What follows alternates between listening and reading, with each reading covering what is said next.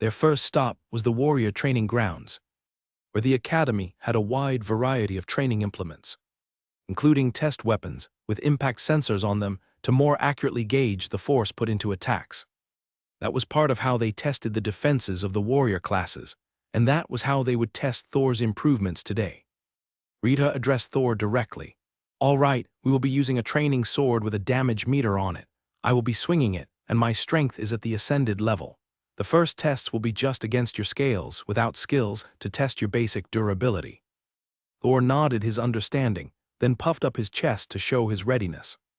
The strange sight brought a number of the warriors over, along with the professor, who had his clipboard at the ready, so he could record the numeric results of Thor's tests. "I hope you don't have performance anxiety," Alice joked as Rita prepared to begin the testing. Thor buggled happily, and the mage laughed. Of course, he didn't. The lightning Sero had whatever the opposite of performance anxiety was. Thor focused, and Rita slammed the training sword into his side, making the warriors flinch in anticipation. But the weapon hit the scales with a grating screech, and sparks flew as the blade was dragged across the rough-surfaced scales.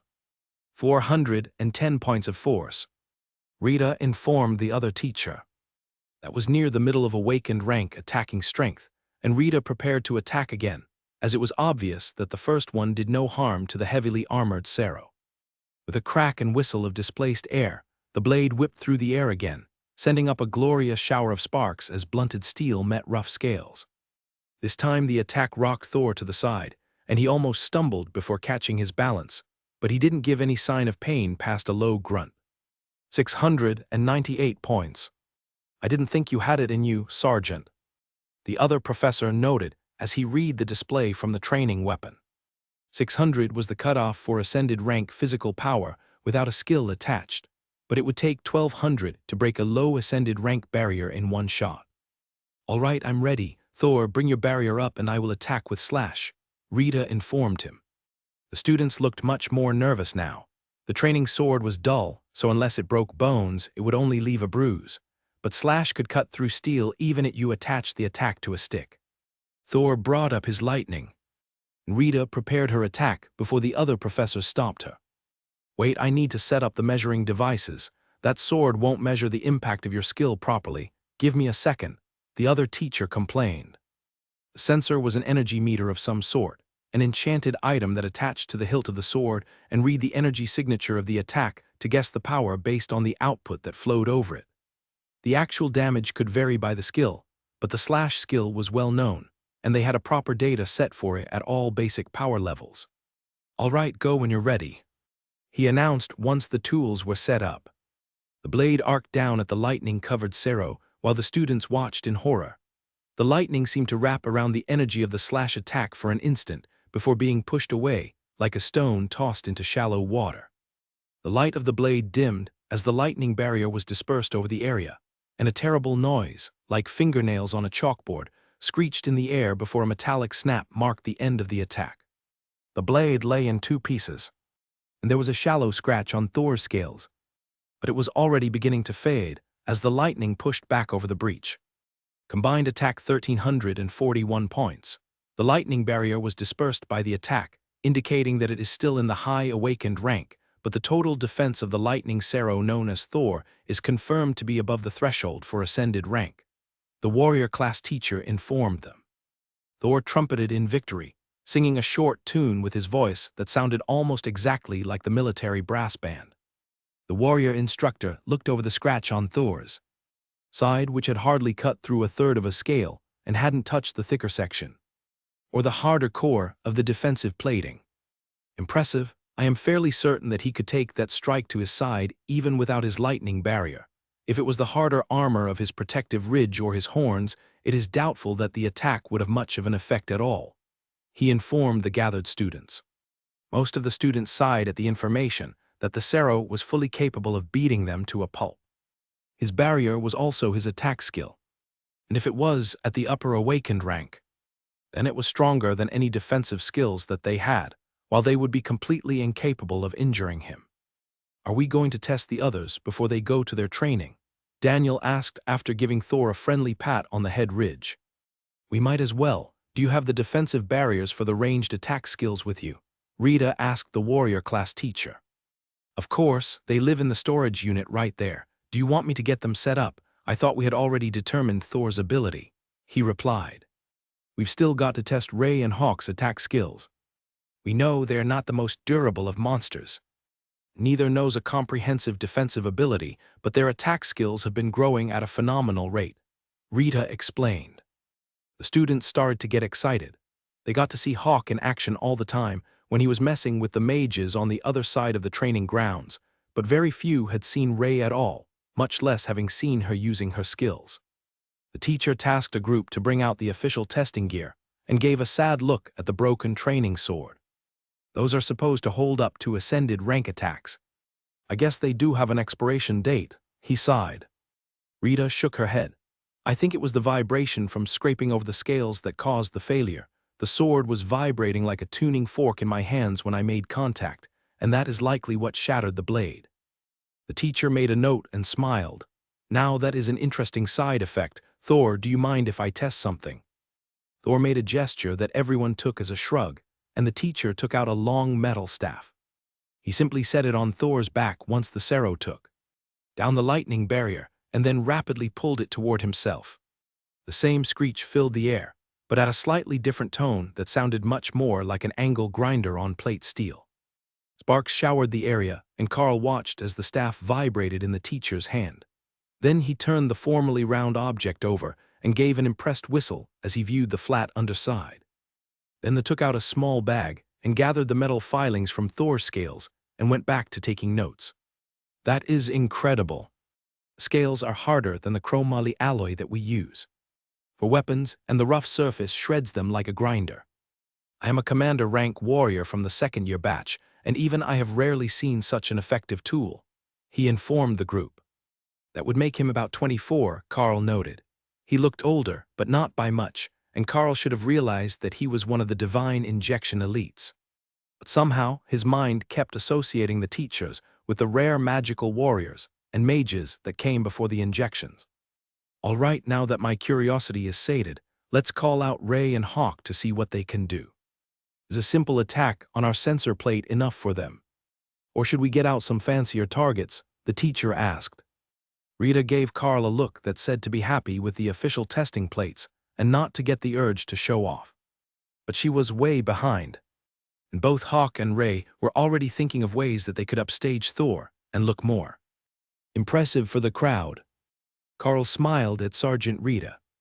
Well, Ray does specialize in bleeding attacks, so perhaps it's better to have the dummy that shows off the bleed effect, but if there isn't one nearby, we can use the regular plating. Rita sighed and the warrior class professor shook his head.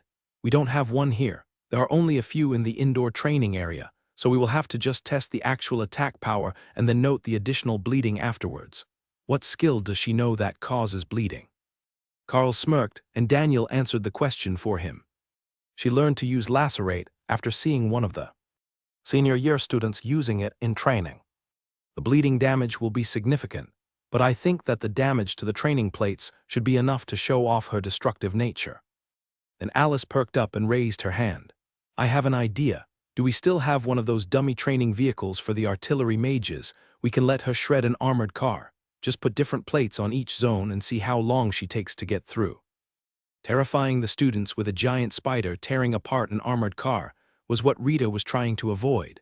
But both the warrior class professor and the students seemed even more enthusiastic about the idea than Alice was, and a pair was sent to pull the dummy vehicle over. It is already set up with 3 grades of plating for the upcoming exams. I won't tell Ray which are which, but she should be able to tell once she starts, the warrior explained. The vehicle was just a shell with detachable plates and didn't quite look like a functional vehicle, but it was close enough for the purposes of training, and they had even put a test mannequin in the driver's seat. The vehicle was blocked in place with tire chocks, and the teacher gestured toward it. If you can call Ray out, we will be able to test impact force from the sensors on the back of the plates and cutting force from the damage done to the plates themselves. Hawk thought that sounded pretty good as well. He wouldn't mind chopping up an armored vehicle, so he would go after Ray and finish off the damaged target. Don't destroy it too badly. The chassis needs to be reused for the testing of others. We will have to let them replace the plates or find another target before you can play with it. Carl warned him. You're no fun. Why does everyone else get to show off? Hawk complained. You will get your turn, just probably not to turn the armored car into scrap, since the warriors still need that one. Carl tried to calm him. I won't forget. If I can't eat the target, it should at least be fun. Ray faded from her normal matte black, with red lower legs, to the mottled green and brown of the armored car, matching herself to the camouflage pattern on the vehicle. The effect made the students smile, but when the teacher gave her the nod of readiness, and Ray launched herself at it, tearing the hood off immediately and discarding it to punch an armored foreleg through the windshield and bite a chunk of roof plating off, the amusement turned to horror. Within seconds, most of the plating was destroyed. The doors had been torn off their hinges, and even the ascended rank plating was dented and bent far enough for her to tear it off the vehicle. Ray hopped off the armored car with the driver dummy in her mandibles as a sign of victory, and the students cheered. That was insane. I used to have a cat that went crazy when the food was brought out. This was a bit like that, except Ray actually peeled the can open to get to the food inside. One of the warriors noted. One of the others shuddered. That wasn't a mental image that I needed. Did you know that spiders usually eat their prey alive? Ray nodded happily, and a number of the other students backed away. It's their instinct. Fresh food is best, and you can't get any more fresh than that, Carl explained. And if you start while they're alive, they will sing for you as you eat, Ray added. I'm not telling them that. The warrior class teacher gave a rueful look at the mangled vehicle. Some of those armor plates weighed over 100 kilos, and they had been tossed around like bits of tin as Ray looked for the best way into the vehicle. Maximum combined attack power is exactly 1,500 points. That is well into ascended rank attack power. I did notice that the attack force increased as the assault went on. Does she need time to build up her attack power? The teacher asked after a moment to check the numbers. Only the first time. One of her skills is adaptive, so after she has learned the most effective way to destroy a target, she won't have to do it again. But this is the first time she has faced an armored car, Carl explained. So we just taught her to tear apart an armored car, and the next time she does, she will start where she finished this time, the professor asked. In response, Ray shot out one armored forelimb, and the whole vehicle rocked up on 2 wheels as she punched a hole in one of the remaining plates. I will take that as a yes, 1,453 points, the warrior laughed. Then the professor turned to the crowd. Can anyone suggest a more effective method of getting the driver out of the vehicle? Thor flicked his head and stomped his feet, earning a pat from the teacher. That is one way. If you flip it over and attack from the underside, you can get in more easily, as the floor pan is only 1 plate. He agreed. Or you could start with cutting the hinges and pulling the door off instead of destroying the armor, one of the students asked. That's another possibility.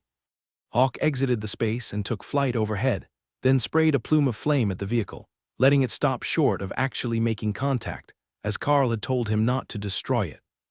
The teacher shook his head. Well, I suppose that is right as well. If you set the car on fire, he will come out of his own free will. One of the warriors in this group had been with Carl on the away mission, and he took out the flaming sword he had gotten as a reward. That would do it. But first, you need to penetrate the vehicle.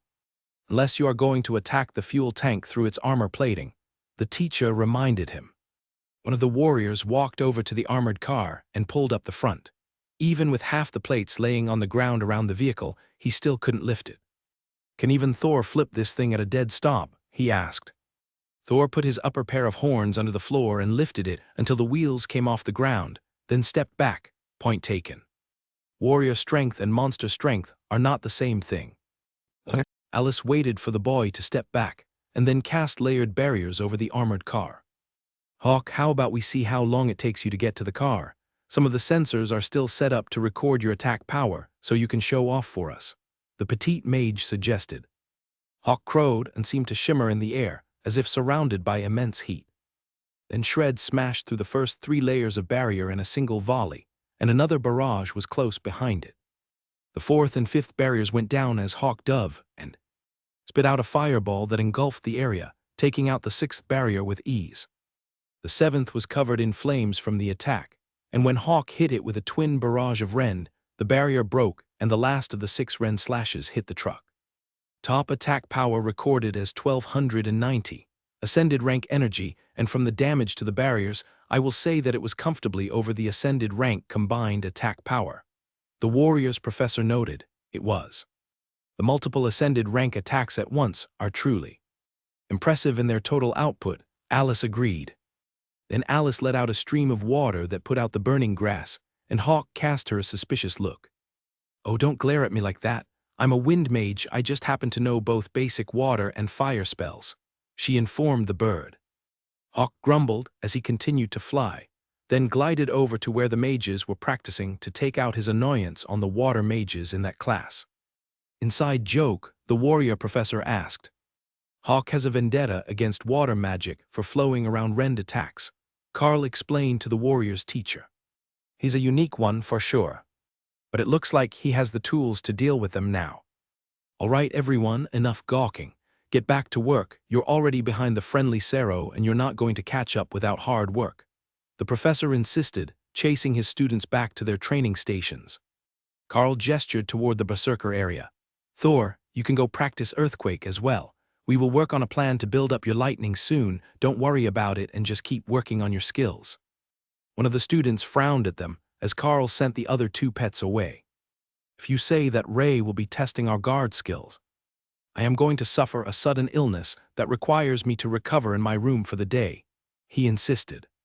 Carl laughed at the horror of the warriors, thinking that they would have to face Ray in combat.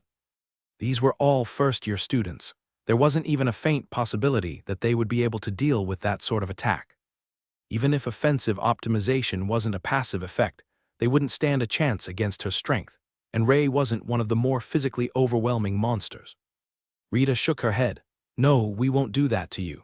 Ray is going to practice her bleed effect optimization, and then we have to prepare Carl for an away trip. Only one of the students here knew that Carl had just gotten back from a trip, and he was more than a little jealous. But as strong as the pets were now, he would probably be heading out with an ascended rank group to try to solidify his gains and get himself recognized as an ascended elite during the end of the semester exams. The speed of his growth was far beyond what anyone would call reasonable, and even the speed of his pet's growth was crazy. The Windspeed Hawk wasn't full-grown for over a year, and the Lightning Sero shouldn't be full-grown until 3 years old, but Thor was most of the way there already. He actually had far less than Ray to improve until he reached his expected maximum power. Now that his body had received such a significant gain from the Drake Scale potions, and he was well over half-grown already, Ray was closer to her adult size, but fortunately for the armored car, not so close to her maximum strength. Finding a resource that would allow her to increase her power would be a difficult task, but Carl was certain that at some point they would find something that she simply must have. It had been that way with the others. When they found the best resources for their growth, they knew it. So he just had to keep looking.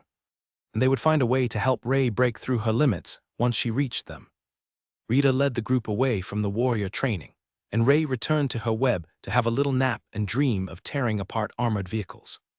The 2 bureau agents were a bit too relaxed right now, and they couldn't have known about the actual attack power of the pets, so Carl assumed that it was a front for the eagerness to tell him something. They were all excellent at hiding their emotions, but the fact that they were doing it when there was no obvious reason for them to be doing it was also a tell, in that it let Carl know that there was something that he was missing. Rita led them to a classroom, where the remainder of the Bureau of Elite Development team was already waiting, along with Dana and 2 older soldiers that Carl didn't know. Colonel Valerie addressed the group. Good, the last of our people are here. I have been made aware that there was a need for some practical experience, so I have arranged another mission for you too. There are constant monster problems in the Golden Dragon Nation, that's no secret to anyone. But now that you are both on the stronger side of awakened as elites, the defense against those monster attacks are part of your responsibilities. Normally, the students only get to apply for a lottery to deal with issues in this immediate region. But we have noticed a larger issue further from the major population centers. It is our suspicion that there is an overloaded dungeon or an active portal somewhere in the region, and we haven't found it yet. So someone needs to deal with the overflow of monsters that are appearing every day, and the regular duty soldiers would greatly appreciate a short leave. With that in mind, we have volunteered you too, as well as a combined team of professional exterminators and a team from the church, to fill in for them. Carl was speechless. There were monsters just appearing every single day. What sort of insane scenario was that? But when he thought about it for a while, the elites had been constantly killing monsters for a decade, and the army had been killing them even longer than that, while their numbers never really went down. Most of the continent was wilderness. That was undeniable, but the monsters shouldn't have been breeding fast enough to remain an issue. So we will be working in a large team to clear the area, or to search for the source? Carl asked. Colonel Valerie shook her head. No, you will be working in small groups to control the monster population. While you hunt for the source, the primary goal is to be population control. The military has been unsuccessfully searching the area for months, so our thought is that the source is underground or otherwise hidden from us. So the priority is keeping the population from growing enough that it will be a threat to the nearby towns, she explained. Carl looked at the two soldiers, who smiled back. We are the helicopter pilots. We will be taking you to the rest of the team this afternoon. Now, I believe that someone said you have beasts on your team. How much space do they need? And do they need containment while flying? Carl shook his head. I am able to hold them in a separate space, and they are no threat while flying. If there are no other students going, then you only need seats for the two of us. Colonel Valerie cleared her throat. There will be others going with you, for senior teams are looking for resources in that general vicinity. They will be dropped first, and then you will be deposited with your teams, and the flight will return to base, awaiting the call to recover successful mission teams. Dana took out a notepad and a pen. At least there won't be any wasted space. What do we know about the monsters in the area? Carl hurried to do the same, pulling a pen and notepad from his wasted space. What do we know about the monsters in the area? Geared just as Colonel Valerie began her explanation. There have been at least 3 goblin tribes spotted in the area. We have reports of roaming ogres and trolls, and an unconfirmed report that there might be an Etten mage in the vicinity. Strengths have varied, with most of the goblins being on the low common grade range, but the ogres and trolls are all awakened rank. If there is an Etten mage, it will most likely be ascended rank. However, there's a possibility that there will be an entirely different set of monsters when you arrive. 2 weeks ago, the area was nearly overrun with minotaur and tremor-hide worms.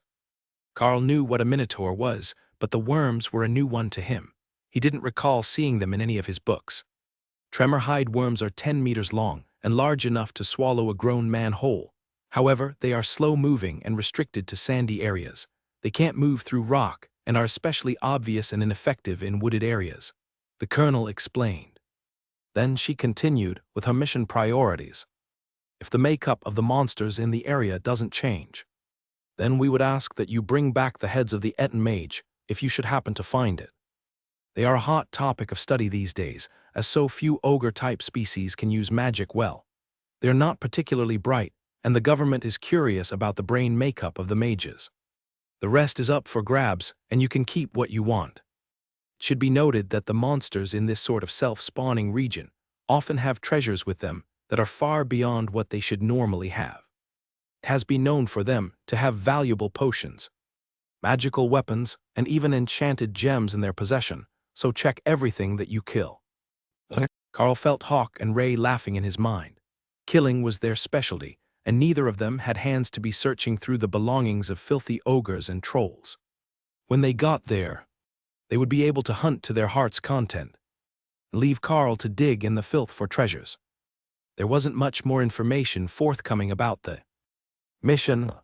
The details of such actions were normally held within the military and the upper ranks of government, which Colonel Valerie would count as, but her department was elite development, so she might have only just been briefed on this herself and didn't want to have to look up all the little details to answer questions.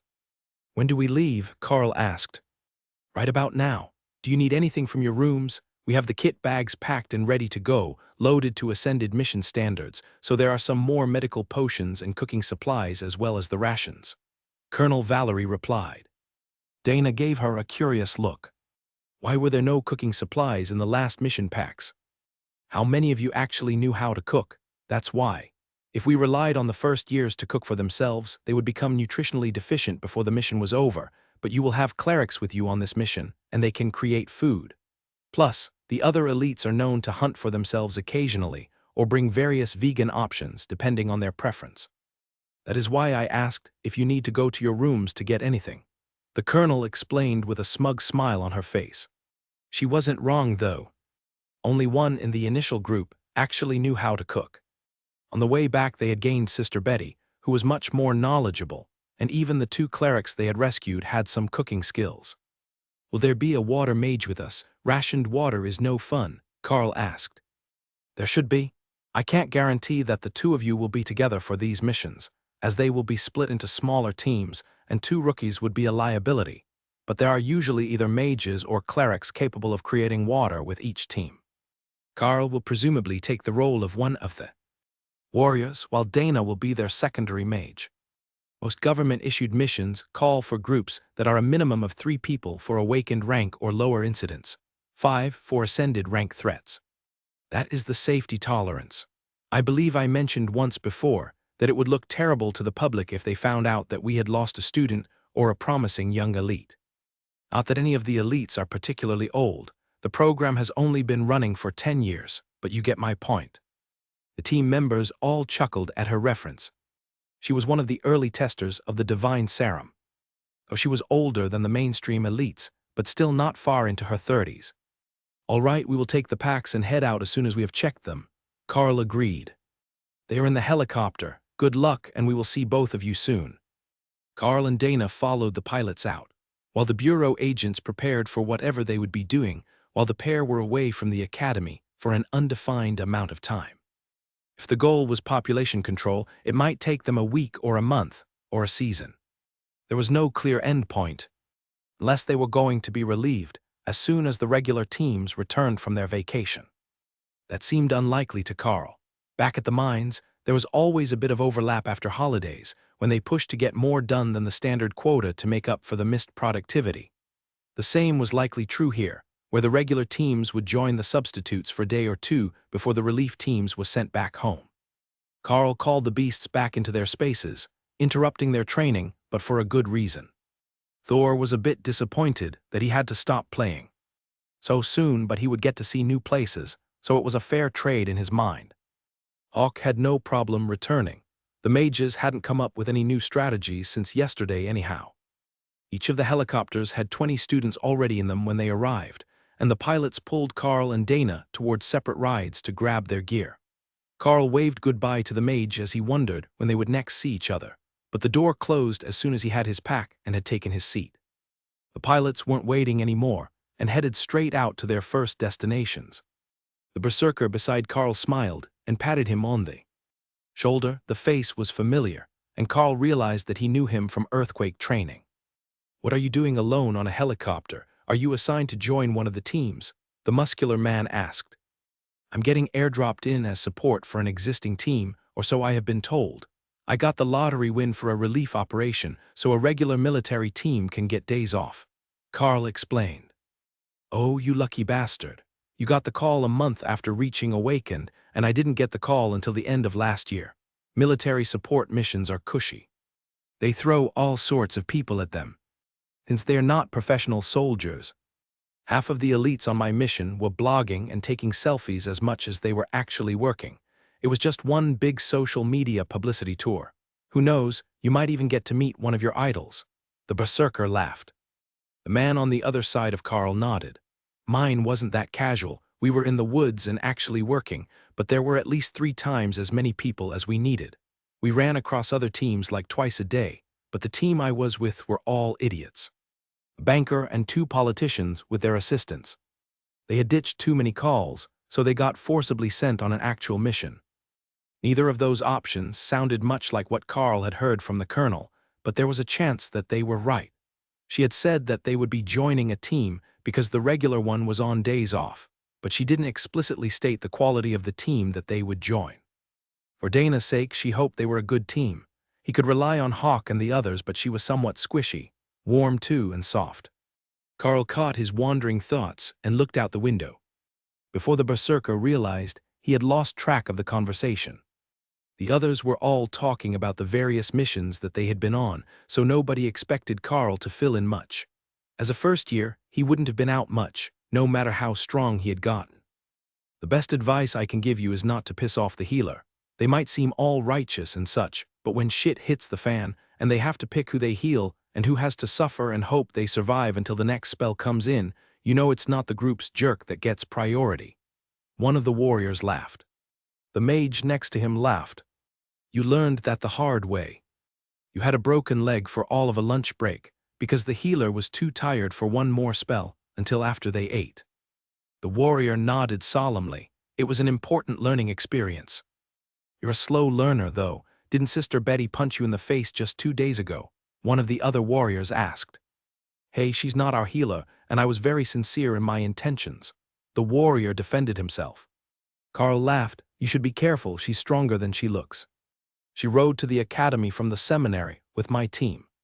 After our last mission, the helicopter tilted and dropped toward a mountain valley which signaled half the students in the vehicle to get their gear ready to depart. Carl noticed that they were loaded in the back half of the helicopter, so their departure wouldn't cause a drastic shift of the balance, and the others spread out as they walked down the ramp, distributing the weight evenly again. You get used to it. Spreading out is not only more comfortable, but it makes for a smoother ride. If you're with a new group, teach them to do it, but mostly the new groups take the train. We were supposed to take it as well, but the storm the other day damaged the tracks, and they're not fixed yet. The berserker explained. I saw that firsthand. We were stuck out in that storm, and we weren't sure that we were going to make it back to the academy at all. As it was, we made it back only 1 day late. Carl agreed. The first team was out, and the crew closed the door as the helicopter lifted off. 5 minutes until the second team departs. Get your gear ready. The crew member riding in the back with them instructed. That was faster than anyone expected, but they already had their bags ready. All they had to do was make sure that nothing was loose or out of place and then strap them on. The helicopter dropped only a few valleys over, where a small camp was set up. The team got out, and another team of 20 got in. These were older and dressed for an extended time in the woods, whereas Carl was wearing the academy's training uniform of cargo pants, tank top, and jacket.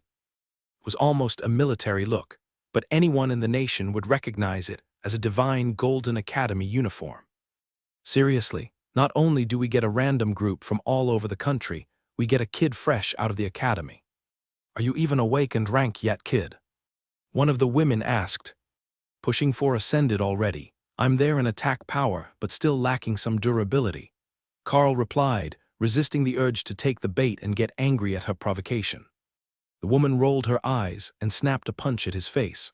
Carl reacted instinctively and raised the lightning barrier, which her hand hit with a crackle of energy. Oh, I like this kid, didn't even flinch. The man beside the irritable woman laughed. Then are you going to take him on your team? She asked. Yeah, I will take him.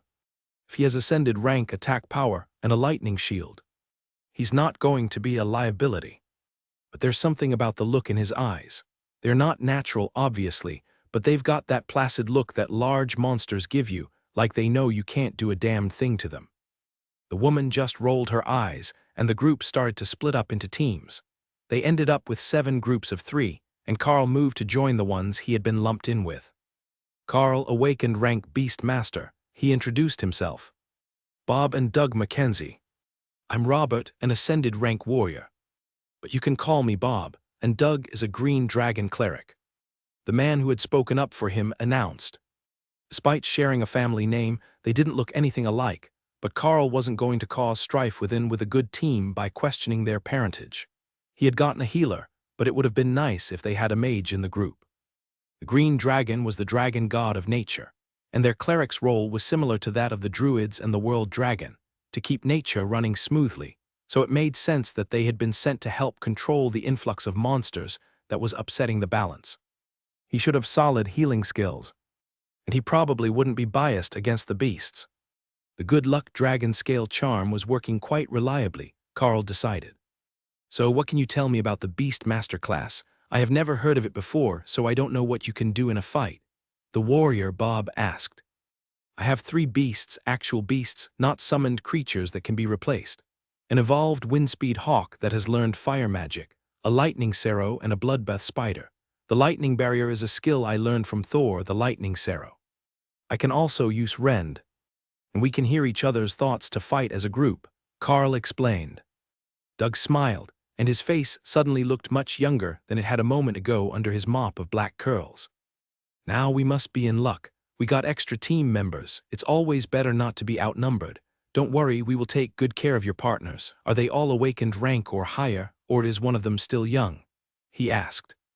They're all still young, but they're all at awakened rank in body or better. Hawk and Ray, the bloodbath spider, aren't exactly tanks, but they are fast and agile. Are you familiar with the species? Carl asked. Bob nodded. Yeah, it's going to be a bit freaky having them around, but Doug is good with things like that. The flight was silent for a few minutes, and then the crew alerted them that they were going to be landing again. The other helicopter was visible in the distance, so they were all working the same area, which was a relief to Carl, who could see two different camps set up near the river that ran through the area. Bob raised his voice so he could be heard over the helicopter. We will head for the hills. Our team should be well suited to the scouting of the more rugged areas. The crew member gave him a positive gesture. Zone 1 goes to the Mackenzie brothers and Carl. Call your preferences or I will pick them. The teams quickly picked zones to scout for the next few days, and Carl checked the fit of his pack so it didn't get uncomfortable as they hiked. As they stepped off the helicopter, Carl saw that there were many more people waiting around the area, and a pair of girls with curly black hair that matched Doug's came over to pull the cleric into a hug. Meet our other two team members. Meet Donnie and Danny. Doug introduced the two smiling women. Don't tell me, Mackenzie, Carl replied. Right in one, we all volunteered to come when they announced the mission. The whole area has been upgraded to possible ascended rank threat, as we have gotten a confirmation of at least one Etten mage in the area.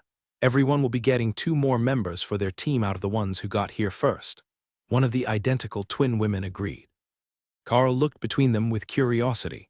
What are the odds that 4 children from the same family would get picked by the serum? Bob laughed. Extremely low. I don't know of more than a few other siblings that are elites.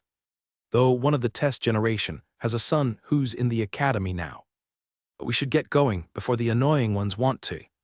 Hold an all-night strategy meeting where they think of reasons that they shouldn't be the ones going out to do the actual work.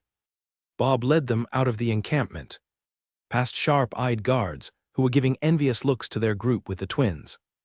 Most wouldn't realize right away that they were all siblings, other than Carl, so having not just one but 2 good-looking women with them would look like an envious situation. So what are your specialties? Carl asked as they moved out of sight of the camp. We're both mages. I'm better with constructs and Donnie is better with arcane barriers, Danny explained. They got a kilometer into the woods and Doug gestured to Carl. Call out your team. It's better that we have a chance to meet them in advance, even if they're resting until we're in the threat area. Carl called the 3 out and Bob froze in place, staring at Ray. Donnie laughed. Oh, this should be fun. Bob is terrified of spiders, even little ones. Is she friendly? Carl nodded. Generally, she's not always a people person, but Thor is friendly enough for 2 people so it works out well. Ray laughed at that as Thor made his way to the cleric looking for attention. Hawk flapped up above them and sighed in relief at the chance to stretch his wings. What am I even looking for? He asked. Groups of monsters. There should be goblins, big goblins, ogres with 2 heads that use magic trolls. And maybe something else, Carl explained, knowing that Hawk hadn't paid any attention to the briefing.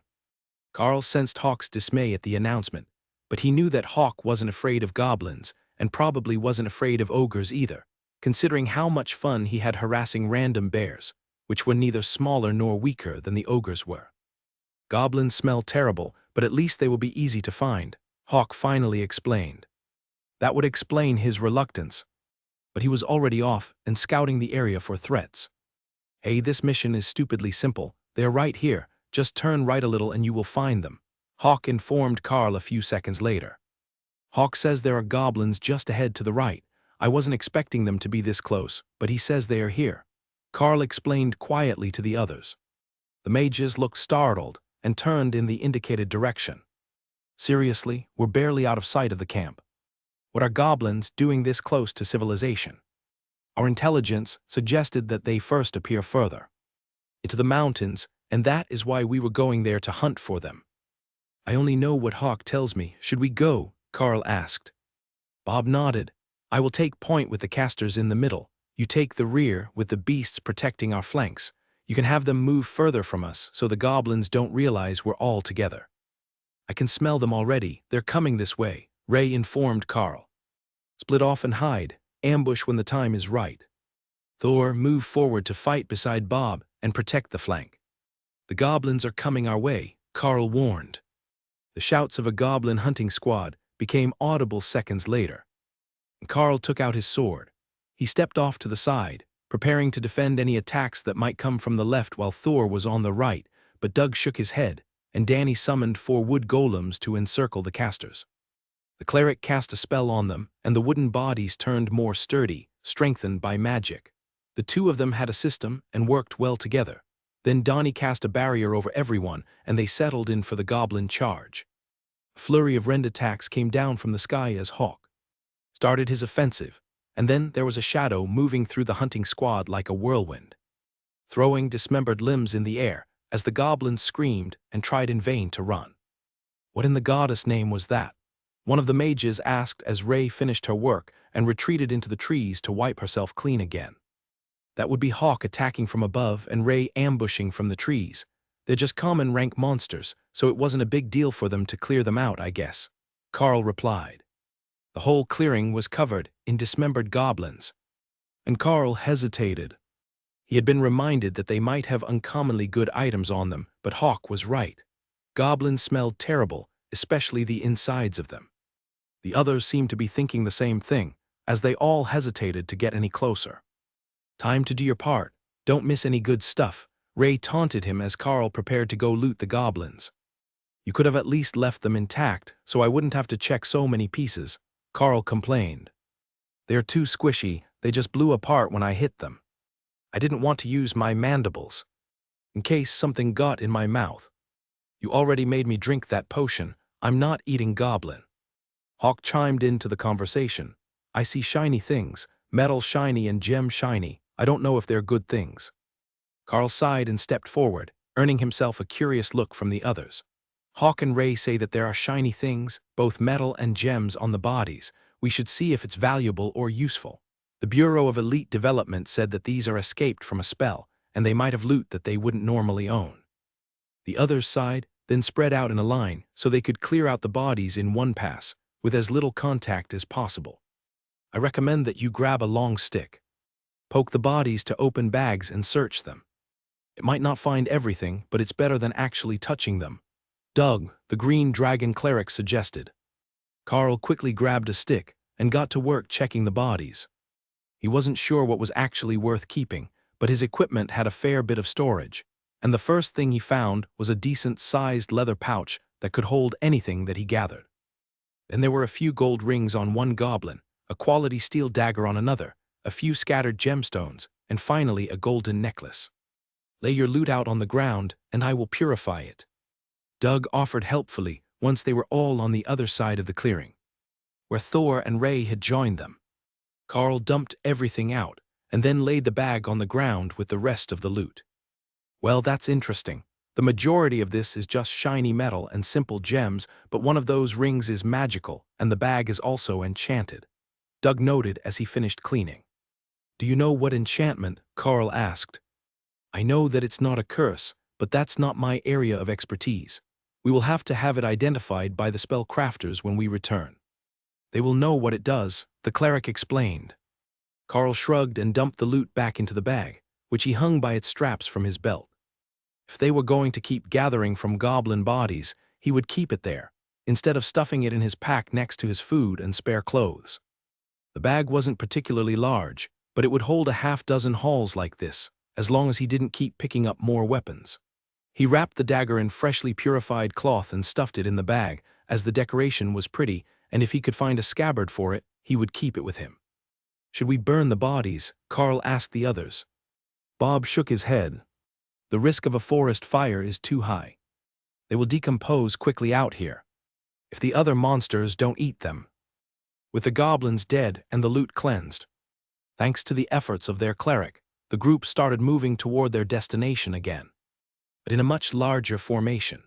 Ray stayed in the trees nearby, and Thor joined Bob at the front of the group, while the wood golems took up positions on the flanks and Carl brought up the rear of the convoy. Nobody was saying anything, but it didn't feel unfriendly, more like it just wasn't necessary to say anything, since everyone understood their roles. If there was a threat, they would call orders, but while just walking, nobody was going to get lost or fall out of position unexpectedly, the way that a bunch of distractible students might. The only one that was truly on edge was Bob, who kept catching glimpses of Ray in the trees, and thinking that they were going to be attacked until he realized that it was just her again. I think there is something up ahead. The ground here is more packed than small wildlife would account for, and there are broken branches above head height. Bob quietly warned them an hour after they left the goblins behind. Ray made a mental note of that.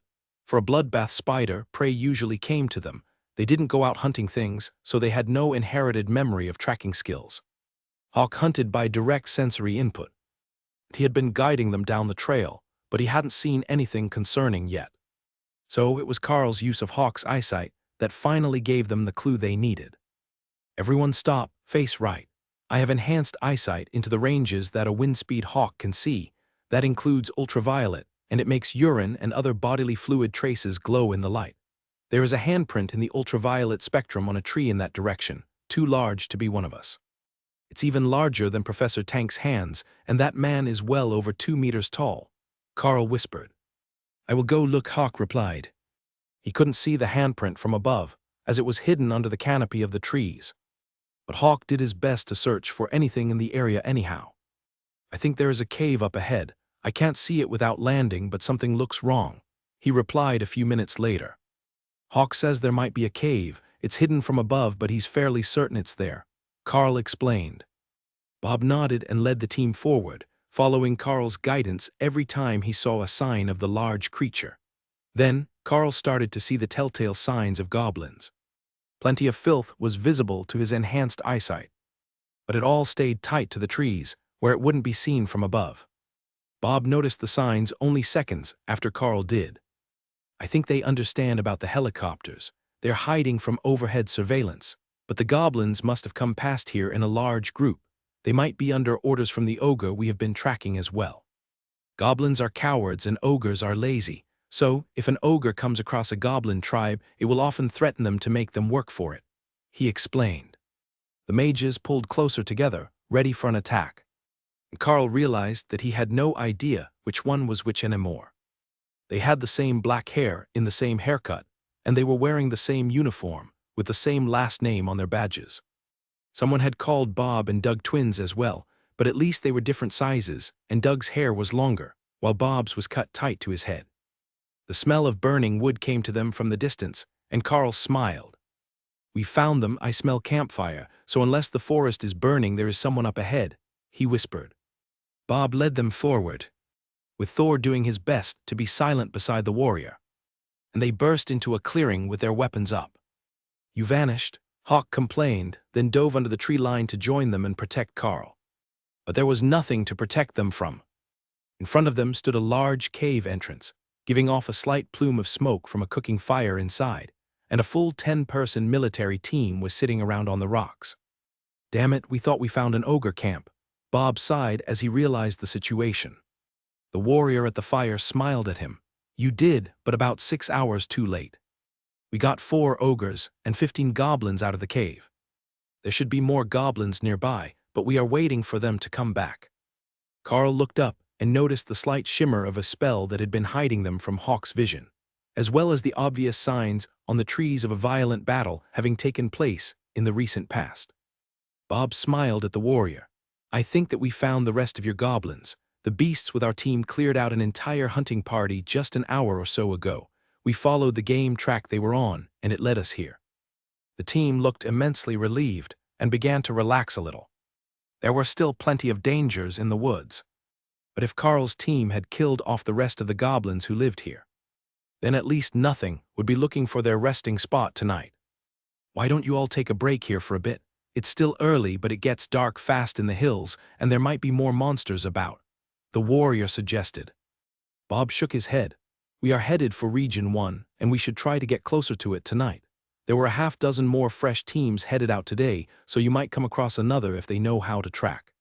Try not to ambush them before realizing they are humans. The warrior nodded, and Bob gestured for his team to keep moving. Once they were another kilometer down the road, Bob turned back to the group. They are sitting in an empty ogre den. Something is going to notice that the ogre clan is gone soon, and then they will come looking to take over the cave. We will swing by there again on our way back and see what has moved in, he explained. Hawk returned to his patrols high in the sky, once he realized that his senses had been tricked by magic, while Bob led them through the woods to a small river.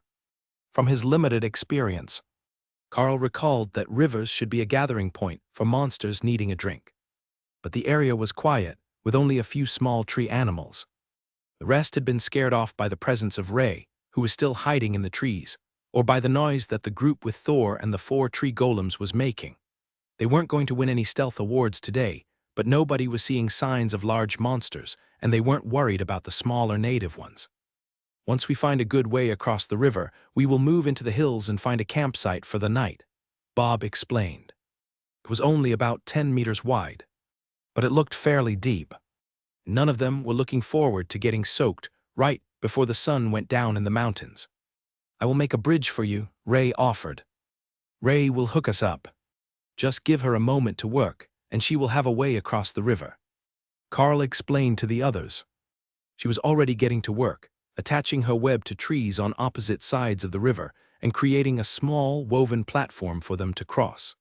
Then she added a handhold line up near shoulder height and darted across it to add a bit more securement to the other side. Bob gave the silk rope bridge a look of trepidation, but he stepped up onto it and easily balanced as he made his way across. The mages looked at the bridge and shook their heads. There is no way we're making it across that without dumping ourselves in the river. One of them, possibly Danny, informed Carl with a frown. What if we send your packs first, or should I have Ray make more bridge for you? It's not going to fall in the water, Carl asked. Doug smirked as he relieved one of the mages of her pack and nimbly danced across the bridge, putting one foot in front of the other. They're just incredibly uncoordinated. Taking the packs from them is a good idea, but they still might not be able to walk a straight line, he taunted. I could throw them, Thor suggested. Hopefully, it won't come down to having Thor toss you.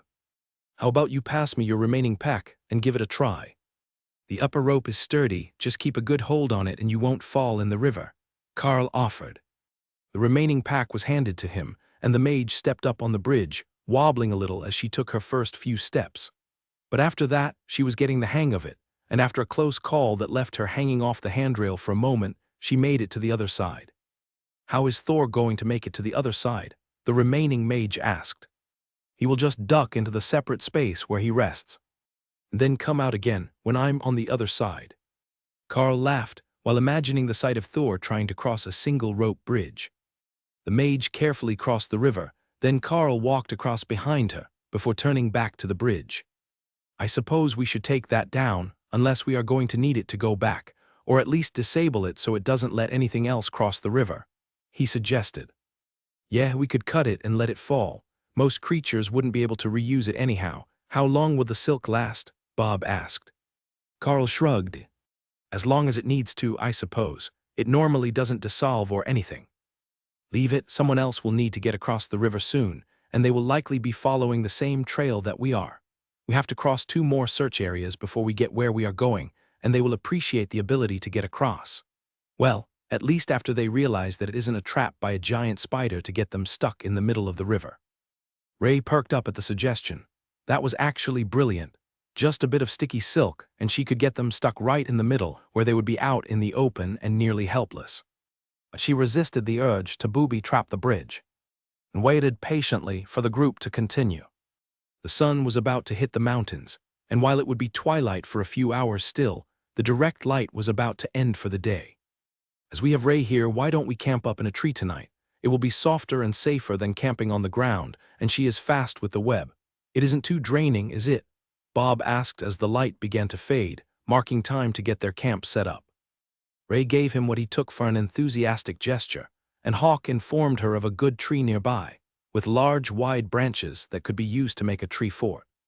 She says it's not, and she's off to build us a camp in the spot that Hawk picked nearby.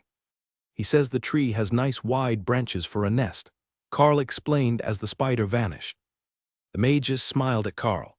You know, it's really handy having her around. Setting up camp is always the most annoying part of the day, and you usually end up having to sleep on rocks and tree roots, or out in the open where anything could see you.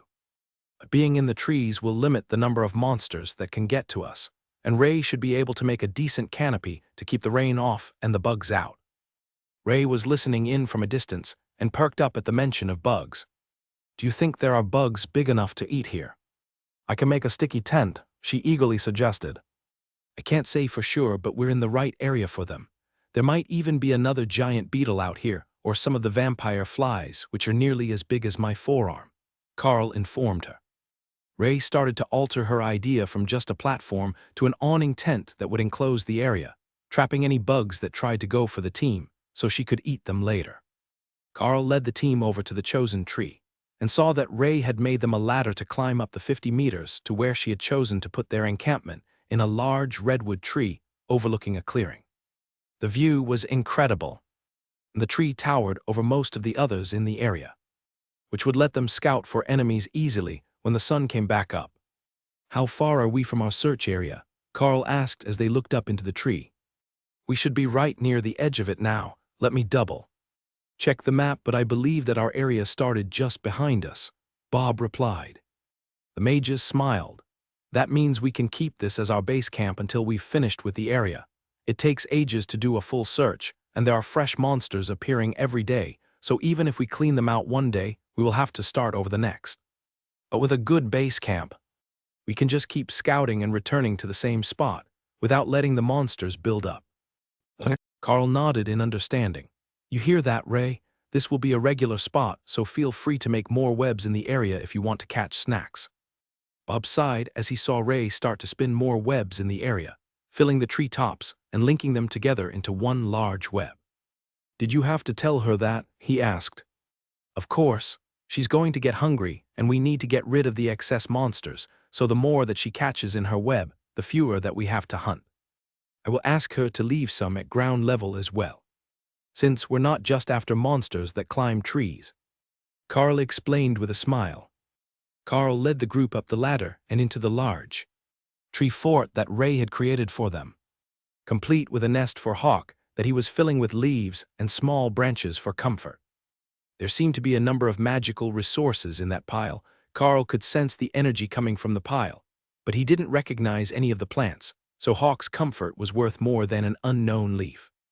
Not every magical resource had a known usage. Some were just plants that held a bit of mana in them and were either a bit more durable than usual or longer lived. It had only taken a few minutes to make the web fort, which was smooth on the inside, but open like any other net, while there was a sticky and much more tightly woven layer underneath. That would keep the pests out, but it would also let the breeze in. That might be undesirable from a temperature standpoint, but for the sense of smell, it was vital. The awning overhead was proper silk cloth, keeping the rain off, and the sides were loosely woven, but Carl didn't see any issues with the design, other than the lack of a solid surface to cook on. They should be able to come up with something, though, even if it was just a split log to set the cooking stove on. The mages were panting and cursing by the time that they made it up the ladder, and Ray was doing her best not to laugh at their lack of physical fitness. The rest of the group had superhuman strength and endurance, but they had to climb all the way up with normal human strength. The group had come up one at a time, concerned about the strength of Ray's ladder, but her web was made to contain monsters of her level. If an ascended monster could tear the web simply by hanging on it, the bloodbath spider would starve. This is nice. I mean really nice. When we go out with larger military groups, it's common for them to have a large canvas tent designed to hold the whole team, and it takes up a whole backpack. This reminds me of that, but it's so well blended to the surroundings. Bob congratulated Ray on her handiwork. She had put great effort into making the canopy blend in with the tree, and she had even pulled small branches and leaves into the weave, so that they would shield the fort from outside detection until it was too late for the victims to avoid being captured. They would smell and hear the people in the tree and get lured in, but they would never expect the whole area to be surrounded in spider web. Doug settled in with his back against the tree and cast a spell that made a branch grow out past him and then flatten into what looked like a cutting board. The advantages of having a nature priest with you. I'm very good at plant growth magic. Now, I will get started on dinner and you all can lay out your sleeping bags. We will work out the watch schedule after we eat. The cleric explained quietly. Every communication out here was done in a hushed tone. So you didn't alert your target to your presence, and for these experienced adventurers, it had nearly become second nature. Carl laid out his bag next to Hawk's nest and watched the others finish setting up for the evening on the soft, springy net. If you don't mind my asking, what do you all do when you haven't been called to a monster control battle? He asked the group. Doug chuckled and gestured to his simple green cleric robes. I think you can guess what I do for a living. But I am also on the Environmental Protection Agency's Emergency Response Team. So they call me when there is a toxic spill or other environmental disaster to help with cleanup. Most of the time, I teach students at the seminary academy or to the parishes to make sure that the church crops are doing well. Bob just shrugged. This is what I do for a living. I am out here full-time working on commission from the government.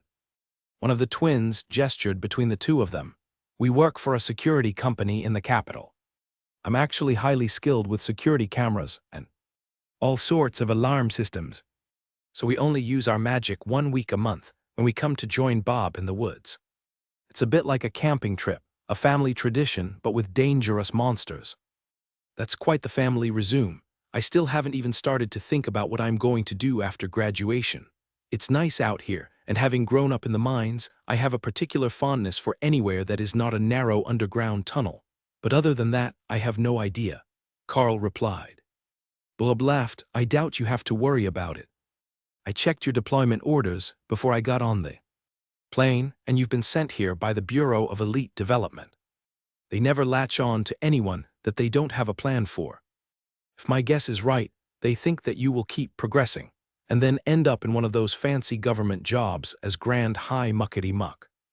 That made Doug laugh so hard, he almost dropped the potatoes he was cutting. Well, that's one way to phrase it. The Bureau tends to focus on people who will become either powerful or famous in the future. You don't look like the sort that wants to be on television, so I think they will likely push for you to take on a job like Bob's or to go into the Defense Department. If you make it past commander and into the royal and monarch ranks, it is almost guaranteed to be government. But any further than that and things get murky. They don't have so many overlords that they can just afford to have them wandering around doing what they please. That much power is what they call a strategic asset. The sort of person that can be used as a threat to make the aggressive beast clans and other nations back down. Aggressive beast clans? Carl asked. Doug shrugged.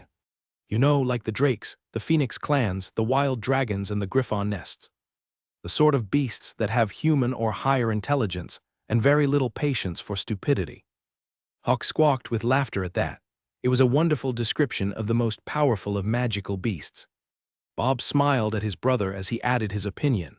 It's not like they're at war with us, but every time someone does something that irritates them, we need to convince them not to go on a rampage to prevent it from happening again.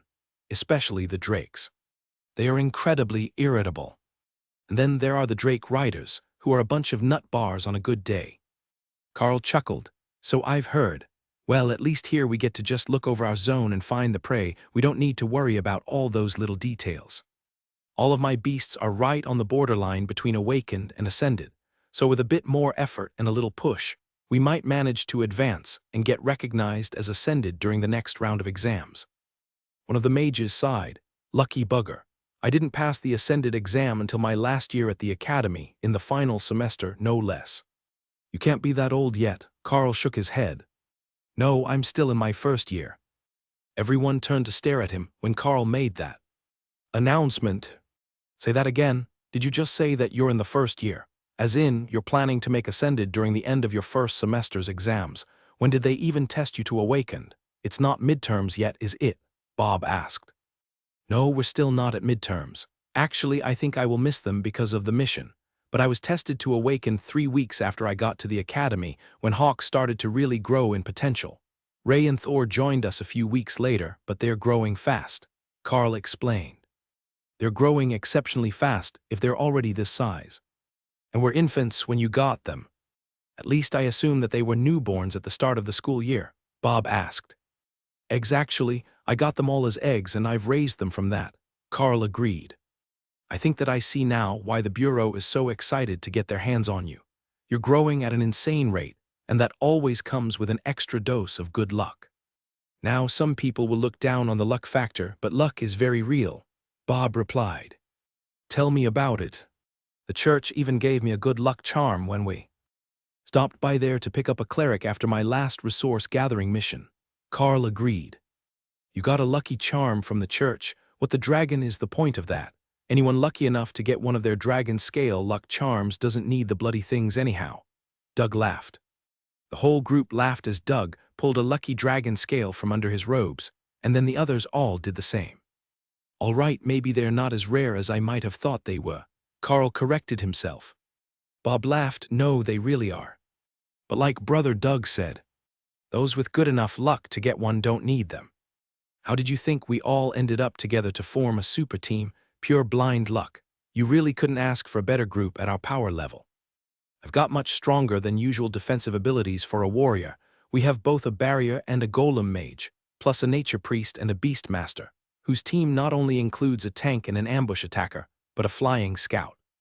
Compared to the average 5-person team, which might not even have a competent cleric, as they just send whoever is available, our group is living at large. We don't even need to sleep on the ground. Ray made us this lovely treehouse, and Doug will have a hot meal ready in just a few minutes. Since priests of the Green Dragon are capable of creating all sorts of food, and not just the simple rice and beans. Doug tapped his cook pot with a wooden spoon. Speaking of which, there is food ready now, just a simple veggie board, but that should hold you until I've got dinner cooked. Do Hawk and Ray need anything? I have meat stored for Hawk, and he doesn't really like anything else. Or at least I've never seen him interested in eating vegetables. Ray likes all sorts of things, from blood to insects and small monsters. But if her guess is right, she will be able to gorge herself on what comes to the webs tonight, Carl replied. In that case, just give this to Thor if you can. Doug agreed and handed Carl an armload of what looked like herbs. Carl passed it into the beast space for Thor, who sniffed at them carefully, then picked them up and mixed them into the mass of plants he had been eating. These are tasty, Thor mumbled as he tested the new concoction. He says they are very good, thanks, Carl relayed. Excellent. It's a spell that I don't get to use often because we're usually traveling by helicopter or car. It is intended for a mount, but it should be good for Thor as well, the cleric explained. Thor laughed at that, and Ray sent Carl the mental image of the cleric riding the Sero and waving around his club. Carl couldn't resist laughing, and the group gave him strange looks. Sorry, they send me mental images, and some of them are funny. Ray was thinking about you riding Thor with your club flailing around to attack goblins. He informed them while trying not to keep laughing. The mages snickered, and Bob made his best gallant knight expression. Have it, you foul beasts. Brother Douglas and his noble steed Thor are here to smite you down, he joked. Doug got a pensive look on his face. You know, he's nearly shoulder height. I bet I could actually ride on his back, but he might be slippery without a saddle. Carl shook his head. Quite the opposite. His scales look shiny, but they've got the surface of a drake's scale, and they would tear your clothing to bits when you shifted. The group looked a bit confused, likely because a lightning Sero normally had smooth scales, but they didn't question how that had happened. Doug passed out plates of what looked like steak and potatoes with mixed veggies, and Carl gave his dinner an appreciative look. That's a mushroom, not a steak, but they taste pretty similar. Nature Priest doesn't actually eat meat most of the time, one of the twin mages informed Carl. I won't argue, good food is good food. If we can avoid eating the ration packs, I can avoid the internal chaos that they cause, he replied. Bob chuckled.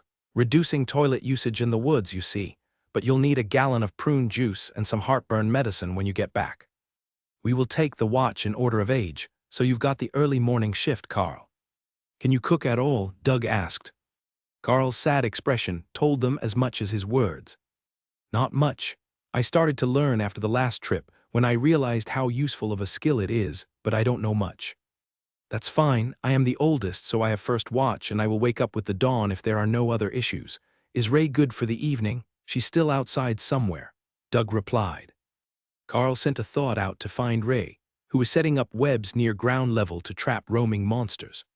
She had already caught a few small monsters, but that wasn't enough for a full meal. She was looking forward to the nocturnal monsters becoming active after she linked all her webs together. I only sleep an hour or two a day. If I rest in the space tomorrow while you walk, it is fine, she replied. She says she's good for the evening, and she will sleep in the morning while we look for monsters. Carl told Doug with a glance down to where she was working. Not many things would pull her away from setting up her web the way that she wanted it. But Carl was certain that the sheer volume of webs in the area would scare any of the smarter monsters away from their position. Or it would when the sun came up and the monsters could see them again. Ray was becoming exceptionally skilled in making her webs blend in with their surroundings, where her early work had all been plain white silk. One of the twin mages woke Carl up a few hours before dawn to begin his watch, gently shaking the net beside his head to get him motivated. Carl smiled at her and whispered, "Did you learn that from Ray? She gets upset when people shake the whole net instead of just a small bit near the head to wake people up." Danny smirked. "She woke me up that way. She's down below somewhere again, but she will likely come back up when she has caught whatever appeared in her net. We haven't seen any action so far, but the new wave of monsters should be here by morning, so keep your eyes peeled. Nobody really knows when they will show up. And it doesn't seem to be a set time, but we do know that there are new ones daily. I'm going to get a bit more sleep. Wake me up for breakfast." Carl sat in silence and looked out over the hills and forests, letting time pass by as he scanned for signs of movement and life in the pre-dawn darkness. With Hawk's low-light vision and Ray's thermal vision capabilities, the movement in the forests was easy enough to track, though the canopy of leaves blocked both in many areas. However, it was not enough that Carl didn't notice when there were suddenly hundreds of new heat signatures in the area. They didn't come from one spot. Like they were coming from a cave, they just appeared all over the forest all at once. Some even appeared right next to Ray's webs and walked right into them before they realized they were in danger. A sense of victory as the prey flailed and shouted for someone to come save them filled Carl's mind, but the noise also woke everyone else up. The monsters just appeared everywhere. They're not coming from a cave or a set location. I saw them just appear all over the forest, Carl explained. "What do you mean, how many can you see?" Bob asked. "With the gifts of low light and thermal vision I gained from Hawk and Ray, I can clearly see for nearly 2 kilometers. There are hundreds of goblin-sized creatures, a few dozen larger ones that I can see, and that's just what isn't hidden under the trees. I can't see through solid objects, so I know I'm missing most of them, but Ray is going wild killing the ones that are in her webs down below. That would be the noise that woke you up," Carl explained. Doug sighed, "And that means that we are about to have a lot of unwanted company drawn here by the noise. Fortunately, it is still dark. Their eyesight isn't any better than mine, so they're not going to find us in the trees. But we need to make sure that Ray doesn't get ambushed." Carl nodded. "It's still dark, but it should start getting light soon, when we can go down and start cleaning up the ones trapped in the webs. Do you want me and Hawk to go start silencing them now? 3 of us in the dark will be faster than just Ray, and we can all see what we're doing." Doug and Bob both shook their heads. "No, either we all go or we all stay. Safety protocol says don't send group members alone. Attack what you can without going so far from the group that we can't see you." Carl thought for a second, then nodded. "All right, I will head down a few branches using the ladder, as I can't attack through the fort without damaging it. But once I'm there, I can hit a lot of the nearby webs, and you'll be able to see me. Hawk, you go help Ray. Make sure she gets rid of the loud ones first and doesn't make them sing for her. We will hunt them all day long. There is no more need to bait and prey. I got a good thing. There is a tasty scaly biped here with snappy jaws and a shiny poking stick," Ray informed Carl. That made very little sense, but Carl congratulated her on her find and asked her to bring back the shiny poking stick when she had a chance. What he got in return was a thread of silk sprayed his way from where she was hunting, which he had to assume was attached to the prize. With a practiced motion, the same as coiling up a power cable in the mines, Carl began to pull the item up, and found that she had recovered an obsidian-headed spear, attached to a bamboo handle with excellent workmanship. It wasn't magical, but to his eyes, the translucent spearhead sparkled, reflecting the minimal light from both sides. Then she put the body in her space, and Carl finally understood what she was talking about. It was a lizardman of some sort, currently missing a head, but larger than anyone in their group, with a powerful-looking tail and a few crude bone ornaments. Carl whistled to get the others' attention.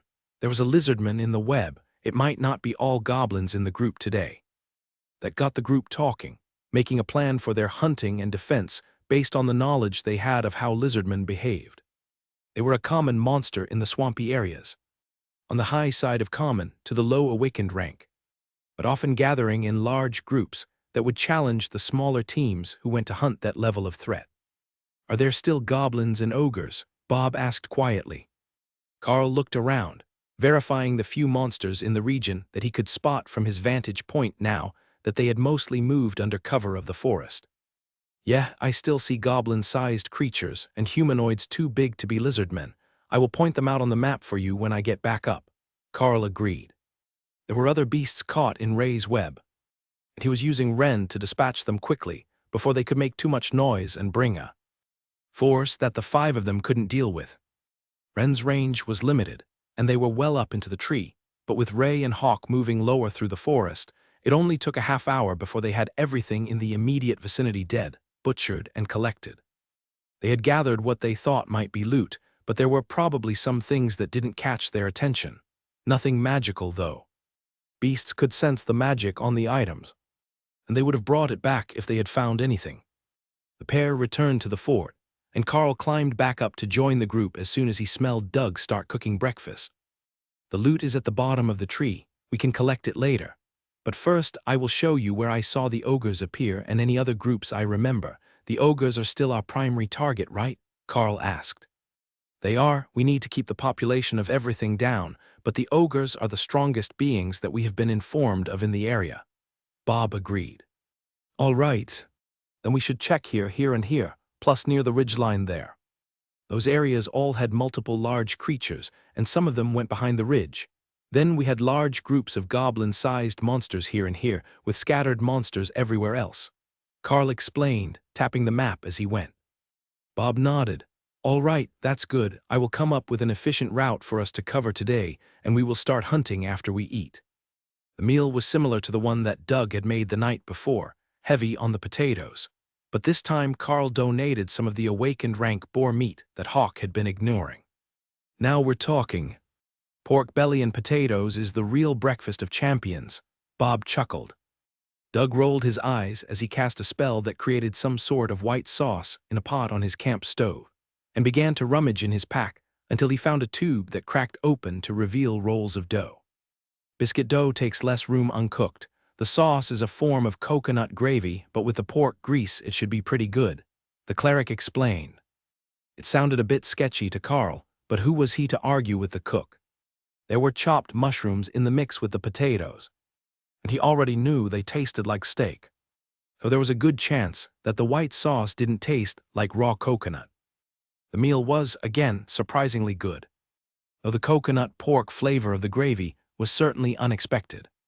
Once they were finished, Bob led the group down the ladder with their packs, in case something happened, and they couldn't easily return to their fort tonight. It was always better to be safe, but with the amount of fighting that they were going to have to do very soon, Carl was questioning if they were even going to lose sight of the huge tree today. The mages seemed to be having the same thoughts, as they didn't have the superhuman strength to make the packs a negligible burden, but nobody openly questioned the leader's decisions. That was a recipe for disaster out here, and any questions could wait until they were finished, or at least on their lunch break. The pile at the bottom of the tree contained various metallic coins, shiny obsidian tools, and a few unknown ointments in leather pouches that Hawk and Ray had assumed must have some purpose. Ray had returned to her den in the beast space for the morning, while Hawk continued to scout. Thor was waiting in reserve, ready to fight at a moment's notice, but not wanting to be loud and distracting before it was time to fight. Likewise, the golems were not yet summoned, so the flanks were unprotected. Well, as much as they could be when they had a mage who specialized in barriers in the middle of the group. That was her position, so that if they had to defend themselves, both ends of the convoy were equal distances from her, allowing for a circular barrier, which was the quickest and easiest to create. Bob gestured through the trees. Our first target is the ridgeline. That marks the edge of our zone, but if we see monsters just beyond it, we will go to help whatever team is working over there. Then we will follow that along the edge of our area and circle the perimeter, zigzagging through on the final leg to clear every likely hiding spot.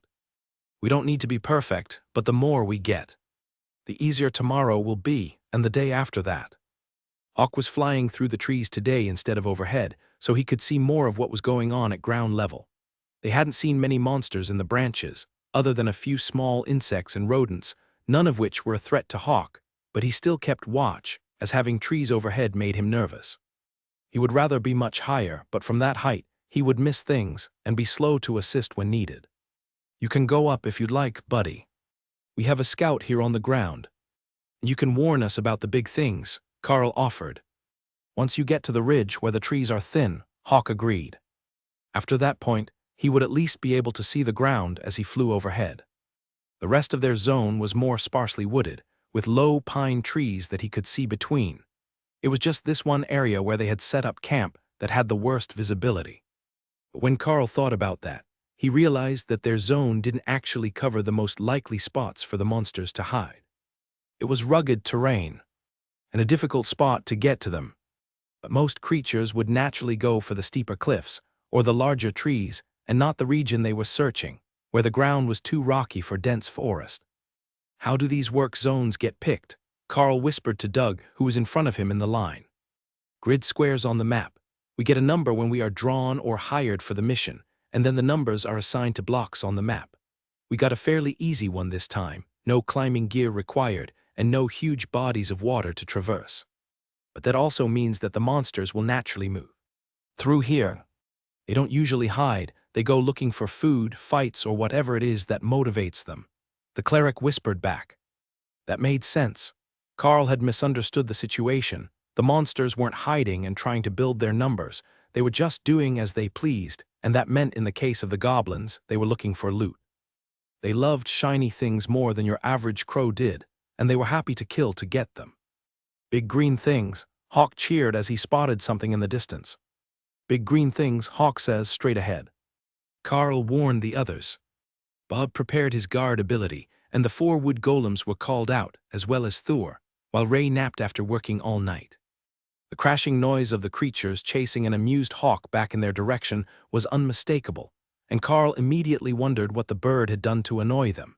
He could fly. Surely they didn't think that they were going to catch him if they had just spotted him.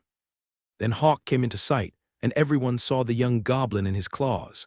It was still alive and flailing, and the crashing was getting louder. Hobgoblins, Bob warned as the creatures came into sight, flanked by another dozen goblins. Hawk rotated upward, as if avoiding the humans, and threw the small goblin back at its tribe, but hit it with a rend for good measure before it made it back to the ground. The hobgoblins flew into a rage, smashing at the trees, the ground, and anything in sight before spotting Bob and the other humans. Grupada, the largest of them, screamed as it charged at them, and the warrior shook his head. The hobgoblin's club hit Bob's guard right as Carl hit the monster with a shred attack that took its head off, and 2 lightning attacks stunned and burnt the smaller goblins. Thor charged past Bob, spearing a hobgoblin through the legs with his upper horns, then throwing him into the air for Hawk to tear apart. The goblin tribe began to scatter as the lightning Sero charged into the middle of them, but they had no sense of organization, and the 2 mages were quickly picking them off with small attacks, while the golems spread out to keep them from flanking the group. Or circled back to make another pass as the hobgoblins, while the mages focused lightning on the small goblins, who couldn't survive even the lightest of chain lightning attacks from the twins. Carl stepped to the side so he could hit one of the hobgoblins with shred as Bob blocked its attack again, letting the club hit his shield and saving his energy by not extending guard to cover the whole area. That was the end of the tribe, and the group moved quickly to check the bodies, in case the noise had brought any other threats their way. Whole lot of nothing, a few bits of gold jewelry and some gemstones. It will sell well when we get back, but not useful now, Doug noted as they finished. He cast some sort of spell on the group, and Carl began to feel refreshed, as if he had just had a good nap and a long shower. That wasn't what he had expected from their cleric, but it was a very welcome surprise. Bob led the group forward again, toward the ridgeline, where they could hear the sound of trees being broken and occasional shouting. There was no doubt that their target was there, and that they would be able to find it without much work. He had already planned their combat strategy to have Ray held in reserve for evening watches, so the current formation was the golems surrounding the casters, with Carl in the rear and Thor at his right flank. The lightning Cero made an impressive shield on his own, and having him on the warrior's sword side kept him from getting charged while he was fighting with his back turned. For a young beast, Thor had proven to be remarkably well adapted to combat strategy, and he seemed to instinctively know what to do. That was actually mostly Carl and Thor giving him insights into the situation and letting him make his own decisions, but the remainder was just his pure love for smashing things. Hobgoblins, smashing poles and barriers had a lot in common. "Everyone ready? There is a fight ahead, and we don't know who the other parties are," Bob warned the rest of the group as they approached the ridge. The deep bellows should be an ogre, or possibly two of them, but the others weren't making any sounds that would give away their species. If they were lucky, the ogre would have come across an aggressive predator and both would be half dead when the group arrived. To finish them off, but that was a lot of luck to ask for. He led them over the ridge, and Carl sensed Thor's joy as Hawk circled back to the immediate fight instead of scouting in the distance to make sure they didn't miss anything. There were more people here, new people including ones in white. The ones in white knew just how to rub his head ridges, Thor informed Carl smugly, as if he was a neglectful master. "The Cero is with us," Bob shouted as he leveled his shield in front of himself and charged at the back of the group. 3 ogres were leading a party of lizardmen against another of the 5-man teams, and the numeric advantage had put the humans on the defensive. Thor put his head down and bowled over the lizardmen before spearing an ogre with his front horn in a place where no man would ever want to be speared. The ogre screamed in pain, but he was lifted onto his toes by the Cero and couldn't turn to effectively hit him. Carl and Hawk both threw a barrage of rend attacks at the giant humanoid, who was wearing crude leather pants and what looked like a flattened cookpot as chest armor. It was no match for the attacks, and blood began to flow freely from the wounds before Thor flipped his head to the side and dropped the ogre on the ground. He was under attack from both sides, and he lifted his tail to smash. "Earthquake incoming," Carl warned, just in time for Bob to jump into the air before the skill activated and destabilized the lizardmen warriors.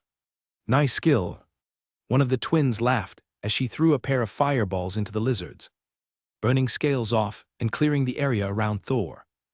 The other team of elites was regrouping, while engaged in battle with the other 2 ogres. The sudden reversal had taken the monsters by surprise, and the lizard men weren't sure which group to deal with first, as their leader had been taken out entirely incidentally by one of the fireballs. Carl turned to the left as he sensed something hostile coming his way. Activating refreshing lightning to surround himself caused an obsidian dagger to glance off his throat, as another group of monsters rushed out of the trees, screaming in Goblin. The small green monsters were going to be a real nuisance, but Hawk was already moving downward on a strafing run, preparing to bathe them in fire. And the 2 wood golems on that side were moving to intercept. Carl sent a wave of rend flying at the goblins with his sword, and the front line hit the ground, ducking underneath to save their lives, but leaving the second rank unaware of the imminent danger. The attack sliced them clean in half, and the ones behind them as well, but there were still more coming out of the trees and into Hawk's stream of fire. He flapped hard and moved back up to 50 meters in the air to get out of easy ranged attack range, but that put him in position to see more incoming enemies. 20 more scaly people behind the goblins, he warned. "Check the other side as well. I think we walked into a trap," Carl cautioned. "More lizard men are coming behind the goblins, like they're herding them to us," Carl warned as the cowardly little beasts halted and tried to run away from the wall of flames. The second group of humans was moving toward them, running past where Thor was fending off the last ogre with his tail, using Earthquake directly on the creature's chest to send it flying. Their warriors were wounded, and they only had 1 mage and 1 cleric with them. But the cleric was a student from the seminary academy. He looked utterly terrified to be out here, but he had to be at least awakened rank to have been sent on this mission, and once he saw Doug, he began to gather his wits and remember his training. The two of them were enough to heal the minor wounds that the warriors had, but the mage was looking exhausted from keeping up defensive spells. The goblins and lizardmen fell back, regrouping just like the humans were, while their reinforcements arrived. For a moment, it looked like the ogre that Thor hit with Earthquake was going to get up. But as soon as it moved, it began coughing up blood and collapsed again, unwilling to try moving until its natural healing had more time to work. Bob assessed the situation. I count 20 lizardmen in total, some wounded, under 30 goblins left, all terrified, and no more ogres. Mages, keep up the pressure with the fire spells, but don't burn too much mana. Thor, come to me and defend against frontal attacks. Carl and Hawk can deal with the attack side. Hawk was good with that. The lizardmen couldn't throw those spears high enough to hit him. Ray woke up while they were catching their breath and looked out at the battlefield. You guys went wild while I was asleep. Which spot is mine? She asked. You can take the left flank of the lizardmen. Hawk will attack from the right, and I will back you up, but most of our attacks will be going toward the middle, where their numbers are denser. Ray appeared behind a tree on Carl's left and adapted her short fur to match the tree bark. Ray is on the left, Carl warned the others. The mages relayed the meaning to the others in a whisper that the monsters wouldn't hear, and both sides prepared to attack. They're going to charge, Thor warned just as the lizardmen shouted something, and the goblins did exactly that. They were met with a barrage of spells from the mages, while Carl and Thor aimed for the taller lizardmen. They were the ones giving the orders and the best fighters of the group. Then Ray attacked, piercing two with her forelegs while biting the head off another, and the new arrivals screamed in terror. The warriors visibly steeled their resolve for a hard fight, not quite grasping that Ray was on their side. But Carl's attacks were precisely where they needed to be, keeping the other lizardmen from being able to get close enough to properly attack Ray while she fought 3-on-1. One was already dead, but he had been replaced with another, and the two who had taken her forelimb spikes through the chest were fading fast as lacerate prevented them from stopping the bleeding. A limb flashed out, leaving a long but shallow wound on the fresh target, and it began to gush blood, leaving the creature suddenly weakened to the point of dropping its spear. Carl finished the 3 with Rend, and Hawk worked on the other side with Shred and Fireballs. The monsters were effectively surrounded, but they were determined, and the remaining lizardmen charged through the burning grass into the line of warriors and Thor, who threw one high in the sky before thinking about his target. Incoming, Doug warned as a flying lizardman crashed into the group of casters. It wheezed as it tried to get to its feet, but Doug was faster, clubbing it on the head and knocking it out, so the mages could finish it off with magic arrows. The fight wound down as the last of the lizardmen was killed by the concerted efforts of the warriors, and the second team collapsed onto the ground in relief. You have no idea how thankful we are you showed up when you did. The attack seemed to go on forever, they just kept coming. The team leader thanked Bob with a tired smile. No problem, it's right at the edge of our territory for the search, and we heard the fight. There are more, unless you killed some ogres before we arrived. Our scouts spotted at least 10 ogres this morning around our zone, and there are only 3 here, he replied. This battle still left them with plenty of questions, like if Hawk's description of big green things were all lizardmen, or a mix of them and hobgoblins. The fact that the lizardmen had pressured the goblins into working for them wasn't too surprising, but allying with the ogres was. The two were both powerful in their own right, and they were notorious for not sharing well.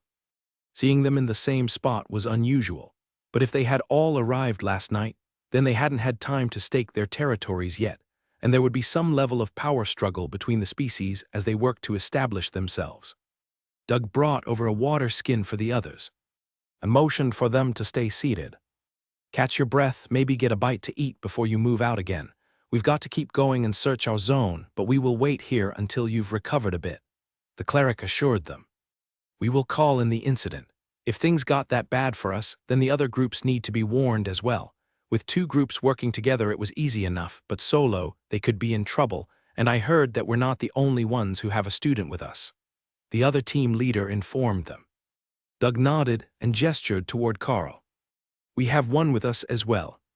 The Beast Master, Husero thinks that lizard men are lawn darts. Carl chuckled and Thor looked embarrassed. The warriors weren't too worried about it, and they patted him on the side in assurance that they weren't upset. But when Ray returned to stand behind Carl, the others were visibly concerned. "This is Ray, she's the ambush attacker of the team. Effective, isn't it?" Carl asked. "Beyond effective. One scratch and that lizardman warrior nearly bled out. Is that lacerate?" the mage from the new group wondered. "Indeed it is. I hadn't thought that it would be so effective. But I have underestimated her skills many times in the past," Carl agreed. Bob nodded. "We all do. The bloodbath spiders are a force to be reckoned with, and Ray is talented well beyond the average. She even made us a safe fort last night so that nothing could sneak up on us." The student cleric looked like he might cry at that bit of news. "Safe places to sleep, that's unfair. We were attacked 5 times last night." If you counted every monster that was caught in the nets, Carl's team had likely seen more attacks last night, but none of them got close enough to bother them until the last one in the morning. The appearance was a few hours before dawn this time. So if you clear the area around your camp well, then you should have it fairly easy for the first part of the night," Bob suggested, running a hand through his short black hair in concern as he thought of ways to make a secure camp. "Thanks, I think that we will move tonight. There is a nice cave in our area, and that only has one entrance, which should be easy enough to block off. From experience, the monsters usually don't appear right on top of anything else that's living." The second group leader ate a protein bar and a few mouthfuls, and got his team back on their feet. "Good luck out there. We have handhelds set to channel 6 if you need to contact us on the shortwave radio," he reminded Bob, who nodded and took a small radio out of his pocket to change the channel. "We will monitor channel 6 as well. Stay safe."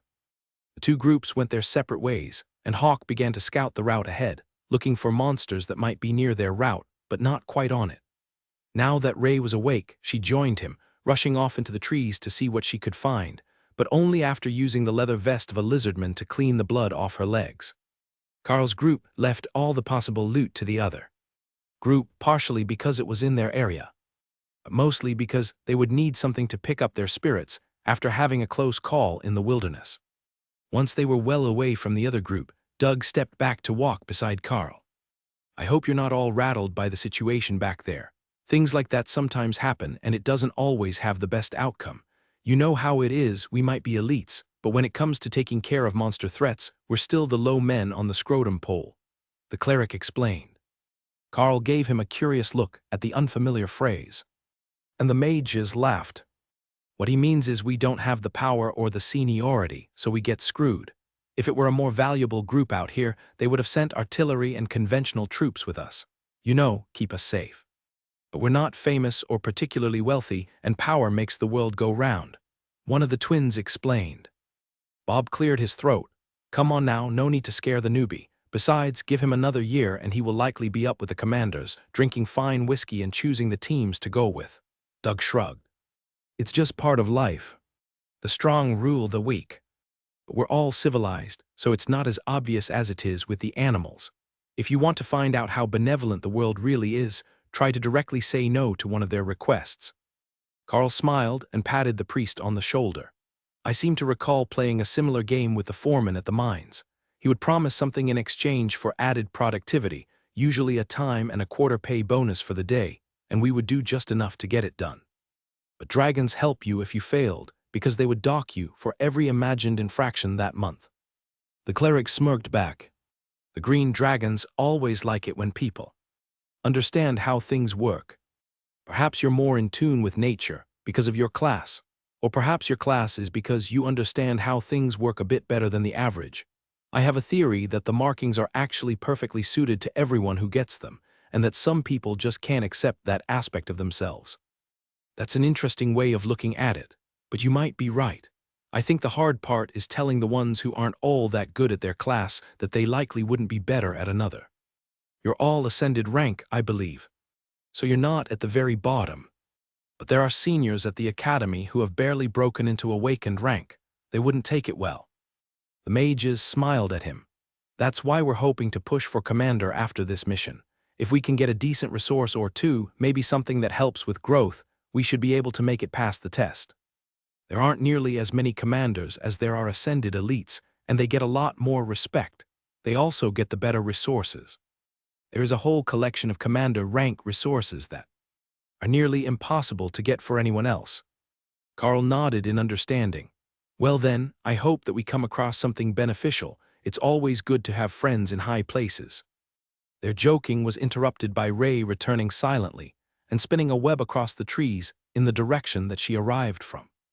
There are more ogres coming. They will be here in a few seconds, she warned. They saw you, Carl asked. No, Hawk threw a tree monkey at them. There are ogres incoming. Everyone in position to defend from the direction of the web, Carl warned the group. Already, I wasn't expecting to find another group of monsters for hours. They have a habit of wandering out of your path as you search for them, Doug muttered. Thor gave a soft laugh, well aware of what was going on, and the cleric immediately became suspicious. They lured them to us, didn't they? It won't be Thor, he would have just made noise. So is it Ray or Hawk that got bored and wanted to fight more? The cleric wondered. Carl gave him a startled look, which made the others laugh. You will find that he's pretty good with all things nature, including both plants and animals, Bob informed him. The stomping sound of ogres was accompanied by the shrieking of monkeys, and the sound of Hawk's screech as he taunted the giant monster. What in the world is the bird doing? Did I just see him throw a tree monkey at an ogre? Danny asked, pointing at Hawk as he flew overhead. They were in a sparsely treed area, where Hawk could easily attack from overhead, and the group could defend themselves without anything getting in the way, but with enough growth around for the wood golems to easily grab weapons. Most likely, it's one of his favorite tricks to taunt monsters. He actually learned it from the tree monkeys, but he uses them as projectiles instead of throwing nuts and sticks at people. Carl explained as the ogres stormed into sight and Hawk settled into the branches of a tree behind them. The enraged monsters almost looked grateful for a moment, like they were thinking that the Hawk had lured them here to kill the humans, but then it turned to hatred for the humans, and they pulled out their weapons to attack. None of the blades looked all that special, but there was a ring on one of their fingers that Ray and Hawk both recognized as magic. With only 3 targets, the flurry of spells that came from the human team was overwhelming. And the ogres stumbled to a stop even before Thor hit them with an earthquake and knocked them to the ground to be finished off. That was easier than expected. Bob sighed as he realized that the monsters weren't even going to make it to him this time. I think they are on the weaker side of awakened. Is that normal? I thought that the ogres were supposed to be nearly ascended, Carl asked. Everyone turned to Doug for an answer and he just shrugged. It varies. There are strong and weak ones, but I don't know enough about them to tell them apart. But what is that magical ring? That might be a useful item for someone. Danny walked over and used her dagger to cut the finger containing the ring off the ogre, then slid the ring free and wiped it clean on a large leaf. There is some sort of inscription on it. Give me a moment and I think that I can translate it. It should be written in the ancient arcane language, she explained. It took her a few minutes to decipher the faded inscription, but when she did, she had to resist the urge to laugh. It is a magical item that is supposed to increase wisdom. Either it is broken, or he was in the running for the world's dumbest person to chase Hawk into a trap, she joked. Bob shrugged. It increases wisdom, not intelligence. He figured out that Hawk wanted him to follow easily enough. He just wasn't smart enough to realize that we were too strong for him to handle. The mage slid the ring over her wrist like a bangle, and frowned as she didn't feel any discernible difference.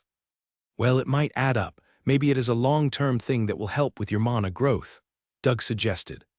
Once the bodies were cleaned of anything valuable, Doug cast a spell that caused them to sink into the ground, letting the forest absorb them as nutrients instead of leaving the obvious and rotting corpses out to attract more monsters and stink up the area.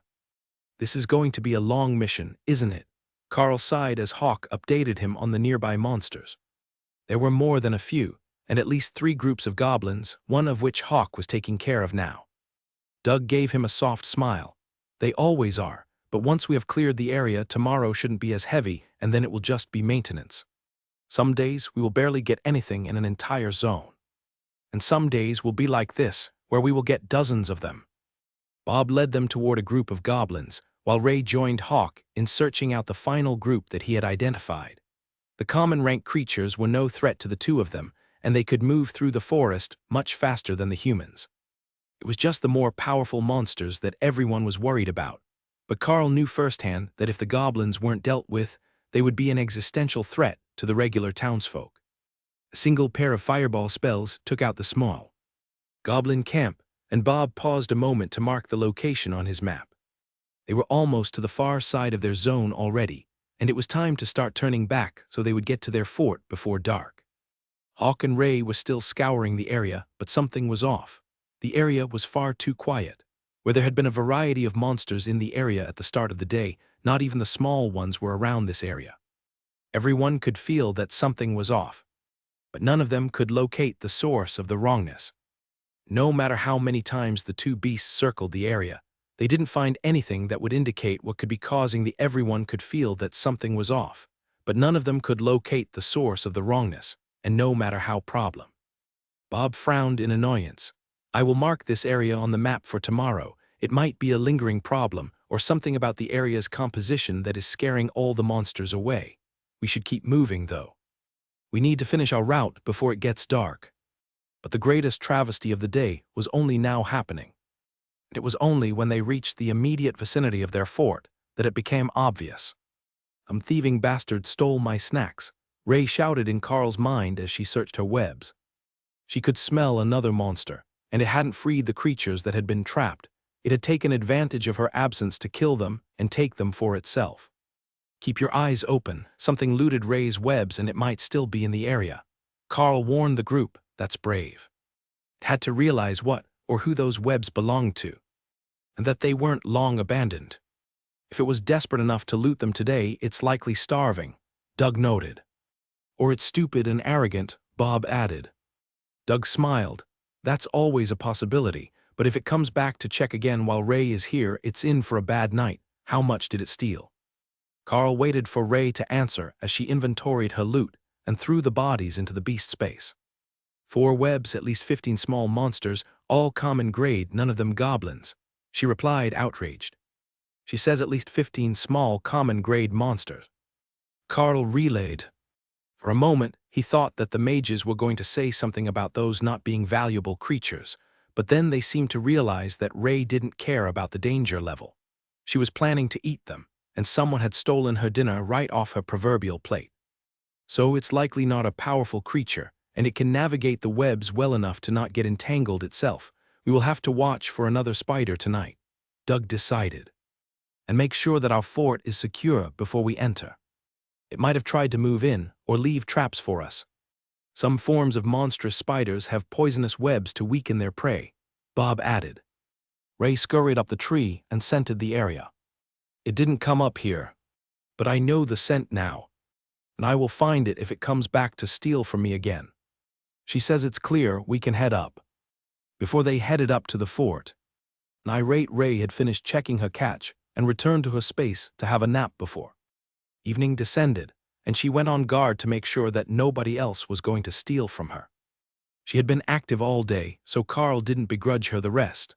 Thor was returning to his space as well, since he couldn't climb to the fort, and Hawk had already settled into the nest he made in the fort last night. That might be the reason that nothing came up. It would have smelled like Hawk and humans to them, and that would be enough to repel most forms of common monsters. Even in her sleep, Carl could sense Ray's annoyance. The thief was most likely just some common grade monster who saw an opportunity and took it. But she took it very personally.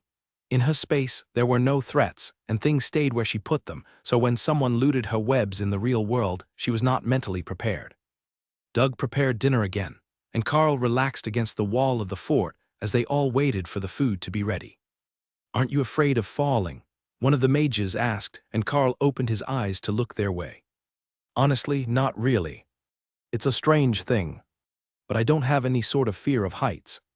With the durability that I have, I likely wouldn't suffer too badly if I did fall, but here with the wall at my back, it doesn't concern me in the least.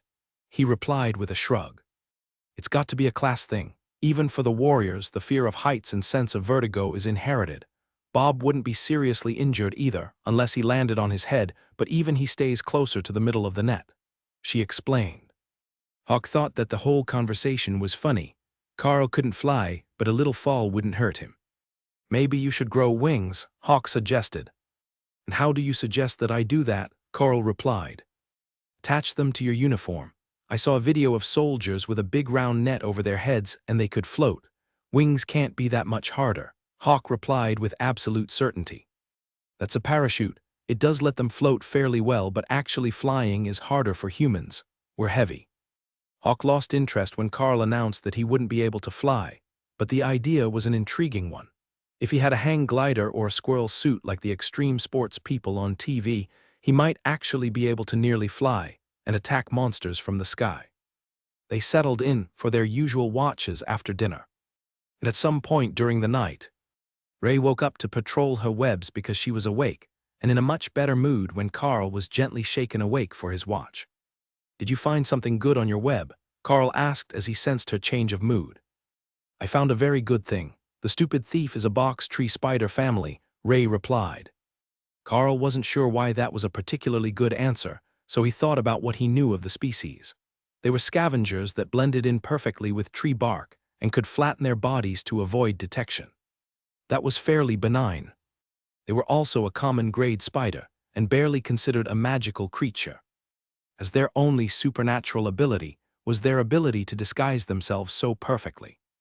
Fortunately, Ray felt like explaining. I talked to them and they are very sorry for stealing from me, but we have an agreement. I will leave webs here for them to use. In exchange, they will keep anything from climbing up our tree while we are away. Then, when we have to go for a long time, they can take over our den until we return. That would likely end poorly for the box tree spiders when another group came here and saw the fort, but for some time, they would be able to live in peace, and the stronger webs that Ray made would trap prey much more effectively than the ones they could make themselves. They weren't actually web-building spiders. They were burrowing and hiding spiders, and they would either ambush the weak or scavenge other monsters' kills. I will warn the others when they wake up, Carl informed her. It was a quiet morning, and by the time that the sun came up, there still hadn't been a large-scale appearance of monsters. Carl was still dutifully watching, but there was nothing. Their area was only 5 kilometers in either direction, and he could see it all from here, but the spawn hadn't happened at the same time.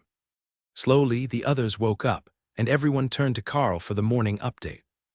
Nothing major to report. Ray has a working agreement with a group of box tree spiders to look after the tree and the webs while we're away, but the spawn hasn't happened yet. I don't see much of anything out there. There were a few small signatures we didn't get to yesterday, but I haven't seen any influx of monsters yet, he explained. That's fine, it's not a precise thing. They will show up at some point today. We just need to keep watch on our area and keep the numbers down. If that means we leave later in the morning, we will take advantage of that to get a bit more rest. Can you send Hawk out to scout the edge of the surrounding regions as well? Just in case everything spawned outside our area, if he sees anything, we can radio it to the other teams so they're not caught by surprise, Bob suggested. I think so. From 1,000 meters in the air, Hawk can see quite a distance. He should be able to tell if there are any large monster groups moving through the surrounding zones. 5 kilometers isn't all that far for his eyesight, though he might not be able to track mice from that far away. That made Hawk laugh a little. Indeed, 5 kilometers was too far to find mice from, but it was close enough. He would have no problem finding goblins and wolves. Ogres couldn't hide from him even from 20 kilometers away unless they could hide under the canopy of the trees, and on one side that wasn't even an option. Hawk headed up to get a proper view of what was going on in the area, while Carl heard helicopters in the distance. The others didn't seem to notice, but it was more than one, and they were coming from multiple directions. Hey, how often does an area like this get supplies and reinforcements? Do they cycle through a portion of the people every few days? He asked. No, why? Normally, there wouldn't be any more activity in the area until we leave, Doug replied. There are multiple helicopters headed in this direction, some from there and more from here and here, Carl explained, gesturing toward the noises. Can Hawk see them well enough to tell us what they look like? Doug replied. He can't see them at all. I can hear them, though. If the seniors from the academy had either a really good or bad time, they might account for one or two of them, but they're coming from multiple directions, Carl informed the others. That is strange. Perhaps there was a delay with some of the teams. Can Carl see anyone else in the area, humans that is? Bob asked. 3 groups of humans are active in the distance. The ones we met yesterday, one between us and the camp, and one more on the far side of those, further down the river. I can see their campfire from here. Carl relayed that, and Bob nodded before answering. There should be another group beside us, but there isn't. It might be groups showing up a day behind. They might have just reused the same helicopters, so not everyone got picked up on the same day.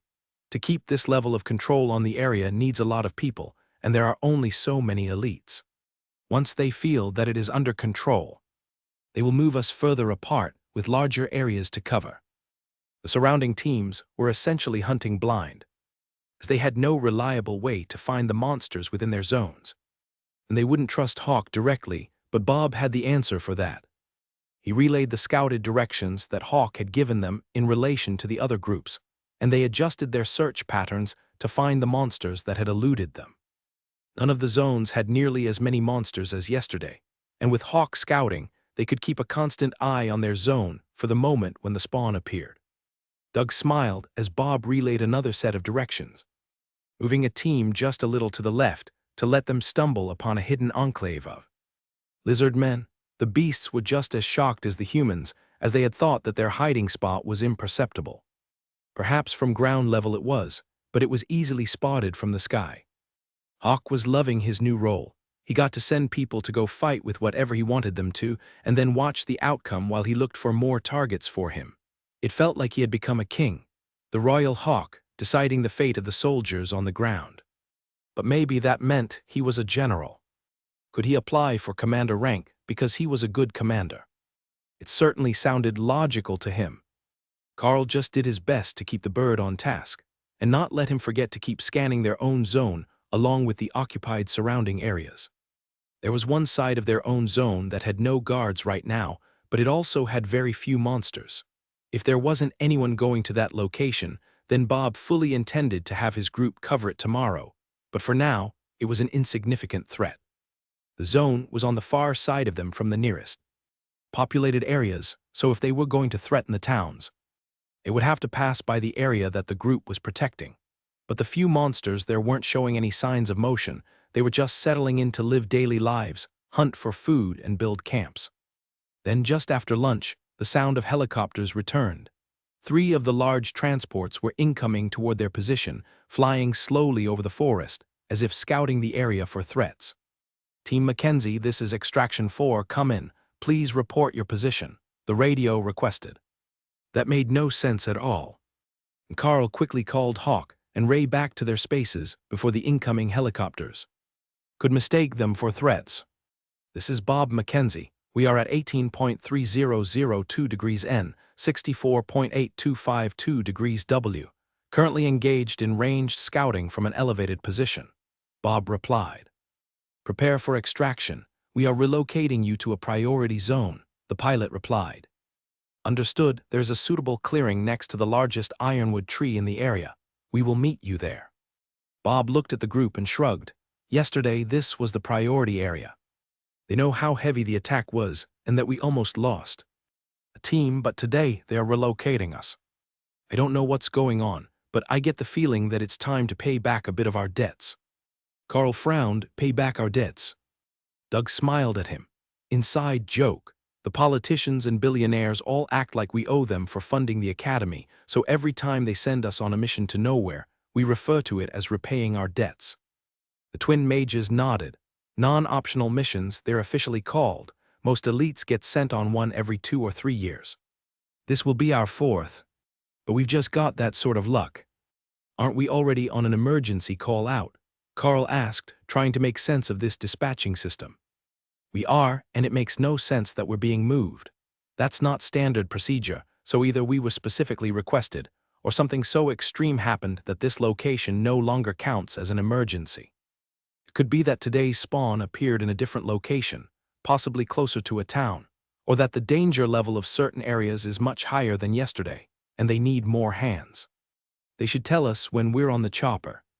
But they won't say it over the radio in case they panic the other teams or leak information to foreign spies, Doug explained as he packed up his kit to head down the ladder. In seconds, they were ready and headed down the ladder, just as the helicopter came into sight. It was nearly impossible to miss their location, in the tallest tree for half a kilometer, next to clearing, and the pilot brought it down for a smooth landing with the rear cargo door already open. If they had needed a sign that this was a rush operation, that was it, and the moment they were all on the ramp, it began to close, and the pilot brought them back up into the sky.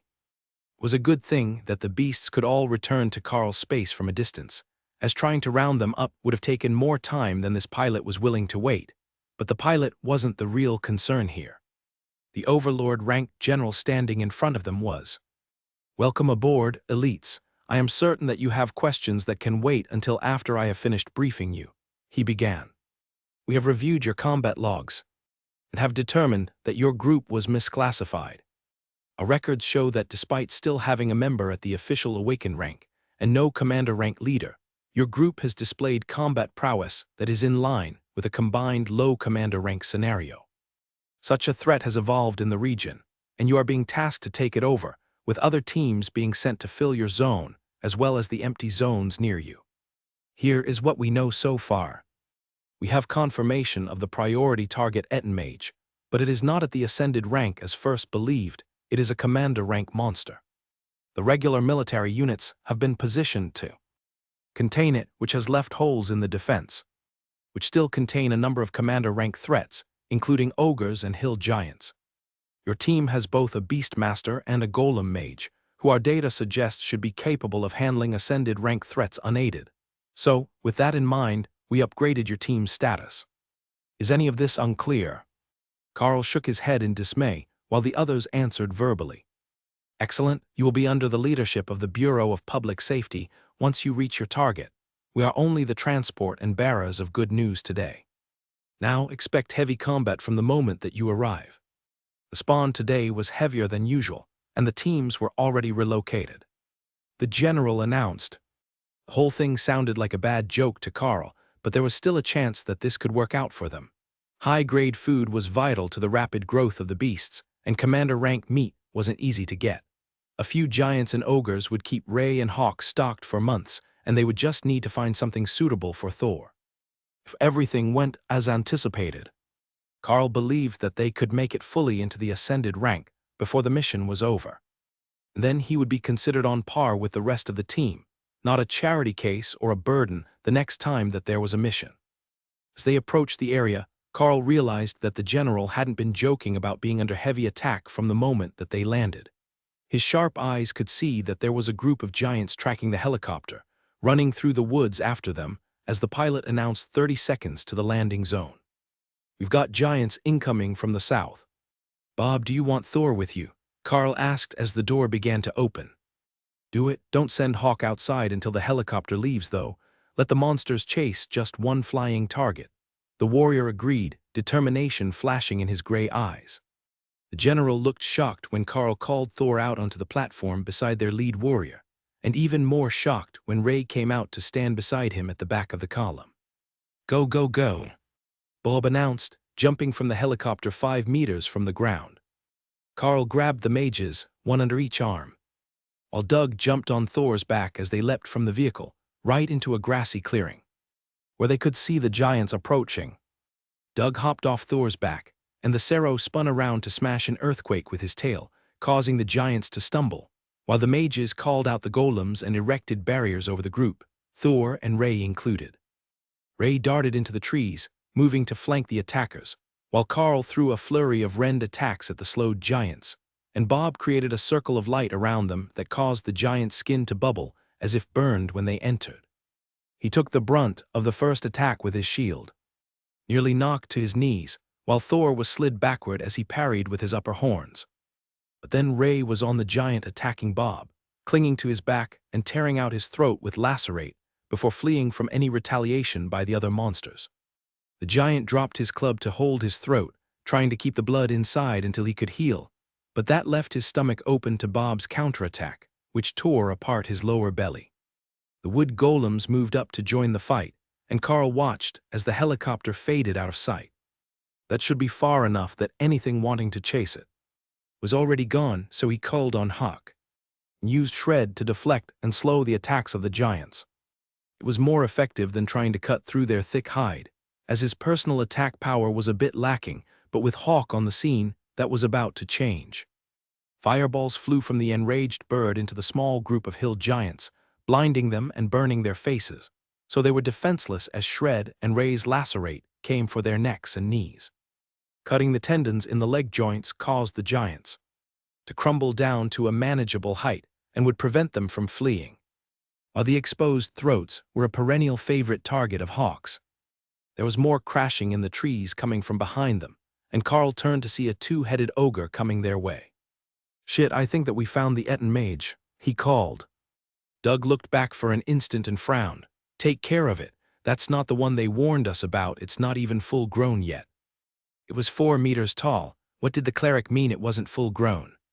But Carl turned to face it, using Rend to deflect its first attack over his head. And then the attacks from the second hand cut deeply into its side. Doug was right. This was an awakened rank beast. The skill had left it bleeding and gasping for breath through a collapsed lung, until Ray made her way over and claimed the heads as a trophy. Colonel Lady wanted heads, she reminded Carl with a smug sense of victory in her mind. Good job, now help Thor before someone breaks his scales. That was unlikely to happen. The giants hadn't broken the barrier over him yet.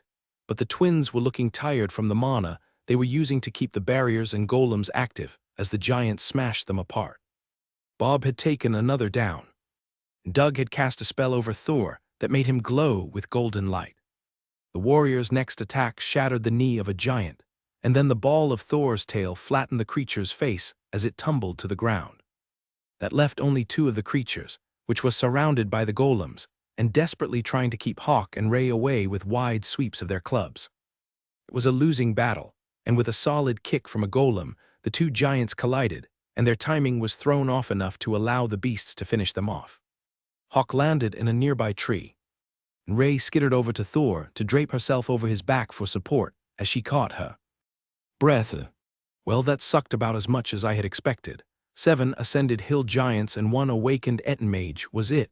I see that you've already collected the heads, but we can loot the others once we have had a chance to get our bearings," Bob announced. Carl was about to sit down, but a shiny rock in the hand of the Etten mage caught his attention. He pulled the massive fingers apart and found a wand with a large ruby on top, clutched securely in its palm. It looked to be very well made, but he couldn't read any of the lettering on it. "Ladies, I have found a wand. Take a look and see if it's any good for you," he offered as he finally managed to remove it from the death grip of the Etten.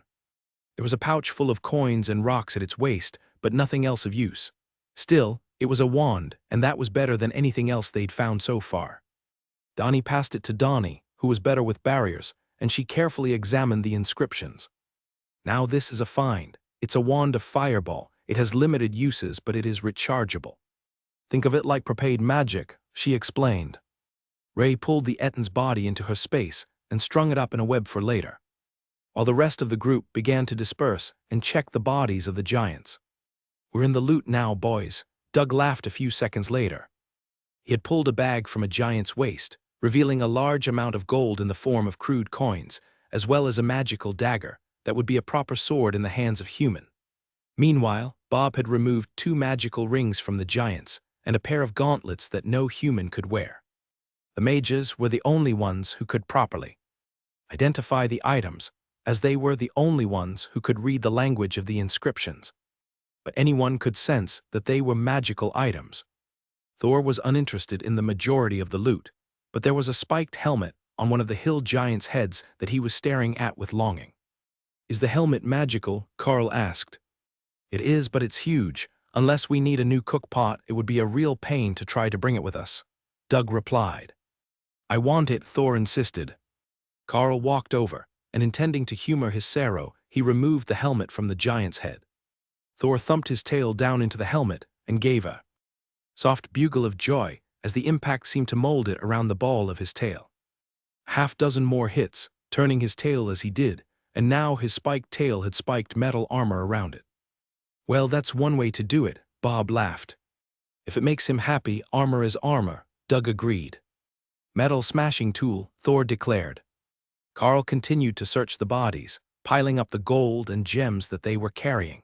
It would be split between the group members when they finished the mission, and 10 kilos of gold was no laughing matter. You could buy a very nice house in the city, or 3 in a town like Carl grew up in with that much gold. And that didn't even count the gems. If they were going to keep sending him on missions with rewards this good, Carl wasn't going to complain at all about being asked to fight. With the rest of the loot sorted, Carl picked up the metal gauntlets that one of the giants had been wearing. He was admiring the craftsmanship when Doug came over and pointed to the inscription on the cuff. Gauntlets of bestial strength, that's why that first attacker hit Bob so hard it nearly folded him, he explained. Carl stuck his hand inside, wondering what it took to activate the ability. Then, with a flash of golden light, the gauntlet shrunk, and the second one appeared on Carl's other hand, perfectly sized to his body. "What was that? How did you do that?" Doug gasped. Carl could only give him a confused look and marvel at the power that he could feel flowing from him to his pets through the gauntlets. His own strength felt massively improved, but the effect wasn't just on him, it was increasing the strength of his partners as well. "Well, I guess I'm keeping these. You can take it out of my share." Carl laughed in delight as the feeling of overwhelming power flowed through him. The loot was quickly split between bags, with Carl and Bob carrying the gold, while the others picked an item to either wear or put in their bag. The wand of fireball was hung from a belt, while the oversized rings were dangling from necklaces, which the others assured Carl was close enough to activate their abilities. They weren't major magical items, and they were all to increase strength, which was the only thing that the giants truly valued. But when compared to the base strength of a petite mage, it was a considerable increase. The extra strength would make it easier to move through the woods, especially with their gear on their backs, and it would leave them less exhausted at the end of the day. "I think I found the hiding spot of the ogres. There is a cave over here, carved into a hillside," Hawk informed Carl after a few minutes of searching. "Well, we've got our next target. There is a cave in the hills that Hawk thinks has ogres. Are we all ready for this?" Carl asked.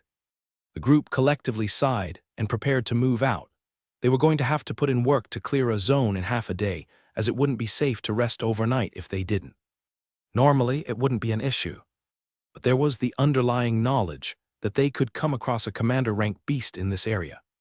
It was explicitly stated when they were assigned here. None of them had much experience with that, and never before in a group that didn't have a commander-rank leader.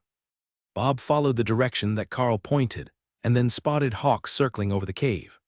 That was enough to guide them to their target, with Ray and Thor sticking close to the group, in case there was something that Hawk missed or failed to mention. As they approached, the stench of unwashed bodies assailed their nostrils. The sound of arguing in an unknown language slowly became audible. "Golems first, attack them and draw them back out," Bob whispered as the cave came into sight. There were definitely either giants or ogres in there. The only question was how many and how strong were they. Ray settled into the grass next to Carl, who was hiding behind a tree like the rest of the team as the golems approached the cave. The stomping noise of the large wood golems was unmistakable, and Carl heard the roars of rage that something dared to approach the cave that the monsters had claimed as their own.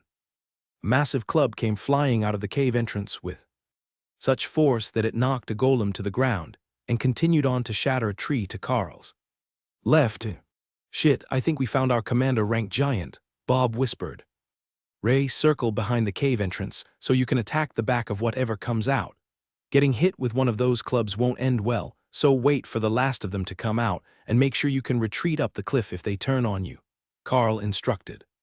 The golem was rapidly repairing itself as Danny poured mana into it, and Donnie had layered them with a fresh barrier, while Doug cast that enhancement spell again, making the golems look more complete and armored.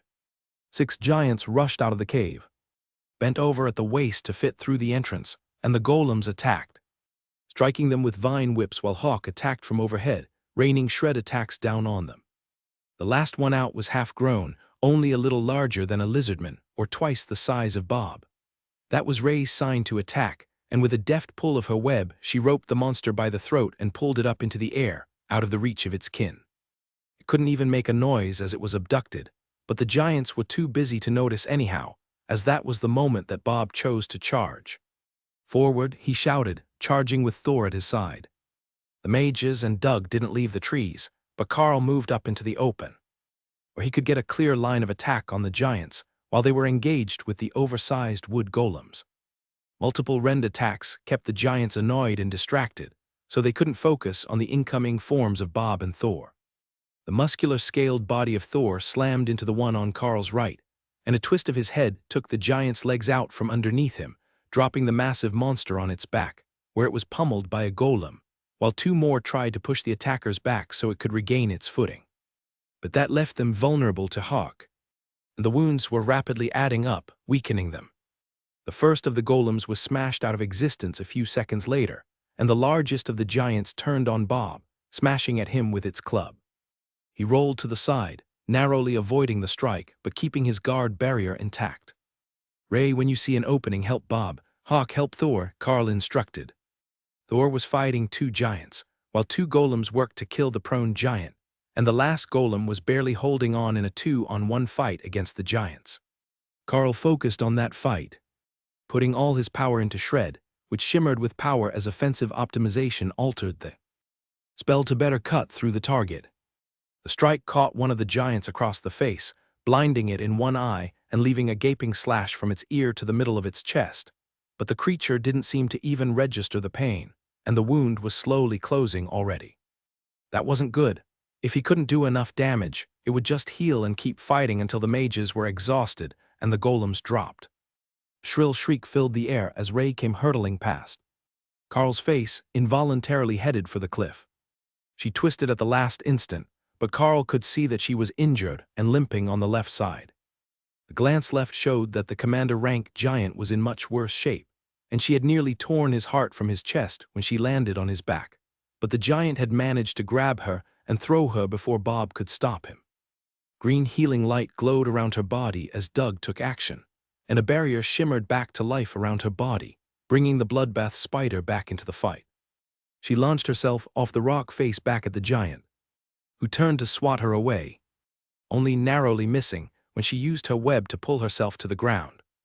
The move turned his back on Bob, and the warrior glowed with golden light for an instant as he drove his blade into the creature's chest from behind, using the gap in the creature's armor that Ray had torn.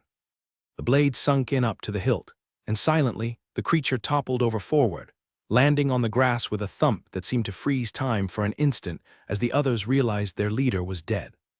With him gone, they had lost their strongest chance at winning. Now there were two more attackers free to rescue the beleaguered golem, while Thor fended off the attacks of two others.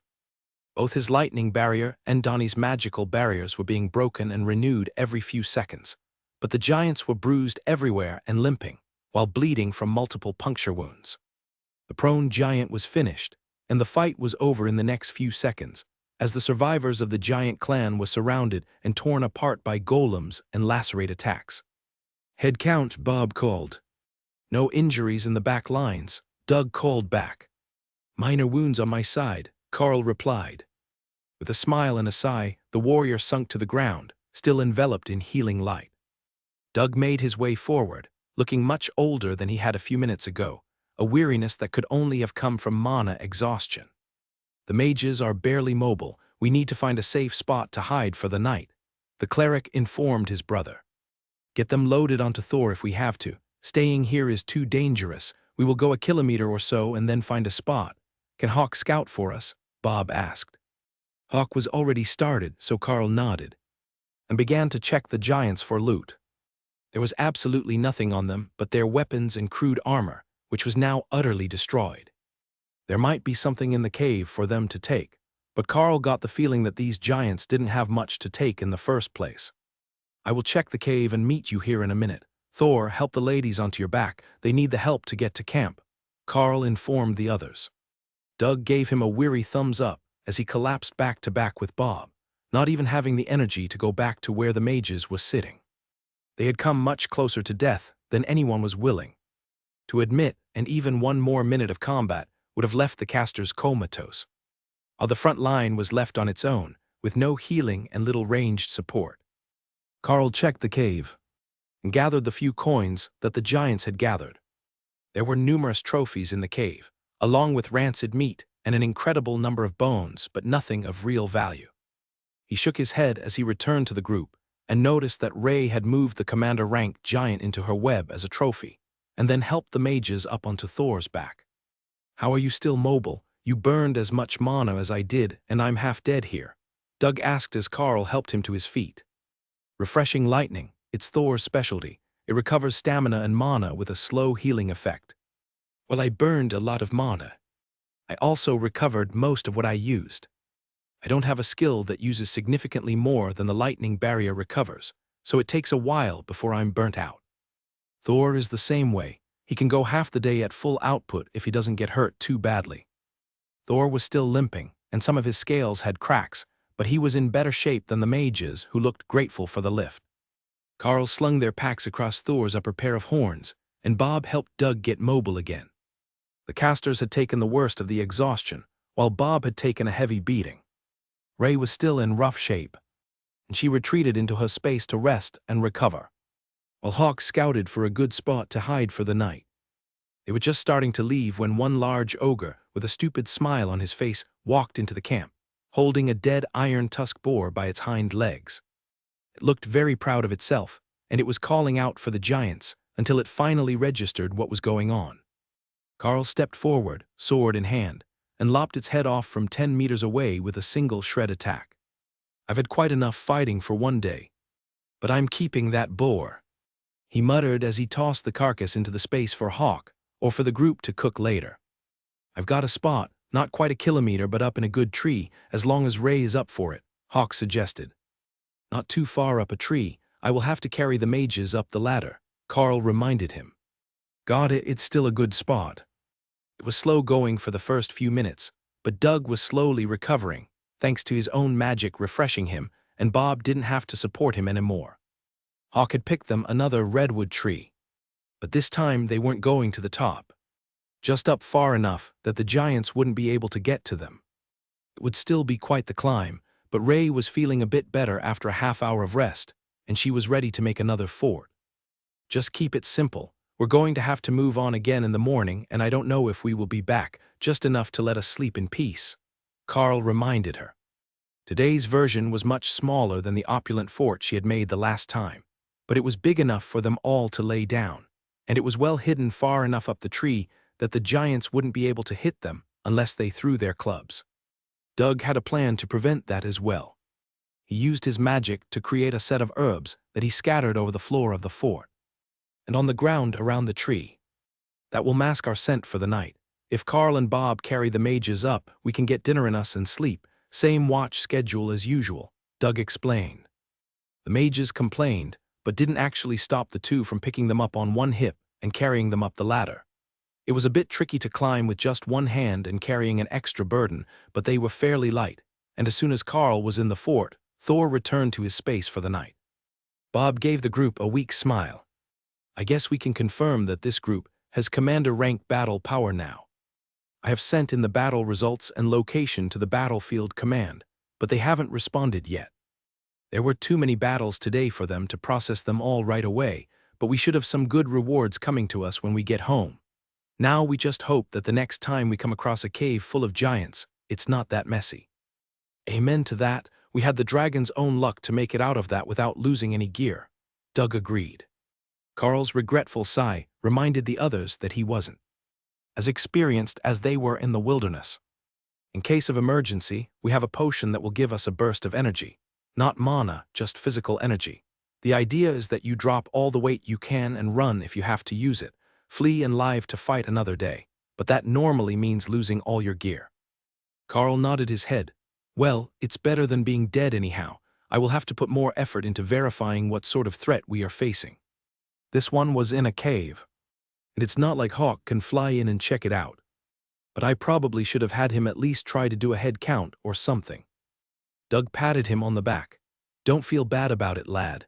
We knew it was going to be a hard fight, and we came out on top.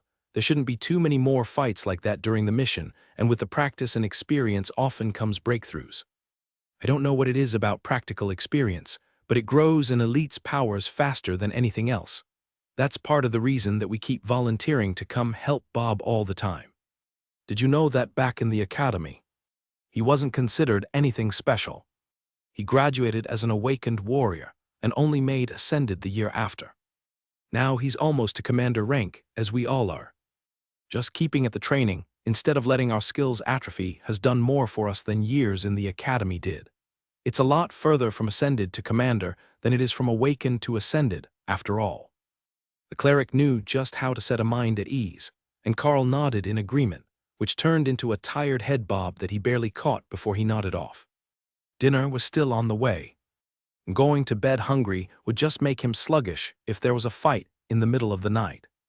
The meal was one of silently eaten ration packs, as creating food would take excess energy, and Doug was already exhausted.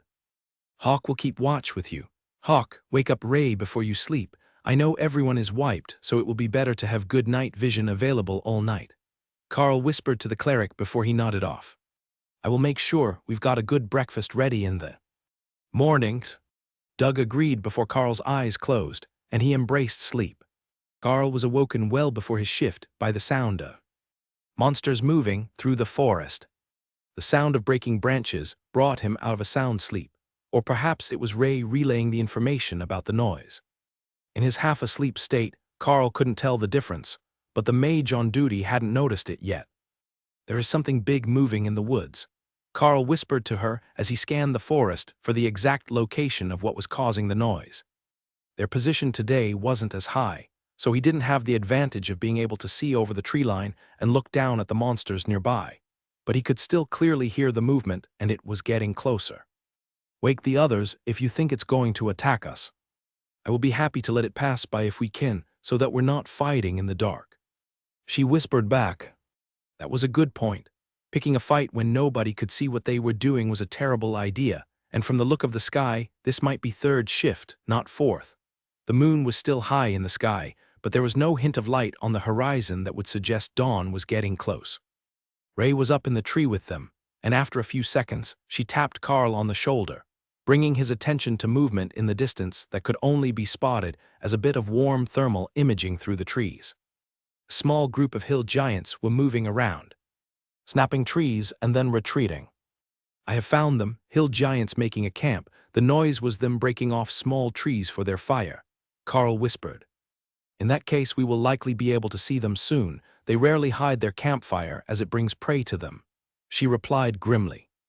Most monsters were afraid of fire, but then Carl realized what she meant. Fire attracted humans. Their campfire would bring groups of elites and soldiers to them for the giants to kill and eat. They weren't getting any closer, but they weren't the only thing moving in the woods, and after a few minutes, Carl noticed that goblins were also drawn to the fire, possibly thinking that it was a camp of humans. There are goblins on the move toward the giants. Nothing is coming our way at the moment. Carl updated the mage on duty. I've just started my watch. Do you want to switch? Wake my sister next and I will take your watch, she offered. All right, sleep well. I don't think that we will have problems, but it's easier for Ray to explain to me than to anyone else. Carl agreed. Can I kill the ones that smell good? Ray asked hopefully, after watching another group of goblins headed for the giant's fire. If they are weak enough that you can take them out without being spotted or causing a ruckus. We don't want to draw the monsters away from their party, Carl replied.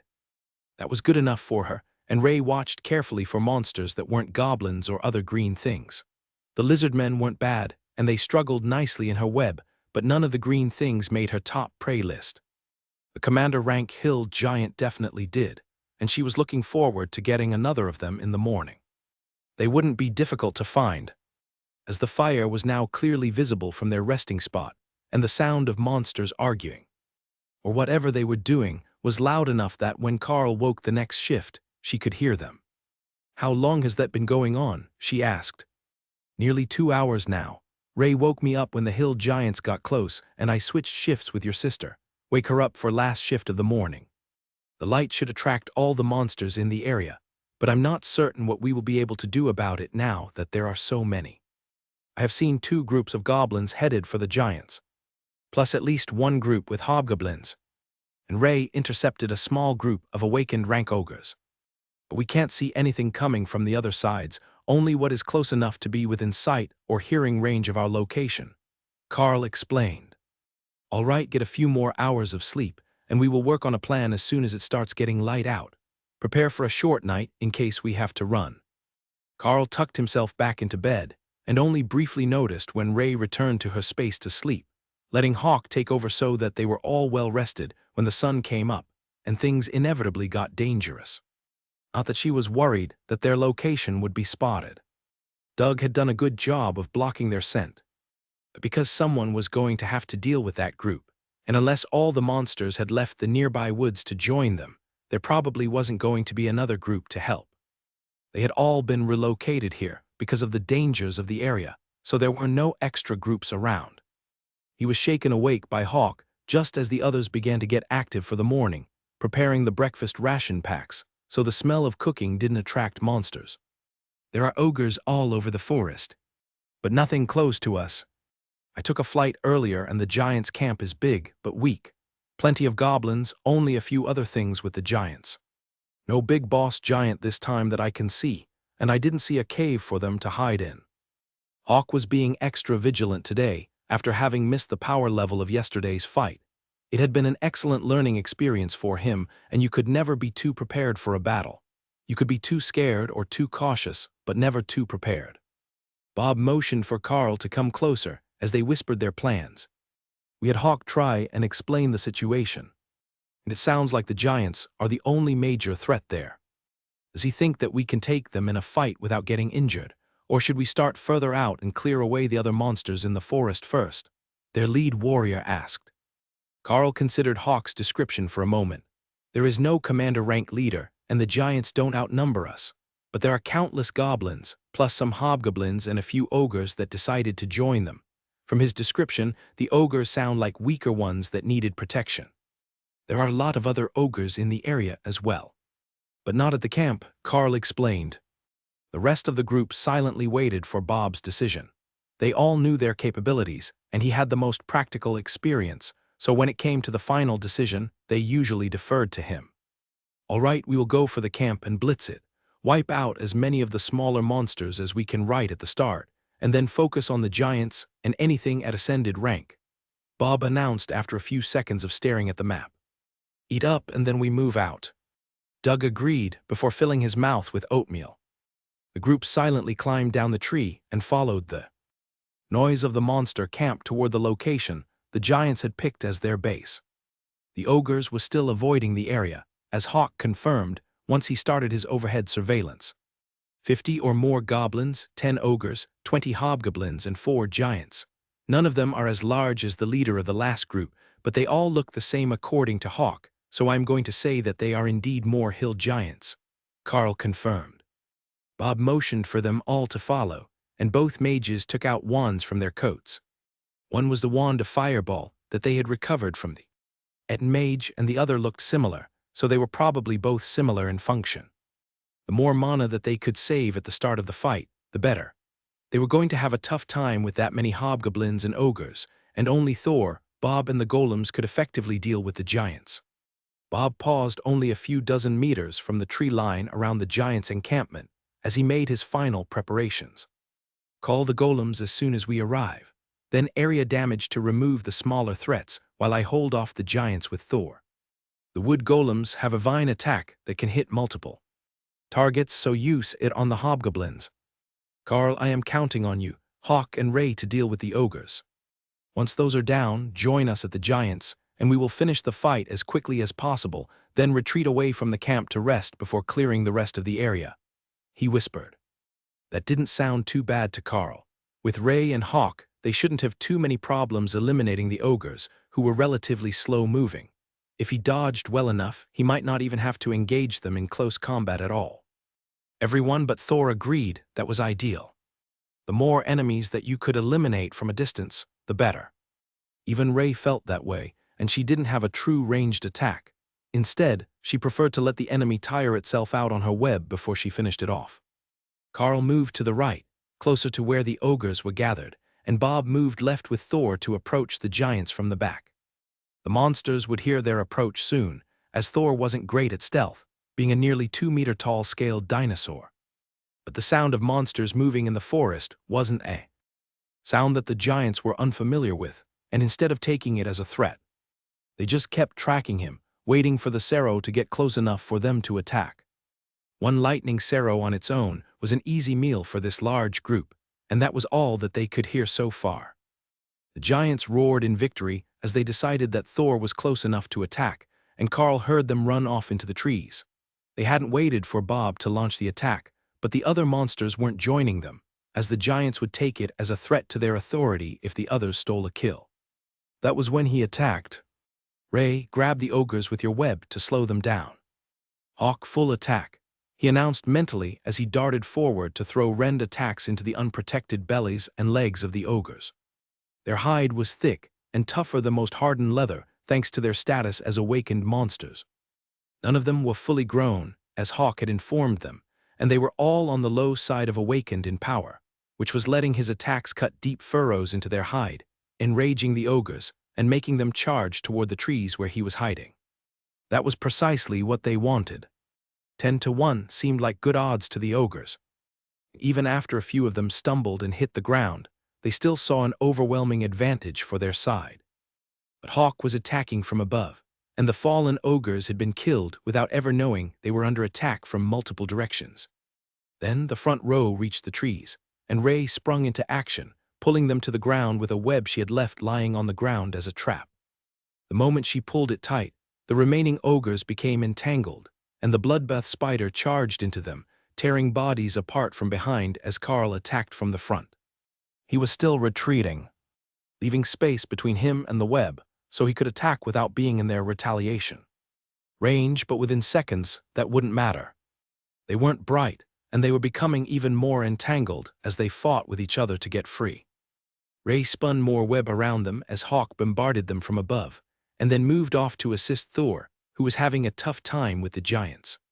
Just because they couldn't smash through his barrier in a single strike didn't mean they couldn't at all, and the mighty Sero was on the defensive, sweeping with his horns, and using Earthquake to keep the giants off balance.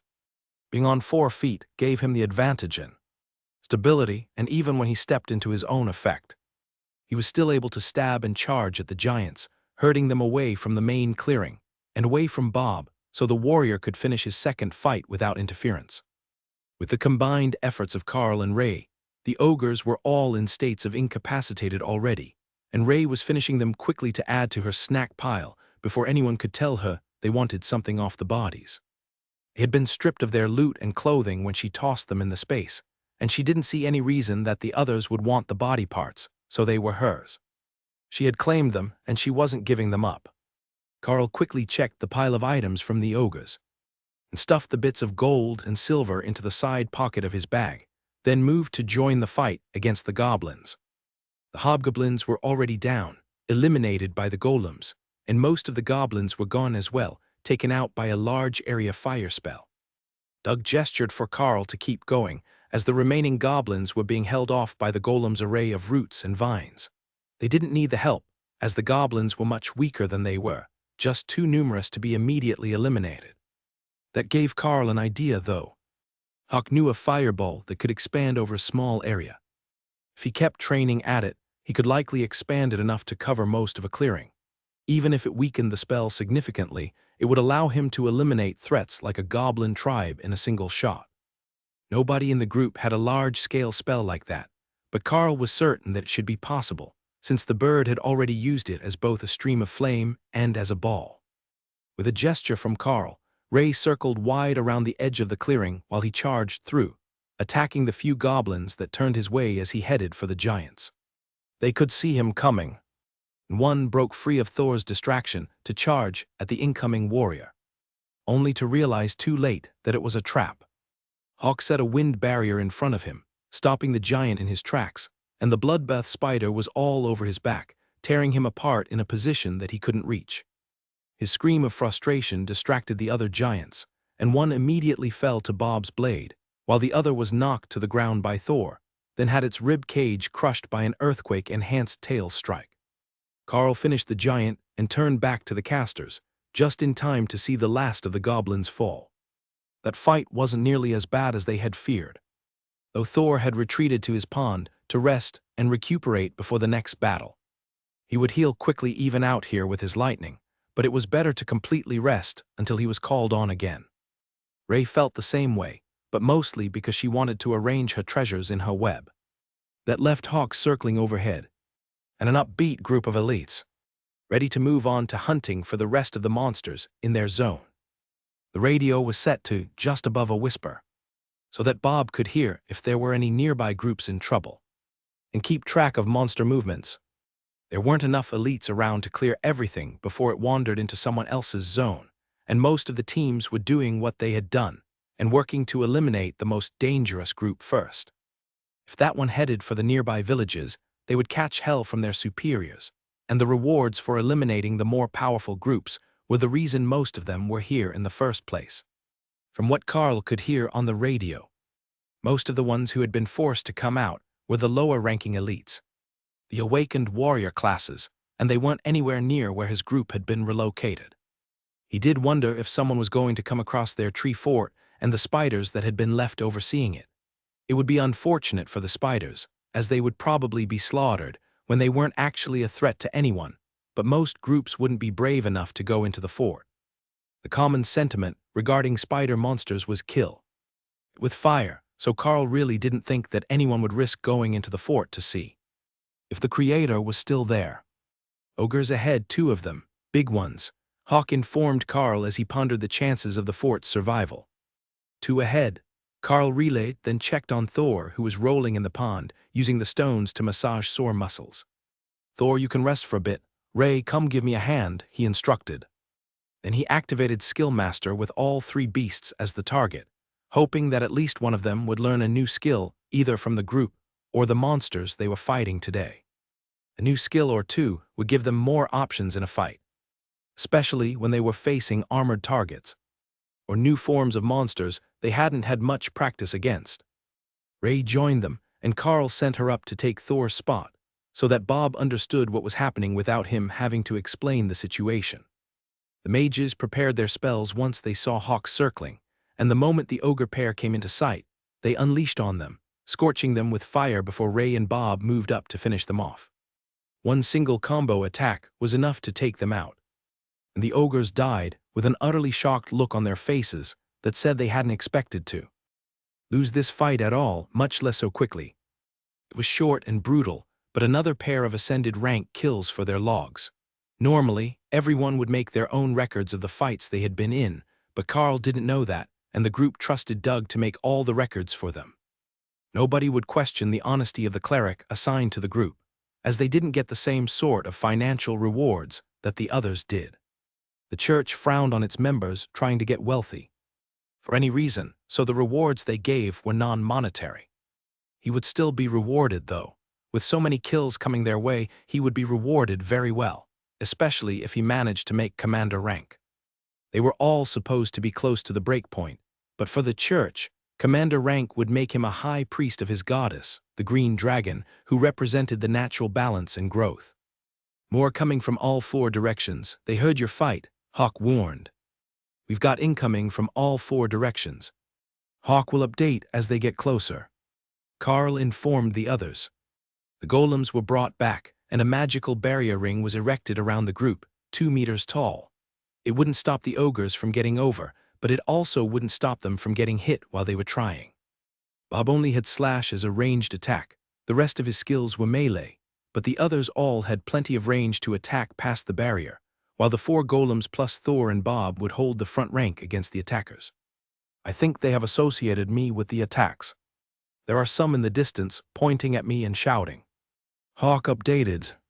"Fly off to see if they chase you to another location, then you can lure them back here after the fight," Carl suggested.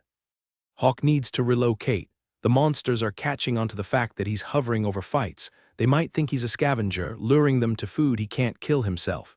"I sent him off to scout," Carl informed the others. "That's fine, as long as he can keep updating us on the situation. He's doing well enough as a scout," Doug agreed. "Would be good to have his extra attacking power here, but not completely necessary, now that they had the time to prepare defenses against the ogres." The first arrived only seconds later and died as soon as it reached the barrier. The same was true for the next 6, but after that they started to get more cautious and gather in a group before charging. "Ogres are still going your way, but the other stuff is following me to a furious warbear family," Hawk updated. His ploy didn't work on the ogres, but everything else is following him into a trap, Carl laughed. There was no time for questions as they hurled skills at the ogres, who were struggling to get past the barrier with the wood golems whipping at their faces and arms. There was another pause in the battle, and Carl ordered Thor to grab all the corpses and throw them into Hawk and Ray's spaces. They could deal with them later, but they were starting to pile up against the barrier, and it was getting to be too easy for the new arrivals to jump over.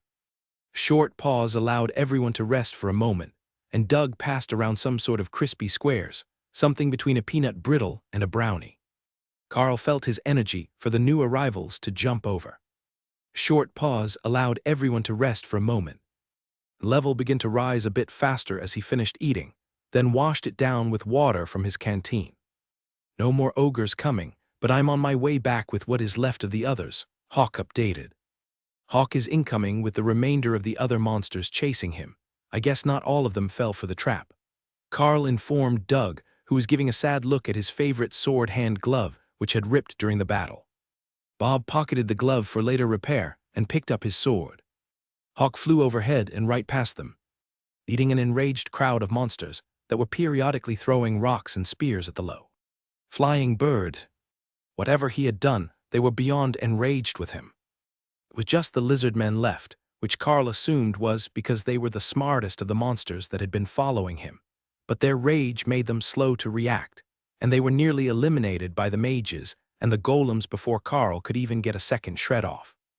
Once they were gone, Hawk returned and vanished into his space to take a quick break and get a snack before continuing to scout. Are the rest of the monsters in the immediate area gone? Carl asked just to be certain. All gone, fed them to an angry warbear. Don't go into the river bottom past the cliffs outside our zone. She is mad. Hawk says he lured the others outside our zone to a warbear den. They're gone now, but the warbear is not impressed with us, or life in general, so stay away from the cliffs and the river bottom. Carl relayed. Bob grabbed the radio to warn the team in the area. The warbear was a native monster and not the primary goal of the mission. In fact, they killed any other monster in their territory. Or they would do the team's job for them if anything strayed too close. Even the bravest of teams didn't like to tangle with them, as the bears were even more durable than most armored monsters, and they were notorious for holding a grudge. The mages let the barrier down so that the magic wouldn't attract any more monsters, and Bob signaled for the group to get moving. He was leading them back toward the fort they had built the previous night, even though they hadn't finished the full sweep of the area yet. They had probably killed everything in the area, but Hawk would double-check while they walked back, after he had rested enough and nothing was looking for him. As with the other zone, their assigned area was not large, and the threat level would vary, so it was best to get your rest when you could. We will return to the fort for lunch, and let Hawk scout while we rest. Then he can return to his hiding spot to rest so we don't end up causing the monsters to stampede again. It feels like we cleared this area fairly well, but you can never be too certain, and the monsters are always moving. Bob explained as he got the group moving. Hawk happily made another round around the area, being sure to keep well away from the home of the warbear, in case it tracked him back, and decided to knock the tree down to get to him while he was sleeping. Carl sensed the bird's thoughts and shook his head in dismay. If the warbear could so easily take out everything that was thrown at it, then it meant that the matriarch of the clan was probably a commander-rank beast, much tougher than the hill giant they had fought thanks to its nearly impenetrable hide. That was not something that you were supposed to upset, at least not if you didn't have the brute strength to convince it to back down. The fort was empty when they returned, and everyone settled in to rest weary muscles on the soft silk netting. Hawk returned only a few minutes later with confirmation that there was nothing worth mentioning in their zone, so they were safe to relax for an hour or two. The smell of cooking wouldn't draw anything in from this distance, so they didn't have to eat more of the ration packs. Should we set up another spot up at the top of the tree so that we can see more of what is going on around us? Even having Hawk in a nest at the top of the tree will give us much more visibility when something comes near us, Carl suggested. That's not a bad idea. The tree is large enough to move and get a better line of sight, but being lower here also helps us see what is at ground level instead of having it blocked by leaves, Bob replied. Doug nodded in agreement. You can see a lot more than we can, so it's better for the watches if we're low enough that everyone can see the ground. With a bit of luck, we won't have to leave here again today. We can just wait for the monsters to appear again and then go deal with them. We will ask you to send Hawk out every few hours to make sure we're not missing anything, but the others only expect so much out of us. You can't be in combat all day every day. It wears everyone out too fast. The mages stretched out on the webbing and smiled up at the sky. We've already been upgraded once on this mission.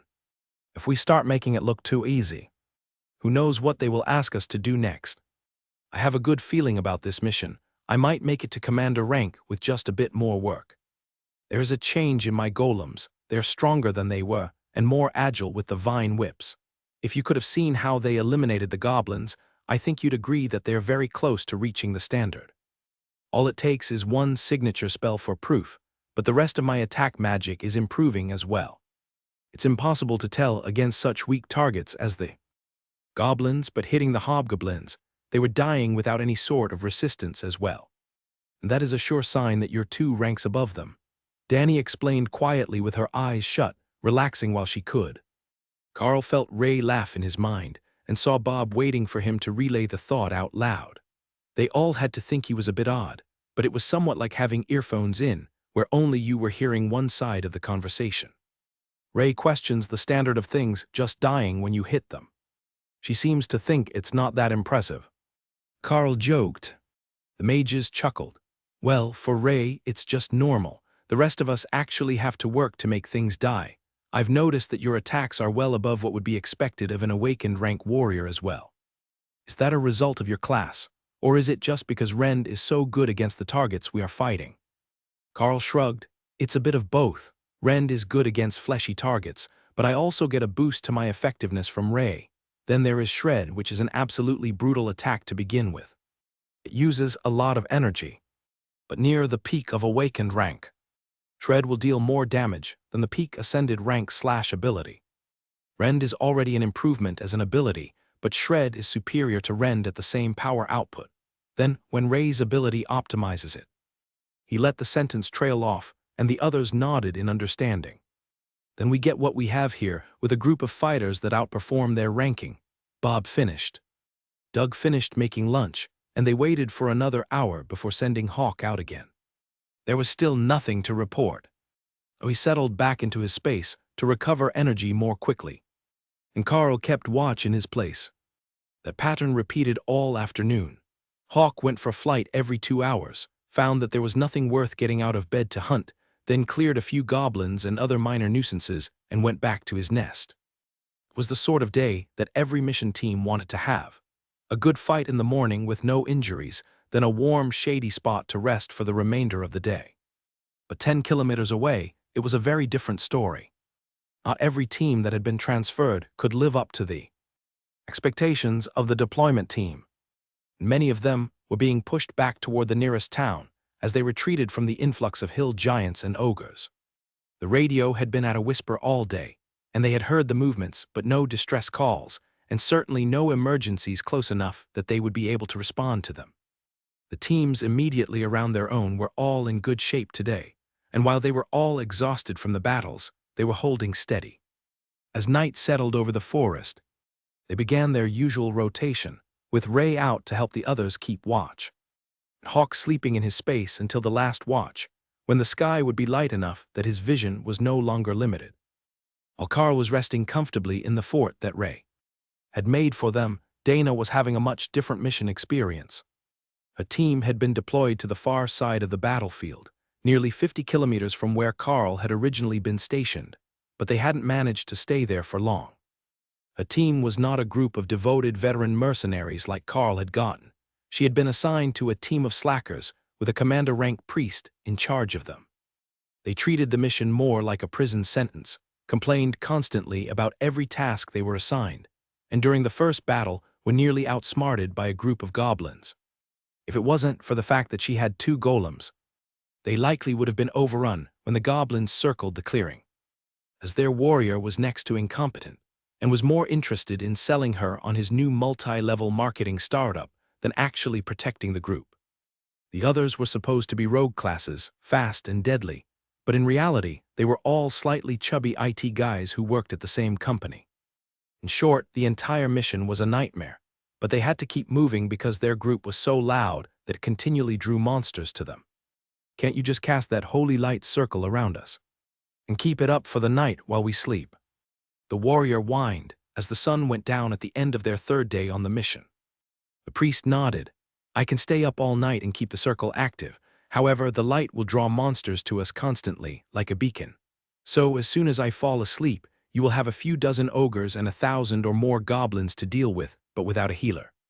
If you can handle that, I don't have a problem being your nightlight. Dana hid her smile at the way that he managed to say that without a hint of sarcasm in his voice, though it was clearly implied. What's the point of this anyhow?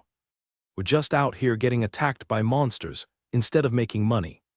Do they have any idea of the amount of market capitalization that my group has missed out on because I wasn't there to help pitch new members this week? The warrior complained. Dana glared at the man, and the priest leaned over to whisper in her ear. Friendly fire is generally frowned upon, but if you have to, I understand, he whispered. She smiled back at him. It was obvious why he had been sent with this group, not just for his strength, but because he was unendingly patient with slackers and idiots. I wonder what Carl is up to, Dana muttered as she started her watch that night, hoping that he didn't have to deal with a group like this. Ray would probably kill someone and pretend that they ran away. It was decided that she would take the first watch, and the priest would take the second. Each of their watches was 3 hours, so there were only 3 a night, but nobody slept well when anyone but Dana or the priest was on watch.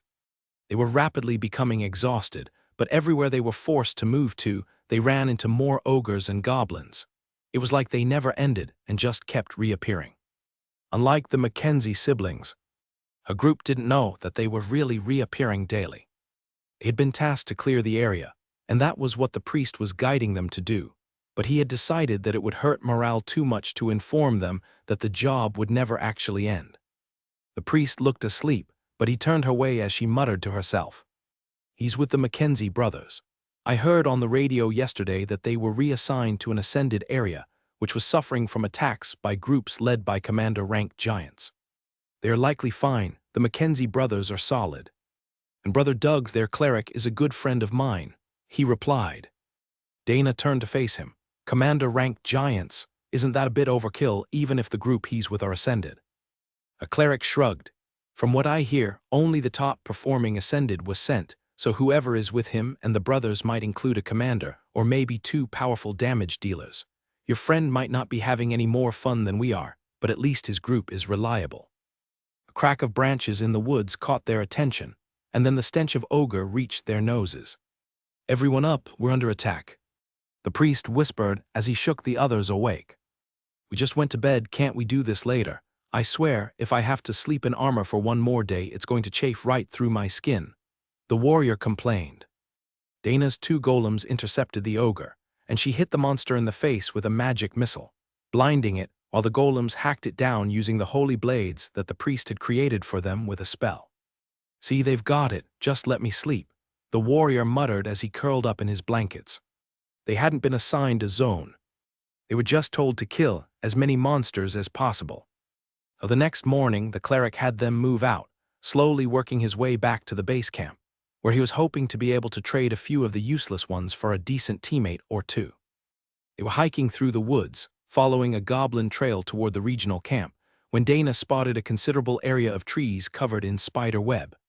The strands blended into the surroundings, but the scent of blood and the Academy body lotion that Ray preferred for Dana to wear caught her attention. There should be another student around here. And there had been a battle, she was certain of it. I smell Academy lotions and blood, she informed the others. The priest sniffed at the air for a second, but only looked concerned. Everyone spread out, there might be a group in trouble nearby. Don't get out of sight of each other, but there might be an injured member hiding in the trees, he ordered. Dana realized that she forgot to mention the web when one of the rogues began to shout in panic, and she could hear him flailing. It's a spider web, you idiot. Just cut yourself free and stand back up, one of his buddies called. You try it. My blade isn't cutting through it, he complained. Then use a skill, it's likely from a spider monster. Dana sent the golem to cut him free with the magical blade, and noticed a collection of items sitting at the bottom of a huge redwood tree. and she looked up and saw that there was a rope ladder sitting in the branches, and some sort of fort above them. "There is a fort here. Look up in the tree. It has a ladder, so it was made for humans, but it's made of spider silk," the priest informed the others as he noticed it. A druid, one of the rogues, asked hopefully, "Possibly. It doesn't seem that they're here anymore. But we can check if they left anything behind," the cleric offered. "Other than box tree spiders?" Dana asked with a gesture up the tree. "Votes for getting the fuck out of the creepy spider forest?" the warrior asked. The rogue's hands all went up at once, and Dana shook her head as the cleric laughed. "Well, at least we know that someone was in the area. That should explain why there are so few monsters here today. Let's keep moving, and we can inform the other groups of what we found and warn them about the spider webs when we get to the base camp to resupply," the cleric decided. That level of web control reminded Dana of Ray. She wondered if this was where Carl had been stationed when he first arrived. If they had built a fort, they weren't being forced to run from anything in the area.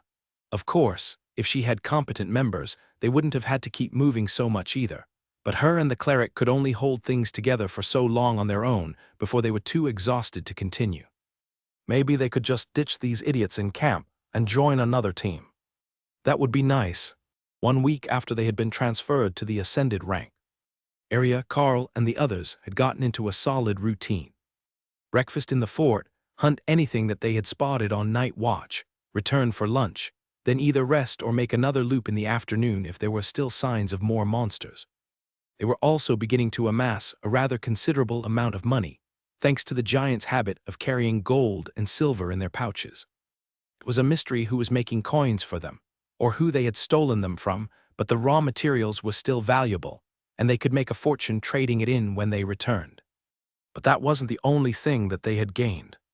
Everyone was feeling much more confident and comfortable with their powers. In the last few days, the giants had seemed to fall without much of a fight.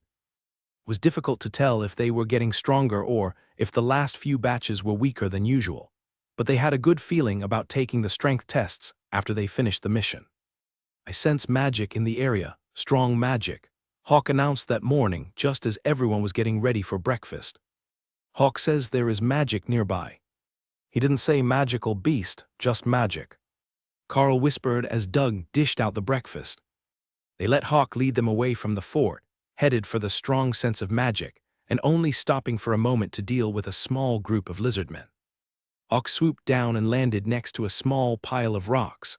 They were piled on top of each other to look vaguely like a person, and the hunters and trappers used the design as a trail marker. If you followed the direction of the marker, you would find the next waypoint and landmark on a trail. "It's under here," he instructed, then poked at a larger rock nearby. Shattering the stone wouldn't be a problem for him, but he was concerned that if he broke it, he might break the magical thing.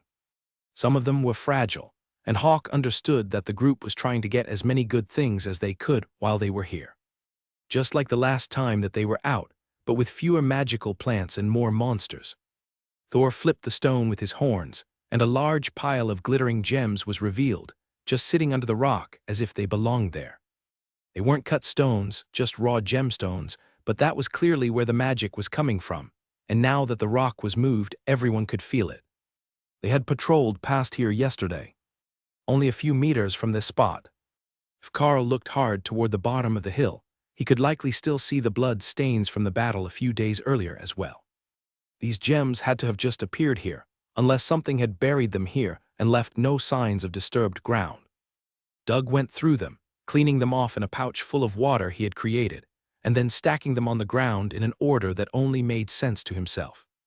They're imbued gems. You don't usually use them in this form. They're normally carved and set into magical jewelry and items. These all have different properties, but I have sorted them by their basic elements or aspects. "Do we want to sort them now or after?" Doug asked.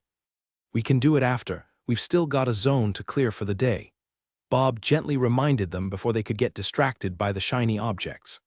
Doug sorted the stones into small pouches and tucked them in his robes. That must mean they were exceptionally valuable if he wasn't willing to leave them in his backpack with the rest of his gear.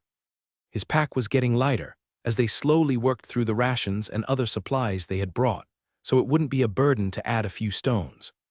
It was only Carl and Bob who had truly heavy packs. now as they were packing all the gold and silver that the group had recovered. If the gear wasn't made of monster leather, it might have ripped under the abuse of heavy loads and violent movements, but they were holding up well so far. Hawk hadn't even had time to take flight again when they heard movement in the woods nearby. Something else had been attracted by the stones, or by their presence, and it was large. Thor turned to face the threat, and the golems shifted to take positions around the mages. There weren't many creatures incoming. It sounded like only a pair of large ones. That was confirmed when they crashed through the trees, but the fact that it was only two was no comfort today. Unlike the hill giants they had been fighting, these two were heavily armored, like human knights of old, and carrying mauls with heads on them that were larger than Karl. There was no doubt that these two were both commander rank, and not on the low side of it either. Hawk took flight, knowing that he couldn't take a hit from something like that, and Ray skittered up into a tree, waiting for the right moment to strike. With them covered in metal armor, she didn't know quite where she should hit. She knew from experience that armor could be more durable than it looked, and this looked thick. The giants roared as they saw the humans, and Bob looked grim as he squared up against them. Thor wasn't going to take many hits from those mauls even with a barrier from Donnie active, and the golems weren't going to fare much better. The only chance they had was to finish them quickly, but with the armor on, that wasn't going to be easy. But other than their commander rank status, these two also smelled like magic, and Karl got the feeling that if they could defeat these two, there was something good in it for him. The giants made a sudden lunge forward, and Thor smashed the ground with earthquake while Karl and Bob both sent attacks at their weapons, trying to slow the attacks or deflect them off target. The giant stumbled, and Ray saw her chance. She flew out of the tree, and both forelegs plus her mandibles pierced one of the giant's necks right below his helmet line. The attack wasn't enough to break the bone, and with a spurt of silk, she pulled herself back into the trees. But the damage was done, and the giant was bleeding heavily from the back of his neck, courtesy of a triple lacerate attack. The giant fell to the ground as his body spasmed in pain, which allowed the golems to wrap him in vines, slowing his recovery while Bob and the mages unleashed their best attacks on him. Karl focused on attacking the arms and weapons of the other giant, weakening his attacks against Thor. The Cerro had dodged the first attack, but the giant had regained its footing, and the second real attack wouldn't be as easy to avoid. It didn't seem to care about its partner as it found its opportunity and swung at Thor, who rolled over once with the impact, but landed on his feet with his lightning barrier intact. The first layer of shielding had shattered, but between the two it had been enough that he wasn't injured by the strike, just thrown to the side. Donnie was already rebuilding the shield as Thor charged inside the next strike, and Hawk attacked the giant's face. It simply ducked its head, and the attacks hit its helmet, but the distraction was enough that Thor finished his charge and slammed into one thick leg. The knee buckled, and the second giant nearly fell, only catching itself with its maul. That kept it off the ground, but it left the giant out of position when Karl attacked again, aiming for the gaps in the armor. The golems had pulled the helmet off the other giant, and Ray moved in for the kill, aiming at the soft flesh of the neck. That seemed to be the trigger for the upright giant to realize that something was wrong with this scenario, and instead of fighting back, it pushed itself to its feet and fled, running in the direction it had arrived from. Within seconds, the other giant died a brutal death. And by the time that Karl had finished checking Thor and Ray for injuries, Bob was already starting to strip it of its armor to see where the feeling of magic was coming from. Bob carefully dug through the bags that the giant was carrying, until he came out with a large red flower. It was as big as a sunflower, larger than his head, and it radiated a sense of warmth and magic. Doug looked at the flower with interest. That is a phoenix lotus, a fire elemental resource, but it doesn't grow anywhere on this continent, so they must have arrived with it. Drinking a steeped infusion of it is supposed to be outstanding for fire mages and berserkers with fire elemental attacks. While our two aren't fire mages, they do have some talents with fire. Doug paused as Hawk landed next to the flower and began to stare at it with a bit of drool leaking from his beak. And it looks like Hawk might like some of it as well. How about I prepare it, and then we will try it over dinner? Even if the tea isn't enough for Hawk, he can always eat the remaining flour after I finish brewing. The process extracts most of the mana from it, but there will still be nutrients left in the petals, which are not edible by humans and therefore not included in the tea. he explained. You heard the man, you can have it after dinner. Carl informed the bird, which was contemplating snatching the flower and flying away with it. Bob passed the flower to Doug, who tucked it away in his backpack and finished checking the giant's gear. They had all taken to trying on any magical equipment, just in case it adapted itself to the wearer, but most of what the monsters had worn was already damaged beyond repair by the time that they died, and the team didn't include an armorer, so they just buried it with the bodies. There is one more piece under the body. We've got a magical sword this time, but that's going to be a two-handed blade for someone. The warrior explained, then passed the weapon to the mages for examination. Donnie struggled to lift the blade and ended up leaning it against a tree to read the inscriptions. Normally, a human would never use a weapon like this, as it was too unwieldy and weighed 5 times what a normal two-handed blade would. But if it was powerfully magic, they could get a reward for bringing it back. According to this, it is a blade of ease. Using it makes your skills easier to activate, she explained after reading the runes twice and verifying them against her notebook. Doug chuckled as he heard the description. That's perfectly suited for your needs in a format that you could never possibly use. The cleric was right. She specialized in barriers, and if they took even a few % less mana to maintain, it would directly improve her combat effectiveness by a noticeable amount and increase the survivability of the whole group. The problem was that it weighed close to 25 kilos to her less than 50. Even just carrying it all day would be a burden. Bob picked the blade up and gave it a twirl. It's not bad with my strength. It's not really my style since I'm on the front lines blocking, but it might be all right with some practice. He twirled the blade and struck the ground, activating a skill that sent a shockwave traveling away from him, leaving a deep furrow in the dirt. I would say that the reduction is close to 30%. He offered. The mages looked in longing at the blade. 30% was huge. You might have to drop in at the academy and ask the berserkers for some combat lessons. Carl laughed as Bob gave the blade an approving look. I already trained on the two-handed blade quite a lot, actually. It's just not suitable in this group, as we don't have anyone else to take point except Thor. The lightning Sero snorted and stomped on the ground, then tossed his head to the side as if throwing enemies. He was quite certain that his armor was up to the task of dealing with enemies as the tank. Having more damage at the front, and the ability to use skills with higher output without taking the stamina penalty for using skills near your limit would be much more valuable than a second blocker. All right, Thor can take point, just keep the barrier up on him since he can't speak to call for relief. Bob reluctantly agreed when he saw how serious the scaled beast was. Doug looked at Thor for a moment.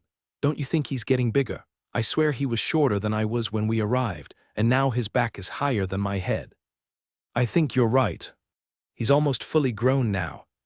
That's much faster than I had expected, but the exercise has been good for him. Carl agreed. Ray had also grown, though not as noticeably. She was at her full size now, roughly the size of a subcompact car when standing, though with a smaller body and long legs forming the rest of her silhouette. Hawk was just the same as he had been, but he was already adult-sized and not expected to grow any larger. I think that we might have progressed further than we expected. With everyone growing, it's difficult to tell. But if we could fight against something that we know was on the borderline of awakened and ascended, we could get a better reference. They hadn't seen anything like that in days. Everything was somewhere in the ascended rank, with sporadic commander rank leaders, which they were definitely getting better at killing. All right, let's scout the rest of the zone and see what else we have for the day. I have a good feeling about this one. I'm thinking that we should be back in time for lunch. Doug cheered as Thor took his place at the front of the group. Hawk led them toward a group of ogres as the radio announced that there was a reinforcement mission arriving later that day, and for teams to keep their radios on so they could lead the relief groups in. Only a few would be getting replaced today, starting with those who had been in the field longest, but it was a good sign that they wouldn't be out here too much longer. Likely not more than another week, and they would be on their way back home with bags full of loot and a number of new magical items. Bob hefted the sword over his shoulder and prepared to charge as Thor found the ogres. But the 5-meter-tall beasts seemed utterly uninterested in fighting once they saw that there were 5 people plus the Sero. Unfortunately for them, Bob did want to fight, and Ray wasn't about to let them run away. The enormous sword whistled through the air as Bob activated Slash on a downward strike. The arc of light raced away from him, slicing the ogre in half in a single strike. Thor charged and flipped the other in the air, where Hawk and Carl hit it from opposite sides with Shred, killing it before it reached the ground. I think it can be safely said that we have commander rank. Combat power now. If ascended rank ogres are falling in a single strike, not many would argue with our capabilities. Doug chuckled as he surveyed the aftermath of the brief battle. There is nothing else nearby. Everything ran away.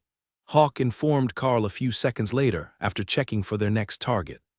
Hawk says there is nothing left to fight. We scared it all away. We might as well head back for an early lunch and see if anything comes back. Carl explained. Nice early day it is. Doug chuckled, pointing his staff back toward the fort. Once they were back and Doug had started on cooking lunch, Carl settled in to meditate.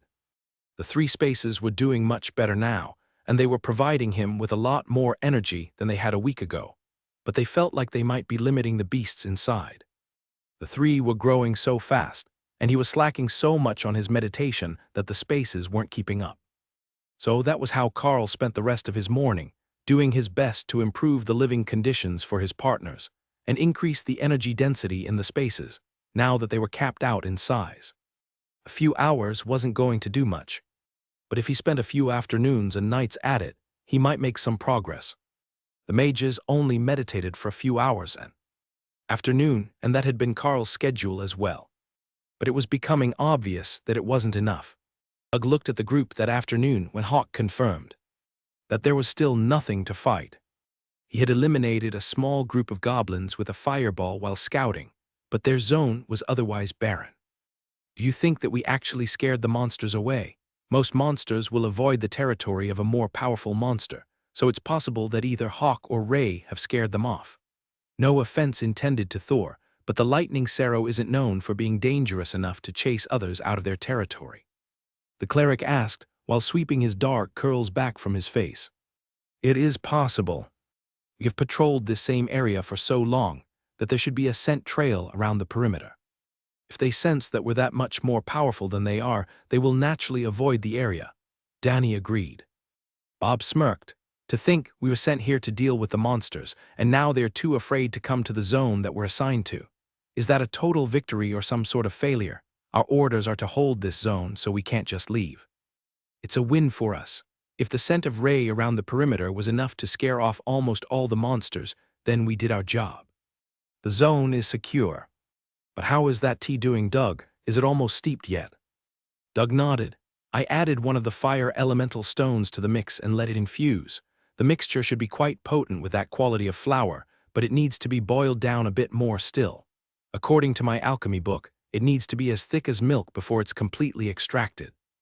Hawk had noticed that the tea only involved the core of the flower, and that Doug had only reserved 3 petals from the flower.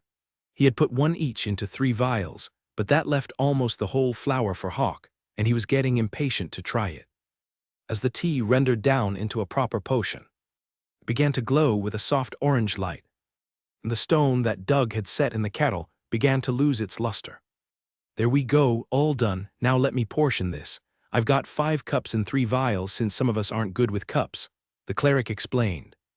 He passed everything out, and Carl passed the vial to Thor in his resting space. The Sarrow just grabbed it in his beak and tipped his head back, swallowing it in one shot. Ray did the same, but seemed intrigued by either the taste or the effect. Carl took the shot of potion, and it felt like fire was running through his veins as the effect spread through his body. He could feel it strengthening his body, but he couldn't quite grasp the power that it had. Doug had said it was a fire element resource, and he didn't have any fire skills. But the excess was being siphoned off by Hawk, who was happy to take anything he had to spare, as well as the remainder of the flower, whose petals he had started to chew on like bubblegum. Everyone settled back to let the potion digest, and Carl returned to meditation while Ray volunteered to watch the area, in case something tasty came to her webs. An hour later, Hawk decided that he had absorbed as much as he could for the day, and he stored the remainder of the flour in his space so that it would be safe until he finished scouting again. He had a good feeling about the power of his fireball attack now, and he had every intention of finding something to test it on. Unfortunately for him, they really had scared off everything, and there wasn't a single monster to be found in their zone. But that didn't stop a determined hawk, and with only 1 more kilometer of flight, he found a group of lizardmen skirting around their zone. A single fireball from the sky exploded in their group, killing 3 and maiming the others. And Hawk saw the group that was working the area and flew away, leaving the rest to them now that his curiosity was sated. "Is that your Hawk, Mackenzie group? We just saw a dragon hawk ambush a group of lizardmen and fly away like it was nothing," the group asked over the radio. "Yeah, that's ours. There's nothing left in our zone, so we let him scout a bit further out to see if they were just avoiding us or if the whole area was clear," Doug replied. The other groups didn't have to key up the microphone for everyone listening to know that they were cursing at the Mackenzie group. Their entire area had been cleared. What sort of nonsense was that? Most groups could barely walk a circuit of their zone in a day, and he was claiming they had killed everything by lunch. "The fireball works much better now, almost as good as Rend but over a much larger area," Hawk informed Carl. That likely meant that fireball was far superior to Rend at this point, but Hawk would not easily admit that. If he could single-shot ambush awakened lizardmen, it was good enough for Carl. That would allow them to take care of anything they were likely to come across on an academy mission. The group waited as Hawk scouted around their borders, occasionally attacking and killing monsters that were trying to avoid them, but mostly just marking them for the other groups that were in the area. Seeing Hawk circling, and either sending fireballs or just screeching at them, was enough to bring the groups over now that they were familiar with him. Their team was the envy of the region by the end of the day, and everyone was wondering what sort of superstars Command had sent that could report multiple ascended rank monster kills every hour all morning, until they cleared their area. There were Commander rank monsters in their reports nearly every day, but it was the efficiency of the group that caught everyone's attention after that radio conversation. Carl meditated through the afternoon and the evening, as did the mages, who were still working to absorb the gains that they had made from the potion. Doug had prayed to his goddess for a while, but Bob didn't seem to believe in meditation, so he was the only one paying attention to the radio when the next round of replacement messages came through. "Mackenzie Group, hold position for replacement. Your time slot is noon tomorrow," the command group informed them.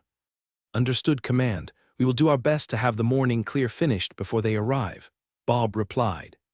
That meant one more night watch, and they would be headed back home for a break before their next mission, or their return to work, in the case of the mages and Doug. Carl wondered what it would be like to be back in the academy with the first years on the second floor after this mission. He had been ahead of them before, but he hardly felt connected to them anymore. The older students seemed much more relatable, and Carl totally understood why they were less interested in what was going on at the school then. Their next chance to go out and grow their powers. The advantages of training in the wilderness were just too good.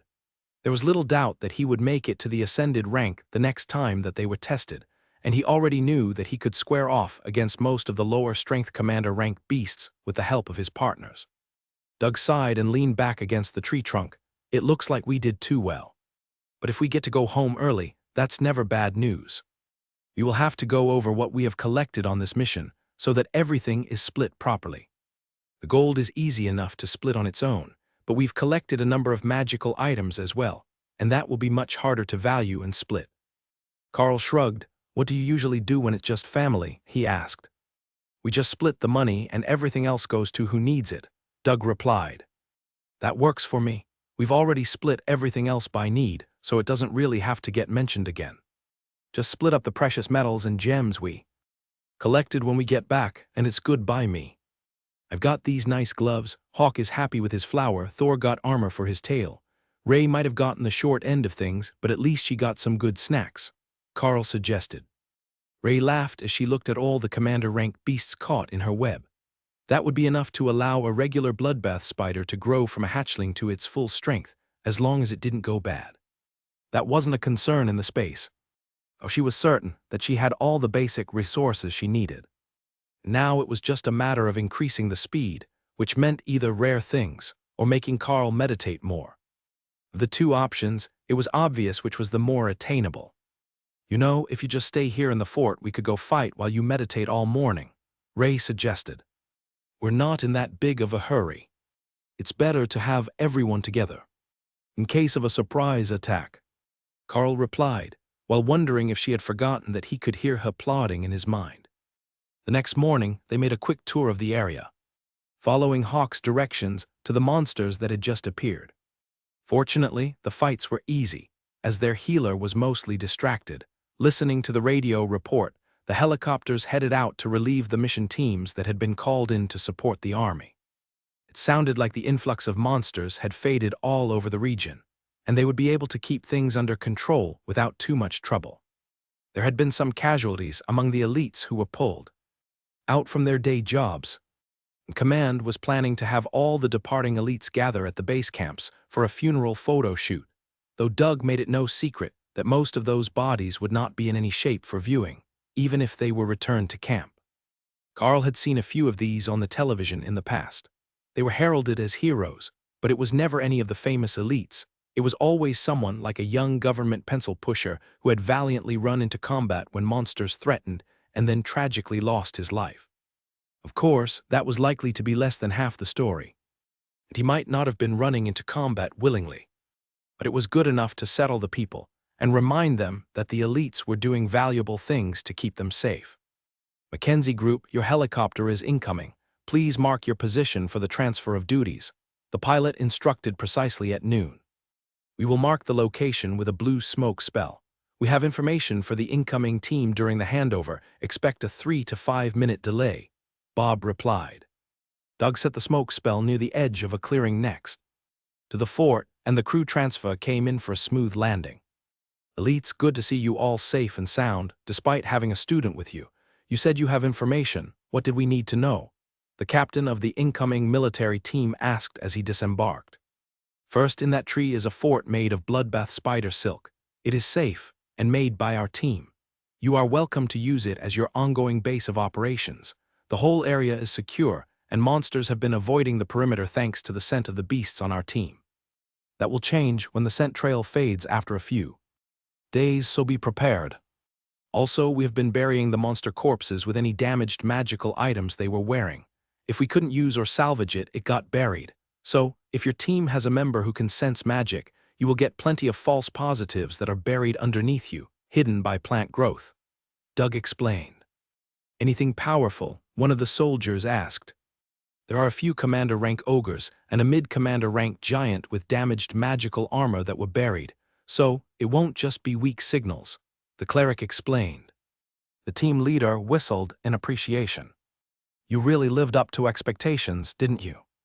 They asked us to verify your claims, but if you buried most of the bodies instead of burning them, it should be easy enough. Ray giggled in Carl's mind. She had taken a lot of them for her own personal use. Carl, our beastmaster, has claimed some of them as pet food as well, Doug added. Carl checked on everyone to make sure they were safely in their spaces and not tempted to wander around, and Bob led them onto the helicopter as the scout for the military team confirmed that the fort was safe. There were 10 of them, not 5, which would make it a bit cramped, but there was enough room for them to lay out their bedrolls. And that would be good enough. Nobody actually liked sleeping on the ground, and the spider web was a soft net, as good as a mattress. The cargo master closed up the door once he was sure they were all in with their gear, and they took off toward the base camp for the area. You all look a lot more rested than the other teams we've been bringing in. I take it you're all veteran mercenaries, the helicopter's cargo master asked. Bob shook his head. I'm the only one who is full-time. Doug is a green dragon cleric with other duties, and the 2 mages work in digital security. The man nodded, then looked at Carl, whose name was left out. Oh, I don't have a proper job yet, I'm still in the academy, he explained. The soldier did a double take, then shook his head. You all have the look of veteran adventurers. I never would have guessed that you had a student and 2 volunteers with you, but that makes it even more impressive.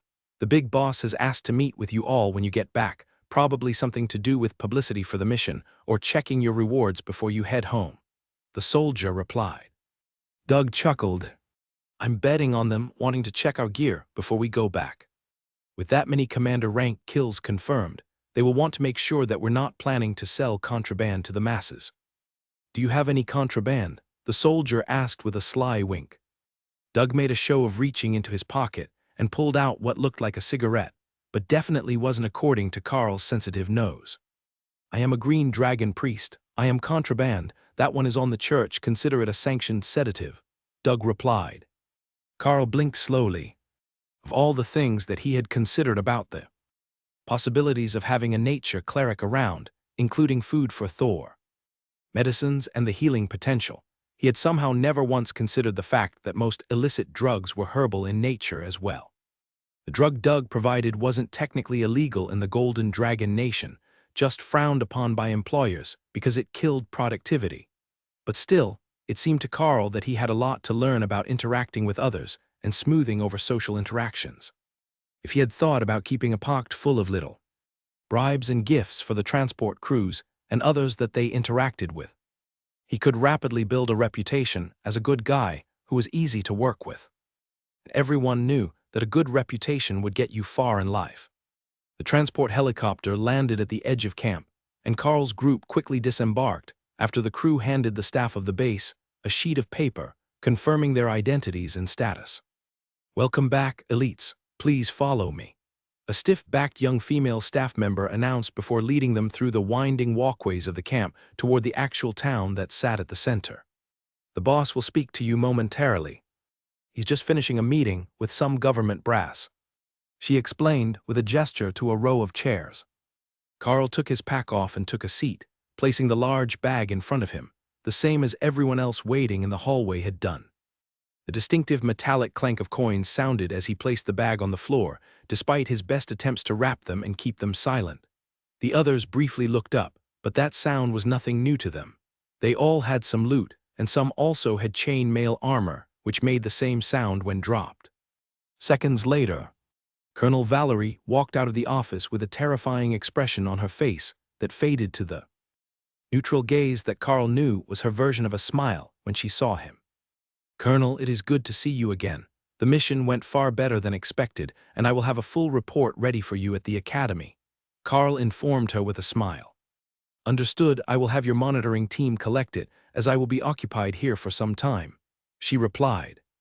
The elites in the hall stared as she walked away, some in awe that such a highly ranked minister was here in a remote base camp, and others in appreciation of the way that her hips swayed as she walked. A voice came through the office door, breaking the silence. "Mackenzie team, come in," the man's voice demanded. Inside the office was a portly older man, completely bald with his head shining under the fluorescent lights and sweat stains on his shirt. It was obvious that he was not one of the elites, even without considering his age, just by the condescending look that he was giving the group. "I hear that you have done wonderful things for the productivity rankings of the Public Safety Department.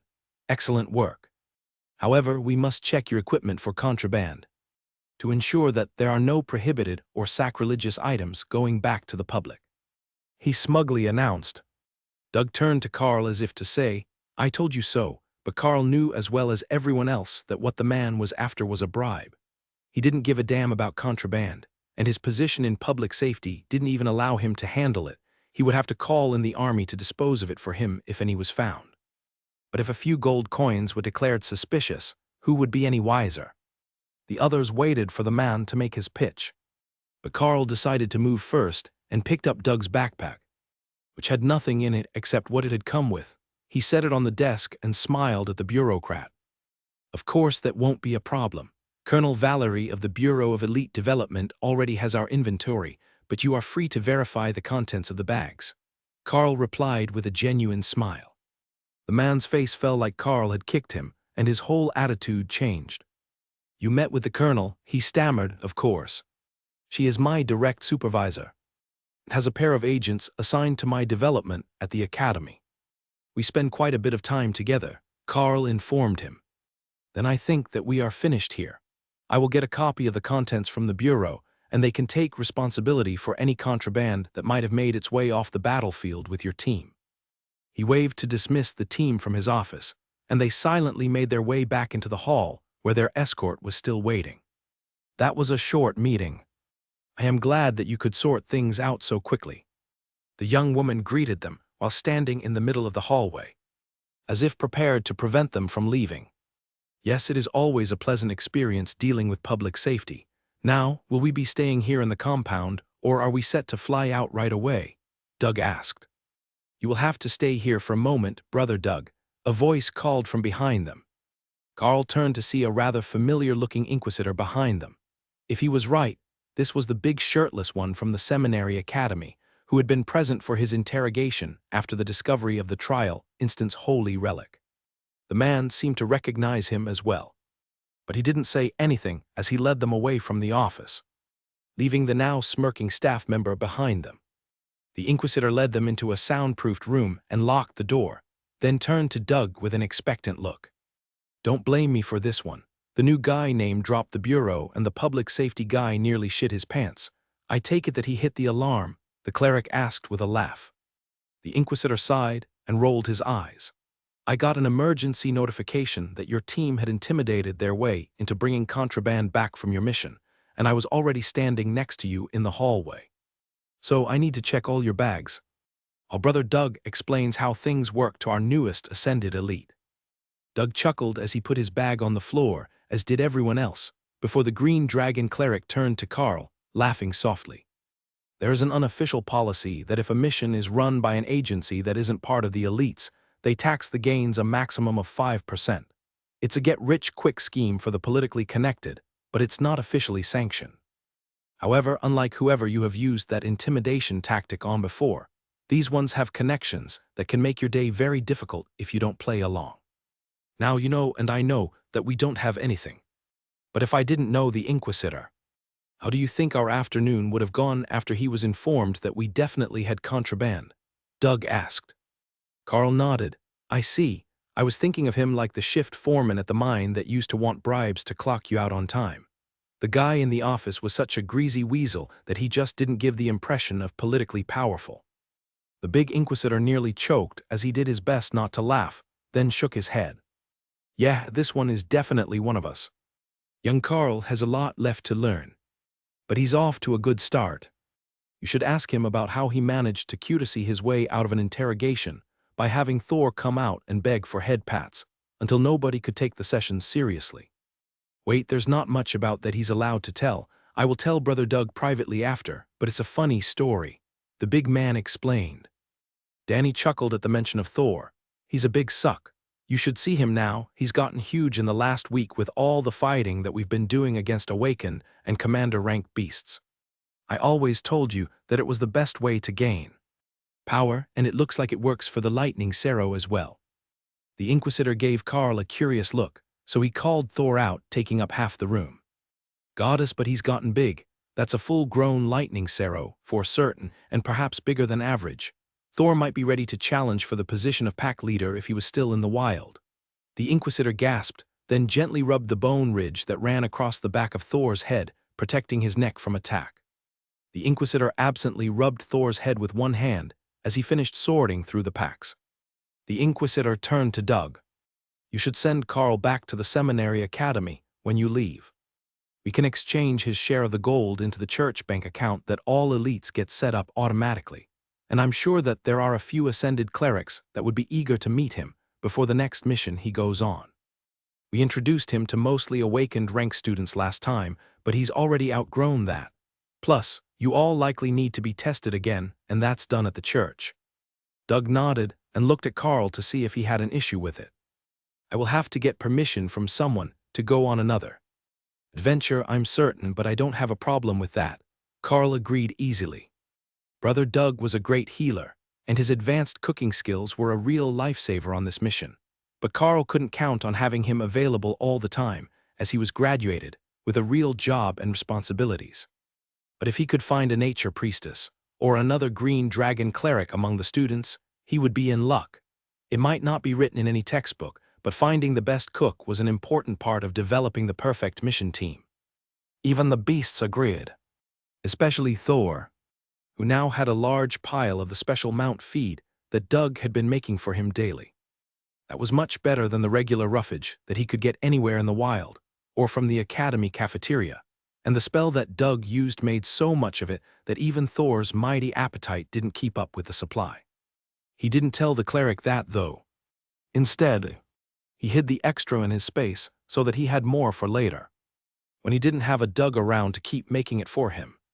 As he thought about what the protocol might be for, changing locations now that his official mission was over, Carl realized that Colonel Valerie was still here somewhere, and he had her number in his phone. He scrolled the handful of numbers in the phone's directory and sent her a simple text message. I have a request from the church to go to the seminary academy. Do I need to do any paperwork to let the school know where I am? His phone dinged a few seconds later with her reply. I will take care of it. Have them arrange for your transit back to the academy when you are finished, or update the mission log if they're sending you out again. That was simpler than he had expected it to be, but then a second message came in. Sergeant Rita will join you for your time at the seminary academy. Are you good to go now? Doug asked as Carl read the second message from Colonel Valerie. It looks like it. They're sending my personal tutor from the academy to join me during my time there, so I think they're expecting me to be gone for a while. Carl agreed. They're sending a tutor, not a professor? Doug asked. Yeah, I usually train under the guidance of Sergeant Rita, or a pair from the Bureau of Elite Development. All three are around somewhere most days, though the other duo sometimes have work to do, Carl explained. Doug nodded and smiled. It looks like we got to you too late. They've already found you a cute girlfriend who just needs to make the first move. The twins laughed and Carl chuckled. If it's about Sergeant Rita, she's got competition from the first years. Oh, do tell, Bob asked. Carl realized that they didn't know who he was talking about. I forgot for a moment that she wasn't on the same helicopter on the way in. There is another fast-growing student, a mage named Dana. She's already awakened rank and has been on all the same missions I have, only we got separated onto different teams this time. Bob smiled. Well, at least you had the good sense to go for someone close to your growth rate instead of befriending the charity case. That always ends up messy when you get too far apart in power and end up on separate details with very different social status.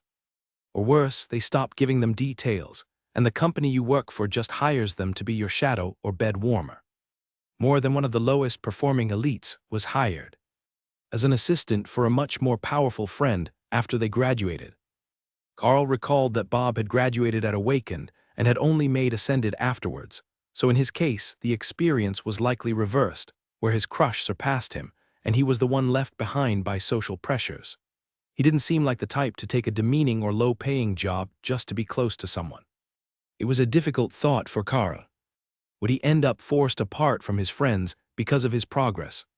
He had once heard the mine foreman say that it was lonely at the top, regarding being an elite or a company boss. But Carl had always just assumed he thought like that because he was a douchebag and nobody liked him. Doug led them out of the building, and Carl saw a very familiar head of curly hair in the distance, pushing a cart of supplies around. He would know those curly locks anywhere, even if she wasn't wearing an academy uniform with the familiar black awakened rank badge on the coat. Speak of the devil, that is Dana, the mage I went on the mission with. I'm not sure what she's doing in camp here, but we can go say hello if we have a minute. Carl explained while waving in her direction. Dana spotted them and ran over with her cart to greet Carl with a big hug, which brought some stifled laughter from the mages and a whispered "Aren't they adorable?" from Doug that he probably wasn't meant to hear. Dana, it's good to see you again. When did you get to the base camp? Carl asked. 5 days after we were dropped off. My group was completely useless, and our guardian cleric brought us back to the nearest base, who transferred us here and put the other 3 on work detail for avoiding their duties. The cleric's report was far from a glowing recommendation of their skills and work ethic. But he put in enough of a good word for me that I didn't get any sort of punishment. They just reassigned me to look for another team. I've been doing day trips with some groups to get the experience, but I haven't found a full-time group yet. It doesn't help that they upgraded the threat level here to Ascended, so there aren't many groups in the area I can even join, since most of them have commander rank leaders. She complained. Carl nodded in understanding. They transferred us here because of that upgrade. The rest of the team here are all Ascended. This is Bob, the lead warrior, brother Doug, of the Green Dragon, and the twin mages Danny and Donnie. Dana did her best to hide her envy at Carl, having gotten a good group right from the start. She had been bouncing between groups for a week without any real hope of getting on full time. The groups were already at full strength. They were just taking on an extra for the day so that she could get the experience. "Where are you off to now? Back into the field after you resupply?" she asked with a gesture to her cart. "Nope, off to the seminary academy for a bit. They wanted to talk to us about a thing." Carl explained vaguely. "All right, good luck. I've got to deliver these supplies and then I'm off in the morning with another fresh team. They've just arrived back, but they're military, so maybe it will be better," she replied, then waved at everyone and made her way toward a group of trucks. Doug chuckled as she left. If she thought that things were going to get better with a military group, she was in for a surprise. But at least it would be somewhat stable, and they probably wouldn't ship her back to town after a single day, like these short mission sorts. Once Dana was gone and social time was over, Doug led them to a convoy of white buses with church logos on the side, which would just discharging their passengers. The young clerics were giving Carl a curious look, and he realized that he actually had met most of these people before. They were students of the seminary academy, being shipped out to supplement the groups here. He leaned over to whisper to Doug, "Should we really be headed back when things are so bad that they're sending busloads of students out to the front lines?" Doug smiled and patted him on the back. "It's not like that. They will be assigned as the second or third healer for a 10-person military unit to gain work experience. This is a common thing for both academies once the students are in their second years." The group stopped to wait for the buses to be ready to start loading again, and the students took that as permission to come say hello. "Brother Carl, is Thor here?" one of the girls called from 3 buses away. That brought dozens of eager looks their way, and Carl called out the happy Sero to say hello to everyone. "He's getting big. Good afternoon, Thor." The girl giggled as she ran over to rub his horns. Thor was quickly swarmed, and the mages gave Carl a questioning look. He just shrugged. Thor is a people person. He makes friends everywhere that we go. He was making even more friends here, behaving like an attention-starved puppy around impressionable young clerics. At this rate, we're going to have to give them a refresher in the interacting with wild animals course when they get home. Doug chuckled. Thor is thoroughly domesticated, but I wouldn't recommend doing that with a wild lightning Sero, though who knows, maybe they would like it, and it's just that nobody has tried. Carl agreed. "Oh, someone has tried. That's why we teach the course." Doug countered with a smirk that said he was familiar with the story behind why the course existed. It took an hour before the buses were cleaned, restocked, and refueled for the trip back to the seminary academy, which was set to take over 10 hours. Compared to flight, it was incredibly slow, but in terms of cost-effectiveness, Carl assumed that it was much better. He didn't know much about what it cost to run a helicopter, but it seemed like it would be a lot. Carl and the team were the only ones on the bus who weren't part of the church, and the returning cleric seemed curious about why they were along on the mission. But 2 inquisitors had come to sit in front of them, and nobody was brave enough to speak around them, in case the team was in some sort of trouble. Both of the inquisitors looked totally wiped, probably from dealing with slackers for the last couple of weeks, and Carl nudged Doug, then handed him a bit of the moss for tea. "How about you make everyone a nice, refreshing cup of tea? I think that they've earned it," he suggested. Doug looked startled when he saw the moss. "Where did you get this? It looks freshly picked." Carl shook his head. "It's from a previous mission, but I have ways to store resources that don't let them spoil. I know it's usually dried better, but it should be all right. We made a pot the first day we got it, and it was fine." Doug nodded and got out his teapot with a heating element. A few minutes later, a warm and earthy aroma filled the bus, and Doug poured a thermos full of tea, which he passed forward up the bus. Each person it passed poured a small cup, and when the thermos made it back to Doug, it still had a little in the bottom. He topped off his cup and started to brew another pot with the same moss. "It's good for at least 2 batches, though the first is the most beneficial. I know that not many of our clerics are physical sorts, but it can still be useful to them," he explained as the second pot steeped. One of the inquisitors turned back to talk to them. "That's pretty good. Most of the time the moss is stale from storage and the flavor is off.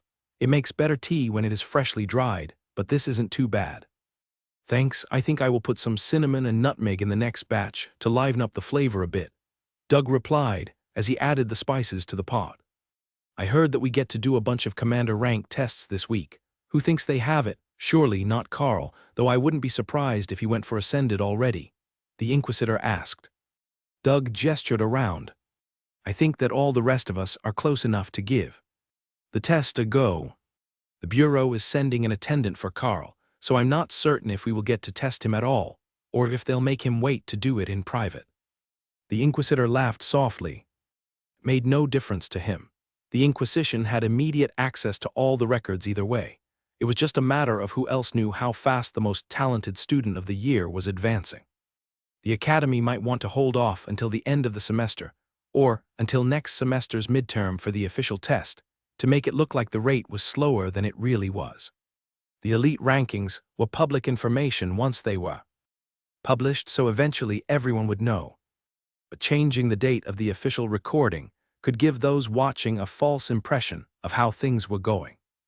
All the elite agencies had at least a few agents who were waiting on official tests, but had advanced months or even a year earlier. But for most elites, it was a point of pride to show off their advancements, especially to commander rank. For the clerics, it was an especially large jump, as the commander rank marked the high priests and priestesses. If Doug could make that, he would get much better assignments at work, and would probably get a few assistants assigned to him to do the annoying parts. For the others, it was mostly semantics, as they already had the power, but it would help them get promotions and better-paying jobs. Not that they particularly needed the money, but you could never go wrong with a little better quality of life. The bus rolled through the wilderness, and Carl noticed a group of ogres in the distance. Are there groups in this zone? He asked. The Inquisitor shook his head. No, this zone is already cleared. And there hasn't been anything spawning here. There are ogres over there. They don't look fully grown, so likely low ascended or high awakened. Carl informed him with a gesture toward the tiny figures in the distance. The Inquisitor took out binoculars to see if he could tell what Carl was talking about.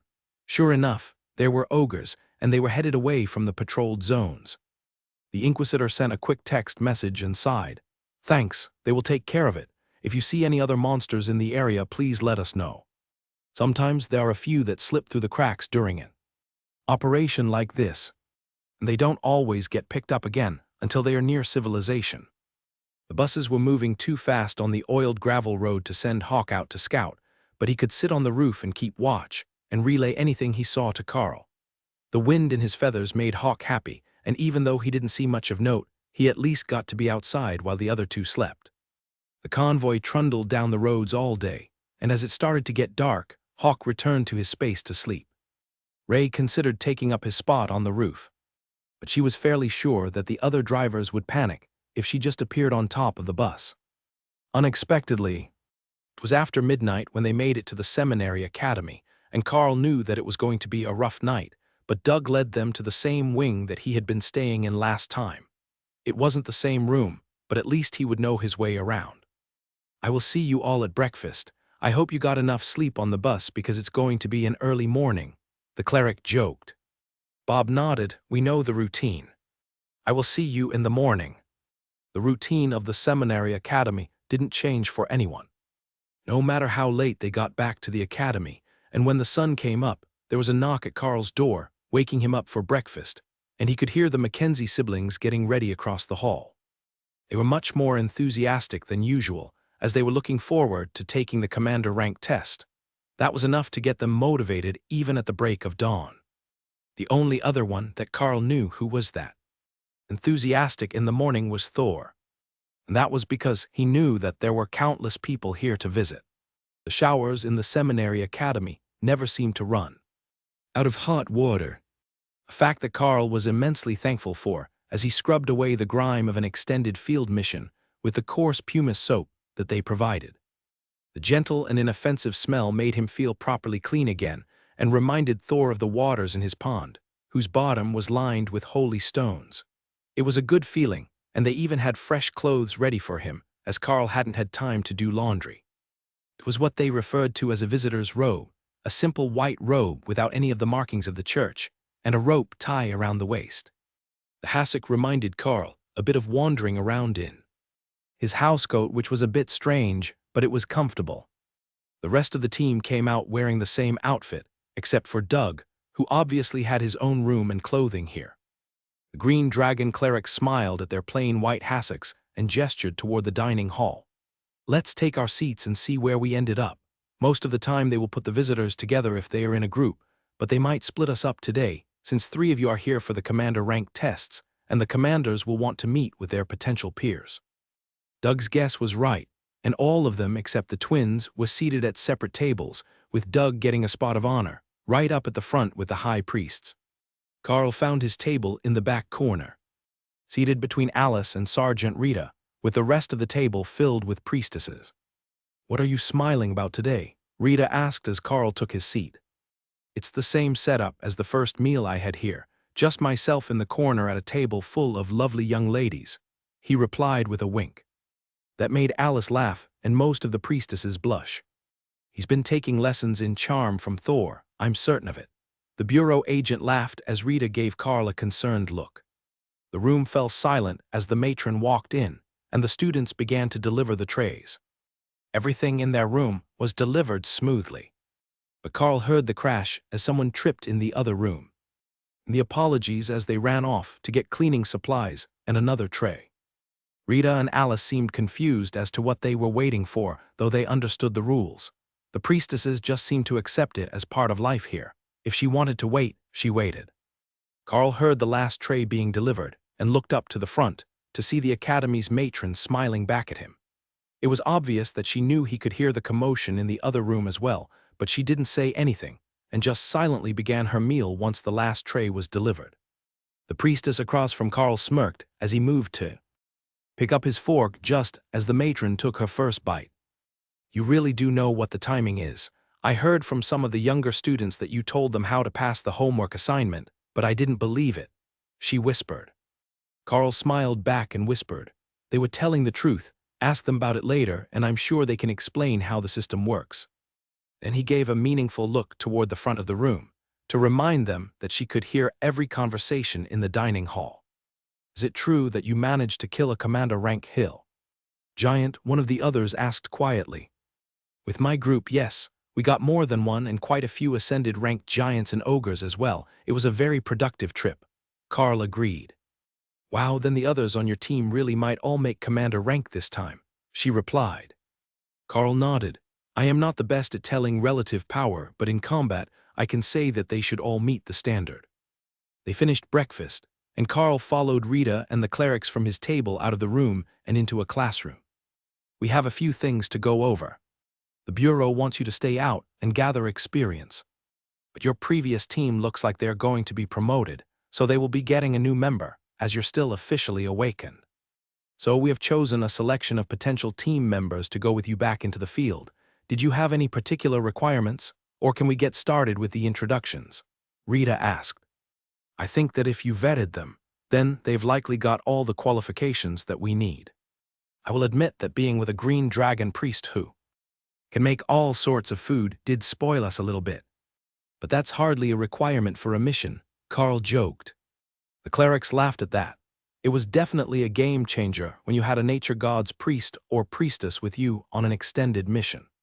All right, that is an option. There are trade-offs, as nature priests aren't as good at healing as some of the others, and they don't have the group buff abilities of the war clerics.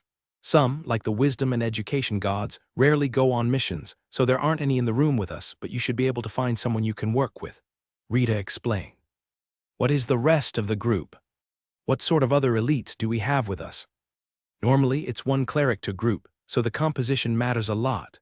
Bob, the warrior from the group I was in, specialized in front-line tanking, holding the enemies back while the mages cast their spells. If we don't have that, we will have to adjust expectations. If it's going to be random, then the most versatile of options would be best," Carl suggested, not wanting to single anyone out or cause any hard feelings within the group. They were all likely great options for a mission team, and he wouldn't want to mess up any future encounters. "Then we will start with introductions from left to right. We have Jenny, a healing specialist from the God of Life. Tessa, a war cleric of the Red Dragon.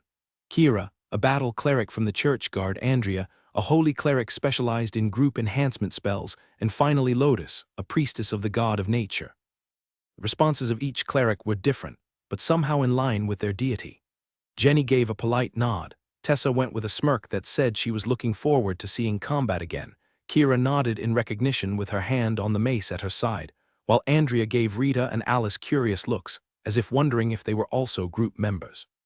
Lotus was the outlier, and the tiny cleric poked Carl in the side with a pleading look. "Can we see Thor again?" she asked. Rita laughed but motioned for Carl not to do anything. "Thor has gotten larger. There isn't enough room for him in here.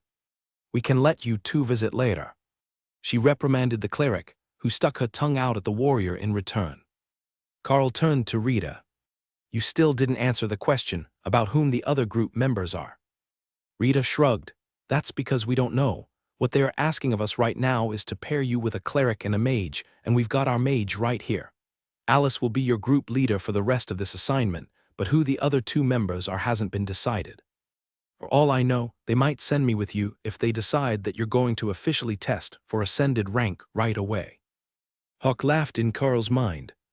He had said on the very first day at the academy that it wouldn't be long until they surpassed the evil woman who worked him without snacks. And now it was coming true. Alice smirked as Carl realized that she would be his team leader for the mission, as she was a commander rank mage, and he was picking from ascended rank clerics. "All right, I am at least vaguely familiar with Alice's abilities. She is good with barriers but specializes more in attack. We're already well-rounded in attack and defense, with a versatile mage as the leader. Thor also specializes in defense, while Ray is full offense and Hawk is our scout. His presence made it possible to clear an entire zone by lunch because we didn't have to hunt for the monsters' hiding spots." Carl explained to the clerics. "So mostly you need someone to keep you alive and fed, while making sure that the monsters die in a prompt and efficient manner?" Tessa, the war god's cleric, asked. Alice nodded. "That is a pretty good way of putting it. We can obviously feed ourselves and there are ration packs, but nobody says no to a bit more variety in their diet." The clerics all nodded, and then they looked at each other.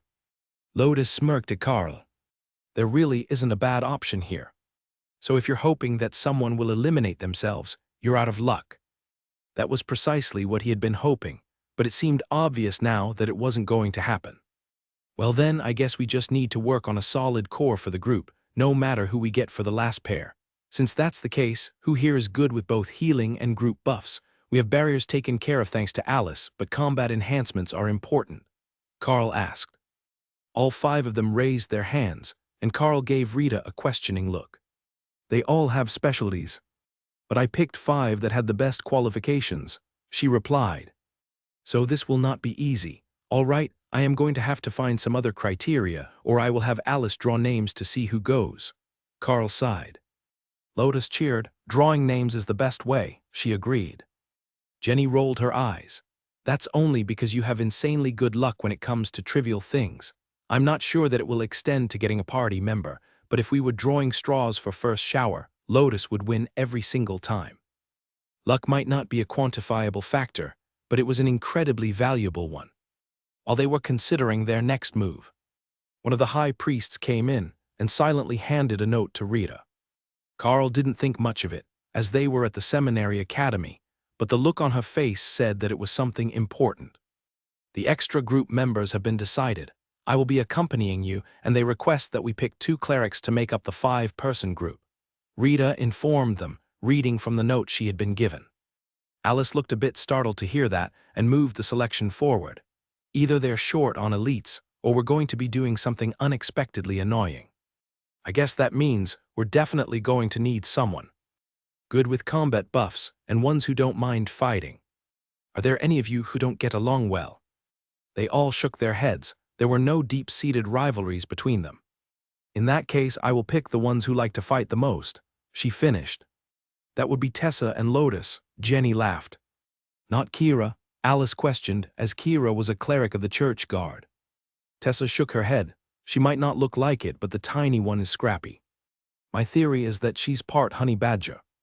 And as she got more attuned to her goddess, it made her want to pick fights with everyone." Lotus definitely didn't look the part of a fighter. She was even shorter than Dana, despite being graduated from the academy.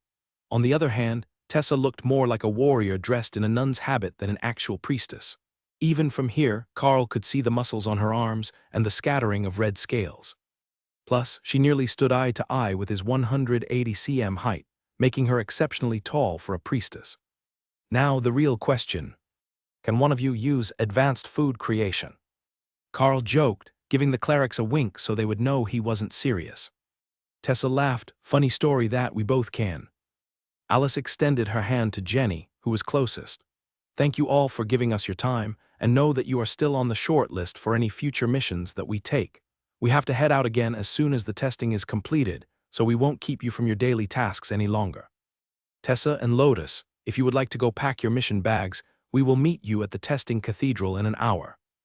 The rejected candidates waved as they left, while Tessa and Lotus gave each other a high five as they went to pack their bags. Well, this could be an interesting mission. Would have thought that we would be assigned 2 clerics, Carl muttered as they left the room. Alice nodded. It's unexpected for certain, but the colonel believes that you're up to the task. That said a lot about how they ended up with such a strange group, and in such a hurry. Carl assumed the normal state of things would be for him and his chosen cleric to go back to one of the base camps and get assigned someone from the reinforcements to go with. So, are we really going to do the test for Ascended before we go? Carl asked, instead of voicing his thoughts about what was happening with the colonel's favoritism. We are. I am a commander rank mage, so normally my group would be all Ascended or higher. If we're going to keep the military and the government dispatchers happy, you have to make it to Ascended as soon as possible. We can write off a few weeks or a month as training, but after that, they will start wondering what is so special that you are out fighting when others are stuck in class. She replied. So I will be out for some time, Carl asked carefully. Look at Thor and Ray. That sort of growth would never happen in the academy. So, as long as it keeps up, we will keep finding you opportunities to keep them growing. I must say some of it is personal curiosity on the part of Rita and myself to see how fast you really can grow. But most of it is the practicality of it. The colonel thinks you might be the next powerhouse, and that means doing all we can to make it come true. Alice agreed. But don't worry. We will get you back to your little mage girl before you know it. Rita laughed. Sergeant Rita cleared her throat to get Carl's attention. The test will be administered by a group of high clerics, using a combination of divine magic and technology to determine if your combat power and maximum energy output meet the standards of an Ascended elite. Your class is a bit of an anomaly, so I am not certain whether they will count your beast's maximum as your own, but it is almost certain that they won't allow you to combine the outputs to get a more impressive number. The look on your face says you never even considered it, but it has come up in the past with druids and rangers who had summons. They count the summon as a separate effect, and while they do allow you to have it active if you gain a buff from it, their attack power is not added to your own. For that reason, the total effective combat ability of mages who can use golems or elementals, as well as classes with various types of summons, can be much higher than a single warrior. She stepped toward the door, and Carl turned to follow, eager to get through the test and find out what the plan was to find another way for the beasts to advance. He had an idea of his own, a simple one but effective so far. The lizardmen and ogres tended to carry magical gems on them, which could be used in potions to enhance warriors. Those should be effective on the beasts as well, and he even had some coming from his share of the loot from this mission.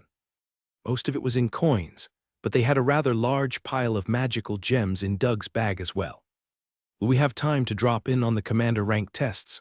The team I was with before are all testing for advancement today, and I think they would appreciate the extra bit of moral support. Carl asked, possibly. Not all of them, as they're running at the same time as your test. But the last few we should be able to go see unless they are faster than expected or close the temple. Alice agreed. She led them to a small temple off to the side of the compound, past the stables, where a small group of older clerics had gathered. An ancient-looking man with golden eyes that was slotted like a goat's turned to look at Carl with a curious expression. This must be elite, Carl. You have a lot of the world dragon's luck about you. Are you confident in your ability to pass the Ascended rank trial? He asked, speaking slowly as if each word was an effort. Yes, High Priest. I am confident that I can pass the trial, Carl replied politely. A younger priest stepped forward.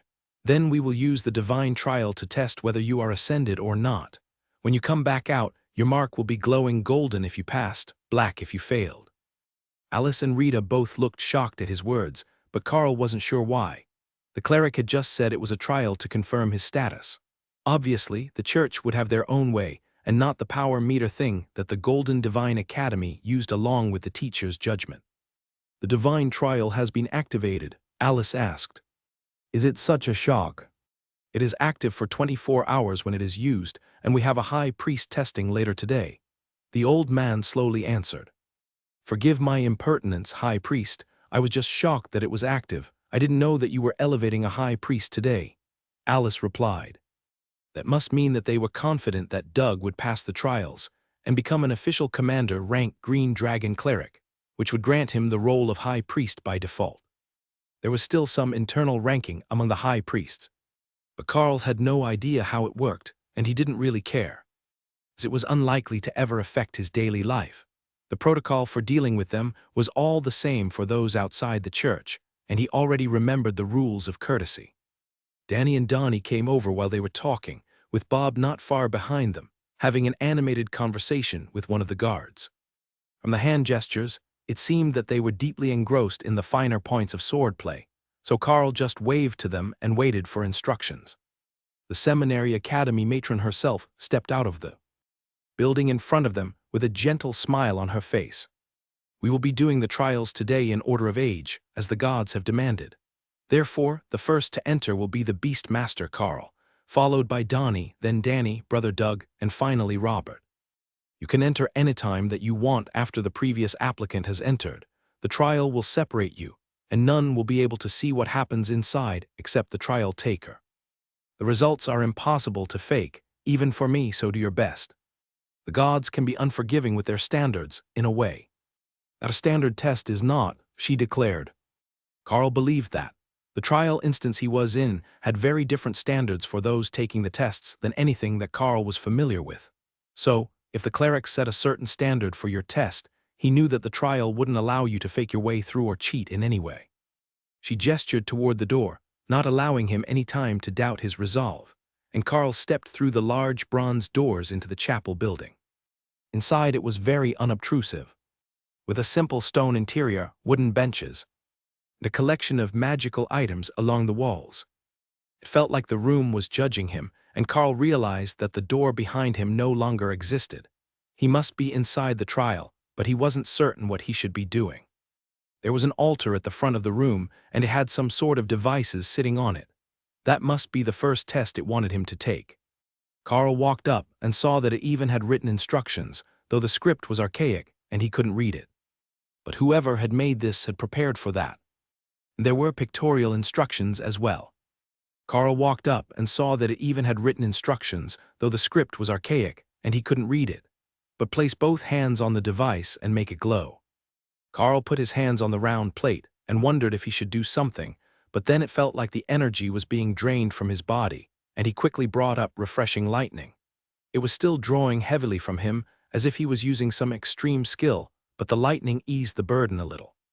Then the standard increased, and Carl's knees nearly buckled. But he held on until the draw increased again, and then abruptly stopped when Carl couldn't provide the power that it demanded. He wasn't sure if that was a good thing or not, but the altar vanished, and Carl found himself in an empty field. A golden golem appeared in front of him, and a voice whispered in his mind. "Hit it as hard as you can, again simple." Carl checked to make certain his bracelet that increased. Skill damage, the reward he received the last time that he was here at the Seminary Academy, was firmly attached to his wrist, and then coated his sword with both shred and refreshing lightning, before lunging forward and landing 5 rapid strikes on the golem, letting offensive adaptation do its thing. Each time he hit it, a bit more of the golem turned from gold to red, until after the 4th strike it stopped advancing. Again, Carl had no idea of how the measuring system worked, but the scene changed again, and he was sitting at a desk with a written test in front of him. He didn't expect a written component. He couldn't even read the language of the holy relics. But the test turned out to be just one question, and it was in the Golden Dragon Nation's common language. Which deity do you owe your allegiance to? That was a tough question. There was a whole pantheon. He wasn't a cleric with an affiliation, so although the World Dragon was considered the primary god of the Golden Dragon Nation, he wasn't certain how to answer. Wouldn't a layman like him picking just one be an uninformed answer, and an insult to all the other gods that he didn't pick? The page went blank for a moment, and then new words appeared. Carl stared at the words on the sheet. He didn't recall coming up with an actual answer, but he supposed that was an answer on its own. This test was the most confusing trial he had been through so far, and he had no idea how he was even doing. He didn't even know what the standard was that he was aiming for. Then the desk vanished, and he found himself at another temple with steps up the side, identical to the one in the last trial instance. Except this time, every side but one was shrouded in dark mist. Carl walked over to the stairs and found himself looking at the sign in annoyance. It was again in a language that he couldn't read. But the picture had a person stepping up the stairs and an arrow. That would be clear enough for anyone to understand what it wanted. So he stepped onto the stairs, and a soft sound like a tambourine cymbals jingled. He stepped again, and it was a bit louder and longer. There was no appreciable resistance as he walked, so he just kept going, listening to the song that the cymbals were playing until they were joined by a drum beat. At first it only beat with every stair, but it was slowly gaining a beat as he moved up the stairs. Then a flute joined the music, and a heavy weight seemed to descend on his shoulders, making every step a challenge. The refreshing lightning barrier seemed to help, and the mana flowing through his body helped keep him focused as he realized that he knew this song. It wasn't some divine hymn or some ancient ballad, it was a rhythmic working song that the miners sang, that Carl knew by the name, "Give the Working Man a Chance." It was about hard work getting you nowhere, and that the only way to true power was to take it by force. The song was officially banned in the mines, but not because it was a revolutionary theme song. The lyrics he knew advocated murdering the boss and taking over his job when you knew you could do a better job. Carl sang along as he trudged up the steps, and that strange sense of amusement that he had felt on the steps after the trial appeared again. One of the gods must know this song. Or his version of the lyrics was so very wrong that they were laughing at him, missing the point. 6 steps later, a familiar ache, like the end of a full shift swinging a pickaxe, had settled into his bones and muscles, but still Carl pushed forward until he found that he couldn't take another step. As it had been on the Fate steps, it was simply impossible to move forward. No matter where you put your foot, you somehow ended up on the same step. This was a trial, so there should be some way forward, he assumed. Carl poured extra energy into the refreshing lightning barrier and slid his foot up the step. That got it onto the next stair, but when he put weight on it, he found it back on the same step as his other foot. So he added more power with Shred and Rend both activated. Now he was on the step, and the other foot came up behind it. After a half-second that felt like hours, both feet were on the next step, and a flow of power was entering his body, refreshing his aching muscles. Then he was flying through the air, away from the temple. It was ironically familiar after his attempt to jump straight up on the stairs in the last trial instance, but he landed on his feet with a solid impact that left a 10-meter-long furrow and made the refreshing lightning barrier flicker.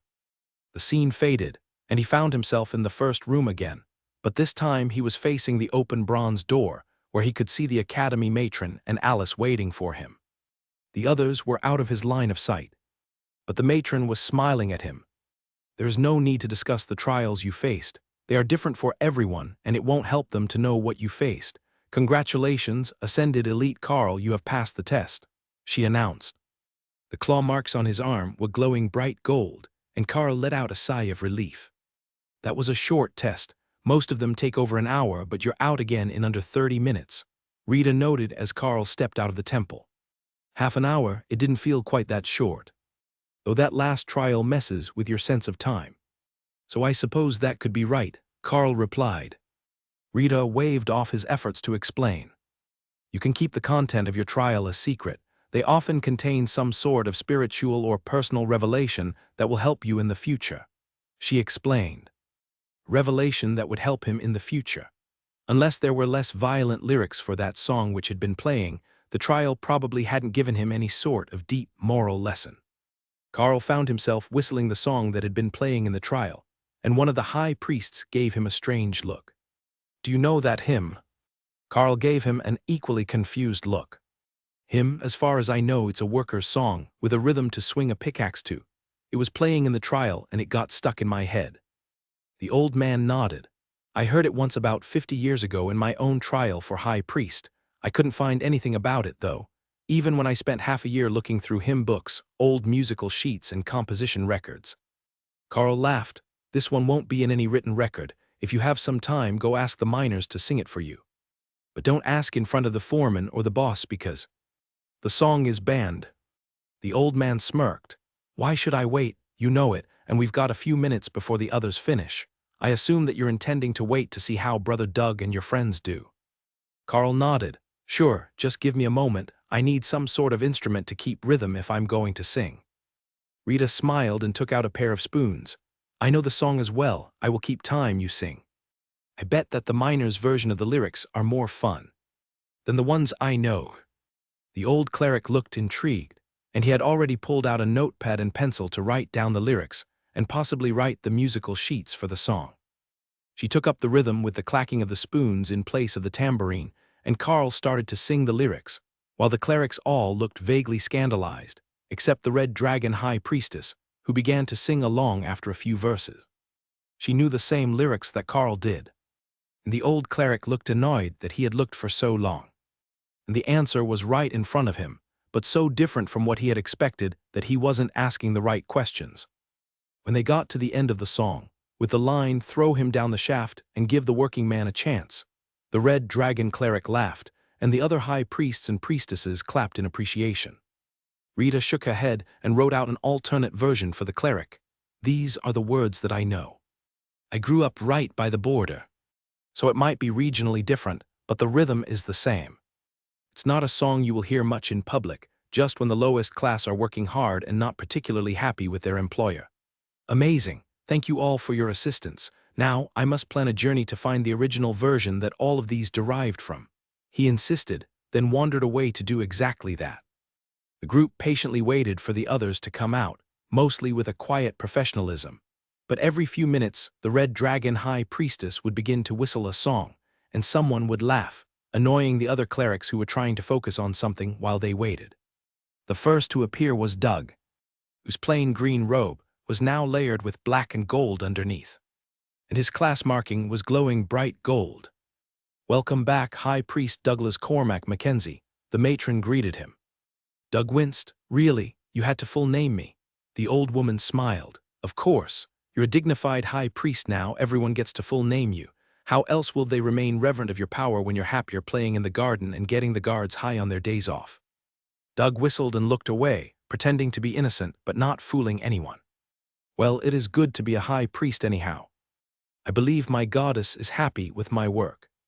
Doug replied with a reverent tone when he spoke of the dragon god of nature. The other clerics chuckled at his pronouncement, long since used to the carefree ways of the nature priests. Little things like rules and regulations never bothered them much, unless they interfered with the natural order of things. They couldn't even be counted on to prevent violence among the students because, in their words, sometimes people deserve a punch in the face. But on the other hand, you could count on them to deal with the matter fairly after it happened. 187, Commanders Mackenzie. The next out was Bob, whose warrior mark was glowing a faint gold, barely illuminating the mark. It seems that it was a close thing, but you two have passed the trials. Congratulations on your success, Commander Robert Mackenzie, the matron greeted him. Thank you, matron. It got very touch and go there for a bit, but I am glad that I managed to satisfy the gods that I was worthy of the rank, he replied. Then he turned to Carl and gestured to where he had left his backpack. I have the loot split, if you don't mind. The mages were quite interested in the crystals for crafting, but they have offered a ring of giant strength and a magic sword in exchange. The values are equal according to the church auditor, Bob informed him. Carl nodded. That works well enough for me. If they know someone who can make good use of them, then they are welcome to the gems. Has the cash been deposited into the account? I don't know how to check my card balance away from the academy. Bob nodded. You can check it at the supply counter here at the Seminary Academy or at any money machine in the towns. But yes, the money should be deposited already. It's a rather substantial amount, so try not to act shocked when you see it. Alice gave Carl a curious look, and he shrugged. We brought back 2 backpacks half loaded with coins from the giants and ogres. Even split 5 ways, it should be a fairly substantial amount, as Bob called it. Bob handed over the ring and the sword, which Carl recognized as the dagger that they had gotten from one of the giants, which Bob had been using himself as an improvement on the other sword he owned. Carl slipped the ring on his finger and strapped the blade to his pack until he could get a scabbard made for it. It wouldn't fit into the one for the sword he already owned. He didn't have another way to carry it, like the metal loop that Bob used as a sword hanger. The supply room should have something for him, though. They had all sorts of gear made by the church, and it was usually reasonably priced, from what he had heard. Even many of the items at the Golden Divine Academy were made here.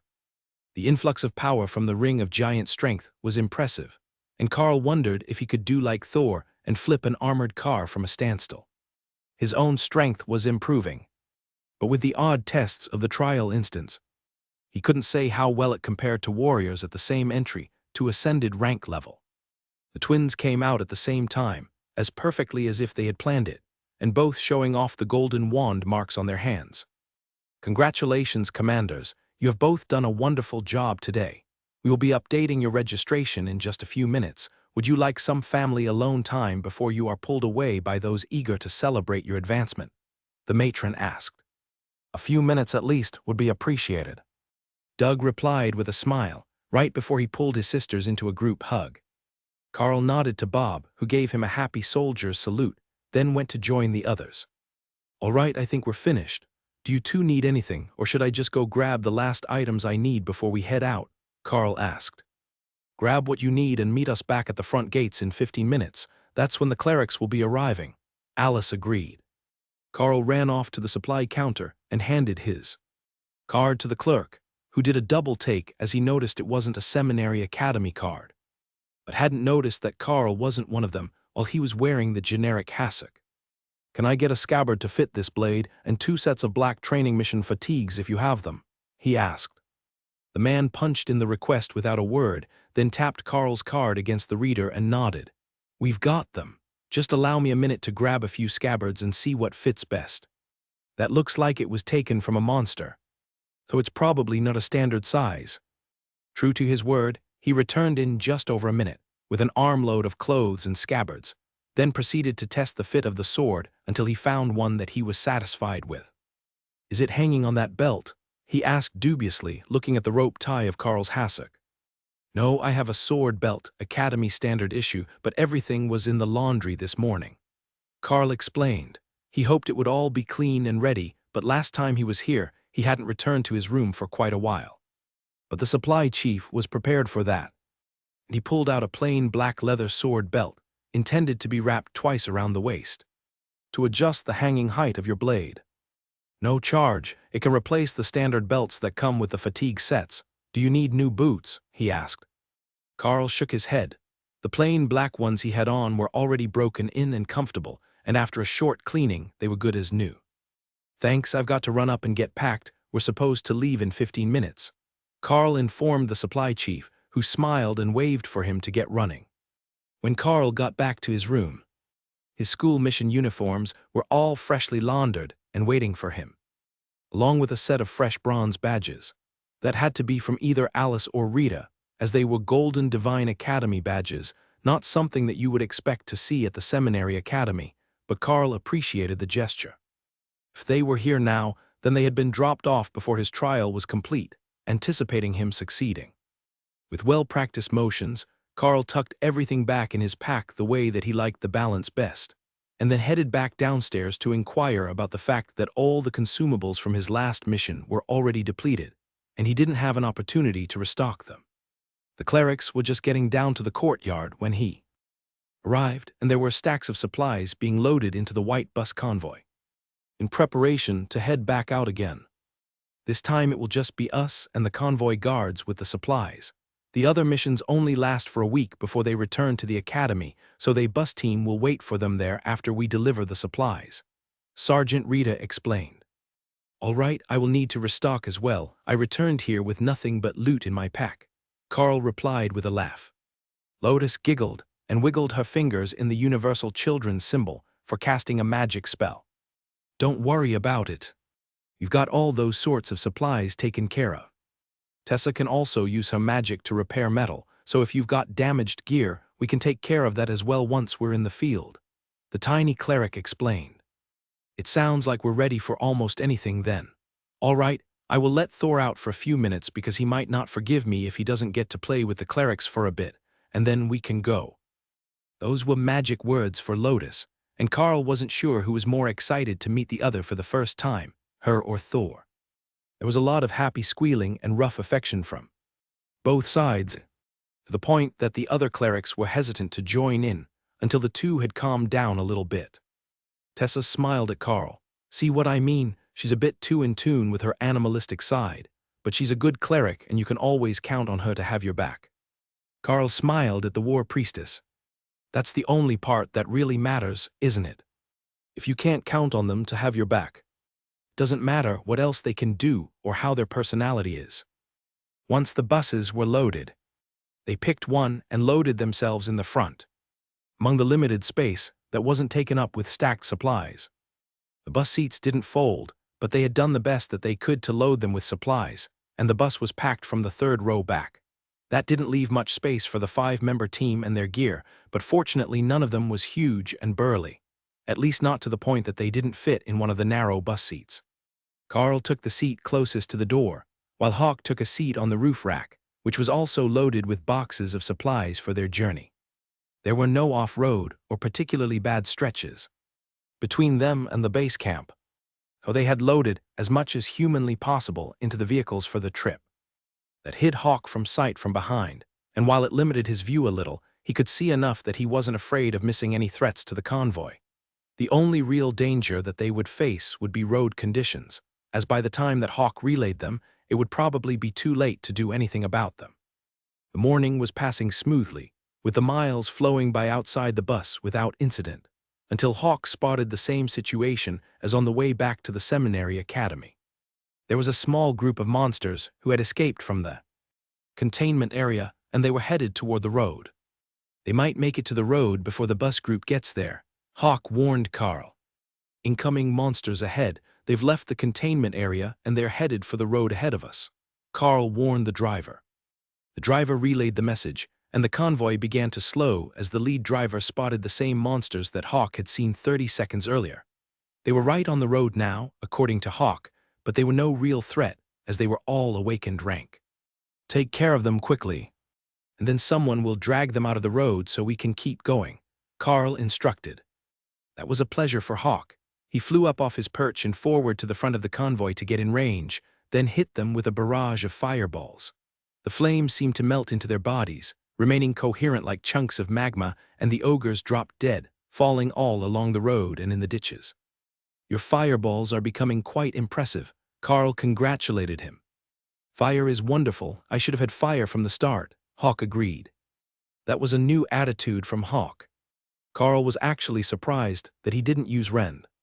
But with Fireball being as good as it was now, clearly an ascended rank advanced attack ability, it made sense for him to switch. That Hawk has some serious attack power, the driver commented as he listened to the lead guard group going out to clean up the dead ogres and scavenge any loot that they could get. Hawk didn't sense anything worth keeping, but they might have some money on them, which the church would use to pay for the supplies and bus fuel. They had the road cleared in under a minute, and the convoy was back in motion, with Hawk now sitting on the top of the lead bus. So he could get that extra few hundred meters worth of warning if there was anything headed toward the road. Burning holes in ogres was surprisingly satisfying, and with Carl meditating all the time lately, his space was starting to gain enough power that he could feel a bit of leeway to keep growing his skills. Keeping up with the demands of the 3 growing beasts was more than Carl could easily manage, but now that Hawk had found some advancement room, he was making the best of it to improve his fire abilities. Carl could tell that Ray was working on something as well, but he couldn't tell quite what it was that she was trying to comprehend. He still had Skill Master active to help their learning, but without anyone to watch, their growth would be limited. She was dedicated to it though, and she seemed to have a good grasp on what she was doing. There was just one last step left that she wasn't understanding in order to make the spell work. Once they were in combat again, she might grasp it, as long as it was something that the group here was using as well. With the combat enhancement of a war goddess cleric, The pets might even manage to learn some new combat enhancement spells and abilities. Sure, it was divine dragon magic, but there was still a chance. The class marking would divine magic from the world dragon after all. There were a few more monsters near the road just before they got to the base camp, and Hawk was getting excited about getting to burn them again, but the team on patrol in the field got to them first and had the road cleared before they arrived. It was their job, but Hawk was still disappointed that he didn't get to show off his new skill. The convoy rolled into the camp, stopping at the edge of the parking lot so that the work teams had more room to unload. Since the interiors, roof racks and belly boxes were all loaded with cargo. The guards exited the cabs to give the work teams room to do their jobs, and Alice led the group toward the base camp office. I hear you made the public safety officer cry last time that you were here, so try to be nice to him this time. We will inform his office that we have arrived, and then we will be sent out with a weaker group as their escort. The military does things through the weight of numbers, not with raw individual power. So don't expect an all-star team like you had last time, Alice warned Carl as they walked away from the bus. I've already got an all-star team with me, I don't know what you mean, but I understand that we will be tasked to a regular military unit to help with the sorts of things they struggle with. Carl agreed. That did somewhat explain why they had 2 healers. If they were accompanying a larger group, they would need more healing, and if the soldiers were fighting above their level, they would face not only more frequent, but more serious injuries than usual. The staff member was the same one that had escorted Carl and his team in the last time he was here, but today she was all business, taking Alice's notes and pulling the assignment for their team from the printed stack of missions. You will be assigned to the 4 p.m. group. Their commander will have more details for you, she informed Alice as they finished the process. Understood, have a good afternoon, and we will see you in a week or 2. They left the office and headed for the staging area, where the soldiers were gathered. The military insignia on Sergeant Rita's uniform got them through without any unnecessary questions, and in only a few minutes. Carl found himself looking at the largest armored vehicle that he had ever seen. He hadn't realized how big an artillery platform was until he first saw one up close, but Thor seemed to take the presence of the vehicle as a personal challenge. He was supposed to be the group's front line, not some metal truck with too many wheels. Relax, buddy. It's probably not coming with us into the wilderness, and it's certainly not agile enough to be on the front lines of a battle. It stays at the back, far away from the fight. To shoot at it, Carl assured him. Thor was still suspicious of the large vehicle, but decided to let the grudge rest, as long as it didn't try to steal his job. Alice led them to a captain, who had a group of soldiers with him ready to leave the base, and shook his hand. Good to see you again, Captain. I've got a proper group for you today, Alice informed him. Oh, and how is that? The soldier replied with a smile for the slightly younger mage. We've got myself and the sergeant, plus 2 clerics and a beast master, with 3 ascended monsters bonded, she replied. And who is the small child? The captain asked, with a gesture toward Lotus, who gave him a rude gesture in return. That would be the nature priestess Lotus. She's not a child, just very short. 189 forward operations. At 3:30 in the afternoon, the group started to load up into the helicopter to head into the woods. It was the only good way in, and there was already one team waiting in there for them. Carl smiled as he saw the terrified faces of the group that was waiting for them. They were all students, both from his own academy and the seminary academy, and they all looked like they were new to the awakened rank. Alice leaned over to whisper in Carl's ear. The military group has been telling them horror stories. So when they found out that they were being tasked to set up a forward observation base in the woods where they would treat the wounded and keep the supply lines, they feared the worst. Ogre invasions, constant battles where they would have to fight 10-on-1 against a single monster to stand a chance, you get the idea. We will be based out of the camp that they are supplying, which is why we didn't need to pack as heavily this time. There is another group there now, holding the position so that it isn't overrun, and there should be base building supplies already on site. That's not our concern, though. Our team will be going outside to clear the more powerful monsters from the area. The same as always, but we can go back to camp at night if once the worst of the infestation is under control. Carl smiled. Well, that will be a change. I got very used to sleeping in the comfort of Ray's webs at night. They're kind of springy and hold the body without any of the pressure points of a cot or a cheap mattress. Sergeant Rita smirked. You weren't exactly roughing it last time, were you? Everyone else came back, exhausted from fitful sleep, leaning against tree roots. Your lot were complaining that the smell of gourmet cooking attracted even more ogres than usual. Carl smirked back. Who said that was a complaint? We made out like bandits off those ogres. There was one day when we got 4 commander rank kills before lunch. The students paled a little at that mention. They would rather not see any commander rank monsters, much less 4 in one day. What sort of mission had Carl been on that had been so dangerous? Sergeant Rita hadn't noticed that they had an audience, though. You know, we're going to be flying directly over your last deployment location.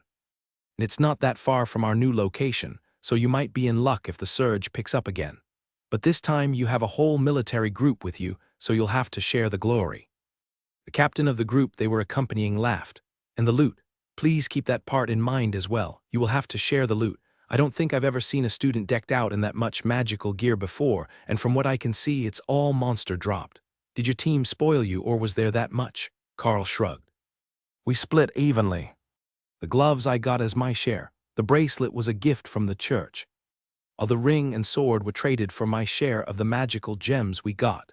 The mages wanted them for crafting. The captain shook his head.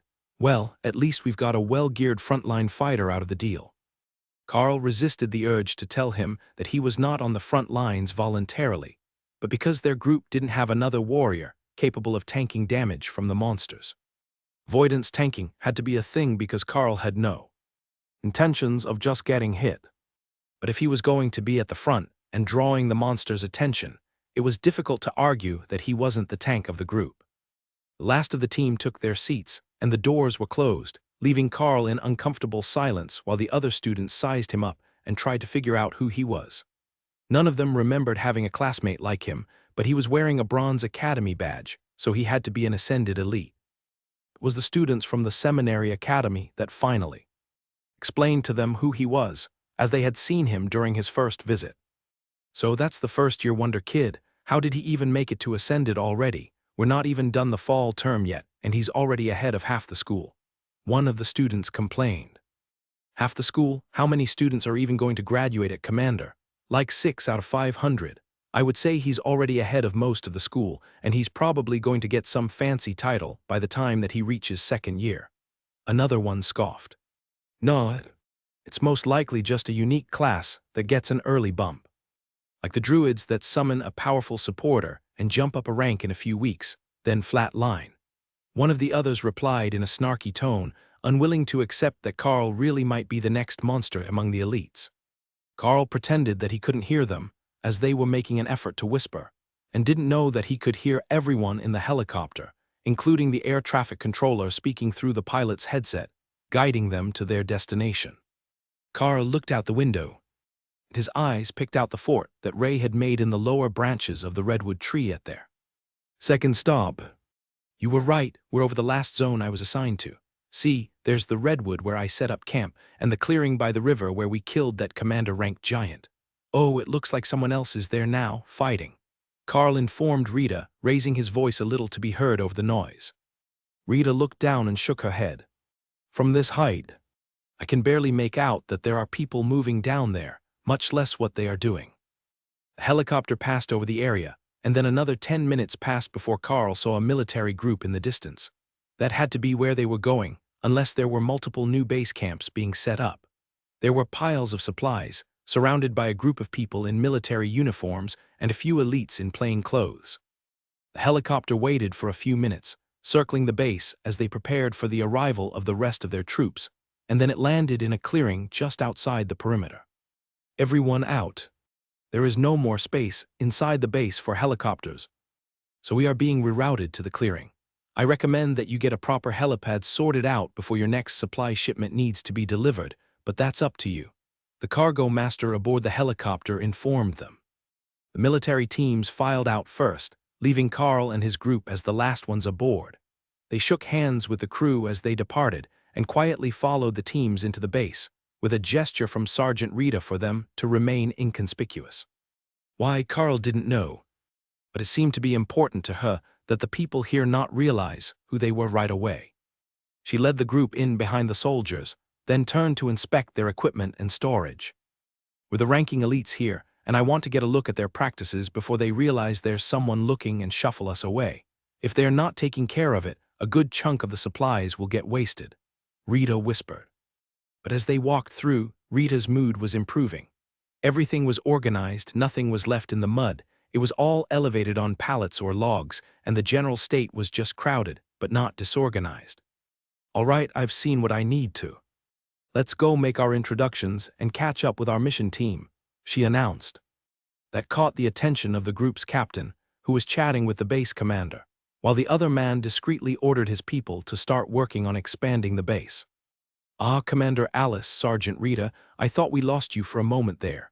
We will be headed out immediately, using the directions that the base has given us on the larger threats in the area, the captain announced.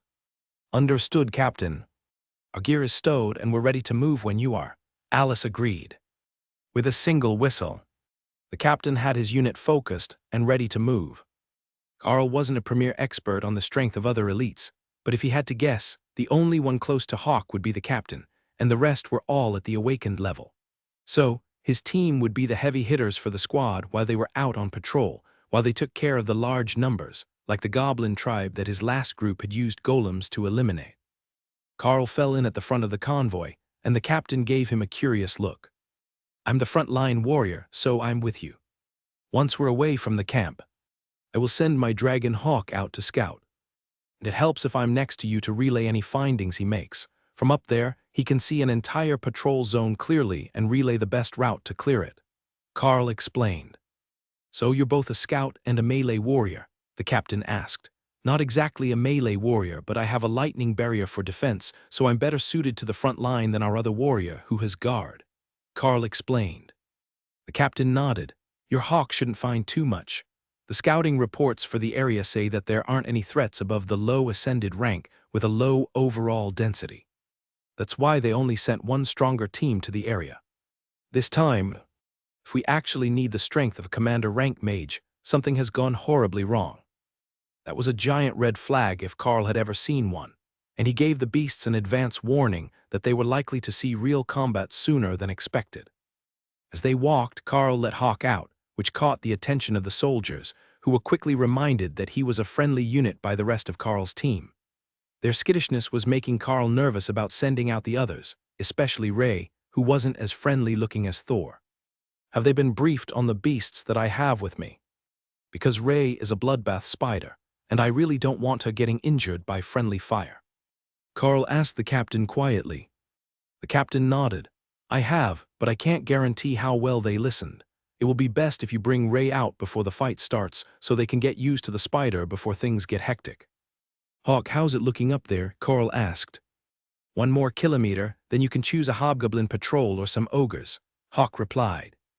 We've got a patrol of hobgoblins and a few ogres a kilometer ahead. I think it's best if I get Ray ready now. So they're used to seeing her, Carl replied to the captain's comment. The captain raised his voice. Team, listen up. Elite Carl will be calling out his bloodbath spider. It is a valuable asset on our side. Treat it as one of your team members. Carl called her out on the far side of himself, so he was between her and the team, and Ray hissed as a half-dozen of the soldiers turned weapons on her.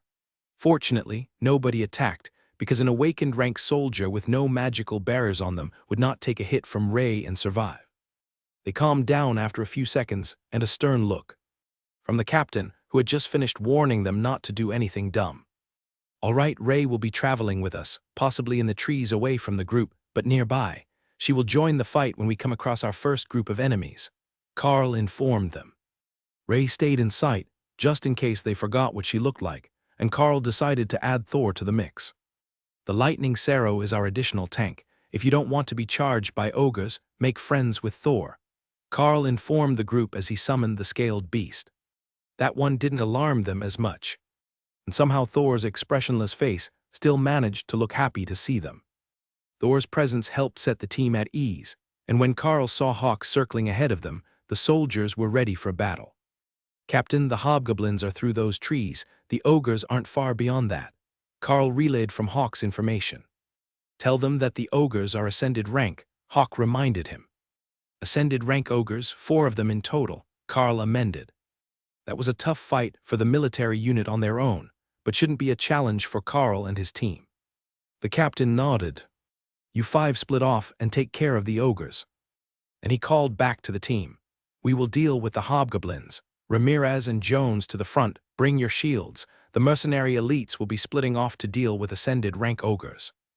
His voice was hushed, but it carried well through the unit, and the others split off quickly to join Carl, following Hawk's directions around the hobgoblins to get to their fight. Our first fight as a team, are you mentally ready? Alice whispered as the ogres came in sight. They were looking around, trying to find the sound of the footsteps, as they had heard Thor coming. But he had stopped out of sight, and the ogres hadn't properly located him yet. I'm ready. It will be a big change standing up at the front with Thor, but we've got this. Trust in the lightning barriers and we will be fine. Carl agreed. Of course, Alice cast a barrier over them as well, but her specialty was wind magic, so it wasn't quite up to the standard that Donnie's had been, despite the barrier mage having just made it to commander rank. The barrier was still enough to give Thor all the confidence he needed, and the Cerro waited eagerly for Carl to start the charge into combat.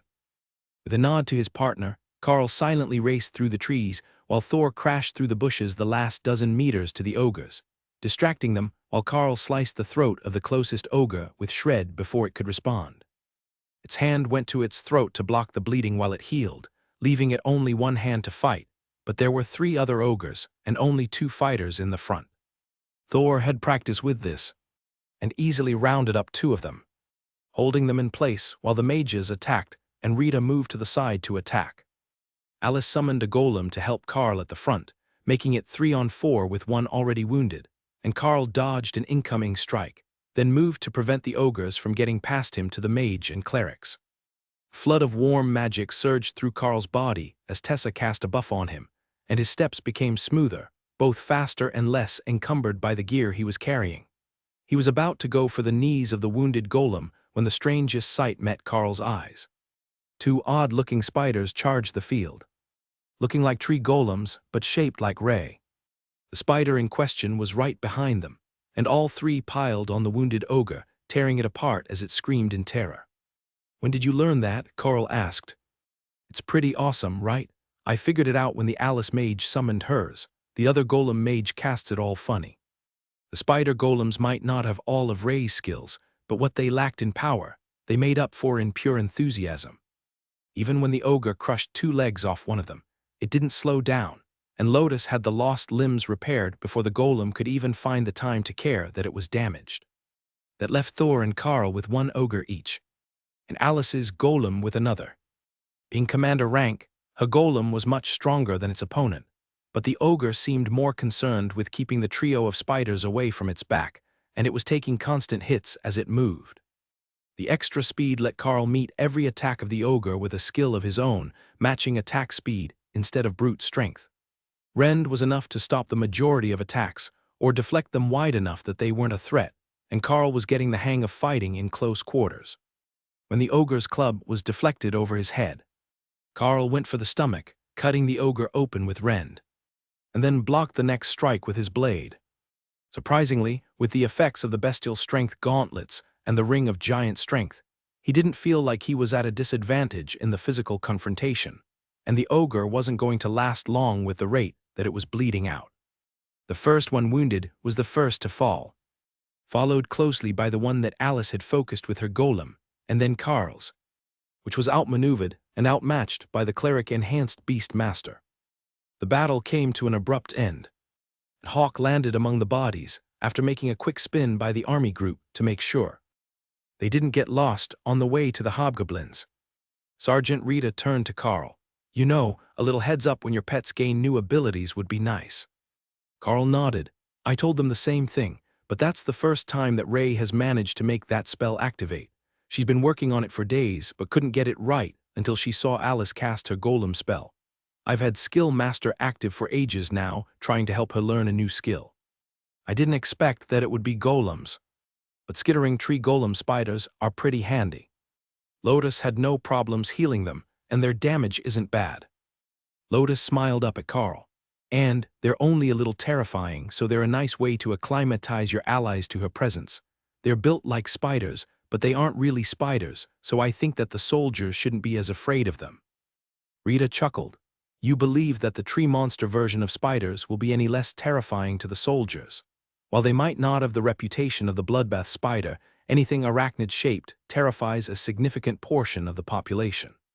They should be used to it by now, though. They've already met Ray, so accepting spider-shaped golems won't be a stretch for them.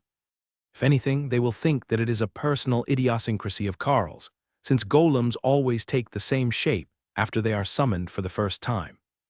They quickly checked the bodies for anything useful and caught their breath, checking the straps on their bags and preparing to walk back to the main group. Tessa gestured back toward the soldiers. We should likely regroup with them right away. I can feel them still fighting, so something probably went wrong. The rest of the group turned and started moving, not wasting any time when the others might be in danger, and the Red Dragon cleric moved up to run beside Carl. I will stay with Thor during the next fight. Some of my buffs are very short-ranged, and with his massive strength he will get the most of it, she explained. Just don't get squished, I kind of like your style, Carl replied with a wink. Carl reached the clearing where the hobgoblins were fighting first, and found that the danger of the fight had been greatly underestimated, while the actual fight was exactly as Thor had described it. The soldiers were fighting a group of awakened rank hobgoblins, but among them was an ascended rank goblin shaman, who looked like a normal goblin leader until it started casting healing magic. The hobgoblins had encircled it, and while their numbers had been cut in half, the healing was keeping them in the fight much longer than expected. Thor, you know the way, Tessa encouraged, and the lightning Sero put its head down, charging past Carl and into the melee.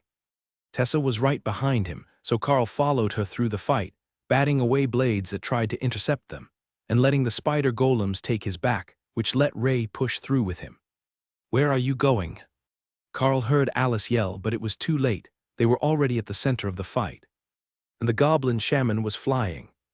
Literally flying, as Hawk had caught him after Thor threw him in the air, and was pulling the shaman up in the sky with him. Sharp turns sent it hurling toward the ground at hundreds of kilometers an hour, while the hobgoblins roared in rage at the surprise invaders. Carl slashed out, using Shred to cut down a wave of goblins who were pushing back their way, and the shaman reached the ground, directly onto Thor's front horn, which pierced through the creature's back for a moment before the Sero flicked his head and used the body as a shield against a hobgoblin blade.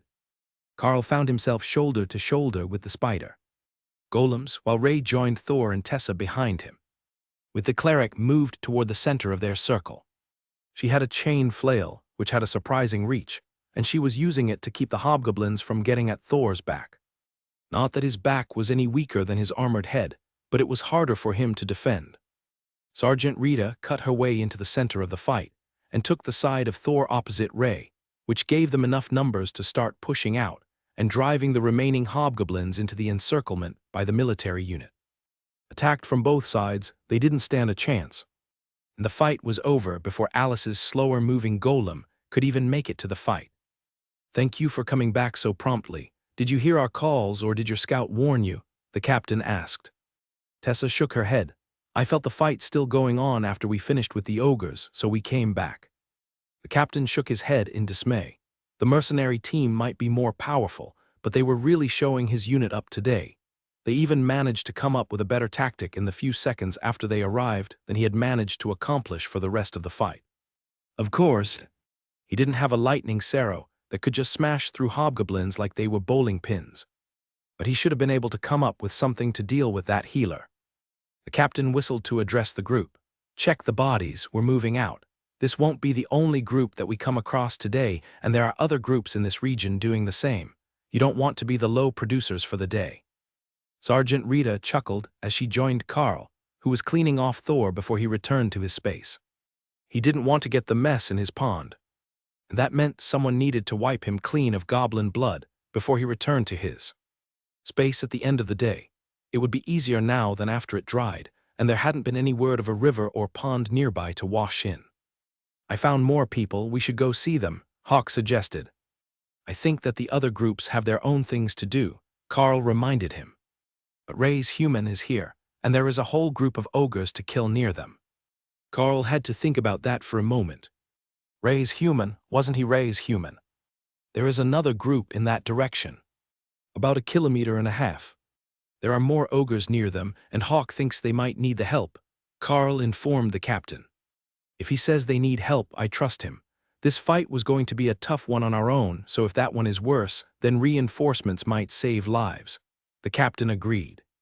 The soldiers weren't happy about being pushed to start moving again instead of taking a break after a fight. But they were moving, and Carl took the point with the captain, while Ray darted off into the trees. But left her golems to walk alongside T. He column where everyone could see them. The other group of soldiers didn't even notice they were coming until Carl was almost in the clearing with them. He had seen them through the trees over a minute earlier, but their scouting abilities was severely lacking, and the group looked exhausted. Ray, keep back, I don't want strangers attacking you. Hawk, you too, or go scout out the other ogres, Carl warned. I will go scout the ogres, these humans are weak too, Hawk agreed. Ray wanted to stay, but she knew it was best to stay out of sight, so she moved behind the column to make sure that nothing came up behind them. Carl spotted a familiar curly head of hair in an academy mission uniform and began to laugh. You mean Dana? Dana is Ray's human now, Carl asked. She sleeps in Ray's bed, not yours. She's obviously Ray's human. Carl got the feeling that there was some level of slander in there, but he decided to let it slide as he raised his hand and stepped out into plain view of the other unit. There were numerous hobgoblins dead around them, and Carl saw why they were resting. With roughly even numbers, awakened soldiers versus awakened rank hobgoblins was a hard fight. They were tough, as well as much larger and stronger than the humans. The group only had one ascended rank member, and he was wounded with his arm in a sling. Loda spread a healing spell around the clearing, reviving the weary soldiers and bringing a few smiles to the exhausted team. Dana ran over and gave Carl a hug when she noticed he was at the front of the group, and Rita gave her a startled look, not expecting to have found her here. Are you stationed out of this forward operations base now? I heard that they were sending in reinforcements, but I didn't want to go back to the academy yet. I've been making good progress on my magic out here, Dana asked Carl when she pulled back to look at him. Yeah, we are supposed to be operating out of here once the location is upgraded, but we're on an escort mission with Alice to help the military units in the area deal with the larger threats. We found some more ogres near you, so we came over to give your group a hand. Carl's response caught the attention of the other group's team leader. Did you say there are more ogres nearby? We've been in nearly constant combat since this morning, and the lads are beat. The captain of the team with Carl nodded in understanding. We can take care of it. The Hawk should be out there somewhere scouting, right? How is the strength of the group looking? Carl checked in with Hawk, who was circling back after having made a loop around the area to make certain there were no other imminent threats. It's just the ogres nearby. Then we can go a little further along and find some giants or lots and lots of goblins. That didn't sound promising. If there was a huge goblin infestation, it would be one of the priority targets for the region, before they became an even worse problem. Will the two units together be able to take out the goblins? Carl asked. I don't see why not. They have mages and lots of swords. How many goblins is each soldier worth? There shouldn't be more than 15 for every soldier if the groups are together, Hawk replied. Wait, 15 goblins for each soldier if both groups are together. We definitely need to deal with that. We can't let 300 goblins just wander loose in the woods. If they come across a regular group, they would wipe it out, Carl reminded the bird. Hawk wasn't particularly concerned with that. He could take out 300 goblins alone if you gave him enough time, so he didn't see them as a real threat, no matter how easily they could eliminate the human patrols. Carl walked over to his group's captain with Alice and Dana following him, then motioned for the other team leader to join them. Gentlemen, we have an issue. There is a goblin tribe nearby, roughly 300 strong. Individually they are fragile, but with that sort of numbers, we will have to work together to eliminate them safely, he explained. Alice nodded. Their job was to assist the military units, not replace them. So they would fight alongside the units, and not volunteer to do it all themselves. She was glad that Carl was learning that lesson early, instead of volunteering to do insane. nearly suicidal missions for the off chance that it would let him push through a bottleneck and reach new heights. There was some merit to the other way, and when you were really stuck, some would still try it, but this wasn't the time or place to be playing the hero. They had two entire military units, and while Carl was probably a stronger military force than both combined, they could still deal with huge numbers of goblins. Carl explained the situation as Hawk had described it, and the two teams started to make plans to ambush the goblins before they could start to move again. They weren't the only enemies still in the area, and if they managed to link up with something stronger and smarter, they would become much more dangerous. Just this morning we came across an infant chimera. If the goblins get the help of something like that, we will be in real trouble, the other team's leader explained. A chimera? Carl asked. Dana shuddered at the memory and nodded, then took out a poison gland from her storage. Scorpion tail, dragon head, and wings on a lion's body. Absolutely terrifying and both venomous and capable of breathing a toxic cloud. We were prepared, but we still almost didn't win, and it was just an infant, hardly larger than a house cat. She agreed. That was a bit of a shame. A chimera might make a good partner for Thor. They were both big and durable. Plus, if they were something like lions, they might be playful enough to keep the lightning Sero entertained. All right, we will split into 3 teams. The 2 military units separate, and then the mercenaries. Dana, you're with them. The mercenary group will lead the strike, while the military units take the flanks and encircle the goblin camp to prevent them from fleeing. We will signal the attack when we're in position, so hold back for a moment when you get close, Carl's team captain announced. Alice nodded and called the rest of the team over. We've gained an awakened mage. We will attack the close side when the signal is given. Thor, Carl, and the spider golems are on the front line. Because of the numbers, ranged will not be holding back. I will keep my golem back to protect against encirclement, Alice announced. I can summon a pair of golems as well, stone golems. Do you want them at the front or the back? Dana asked. Alice considered that for a second. Send them to the front. Most of the fighting will be there, and we've got Tessa with us if something gets past my golem. She might be a cleric, but most warriors wouldn't be able to take her in a fight. Tessa looked a bit crestfallen that she couldn't be up with Thor, but as Alice started to describe the plan, she realized they would only be a few steps back. That was close enough to activate her close-range skills, and she would be able to step forward and touch him for the direct contact ones. Lotus was preparing spells, layering them on her staff in preparation for the battle.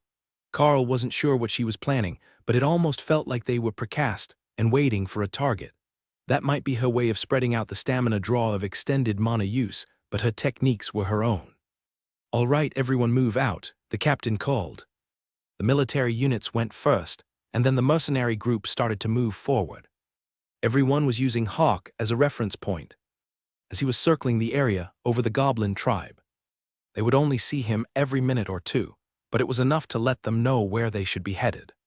The only thing the soldiers regretted was not giving Carl a subvocal microphone so that he could relay Hawk's observations in real time.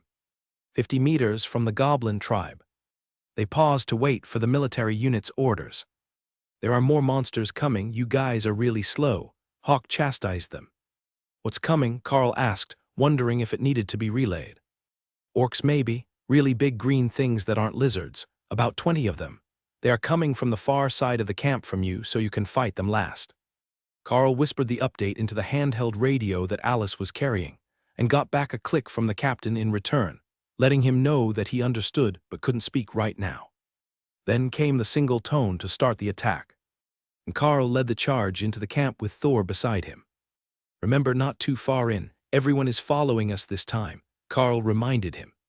He turned the flat of his sword on the closest guard, and swatted him like a cricket ball, sending the goblin flying halfway across the camp before landing in a crumpled heap.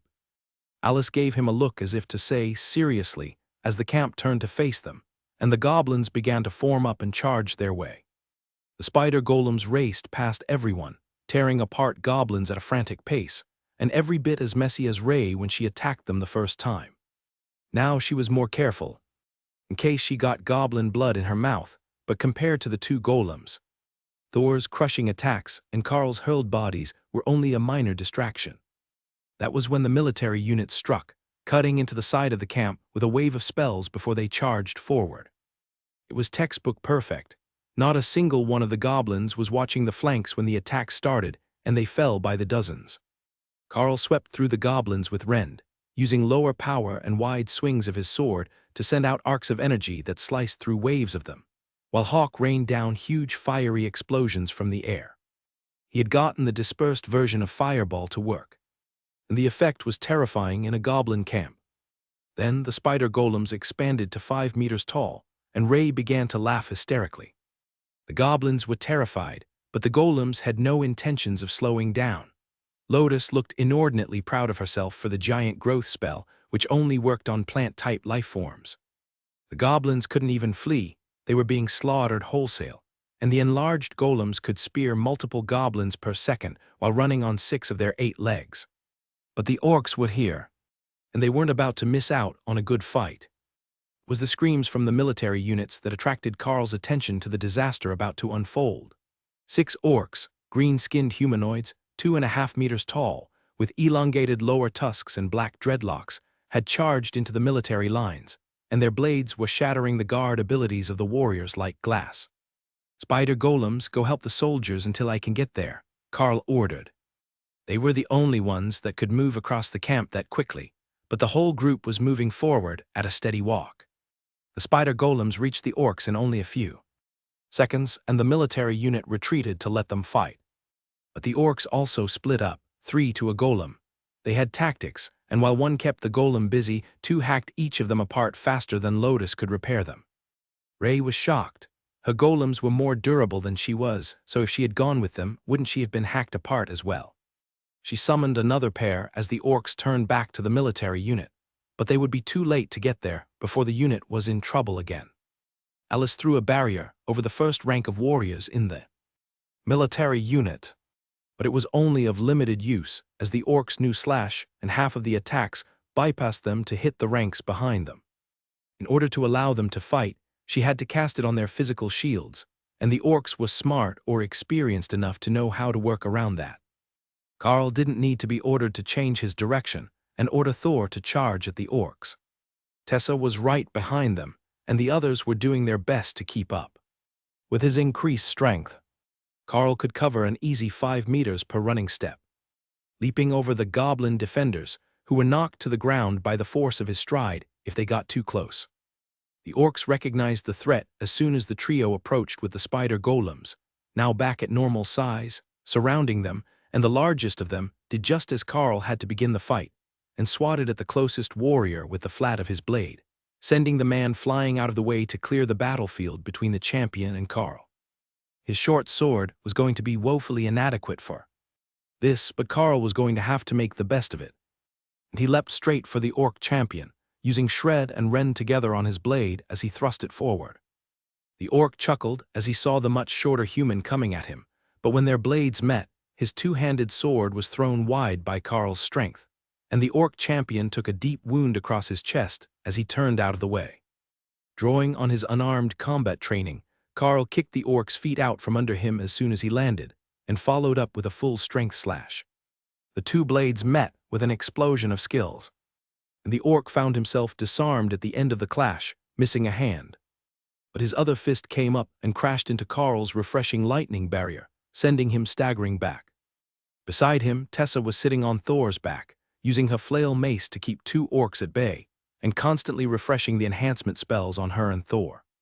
She enhanced Carl again as he charged back at the fallen champion, who had grabbed a fallen shield in one oversized hand as he got to his feet. Carl drove his blade forward again, straight through the shield and into the champion's chest, knocking him back to the ground with the force of their collision. He narrowly avoided having his head taken by the blade of another orc as he rolled over, but it was too late for the orc champion. Carl's blade had driven straight through its heart, with a shield impaled on the blade. Carl reached around for another weapon and found the oversized 2-handed blade from the orc champion. It was heavy, but at the moment, that didn't matter at all. Carl surrounded it with the lightning barrier and parried the next attack that came his way. The orc in front of him was moving much slower than expected, restricted by Alice's wind magic, and Shred took its head without difficulty, leaving Carl briefly disengaged from the group. The golems were dealing with 2, and Thor had another occupied with Tessa, but the others had already fallen. A volley of condensed fireballs from above hit the orc facing Thor, adding more burns to his already damaged body, and the Cerro's horn speared its chest right before Tessa's chain mace crushed the creature's head. That weapon, glowing with golden holy light, couldn't be underestimated. Carl gave the orc champion's blade a twirl, getting used to the size and weight, and moved up to engage the other orcs. He didn't need to be at the front, the golems had that, but he did need a good angle to attack from, and Alice's golem was as tall as the orcs were, impossible to attack around. The mages were having the same problem. In a crowded fight, it was challenging to get a direct line to anything that you wanted to attack, especially when you were trying to maintain a safe distance. As much as he didn't want to, Carl found himself only a few meters from the orcs when he threw his next rend attack at them with a downward swing of his newly acquired blade. The attack hit, and the formerly dull blade began to glow with a faint red light. It felt more natural in Carl's hand, as if he had used this weapon for years. The other orc was surrounded, with no easy space for Carl to get an attack in, so he turned to the goblin tribe and sent a wave of rend across the camp, a meter above the ground. The blade glowed brighter as the goblins fell in a wave of destruction, and then Carl shivered as a wave of power flowed through him. He couldn't say for certain, but the blade felt like it was stealing the life force of the goblins and transferring a bit of it to him, which then flowed to his beasts. The battle was over, with the goblin tribe and the invading orcs all dead, but not without a grave cost. Even the healing magic of the 4 clerics present couldn't save 5 of the members of the other group, which had been attacked by the orcs. They had been killed in a single strike, with no time to heal them or save their lives. Head count, the captain of Carl's group asked wearily. 1 down, seriously injured and recuperating, their cleric replied. 5 dead, including the major, 2 injured, the other cleric replied. The captain sighed and shook his head. That orc attack had been too much. From the moment that they had killed 2 ascended golems in a matter of seconds, he knew that there would be casualties, but losing a major. The other ascended warrior here had been unexpected. The second group couldn't continue alone without him. It was simply too dangerous out here to allow them to go on without an ascended rank leader, especially with their diminished numbers. While the soldiers mourned the loss of their own, and the clerics did last rites, while finishing the healing of the wounded, Carl searched the bodies. The 2-handed blade had bonded with him. And when he thought of dismissing it, it vanished, but remained available as a presence in his mind. Similar to the beast, but just present and not in a space. There were magical blades on all the orc warriors, which made him wonder where they had come from. Even for an elite group, that was too well armed. They had faced commander-rank ogres before, and they hadn't been anywhere near this level of equipped. But the blades were almost all they had. There were no coins on the bodies, and their decorations were all made of bones and teeth. Even their armor was hardened monster leather, though it was tattered now and unsalvageable. Alice came over to inspect the bodies, while the clerics came to inspect the weapons Carl had gathered, after stopping to pat and congratulate Thor, who was celebrating the fact that he had been a Cerro knight for the battle. These blades are all magical. Most of them are just common grade enhanced blades, but this one is a blade of skill. It will reduce skill cost use, Tessa explained. Carl smiled. It was the second time that he had observed that effect, and the other blade was in the hands of Bob Mackenzie. Did you need it, Elite? The captain asked Carl when he noticed the smile. Carl shook his head. I bonded with the 2-handed blade I took off the champion. Tessa made a grabby gesture, and Carl took it out to hand to her. She turned it over in her hands, reading the inscriptions and becoming increasingly confused. I have no idea what that is supposed to do. It says the effect is called the champion's reaping, but there isn't a description, and the other runes don't make much sense. They are in Orcish, not the common magical language, but I am at least a little familiar with them, she explained. That's all right, I know what it does. It's a form of life drain, Carl explained. Tessa nodded, then handed the blade back. Life drain is good. Is it the healing or the strengthening sort? Strengthening, I think. I wasn't injured to start with, but it didn't feel like healing, Carl replied. That might be even better for you, at least for now. You have a whole team with you, and the refreshing lightning, which slowly heals you on its own. So, having a stacking combat damage effect will make you more effective in a battle. We will have to examine these bodies more closely, as I have reason to think that they might be close to peak ascended orcs.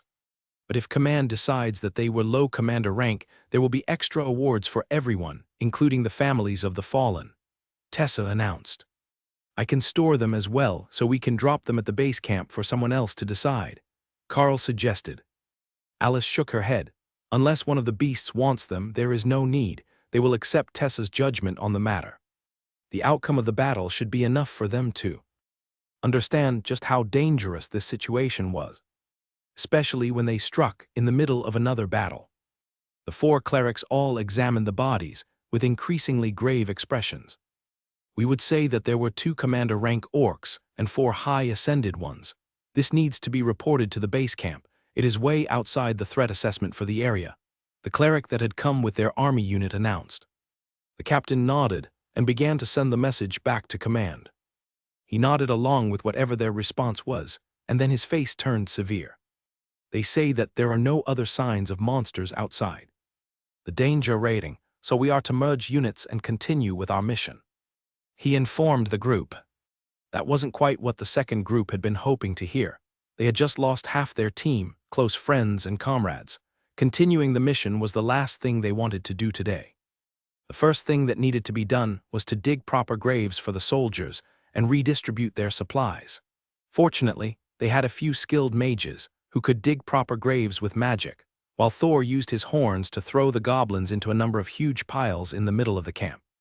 He just used his upper horns like a shovel. As the goblins had died in waves, he pushed them together into piles, gathered close enough that they would burn and leave the area cleansed. The unit gathered for the last rites, standing in orderly lines with the civilians off to the side. The priests attached to the units gave a eulogy before the bodies were lowered, and the soldiers shoveled the grave full again. Once everything was finished, they lit fire to the piles of goblins, and the second team tossed the fully looted bodies of the orcs on top of the piles. Hawk went back on patrol once the fires were burning, to see what would be drawn to their position by the fire. Many monsters would come either for the smell or the smoke, and they didn't want to end up surrounded. East is clear. If you go that way, you can get away from the things coming and then fight with a small group of ogres, weak ones, Hawk suggested. Close enough for me. Carl relayed the messages, and the captain got everyone moving away from the battlefield with the promise of easier fights to come. It wasn't much, but anything had to be better than this battle had been, they assumed. After 15 minutes, they came across the ogres, 3 juvenile awakened rank males, which the enraged and grieving soldiers tore into with everything they had to give. It seemed to work, and once the battle was over they were more focused, and it was time to head back to the base camp for the night. Forward command hadn't prohibited them from returning, and the unit needed the normalcy for the night, so the captain turned the back for the camp, intending to be there before dark. Hawk kept scouting as they returned to base, and Carl realized that, while they got closer to the base, the monsters became more sparse and weaker. Groups of 5 and 10 goblins at the common grade, a single lizardman, and threats at that level were all that the short-range scouts of the base would have found. But the further he flew away from the base, the stronger and more numerous the monsters became. So the problem wasn't that they had found unexpected monsters. It was that the limited scouting that the base had done hadn't given them a proper expectation of the monsters which were in the region. The captain had determined this as well, and as they approached the base, everyone could see his resolve to have a discussion with the base commander and the head of intelligence. They had flown multiple helicopters over the region. They should have some sort of idea what was there, but it seemed that nobody was even looking out the windows. They were met at the edge of camp by a supply sergeant with a clipboard in his hands. "Captain, are you in for the night? Our barracks are entirely full at the moment, triple-racked. Would it be too much to ask you to set up on the edge of the base? We have more barracks tents, but no place left to put them." Carl looked inside one of the barracks tents at the rough, stretched canvas cots inside. Alice permission to set up a scouting position in the trees, he requested.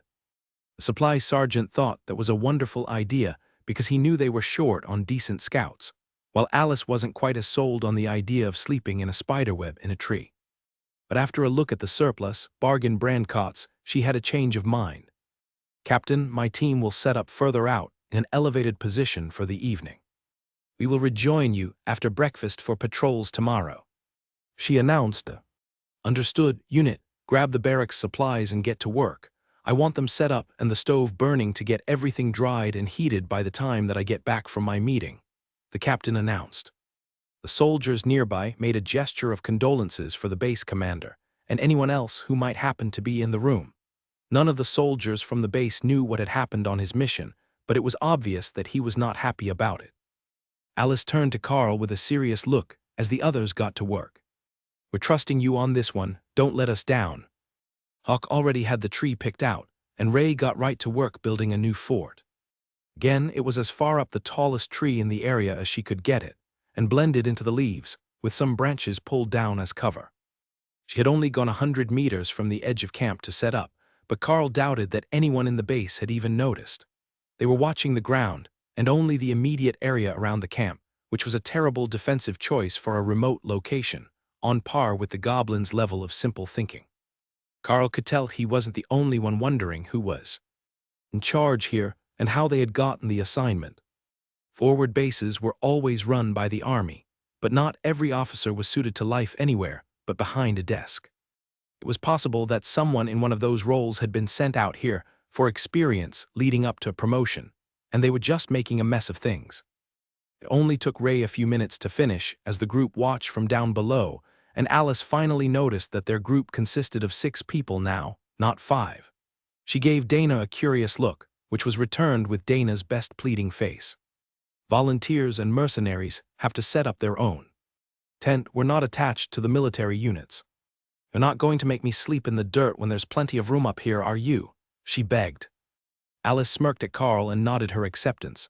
Fine, you're with us until further notice. I'm sure that Ray made enough space for you. I know that you two are good friends. That made Dana laugh, recalling all the times that Jill, her personal tutor, had been webbed by Ray to prevent her from waking them up. Ray sent down a rope ladder, and the whole group sighed, realizing just how far up the tree their fort was built. How about this? Hold on to the ladder, and I will have Ray pull it up into the fort. So you don't have to climb, it will be faster and easier for everyone, Carl suggested. That seemed like a sketchy idea as well, being pulled a dozen stories into the air on a rope ladder made of silk, but it was better than climbing the ladder. You come up first, Ray insisted. Carl smirked as he realized she had no intentions of pulling everyone, just him, and he would have to raise the rest. But it was no problem, he could run up the ladder in 30 seconds or less. I will go first and help everyone up. I've got the strength, Carl explained after he finished talking to Ray. Carl ran up the ladder and the others began to climb. They started with the smallest, so the first on the ladder was Lotus, then Dana, then Sergeant Rita, at which point Carl hauled the ladder up into the fort, just in case it didn't hold up to 5 people's weight. Ray was slightly insulted at that, but attributed it to Carl's lack of faith in his enhanced strength to actually lift them all. Once they were up, Carl sent the ladder back down and began to haul up Alice and Tessa, while Lotus happily explored the small fort. This place is incredible. But why build it with that branch extending through the room? She asked. Oh, that would likely be because Doug, the green dragon cleric that we had with us during our last deployment, liked to turn a branch into a table to work and cook on. So, Ray left you a branch to work with, Carl explained. That is brilliant. I wish I had thought of that ages ago. Shaping branches is so easy. Lotus laughed and then ran over to give Ray a hug. The spider was somewhat mystified by the sudden affection, but she wasn't going to complain. If Thor's presence had taught them anything, it was that there were benefits to everyone liking you. Carl finished bringing the last 2 up, and Alice looked around the fort. It's waterproof with a double outer shell to keep the wind down, a cooking table, plenty of springy net for sleeping, and loose woven windows all around, so we can scout from this position. I must say this is a wonderful base, Ray. Alice congratulated her. The spider gave her a head bump, then vanished back into her space to rest in her own den for the afternoon. It was almost sundown, and she wanted to get some real sleep before she took her turn on watch after full dark. Hawk had a nest built at the very top of the tree, where he could see everything that was going on around them, and keep watch for any stronger monsters that got brave and came near the camp. All right, here is your watch schedule. We will watch in pairs since there are 6 of us. I will take early watch with Dana, the second watch will be Rita and Lotus, the third watch will be Carl and Tessa. That made sense. It did the best to give them a warrior and a caster on each watch, so that the skills they had were diversified if there was an attack. Carl nodded in agreement. Hawk will keep watch until full dark, then Ray will take over. As she doesn't need any light to see. Hawk will return to duty when we head out in the morning, while Ray will sleep again once my watch starts, or once the sun starts to come up, depending on how she feels. Alice smiled at that. In her estimation, Ray was the cat to Thor's dog, much more whimsy-driven and casually violent. If she didn't feel like doing things, you would have to force her, and then she would likely slack. She didn't know for certain, as Carl never seemed to push them to do things they didn't want to. But Alice had her suspicions that Ray had a rebellious streak that would run wild with malicious compliance. That evening, they were treated to the combined efforts of Tessa and Lotus in the kitchen. As they could both use advanced food creation spells, they both worked together to make dinner on the table Lotus had formed, and the results were spectacular. Doug was a good cook, but these two were artists. Then everyone settled in for the night, exhausted from the day. Carl woke up to the feeling of Rita poking him on the forehead to get him up for his shift, and he realized that he wasn't alone under the blanket. Dana was curled up against him, sound asleep, with her own sleeping bag abandoned half on top of his. She must have rolled over at night. And Carl could see from the smirk on the sergeant's face that Rita was going to hold this one against him in the future. Once he was awake, she made a motion to silence him and then quickly slid under his blanket as Carl got out, replacing him in Dana's arms, while the mage mumbled happily and held on to the sergeant. Carl joined Tessa on watch and saw that the cleric's eyes were golden, just like Hawk's, not glowing with holy magic, but obviously enhanced with some sort of spell so that she could see better in the dark. "How is your night sight?" she whispered as Lotus crawled into bed beside Rita and Dana. "I can see in low light like Hawk, and I can see in zero light using echolocation and thermal imaging like Ray. In the forest like this, with so much ambient noise and movement, I can see pretty well, especially if the target is warm-blooded," Carl explained. Tessa nodded. "I knew I was in luck with you on watch. Lotus can also see in the dark in her own way. She uses the trees to sense movement around them. It's not as precise, but it gives a good idea of how big the creature is." I think that Alice and Dana relied mostly on sound. Since Alice is a wind mage, that made Carl wonder if Hawk might pick up some new sensory magic in the future. Skill Master was still constantly active, so he was being enhanced to pick up new skills, but unlike Ray, who had learned to make golems, he hadn't shown them anything new. That didn't always mean he didn't know it, just that he hadn't shown or mentioned it if he was using it. There was no movement near the camp for the first few hours, but near the end of their shift, Carl noticed something large moving in the distance, as if scouting the perimeter of the camp. "Do you see that?" 3 large figures, ogre-sized, scouting the camp. They're circling around outside the patrol range so that the guards don't detect them, but the ogres are close enough that they would be able to smell the humans when the wind is right. Carl whispered to Tessa while he pointed out the ogres in the distance. "Oh, those sneaky bastards, I see them now. Should we go take care of them?" Tessa replied. "They're headed this way. I think we should just wait, but warn the camp that they're being scouted, in case there are more groups that we can't see from our position." Tessa smiled and patted Carl on the shoulder. "Good calls vary by the book. You've got decent instincts for a first-year student." Carl sighed as he realized that the more experienced cleric was testing him to see what his responses would be. But Carl was getting quite used to how things worked in the wilderness, after having been out here for a few weeks with a group that didn't make their planning some obscure leadership task. After another half hour, they spotted a second group of ogres doing the same thing, and again Tessa messaged the base to let them know the current location of both groups. They hadn't pushed the scouts out, which seemed odd to Carl. But if they couldn't see in the dark, they might just be waiting until it was safer to fight. Tessa started cooking just before dawn, when she knew that the others would need to be up in half an hour. The smell woke them up as intended, and Carl could see that the rest of the unit was just starting to get upwardly mobile. But the kitchens in the camp were already hard at work, getting prepared for the day with the first batch of breakfast ready. "All team members, be ready to move in 1 hour," the captain of the unit they were attached to announced as Tessa started serving breakfast. She had come up with the same mushroom steaks that Doug had been so fond of, but cut into thin slices like bacon and wrapped around peppers that were stuffed with something like cheese. It wouldn't be actual cheese, given that it was all plant-based, but it was good. She had also come up with an apple jerky for snacks later, and a fruit and nuts trail mix, which most ate on its own, but Lotus poured into a bowl and then added coffee to, like most would add milk to breakfast cereal. Not that she needed the caffeine. The nature cleric was already too energetic in the morning. Lotus smiled at Carl as they finished eating. We should send Carl down first, while we get cleaned up for the day's patrol. One man can only be so lucky, or it will unbalance the world. Carl laughed. Well, that's one way to say get out of the fort while we shower. Toss me a water bag so I can wash up while I'm down there, will you? Alice snapped her fingers to get their attention. We can just set up a dividing curtain. We've got plenty of those, and we're going to want Carl up here to lower us down, or everyone will have to climb that ladder. 2 ground tarps were quickly erected in the fort, sectioning off a portion of the far side, where Lotus hung one of the gravity-fed black shower bags she had used her magic to fill with water. You just had to open the spigot, and they would sprinkle water like a shower.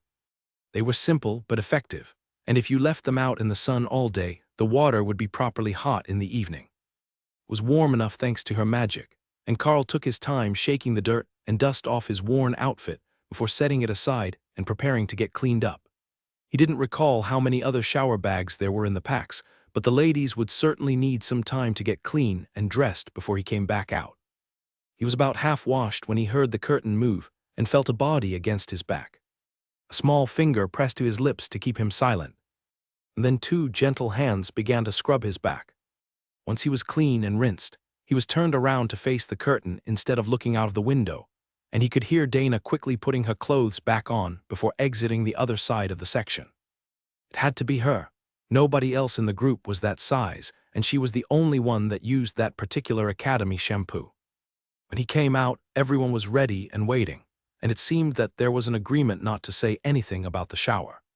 So, Carl pulled the ladder up into the fort until they were only a few meters from the end, and looked at the group. Who is going down first? Hawk is already on patrol, and the area is clear. Once everyone was down, Carl slid down the ladder like a rope and checked his pack to make certain that it was properly secured. We have 20 minutes to get back to the camp, no rush. They will be gathering for formation in 30 minutes. Alice informed them and started heading back. Carl took his position at the front, using his enhanced eyesight to watch for any threats, but this close to camp, there was nothing to see. Not even the local wildlife dared to venture too close, in case they became a supplementary food product. The team seemed to be in much better spirits today. But Carl noticed that the captain now had red badges on his uniform instead of gold. There were still 2 silver bars for his rank insignia, so he didn't get busted down from captain, but it looked like he was on official punishment for however the meeting went the night before. There is a meeting with the base commander before we head out. The whole base, except scouts, are to be in attendance. The captain greeted them as Carl's group reached the barracks that the others had built last night. Alice nodded, understood. We have Hawk scouting, so we will know what to expect before we head out today. Give him an hour, and he will cover everywhere that we can reach on foot. The captain nodded and led their team to the meeting point, where the other units on station seemed to smirk a little as they cleared the way for him to take the place of honor at the front right of the formation. It had been deliberately left open for them, a not-so-subtle nod to the fact that the other units agreed that he had been right, but the real shock was when the base commander and his adjutant came out. The base commander was wearing captain's bars, the same as their unit leader, but his collar was loose and his jacket unbuttoned. His face was bruised and swollen, and from the looks of his shirt, his ribs were wrapped, which would explain the open coat. The adjutant wasn't in any better shape, and Carl could see that his hands were bandaged, and he was limping. They had healers on base, lots of them, so if he was still in that bad of shape, the captain either beat him near to death, or the healers refused to work on him, which would be a massive case of insubordination. Attention! The sergeant at the front of the formation called, bringing everyone to order as the commander took the stage. The wounded man cleared his throat and put on a stern face, as if everyone couldn't see that he still had one eye mostly swollen shut. It has been brought to my attention that our limited patrol radius has led to some inadequacies in the way that the threat level of the region has been assessed. He began. That was the understatement of the day. As such, we will be reordering our patrols, beginning today. The new routes and zones are up on the board. I will expect a full report on every zone on my desk by 0400 tomorrow morning, that is all. He stepped down off the crude stage, flinching at the pressure on his ribs, and the sergeant dismissed everyone, sending them off to find their new patrol routes. Just as they were yesterday, Carl's group was assigned to threat mitigation, also known as the roaming groups. They would go wherever there were reports of more dangerous monsters and deal with them before they became a threat to the base. Yesterday there weren't any recorded, so they just wandered. But today, Hawk had a rather interesting list ready for them. He had found all sorts of monsters. Big groups, little groups, powerful loners, small groups with a powerful leader. A bit of everything, as should have been expected of a region where only the sector closest to the base had even been patrolled. They exited the base so that their reports didn't scare the awakened and common rank troops that had been stationed here, and then the captain turned to Carl for the scouting details. If we start at the south, we have 2 groups of ascended ogres, both small groups. Then we have a goblin camp, this time with no other large monsters nearby. After that, continuing west around the zone, we have a group of lizardmen with an ascended leader, then a group of 4 awakened ranked giants. I will update you if that positioning changes. Carl informed him. You heard the man. Let's go clean up this mess before the Inquisitors get here and start to waste our time, the captain announced. For matters between elites of the same rank, the church usually stepped in if they couldn't settle it peacefully. If the Inquisition was coming, either the base commander had filed a complaint about being beaten senseless, or the captain had filed a complaint for negligence and incompetence, leading to the death of elites. The first group of ogres was one that was on patrol during the night, and Carl was happy to get rid of them so that they couldn't report back to whatever had sent them to scout the area. They were still continuing their route, circling the base, when the group caught up to them, and the ogres brought out their secret weapon. They had managed to obtain a military-issue riot shield, somewhere probably from a group that was forced to flee, and the larger of the 2 charged straight at Carl. Carl left his regular blade sheathed and took out the bonded 2-handed sword to better deal with the larger target. He charged it with shred and used his enhanced strength to swing at the shield of the charging ogre. As should have been expected of an awakened grade riot shield, it was sliced smoothly in half by the enormous blade, taking the ogre's lower arm with it. Then Carl put his shoulder down to duck under the ogre's club and charged forward to do his best impression of a shoulder toss on a creature twice his height. Then he called Thor out, and the Cerro appeared behind the other ogre, who was startled into stopping and attacking the incoming ball of Thor's tail, which brutally transmitted an earthquake through the ogre's body. The sound of cracking bones was clearly audible to everyone, but before the ogre could do anything to defend itself, the first wave of attacks from the mages was there, and the ogre was dead. The captain cleared his throat. Good work, everyone. Collect the heads. We will need proof of our kills for the next few days. That just about settled the debate about what was going on with the base commander. If they really did return with a bunch of ascended rank and higher trophies, he would be on the hook for not doing his job. The captain would still likely get charges for beating him, but they were both the same military rank, so it wouldn't be as serious as if he had hit a superior officer. Keep moving. If they've got anything valuable on them, hold on to it, and we will sort it all at the end of the day. I want a productivity record today. We will show them who doesn't know what a commander rank monster looks like, the captain insisted. As the day wore down, the group found themselves at the far side of the region, much too far to work their way back to base before dark. That was almost certainly a deliberate effort on the part of the captain, but nobody in the unit really minded. They had taken 6 ascended and a commander rank trophy today, and if Hawk's scouting was right, there was a chance to get 2 more commander rank monsters in the morning. Without Carl's team, that would never happen for them, but it would be a potent reminder of the dangers of an incompetent leader when they brought them back to camp. For the first time on this mission, Carl actually helped set up tents that night. One large canvas tent that was erected by tying the peak of the roof to 2 different trees. It had been stored in Tessa's bag, and she hadn't brought any poles, as she could just grow them herself, or use spears from the warriors and a length of rope, but the process was still much smoother than Carl expected. Tie the peak, tie the corners out, and then spike the bottom of the walls to the ground. Fortunately, everyone else had a lot of practice with this process. Then, once it was up, Carl realized that this sleeping arrangement was much more crowded than he was used to. They had found a nice level and soft spot to set up, but they would all be packed in shoulder to shoulder inside the tent. That sounded great for the first few minutes, until Carl realized that he was between Lotus, who insisted on being at the door, and Dana, who was possibly the world's most restless sleeper. Tonight they were on the ground, and the sleeping bags was zipped up and not laid out like blankets, so she wasn't going far, but she was more active at night than she was while awake. "Want me to just wrap her up? She sleeps so much better when she's in a hammock," Ray suggested, spending the night in her space, since nobody on their team had guard duty. "I'm sure she will be fine." Carl laughed as Dana tossed one last time, then finally fell still. Morning came far too early the next day, and Carl activated refreshing lightning to take the stiffness out of his muscles from the uncomfortable sleeping position. "That's just cheating. I'm not sure why, but I feel like someone beat me up in my sleep," Dana muttered as she packed her sleeping bag back into her gear. Lotus laughed at her complaint. "Do we need to assign someone to keep you still while you sleep? You were tossing and turning for like an hour last night before you settled down."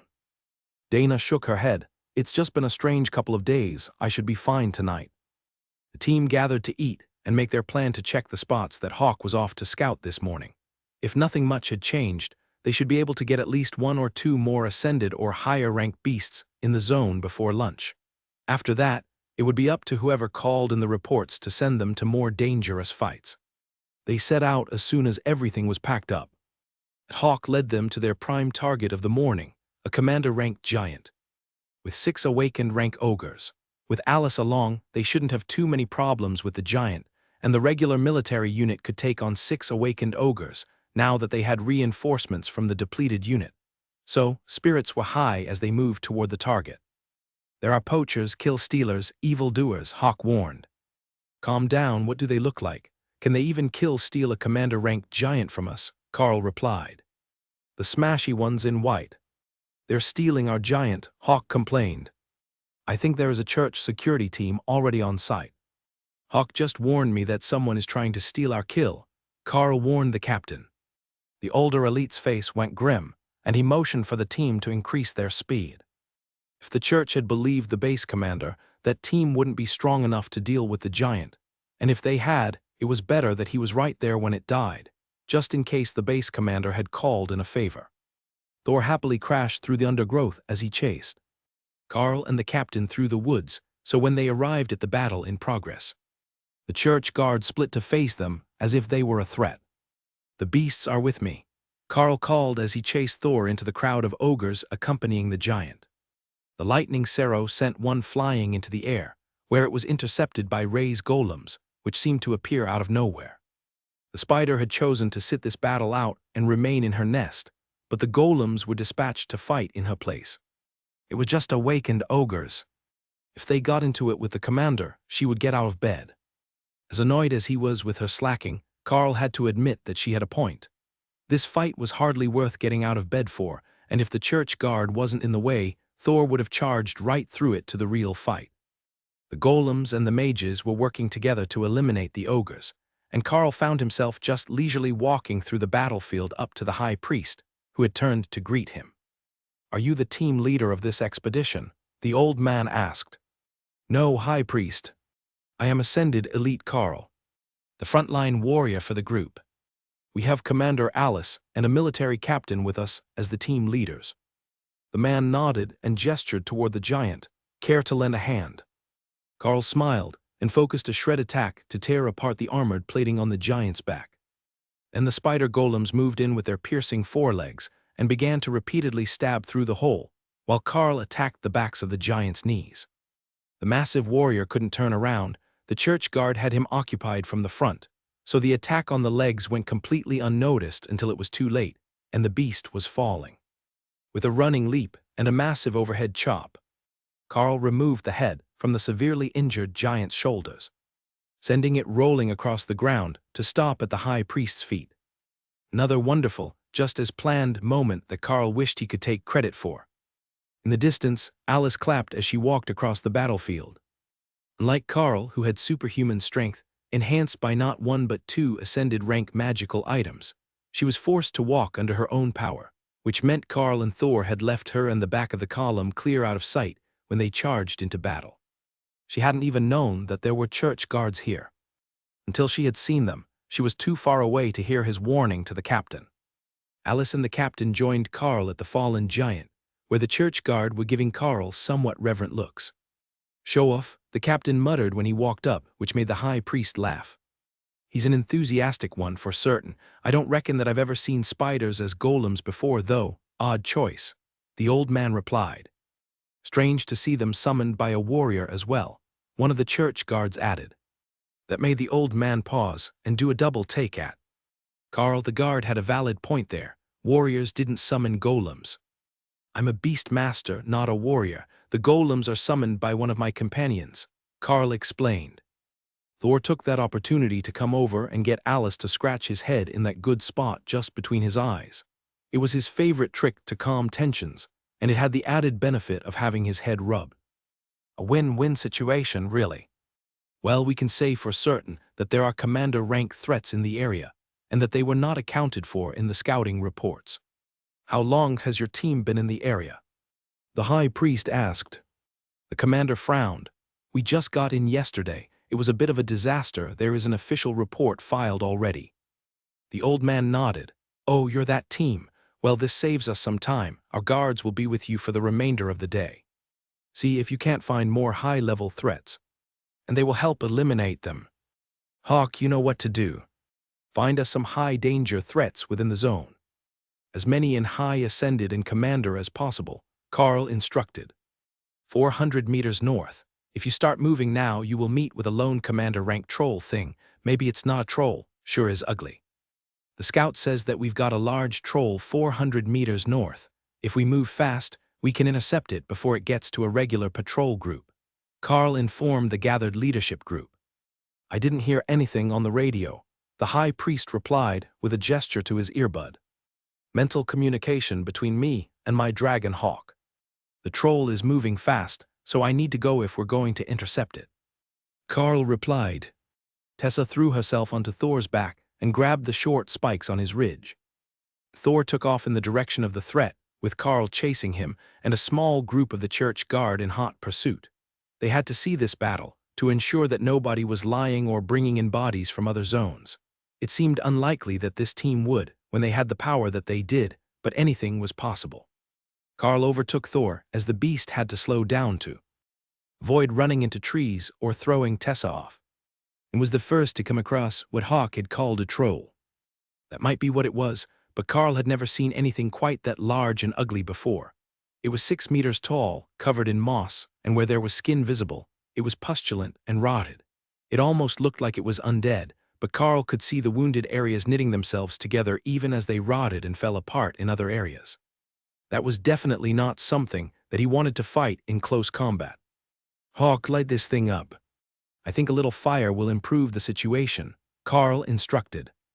The barrage of fireballs seemed to sink into the creature and vanish, but they left smoking craters in the skin, which was slowly closing the gaps as Carl watched. "We need more attack power," Carl informed the others.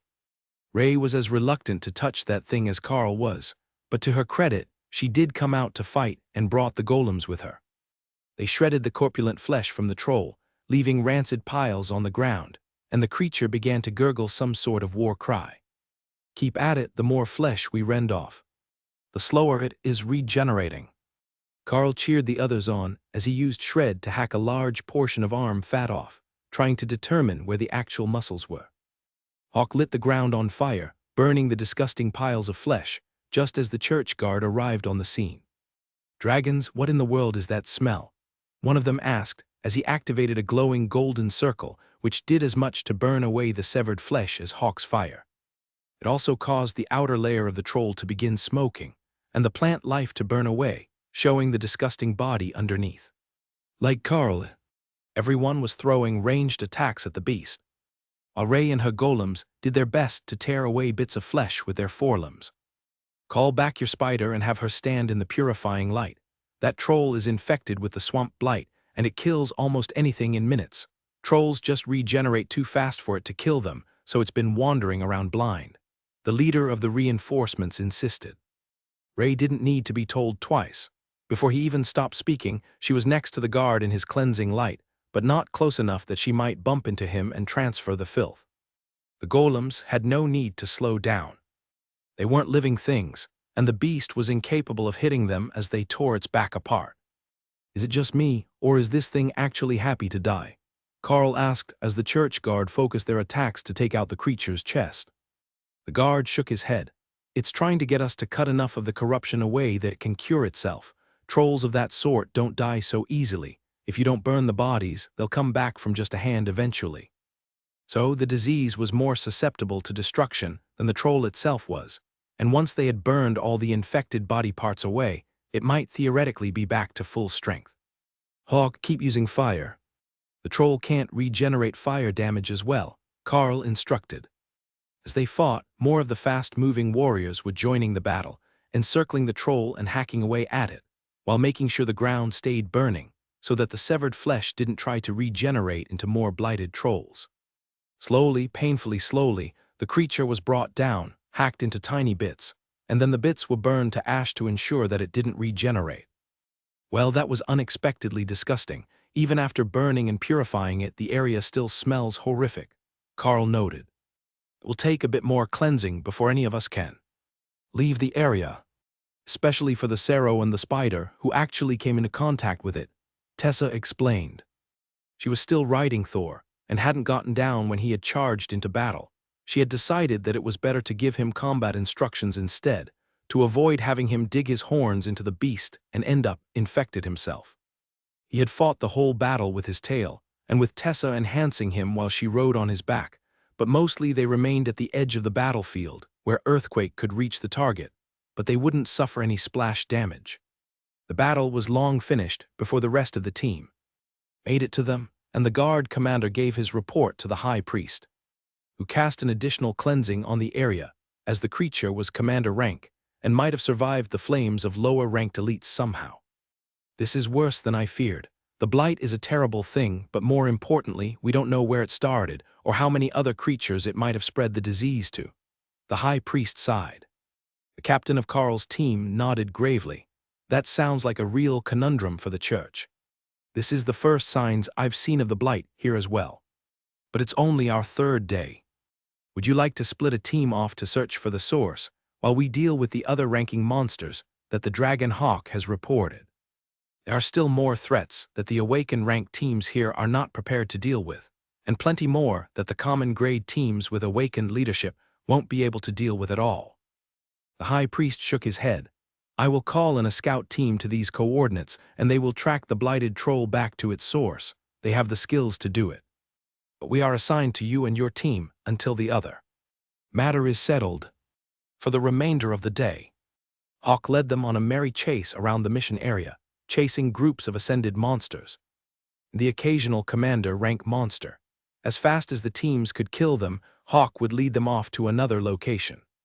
It was getting so out of hand that they had to reassign Thor to pull the litter full of heads from the defeated high-rank beasts, their solid evidence of the base commander's incompetence. Carl had offered to put them in Thor's space, but the high priest wouldn't hear of it. The trophies going into a separate space introduced the possibility of tampering, and that was not up to church evidence standards. I think that's all of them. But the humans look tired. We should go to the camp now, Hawk suggested. Carl sensed that the desire was not so much because of any empathy for the ones in the group without superhuman strength, but because he could see his nest above the fort from where he was patrolling, and he wanted to go to bed. As the day had progressed, Thor had moved from Cerro Knight to beast of burden to noble pack steed, and now had not only the litter full of heads pulled behind him, but Lotus on his back, as well as both her and Tessa's packs slung over his back.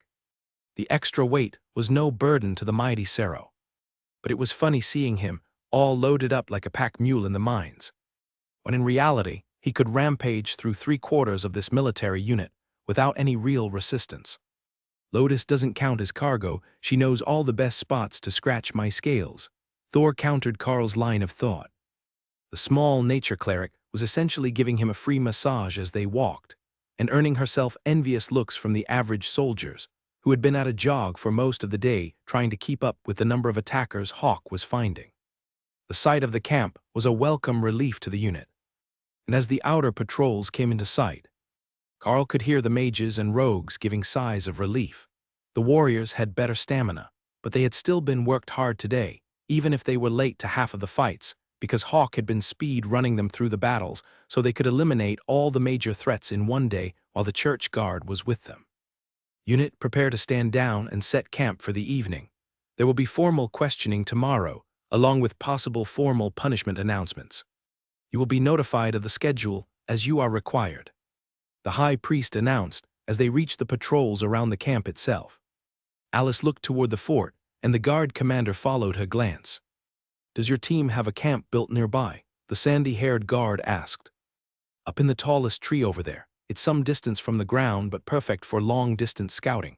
We will be available by radio if you require our presence.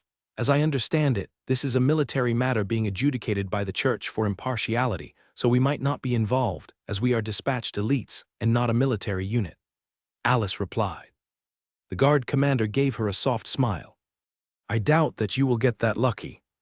As your team is the reason that most of the soldiers in the group are still alive, they are going to want you as material witnesses, and then they will want your team members to corroborate some of the information, because when military brass hears a report that says a war cleric was riding a lightning arrow into combat, there will be questions. The hearings will be live cast back to the Department of Defense. Tessa laughed. I am going to enjoy repeating that part of the day. The other Red Dragon priests are going to be so jealous. Would you like to follow us to the fort so that you can find it again in the morning when they call for us? Or is it fine if we just find our own way back once we are summoned? The guard gestured for her to lead the way, but he fell in beside Alice, subtly flirting with the mage as they walked. He looked up into the tree as Carl quickly scaled the ladder, only now realizing that there was a whole fort built up there, hidden in plain sight. That is quite the scout base. How did you even assemble that all the way out here? That looks like some sort of fishing net. Did you pack all that out here? He asked, confused. It's all spider silk, spun by Ray. The bloodbath spider you met today. The outer layer is sticky, but the insides are not, and they make a proper fort for us to rest in at night, with a waterproof roof and full visibility all the way around for evening scouting, since we have members with night vision. Alice explained. The guard looked impressed. Well, we can't accuse you of slacking on your scouting duties. You're not even technically on duty at night, but you're still keeping tabs on the situation. We have your radio logs and they will go in the report. He gave Alice a smart salute, and then turned to return to his unit while everyone climbed onto the ladder. We know that you can haul us all up at once. You knocked an ogre off his feet with a sword strike, and the ladder isn't going to break. Sergeant Rita called up to Carl as they got in place, preventing him from splitting the group in two parts as he had last time. You know, we could have Thor throw you up here and I could catch you as well, he suggested. Lotus laughed, but nobody else seemed to think that idea was amusing. Lotus and Tessa got started on dinner, while the others started to clean their gear and check everything for damage. They had been in a lot of combat lately, and gear wore out at the most unexpected moments if you didn't keep up on it. Carl found that was true of his belt, which was starting to wear through where his one-handed blade was hung from it. That seemed like it was too early, but he set it aside for Lotus to patch up with her magic and began inspecting his blades. Both of them appeared to be in perfect working order, with no damage to them, despite the crude construction of the less-used single-handed blade. His combat outfit was still in good shape, though it could use a good wash. If he had been thinking, he would have washed it with the shower water before he changed and let Alice dry it with wind. Magic. The only issue was that you didn't actually want freshly laundered clothes on patrol. Not only did you stand out, but the scent of laundry soap was so out of place that every monster for miles would pick out your presence and be ready for your approach long before you knew they were even present. Not long after they started cooking, the scout patrols were adjusted so that they passed outside the tree instead of stopping 30 meters before it. There might not have been an official announcement yet, but it was obvious that things were already being changed in how the base was operated. When Carl's morning shift came, he found that the patrols were still circling past the large tree, and that they were more numerous than the patrols the first night that they had been here had been. They also had a church guard with some of the patrols, and Carl could see the sour looks on the soldiers' faces at the fact. The guards were higher ranking than their team leaders, so they had taken over and had eliminated any chance of slacking on the night shift. "Ray, did we see anything good tonight?" Carl asked, as Hawk wasn't awake yet. "Nothing much. There were a few wandering goblins, but the scouts got them."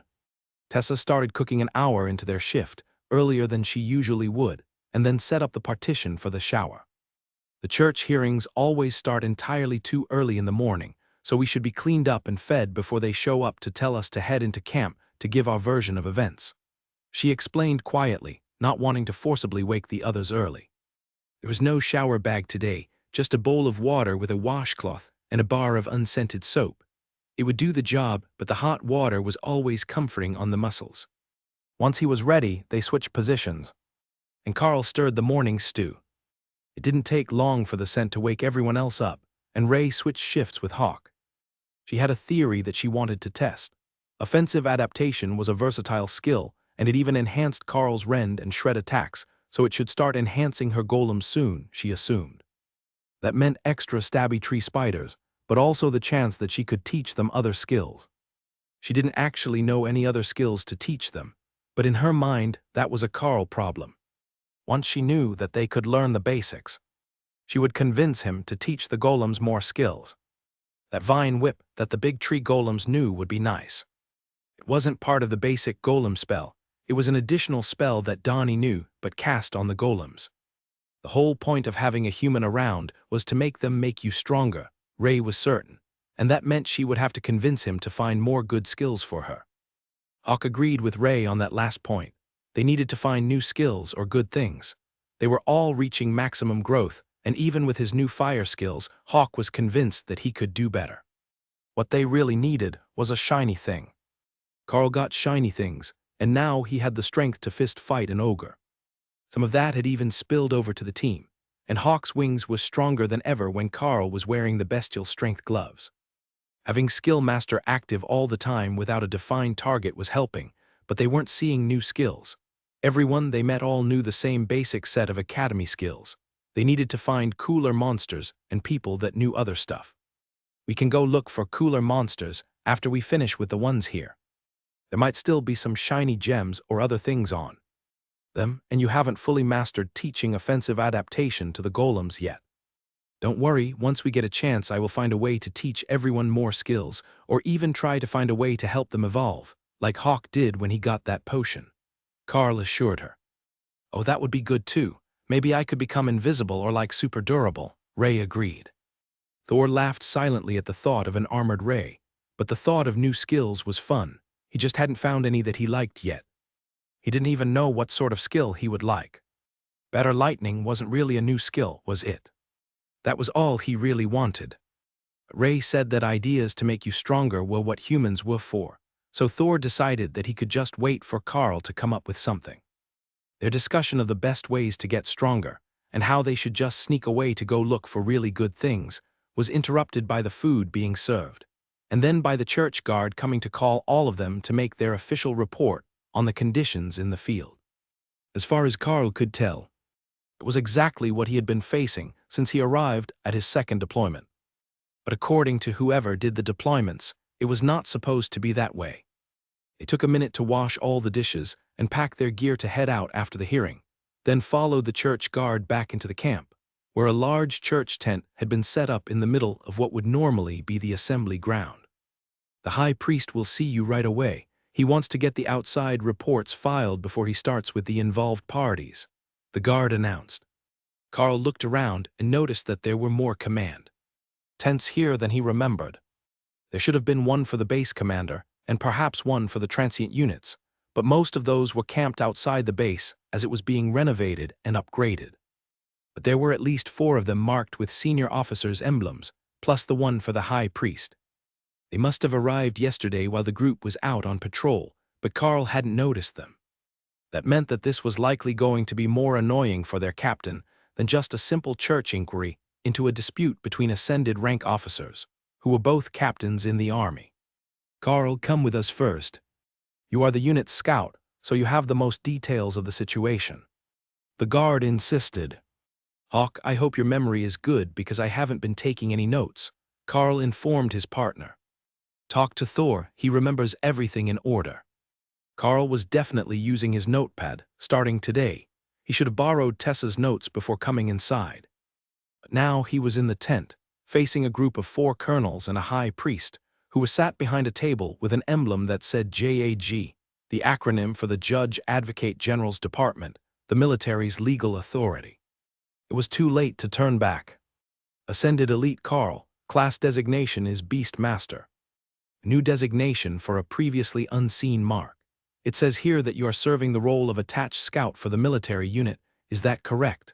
The aging colonel on Carl's far left asked as Carl walked up to the speaker's booth. "And can you give us an overview of the situation in this region, in your professional opinion as an elite?" the man asked. "I would say that the common rank monsters are somewhat less frequent, though we have come across large packs of goblins. More frequent are the awakened rank ogres and hobgoblins, with about a third of our encounters consisting solely of the ascended rank varieties. That is what my team is along with the patrol for, the stronger groups, but we have also come across a total of 12 commander rank monsters in the last 2 days. The heads collected yesterday were brought back to the camp as evidence at the request of the church. The situation appears to be under control, as the number of stronger monsters is not increasing on a daily basis, but neither is it noticeably decreasing in the limited time since I arrived from a deployment between here and the regional command location." The colonel nodded. "Are you privy to the official threat assessment for the region?" Carl shook his head.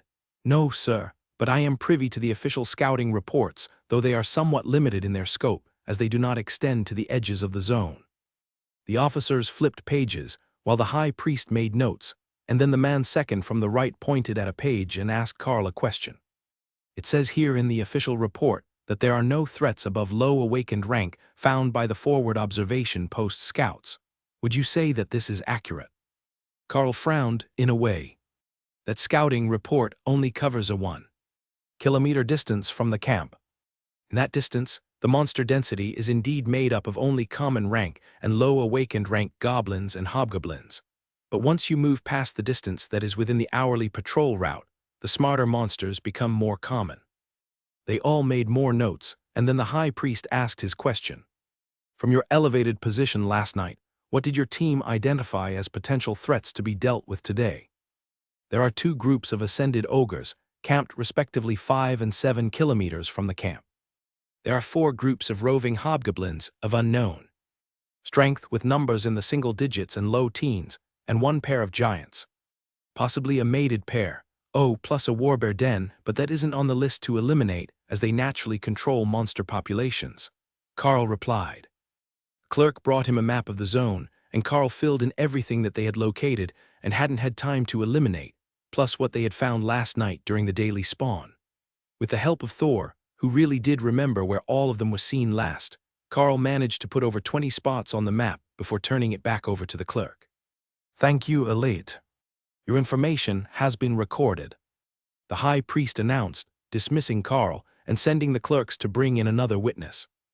By the time that the tribunal was finished with everyone they wanted to call for witnesses, it was nearly lunch. So they postponed the final 2 interviews with the base commander and the captain for after the meal.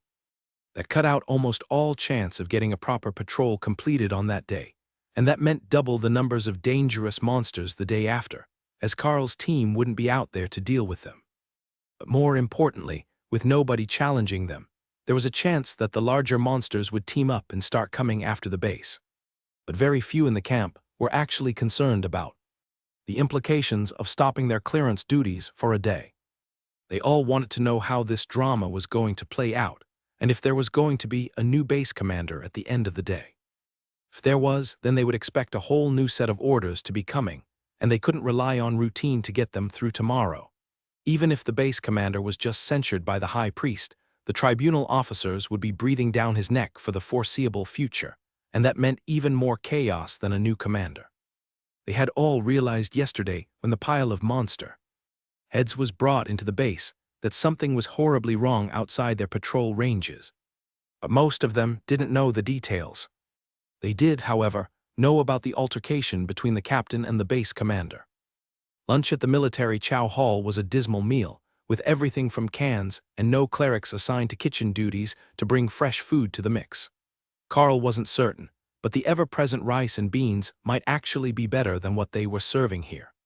Lotus must have felt the same way because Carl saw her sneaking spices into everything that she ate, including the tea. For such a tiny creature, the cleric ate a surprising amount, but she was still finished before the meal was over and waiting for the circus to begin. The final decisions would be made within the next hour, and they would find out if they were going to have to patrol in the afternoon or reorganize their team after it lost its captain.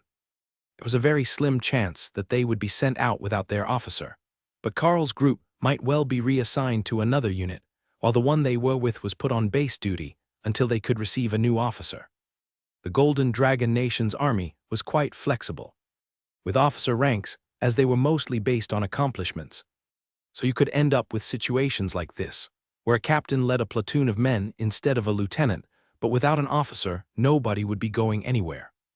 Someone had soundproofed the tent, so everyone waiting outside could only guess at what happened after the base commander and the captain were called inside. But it was an entire hour before they came back out.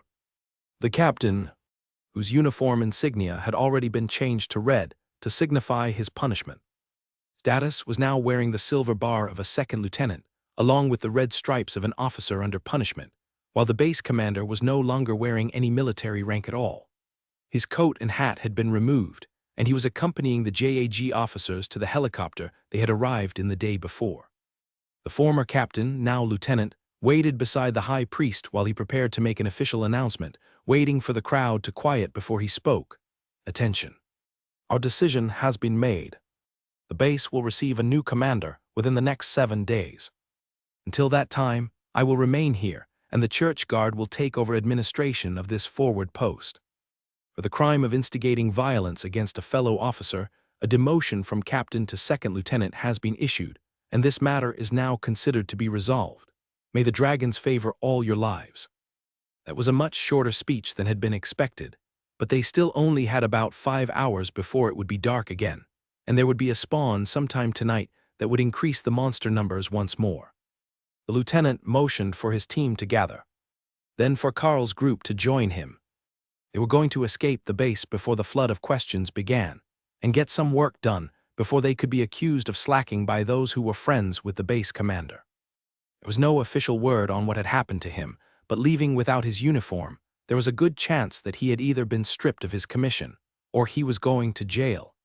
Neither one would make the freshly demoted lieutenant particularly popular with those who had supported the base commander's actions. They were out of the base before anyone else had really grasped their intentions, and Carl sent Hawk up to verify the location of the biggest threats.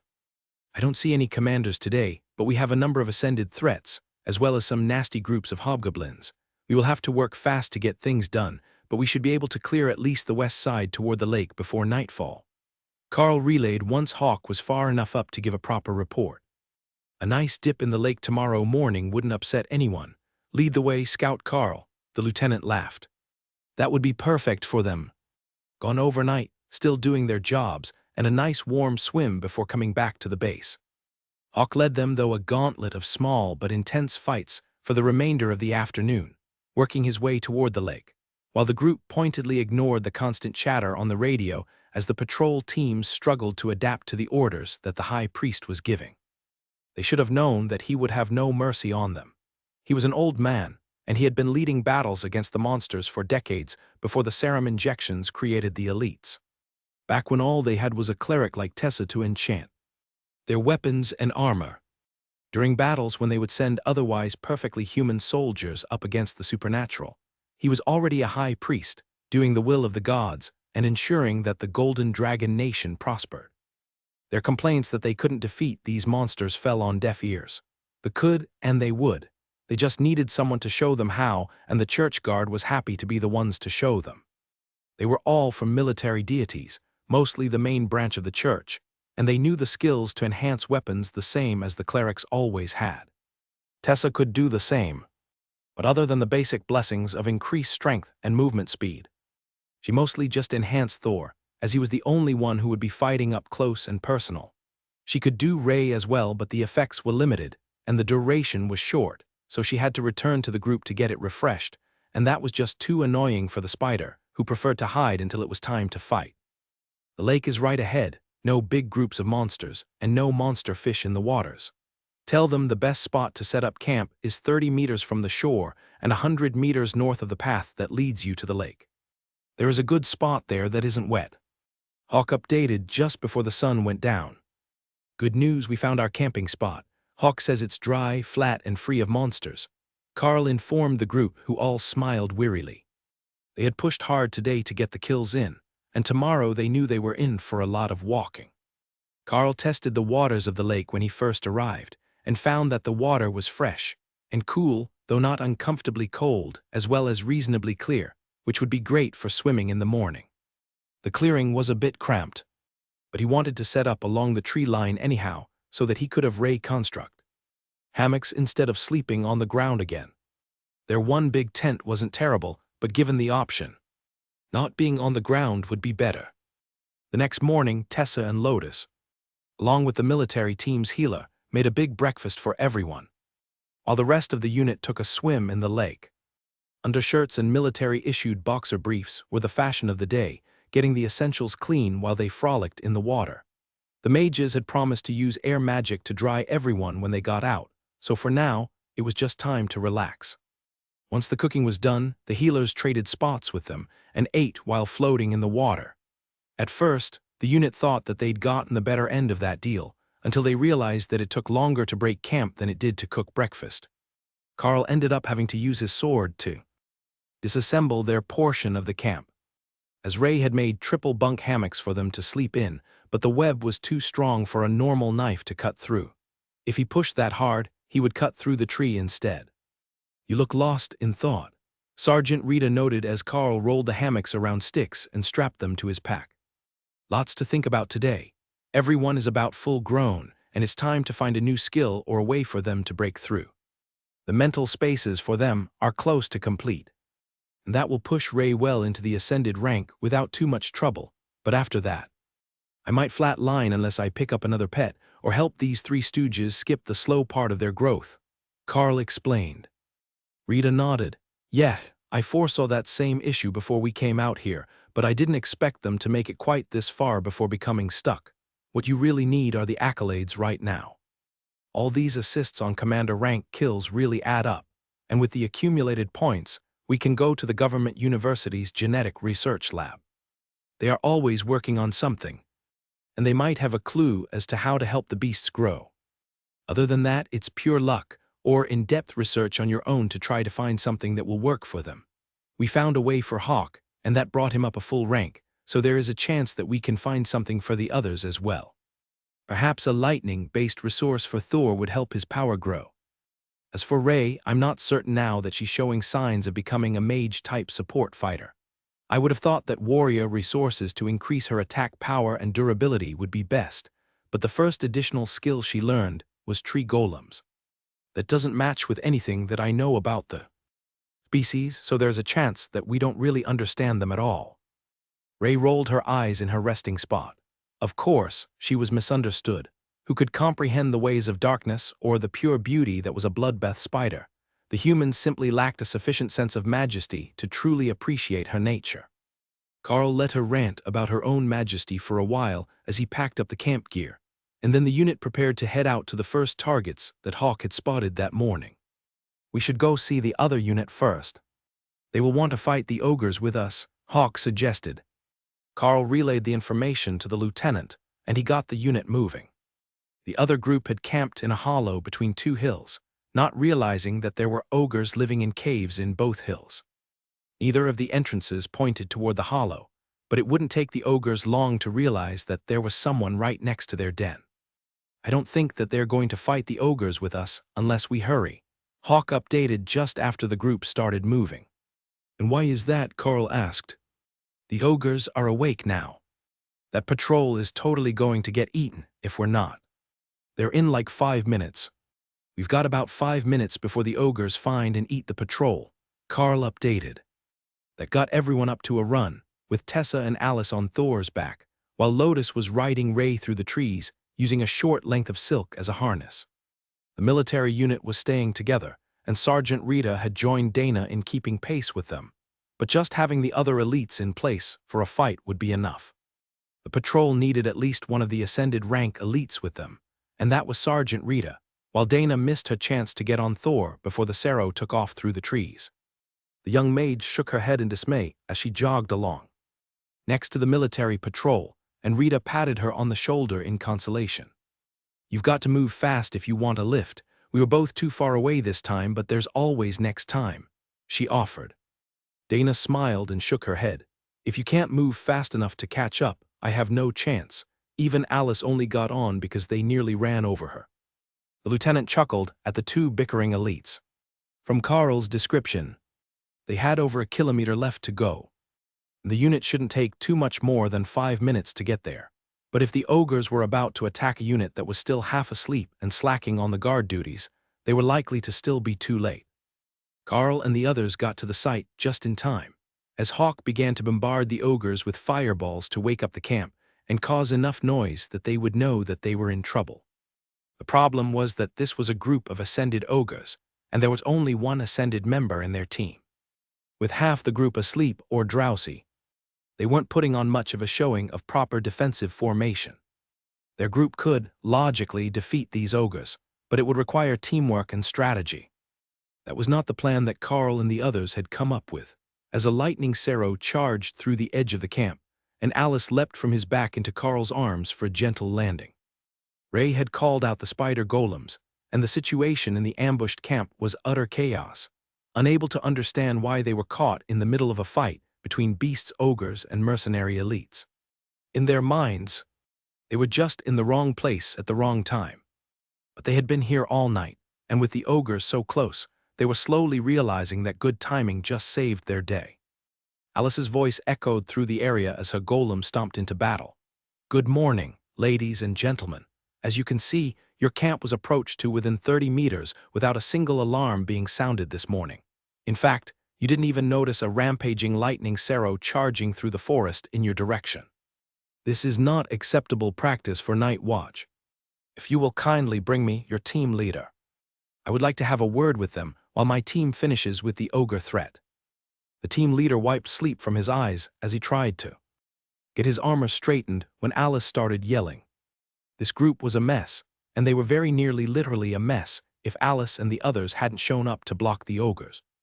But there were more ogres coming now that the first group was down, drawn by the sound of combat and the smell of blood. The rest of the unit was almost on site already, and the appearance of another military unit had this camp shaping up much more quickly than one irate commander rank elite. Everyone had heard the new orders over the last day. Even Carl's group, though they had kept the radios turned low so the news of other troop movements and combat orders didn't distract them. Everyone who had left the base since yesterday had a church guard with them, so this team had been in the field for at least 2 days, which was unusual, as the camp was much more comfortable and the patrol zone was limited. The captain leading this patrol actually looked relieved when he saw that the officer for the incoming group was a lieutenant who was under censure, with the red stripes. But after a few seconds, he realized just who that lieutenant was, and all the casual demeanor that he had been trying to put on vanished. Lieutenant, thank you for the timely interception of the ogre threat. My men owe your team a debt, he began. You can save it. My team is still finishing the second group of ogres that yours didn't see coming this morning. I'm not going to yell at you, but I will warn you that there is a church guard either waiting for you to return to camp or already on his way out to meet you. Would be wise to have all your protocols in order before they arrive, because the high priest is an old-school battle priest, and his team doesn't believe in coddling elites. The lieutenant replied. Surely, they won't usurp leadership from the military officers? The captain asked, looking to Alice for confirmation, as she was the strongest one present. Alice shook her head. They already have. The church has been asked by the Judge Advocate General's office to get this zone back in top form, and the high priest they chose intends to do exactly that. The captain looked devastated at the news. Under the old system, before the elites, soldiers were honored as potential martyrs because the life expectancy was terrible, and over half wouldn't make it back from a 5-year term of service. But now, elites like him had gotten comfortable doing the bare minimum and reaping glory and promotions along the way. Carl finished the second group of ogres, and Tessa pulled a glowing magical gem out from under one of the bodies. "I found something interesting. Give me a moment to translate. It's in that ogre or orc gobbledygook nonsense," she explained. Carl hadn't even realized there was something written on the crystal in her hand, but when she cast a light spell through it, the gem created a set of red letters against the green of Thor's scales, and the cleric slowly began to decipher the writing. "It is a gem of wisdom. It helps mages refresh their mana more quickly, but it's worthless to the ogres. They must have kept it because it's shiny," Tessa explained. That actually made sense for the ogres, but the gem should be good for clerics as well. "You might as well hold on to that. At some point, we're going to need all the buffs and healing that you can give us." "But speaking of buffs and healing, where are Ray and Lotus? I know I saw them both fighting earlier, but they're gone again," Carl remarked casually in case she was just standing in his blind spot. Who knows? "They likely wandered off to find something fun in the forest. I swear that girl is half feral," Tessa sighed. Carl checked on Ray in his mind, and found that she was about 50 meters from the group in a tree, where she and Lotus had found a particularly interesting flower that the cleric didn't find in any of her training materials. As a nature cleric, she knew a lot about botany, more than most doctorate students in the subject. It was a gift from her goddess, but she still couldn't identify this flower, and it was bothering her. So she had brought Ray to go examine it and make notes while the others did people things, as Ray described them. While the group leaders had a tense discussion, Lotus spent her time engrossed in the details of a flower that Ray had every intention of snatching to put in her space later. The slacker team's worst fears came true. The church guard assigned to them arrived with another group of soldiers on patrol. Not only that, but they had brought along a church guard supervisor for the soldiers accompanying Carl's group as well, which proved to be an amusing sight, as he already knew them all from the walk-in. "Elite Carl, where did you put the nature cleric?" "The others said that she ran away with your spider," the guardsman asked curiously as he approached. His smile said it wasn't an accusation, and he was an ascended rank cleric as well, so there was a good chance that he knew her personally. "Lotus is checking out flowers they found in the woods. There's something rare about it. They will come back eventually, or I will call them if there is a fight. They're always up for a fight," Carl replied with a smile. "As long as you know where they are, and that there is someone covering for them, in case a monster tries to sneak up on them. It's policy not to let the nature clerics roam." "Unattended," he replied. Tessa snickered at the way he phrased it. The guidelines recommended that you did not have any group member alone and out of sight of the group, but the nature clerics had a bad habit of wandering away. "Ray, the church guard says to keep the spider golems with you and Lotus, in case anything tries to sneak up on you," Carl informed the wayward spider. The 2 golems vanished as Ray summoned another pair, and the other groups of soldiers looked to see who had dismissed them.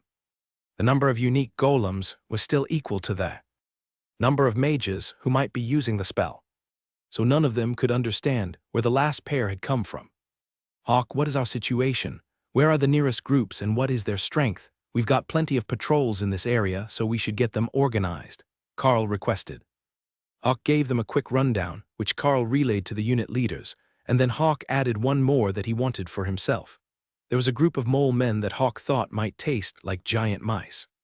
They weren't strong, but they were a priority target in Hawk's mind. And they were along the route that led to one of the commander-ranked giants.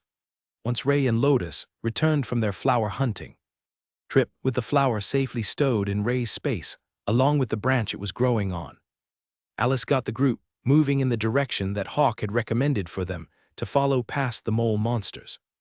Hawk had already succumbed to temptation and caught one for a taste test, which he found pleasantly mousy, with a hint of feral monster.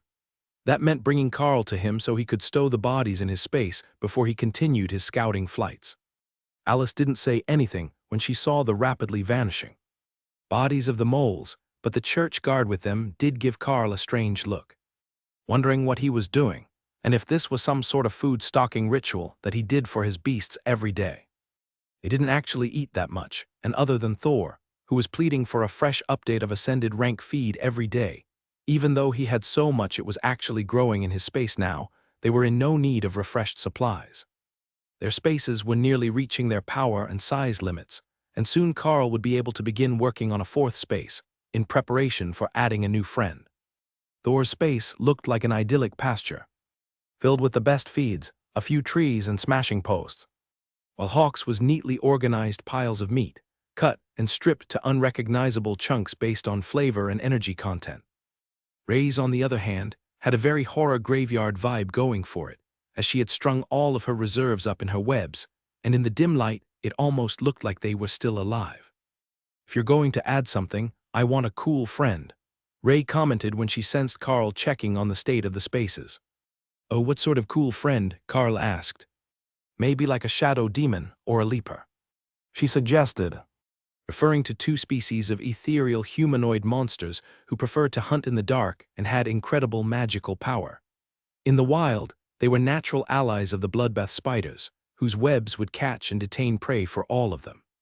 The other two would herd hapless monsters and humans into the webs, which the targets would be unable to break free from, and then take the choice bits and leave the rest for the bloodbath spiders as a form of payment for their assistance. As Carl recalled, they were both born at the royal rank, and would grow up to become overlord-level threats that kept the majority of humanity out of the tunnels in the mountains. "I will have to see what we can manage. I don't think that anything above our rank is going to end well, though," Carl laughed. Hawk led them to the pair of commander-rank giants that he had found, with the church guard following closely beside Carl as he moved through the trees. "How can you be so certain that we're going the right way?" the guard asked as Carl made a turn to follow a riverbank. "Because Hawk is still overhead, and he will tell me if we're going the wrong way or if something is blocking us. The giants should be just around this bend in the river," Carl explained as he slowed to make certain everyone was ready for the fight. "Don't you think something is off about this forest? The woods here shouldn't be so lush. They should be more barren with the poor soil, and then there was that magical flower that Lotus found earlier. I think that we're coming into an area with higher than usual mana density. That means a chance at some unique rewards, but also stronger monsters," the guard whispered as the others joined them. Dana's eyes lit up in recognition. "Like the woods around the holy relic. They were loaded with good stuff, but this time we haven't been looking for it. We were just looking for monsters." Alice smiled. "All right, if there are commander-rank monsters, there's a chance of commander-rank resources. We can't turn that down, and it's permitted in our group charter to search for them. I don't know about the army unit, but for certain the 6 of us are allowed to search." The lieutenant sighed. "Anything that we gather is to be turned over to military.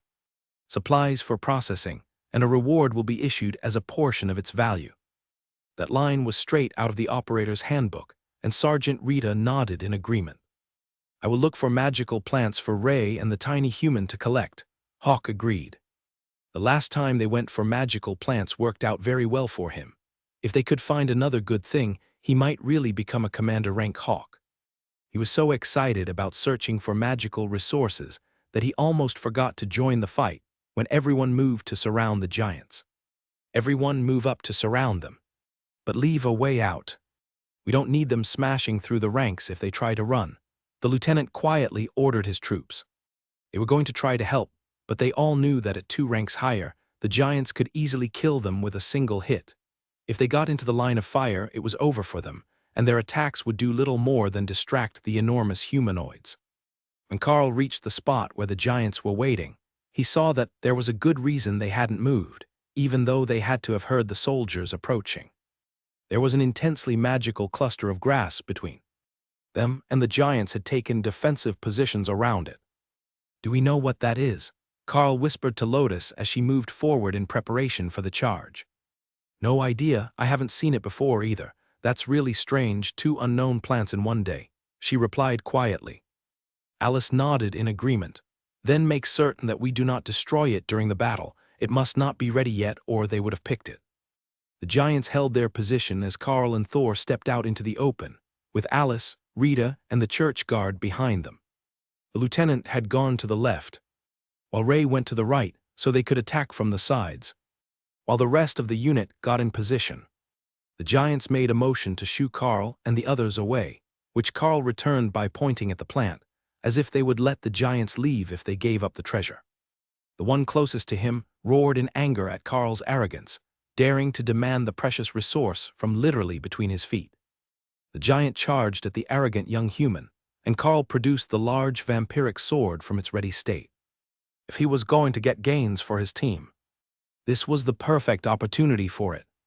There were plant resources right there, and the blade would suck some of the life force from the giants when they died, giving them all an extra bump of growth. Carl stepped forward, using Ren to reduce the power of the giant's attack so he could block, while Alice's golem charged at the other giant before it could get in position to assist. The giant facing Carl lifted its blade to hack down at Carl just as Thor charged into the battle, crashing into the side of its knee, while Carl attacked its forearms with Rend, toppling the creature over backward. That was Ray's cue to get in on the action, and the spider golems were on the giant instantly, attacking the arms so it couldn't pick up its weapon, while Hawk dropped fireballs into the middle of its exposed stomach. Ray herself was hanging back from the battle and waiting for an opening to attack the other giant. The rest of the force were all focusing on it now, as Thor and the golems blocked their line of sight to the fallen monster. But then Ray had a brilliant idea. They didn't have to wait for the end of the battle to get the loot. She just had to dart over to the plant and use her forelegs to scoop it out of the ground and into her space for later. Nobody even noticed when the plants disappeared.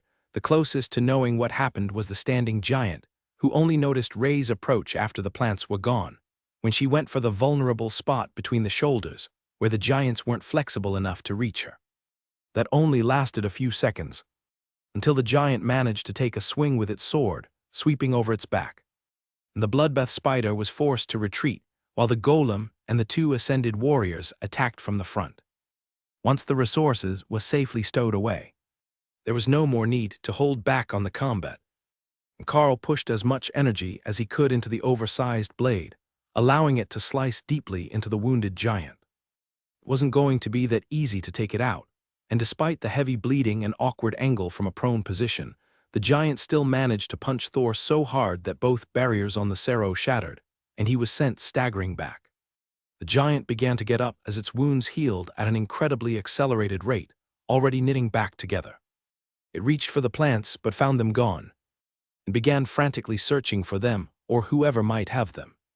The magical signature of the plants would normally give away their hiding spot and make it obvious who was trying to loot the battlefield in advance, but with them safely in Ray's space, it was as if they had never existed. She had even taken the roots with them, just in case that was the valuable part. The distraction turned out to be its downfall, as Carl's blade slid through a partially healed wound and deep into the creature's torso, aimed upward for the vital organs. With a gurgling gasp, the giant turned and swung a backhanded strike at Carl, who dropped to the ground and rolled out of the path of the enormous blade. That effort twisted the blade still lodged through the giant's back, and it collapsed to the ground, already dead. The second giant fell seconds later, and while the warriors caught their breath, the clerics collected evidence and updated their notes. Once he saw the cleric's routine, Carl also made a note of the day's kills, recalling how he had been questioned about them by the lawyers. Hawk flew back up to scouting height and looked for other resources and monsters. Mostly resources, and he was finding a lot of them. Carl took notes as Hawk updated the map with resource points, including their likely strength, and the monsters that had been drawn to them. In Hawk's mind, that was likely the important part. He might not know what the plants did, but if they attracted monsters that were similar to him, Thor, or Ray, then they were likely going to be useful. Most monsters worked on instinct and confirmation bias. If others like you thought it was true, it probably was. Sometimes it was genetic memory, sometimes just a guess, but everyone would fight over the resources all the same. Carl dismissed his blade, which was trapped under the giant's body, and the church guard came over with a leather pouch from the hip of the other giant. It's a healing salve of some sort. It looks like it works fairly well going by the magic in it, he explained. The giants were regenerating abnormally rapidly as well. I've never seen a shred wound heal that fast before. Normally, the jagged edges make it nearly impossible for monsters to deal with, but these ones were even able to stop the blood flow from lacerate without applying the ointment. Carl agreed. The church guard took a portion of the ointment into a trio of jars, and then passed the leather bag to the cleric attached to the military unit. You can turn that in at the end of the mission if you like, but you might need it, the experienced guard cautioned him. The extra jars were passed to the other clerics, who would be doing the group's healing duties, and Thor began to eye the plants in Ray's space with renewed interest. If they could make him regenerate that fast, wouldn't he be nearly immortal? He was already tougher than some silly giant who had barely cracked his scales, and they were mostly healed on their own. Of course, Thor was overlooking the fact that the giant did that with a single solid hit through 2 layers of barriers, and if he had been hit any more, he would have taken serious injuries. That sort of thing didn't matter to the Sero. There was strength in numbers, and if he got hit, someone else could go forward until he healed. It only took a few minutes. Tessa gave Thor a pat on the side and healed the last of his damaged scales, along with the slight bruising underneath, which left him in an even better mood while the Red Dragon cleric went to check on the second giant's body. There are some good things here, and more of the same ointment that we found on the other giant. We've got an assortment of dried magical herbs in the bag, and there are magical bracers which will have to be altered, but are potent enough to survive a reforging, she explained. That was the sort of thing that Carl's group had always left behind before. They were huge and heavy, difficult to carry and not immediately useful, but sometimes they would make themselves functional for the right person. Do we know what they do? High Priest Doug taught me a trick, and sometimes you can get them to activate and adjust themselves to you, Carl suggested. The church guard did a double take. Did you say High Priest Doug, as in Doug Mackenzie? Carl nodded. He took and passed the test to the commander rank at the same time that I made it to ascended rank. The guard shook his head. We will never hear the end of it. Doug Mackenzie made it to commander rank before I did. Carl smiled. The clergy is a lot like a small town, isn't it? Everyone knows each other. The guard shrugged. It is at the higher levels, but there are hundreds of thousands of staff, lay priests who aren't blessed with magic, and devoted nuns cloistered around the nation whose names most of us will never even hear, much less learn. But at the same rank and close to the same age. It's hard not to know each other, even if we're in different branches. And on different details. Tessa laughed. Plus, everyone knows Doug. He's the only nature cleric I know that's less reliable outside of combat than Lotus. Speaking of which, where did she go this time? Can you send Ray to go find her and bring her back? Ray, can you take your golems and make sure we don't lose our tiny cleric? Give me updates if she finds good things, Carl instructed. Already on it, she found tasty mushrooms. They eat blood from dead monsters, Ray replied. They were only a few meters into the trees. And if they weren't crouched down looking for mushrooms, everyone would be able to see them. Once he knew where they were, Carl found them with thermal imaging. She's right over there, they haven't gone far this time, Carl explained. Lotus' voice carried through the clearing. Hey, everyone, come this way, there is a whole bunch of good stuff in the woods. The soldiers spread out, only vaguely aware of what they were looking for, but everyone could at least pick out some of the major magical plants, and things that didn't look like they belonged in a normal forest. Sister Lotus, I think I found something. One of the soldiers called, holding up a bright red mushroom with black spots that looked oddly like skulls. Carl looked at Tessa. That's poison, isn't it? She smirked and nodded. Yup, but it's a paralytic, not a lethal toxin. He's going to collapse in, oh, there he goes. Lotus pranced over and tucked the mushroom in a specimen jar that she threw to Ray before she cast a cleansing spell on the warrior and helped him to his feet. What is the first rule of unknown magical plants? She asked him. Sister, you see, he began. What is the first rule of unknown magical plants? She repeated, with her hands on her hips, looking fierce, despite her diminutive size. Look with your eyes, not your hands, the young man replied sheepishly. Exactly, look with your eyes, not your hands. That means no grabbing the death's head mushrooms. Now, are there more of those? They're quite useful for a number of potions. Lotus asked. Sister, there is some sort of glowing grass over here, and a plant with leaves that look like golden dragon scales. One of the others reported. That drew the church guard over to assist. The unit went into full gathering mode, hunting in the area for more magical resources. The original target plant long forgot. There were a suspicious number of magical plants in the area, that much was clear to everyone, but they were doing their best to collect what they could, not leaving much to regrow, unlike an area that could be safely farmed later. Magical plants would attract more powerful monsters, and that was the last thing that the region needed when it was already short on elites who were over the awakened rank. Most of the patrols only had 1 or 2 ascended members, and Alice was the only commander rank elite in the area before the church guard showed up. Carl wasn't certain of the strength that they brought with them, but there were at least a few commander-ranked guard captains in the mix. If he had checked the uniforms right, we should start searching the area for freshly appeared relics and hidden places of power, given the amount of change that the area has undergone. There are far too many resources here for it to be nothing but a mana surge. Alice informed the church guard, who was technically in charge of the soldiers now. He nodded in agreement and began to issue orders to his troops to spread out and start keeping notes on the frequency of the plants, as well as the potency, if they could determine it.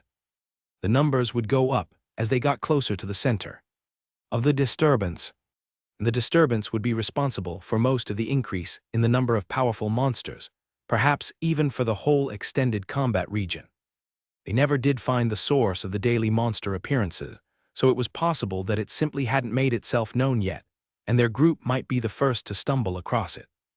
Fortunately, it wasn't spawning anything above commander rank anywhere yet, since there were so few royal and monarch rank elites to send out, and the handful of available overlords had better things to do than stomp out a monster infestation 2 or more ranks beneath them.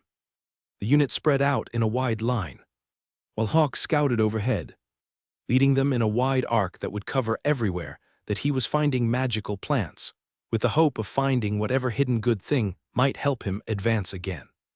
But he made certain that Ray and Lotus, who was scouting ahead, found the very best things before the army line got there, extracting them to be split between the mercenary elites later. There was no good reason to let military command waste the best stuff on elites who never saw the field outside mandatory missions. Lotus was in heaven, surrounded by high-grade magical plants all afternoon, as the group moved in a winding spiral trying to find the center of the disturbance. She was staying away from the group, but almost all the loot was going into Ray's space for storage, and Carl could see that it was really starting to pile up and that there was quite the variety in there. They had even found more of the moss that was used to make tea, and harvested another whole log to go with the one that was in Thor's space right now. "You need to come here, there is a thing," Ray insisted. "I'm almost at the other end of the formation."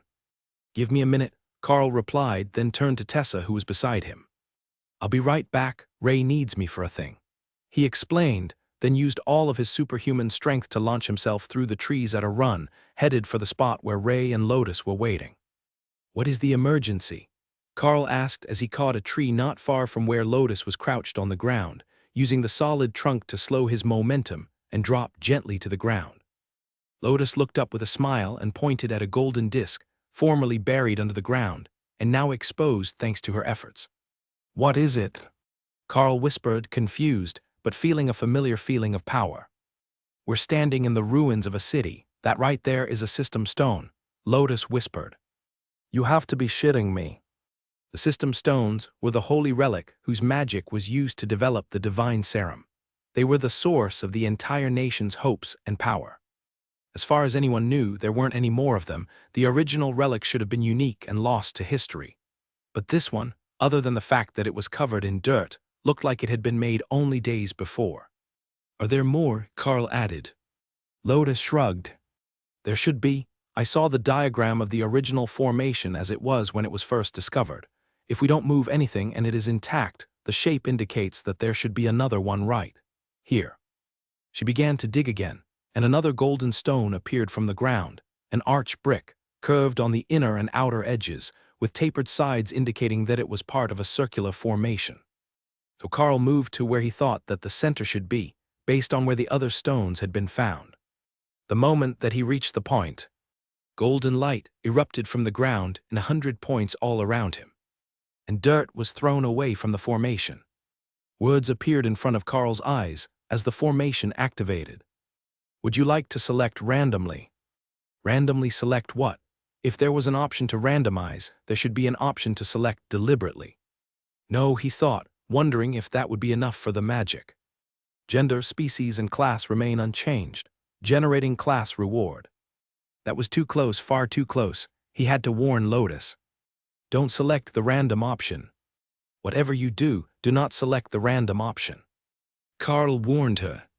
Lotus pouted, but she didn't change, and Carl's attention was pulled away by the magic of the system stones. Class skills unlocked. Skill book allows the Beast Master to record skills and teach them to others. Identification allows the Beast Master to discern the effects that magical materials will have on his partners. Mental fortitude, you know you need it. Carl blinked slowly, with the system stones throwing shade at him. That last ability's description was almost certainly an open insult. But what Carl hated the most was that it wasn't wrong. He did need mental fortitude, because he needed to improve the spaces enough to allow the beasts to advance to commander rank. Carl returned to the present as the magic faded and found Lotus pouting in front of him. What if I could have been a dragon or a griffon or like an angel or something? She complained. What if you turned into a fat male half-orc? Carl countered. Lotus considered that for a second. With a big dick or a little one, I always kind of wanted to know what it was like to have a penis. Carl flicked the little nature priest on the forehead. It might have even changed your class from nature priest to something entirely different. For all you know, you could have had to start all over from nothing. The lights had drawn the rest of the unit to them, starting with the rest of their team, as the lieutenant and the church guard were keeping the soldiers on task until they reached their destination. Everyone stared at the system stones, now clearly visible on a stone platform in the forest, untouched by time and intact. Are they functional? Alice asked. Lotus nodded. Yes, they activated for both of us, but not for Ray. Carl says, don't pick the random option. But if you're lucky, it might turn you into a dragon. And if I'm unlucky, Alice replied. Who knows, should we ask someone to try? Lotus seemed far too eager to see what happened when you randomized, but Alice was with Carl in her thinking. Magic this powerful could cause completely unexpected results if you allowed it to run amok. Lotus dragged Dana, the only one in the party she could physically drag, to the center of the platform, and the stone glowed again, while Dana stared at something only she could see. Then she slowly began to smile. I learned a new class skill, Destruction. It increases the damage of all my spells. Tessa picked the mage up to give her a spinning hug, then conveniently placed her down away from the center of the formation and took her place. The golden light flared, and seconds later the red dragon priestess erupted with fire, which coalesced into battle armor, with a shield and spiked flail. The weapon looked vicious, with 5 small spiked balls on chains, all engulfed in flames, but the armor was gorgeous. It was a skin-tight bodysuit made of red leather and dragon scales, showing off every toned muscle of the dragon priestess as she flexed, even though it covered her entire body, even encasing her head behind a dragon mask. Alice was the next one in, and after she stepped away, she activated a bit of magic, and a tornado began to whip through the area for a moment. Before being dismissed, I think that it is giving us all class skills. Perhaps our classes aren't fully active, or maybe we were intended to return to the system stones on a regular schedule to learn new skills as we got more powerful. Has anyone stood on the central stone twice? Alice asked. Lotus nodded. I did. I left after I chose and then walked back to yell at Carl once I realized I could have been a dragon. Possibly with an unknown but tiny chance been a dragon, Carl corrected. Sergeant Rita stepped onto the platform with more hesitancy, and Carl saw Lotus crossing her fingers, hoping that she might pick the random choice. It didn't look like she did, as only a few seconds later the light had flared and she stepped away still looking like herself. It gave me warrior's tenacity, an increase to my constitution, Rita explained as she checked the group to see who hadn't gone yet. She was the last of the 6, so the next ones up would be the lieutenant and the church guard. They all gathered around the platform in reverent silence, awed by the aura of holy magic that the area was giving off. All right, guards. You're up next, pick random, Lotus encouraged. It will randomize your species, gender, and class, Carl warned him. You're no fun, you know that. He's already ugly, how could it be worse? The nature priestess complained. The guard laughed and ruffled her hair as he made his way to the top of the platform. He glowed with golden light for a moment, and then smiled as he stepped off the platform. It gave me the sacred zone spell. It slows hostile targets that enter the area and weakens them. It's an excellent large battle defensive spell, suitable for buffing an entire battle, he explained. Then he seemed distracted and nodded his head. Golden light enveloped all the soldiers at once, presumably as a result of the magic recognizing them as his subordinates, who he could activate the system stones for. For most of them, it was a short and blissful blessing, which granted them a new skill. But one soldier apparently hadn't been paying attention to Carl's warning, and where a young woman in a military uniform once stood, now stood a female virgin in battle armor, a combination of leather and steel that left the midriff and lower legs exposed. A very furry midriff and lower legs with an extra joint which flexed opposite the existing knee. "I'm a virgin rogue," she stammered as she realized what she had done by choosing to randomize. Lotus ran over to examine her. Interesting, she didn't have to start over, she still awakened rank. "What skills did you get?" the tiny cleric demanded. "I gained backstab, lacerate, impale, claw, pounce, dash, and silent steps," she replied. The warriors next to her looked impressed. That was a more powerful suite of skills than she had before, a much more powerful one if she had the physical strength and speed of a virgin. They weren't technically monsters, as they were considered a civilized, sentient species. But they weren't native to the Golden Dragon Nation, so if you saw one, they were normally only passing through between the Beast Men nations and wanted nothing to do with social interactions. Occasionally, they might stop somewhere that seemed friendly for a meal, but mostly they just skirted along the edge of the nation and kept moving. With a fully furred body and a wolf's head, they couldn't pretend to be human like many beastkin could, even if they somehow managed to hide the extra leg joint. So persecution among humans was a real concern, even though they weren't at war or from officially hostile nations.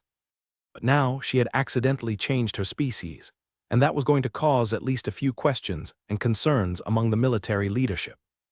Ray approved. The new version of the warrior was much more stabby than the old one. She even had proper claws and not just one but two swords. Her words were slightly garbled by her new muzzle, and she almost bit her tongue once, but she was rapidly adapting to her new form and looking around at the other soldiers, then at her outfit, which was a harsh contrast to the unit.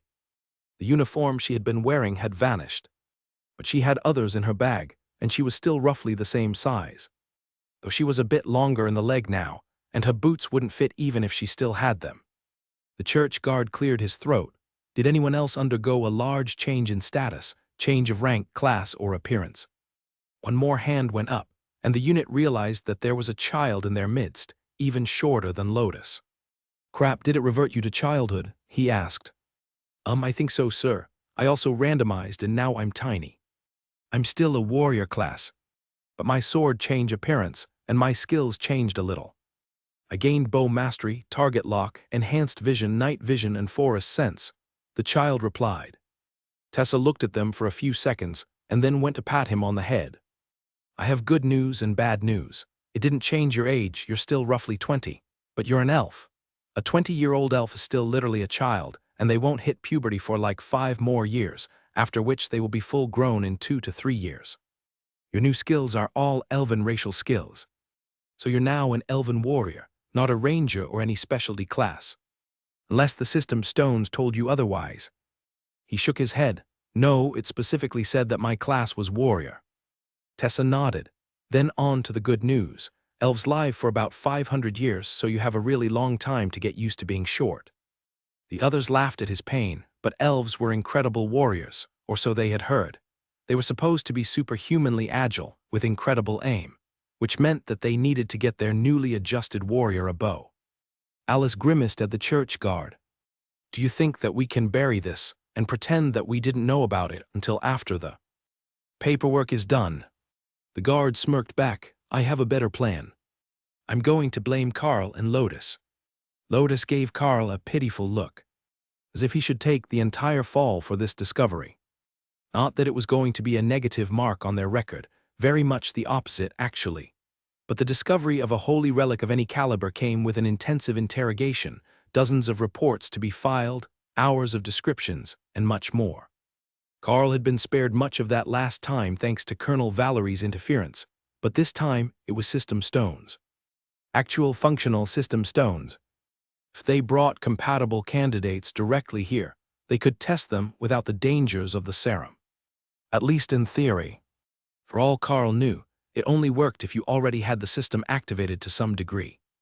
Alice sighed and took out her phone, then smirked and handed it to Carl. If we're going to do this, we will do it all the way, she decided. Carl smiled and shook his head, declining the phone, then took out his own emergency phone and dialed the fateful numbers. On the first ring, the same receptionist as last time answered. Ascended Elite Carl, 95,988. Then an older woman came on the phone. Elite, what is your report? I have found a functional and complete set of system stones on patrol. I can confirm they are active. He replied, then waited for the woman to gather her wits enough to answer. 7 minutes, do not move. Then the line went dead, but Carl could see that there was a blinking light on it and a status update that said tracking. He tucked the phone in the pocket of his jacket and coaxed Thor to lay down so he could use him as a backrest. You might as well get comfortable, everyone. We have 7 minutes until reinforcements arrive, Carl explained. Are we not on guard against monsters? The now Virgin Rogue team member asked. We are, but Hawk is up in the sky for that. And he says nothing dares to come close to this place, Carl explained. While he waited, Carl began to focus on the items that were stored in the spaces. There should be a new ability to identify what was useful, and Lotus had dumped a huge number of resources into Ray's space. The Death's Head mushroom was listed as a common grade resource, toxic, useful for enhancing paralysis skills used by the Warlock class.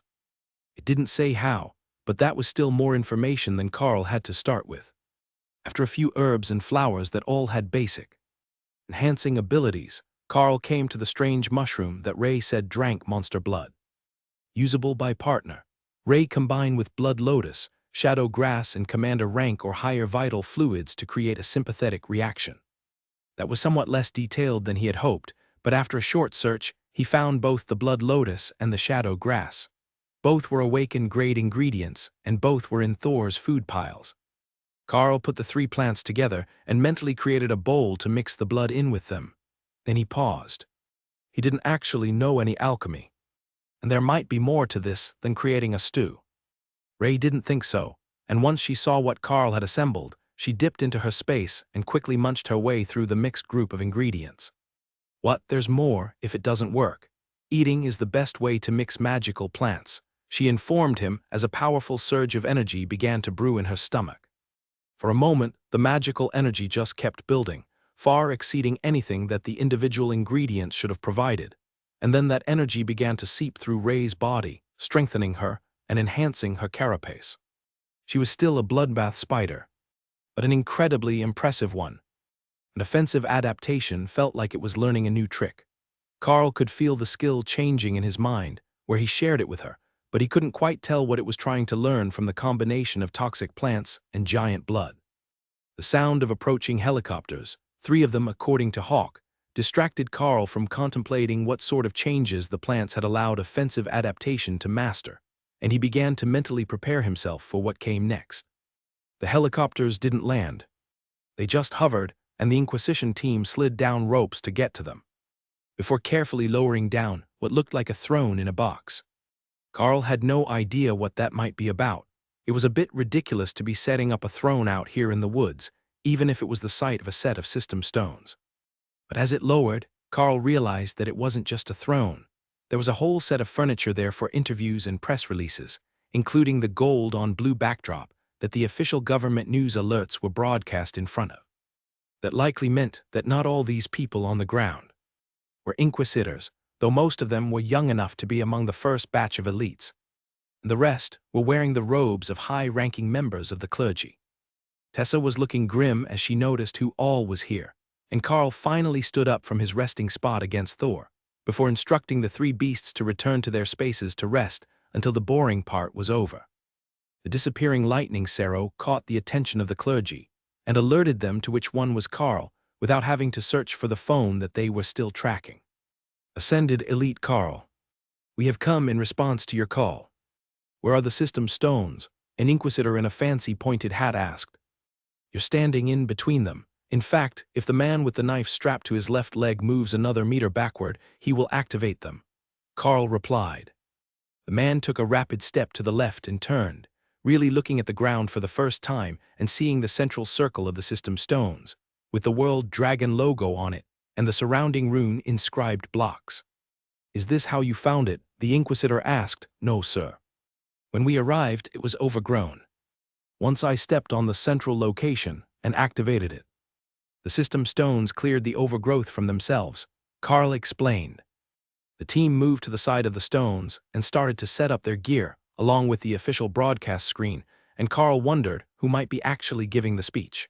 The Inquisition wouldn't give a public announcement, but he didn't recognize anyone in the group as a public figure.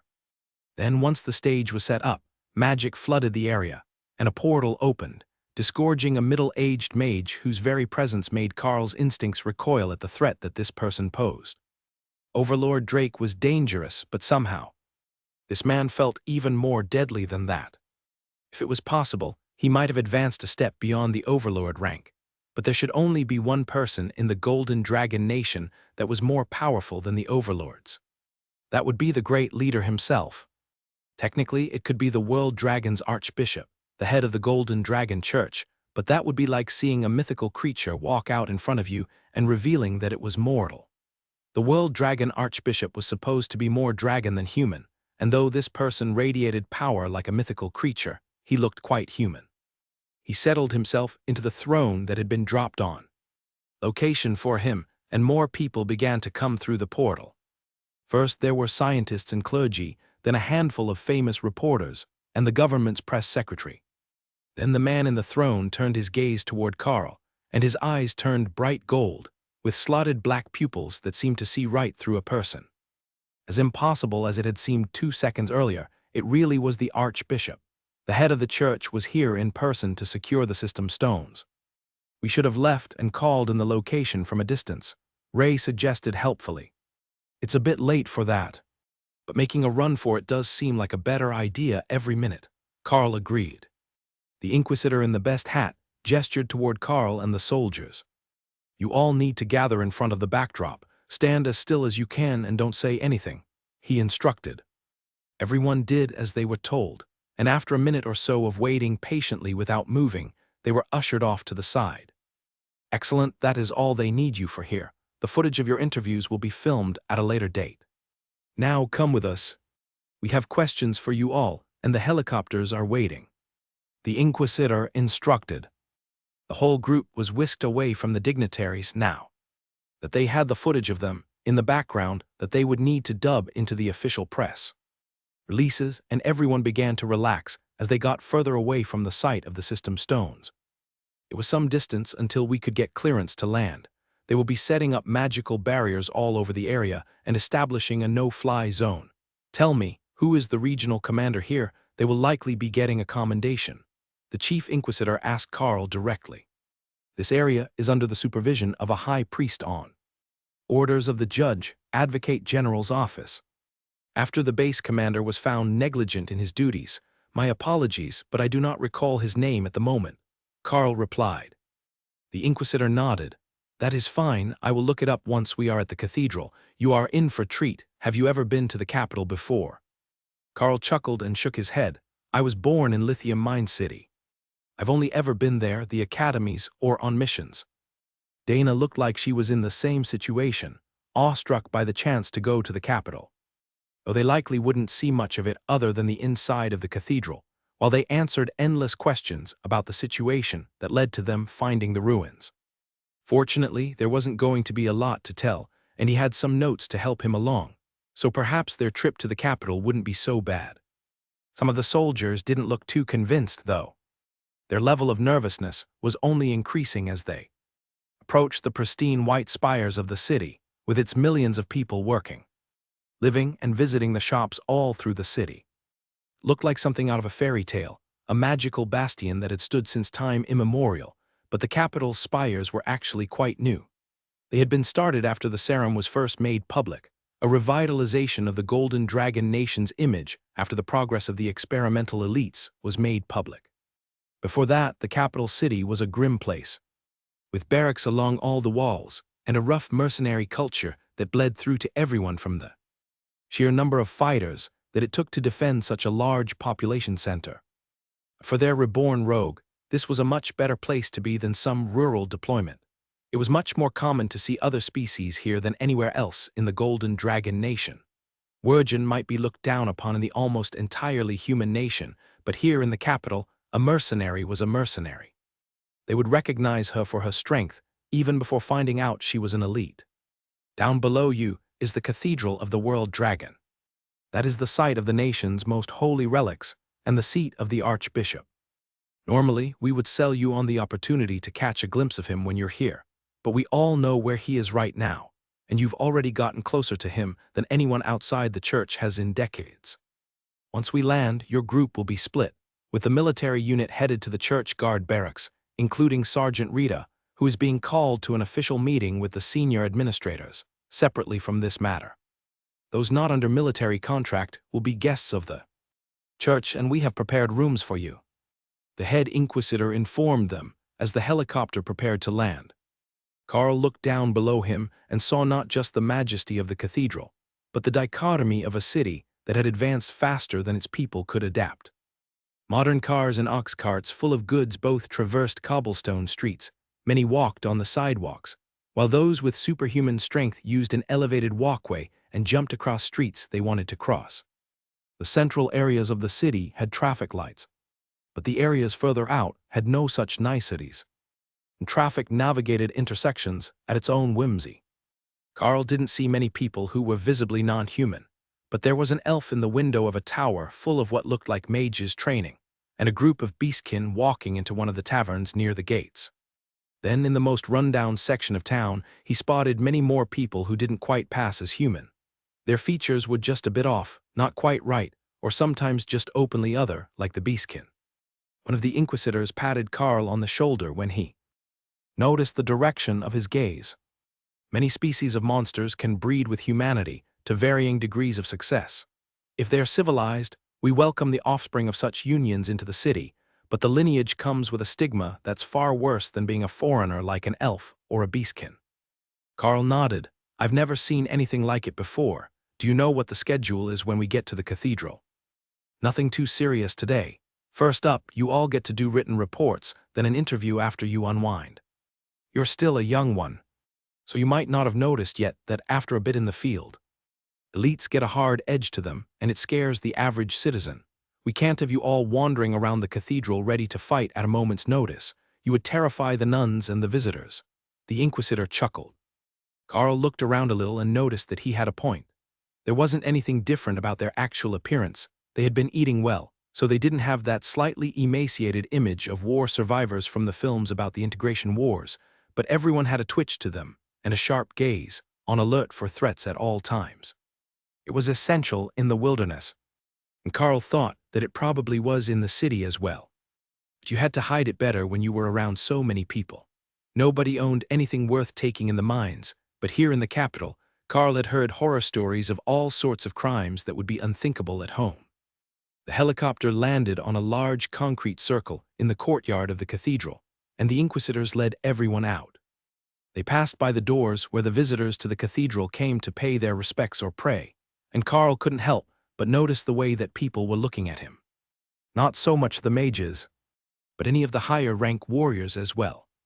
Their superhuman strength gave them a particularly effortless walking stride that he had first noticed with Overlord Drake. Combined with their mission packs on their backs and the weapons on their hips, they must be quite the sight, taking in the cathedral with trained eyes and joking with each other. It was a bit different to be observing the strangeness of the elites from the inside. Carl hadn't really noticed the changes as they happened, but now that he had people who weren't elites to compare himself to again, he could feel the differences that came from the power and confidence that had overcome all of them. Even the mages had a confidence in their attitudes that the average person did not. The head of the church guard clicked his heel on the cobblestones to get everyone's attention, a subtle gesture, but a distinct noise. Soldiers, you're with me. The rest of the elites are with the lead inquisitor. Carl found himself leading the group toward the inside of the cathedral after Sergeant Rita left with the others, subconsciously taking his position on point as they traveled through the bright stone of the building. The cathedral was beautiful and had a sense of ancient power to it, born of centuries of constant holy magic use in the same spot. He had to restrain his hand as inquisitors stepped out of the shadows, joining the column as they walked down the halls and deeper into the building. That's a pretty good trick. They didn't even use a real skill, they just control their breathing and movement as they stand in an alcove out of sight, so you don't notice them until they move. Ray noted. There were 2 for each group member now, plus the lead inquisitor, and Carl sighed at the familiar situation. It seemed that the questioning part was going to come. First, then the unwinding and adapting back to civilization. 2 of the inquisitors led Carl to a luxurious sitting room with comfortable-looking leather chairs, and an older cleric woman in deep blue robes waiting for them. "Greetings, Carl. I am Lilith, a high priestess of the blue dragon, the dragon god of knowledge. Do you mind if we use a bit of magic during our discussion today? It helps reveal details that you might have forgotten." The gentle-looking woman greeted him, with her eyes glinting in the soft light of the lamps. They were dragon's eyes, not human, but Carl took the seat beside her with a casual grace. The answer to that question didn't matter. The outcome had already been decided, and if he was right, the spell was already in effect. "Of course, I only just started taking notes, so there might be many things I have forgotten," Carl agreed. Before he could say anything else, the world seemed to fade, and his mind was racing through everything that had happened to him since he had received the serum injection. The only stutter in the smooth progression was when they got to the trial instances, both in the woods and the one for the ascended rank, where he could feel something take notice of them, and the spell seemed to falter for a moment before continuing. The spell raced through his memories, right up to the present moment, and then abruptly ended as the 2 timelines converged, leaving Carl dizzy and disoriented. "What an intriguing time you have had in the few months since you awakened. The last reports were correct. You do have the world dragon's own luck, always finding yourself in the right place at the right time," the old woman announced as Carl tried to get his bearings. Carl chuckled. "I suspect that the world dragon didn't find himself seated in rooms full of holy inquisitors quite so frequently as I have." The high priestess laughed at his assessment and shook her head. "Oh dear. You have misunderstood. I am not part of the Inquisition. I am the head of the historians here within the church. But now that I have recorded your personal history for our archives, there are a few things that I would like to request, as I don't have a clear understanding from your memories. When you stepped onto the system stones, it granted you more of your class skills.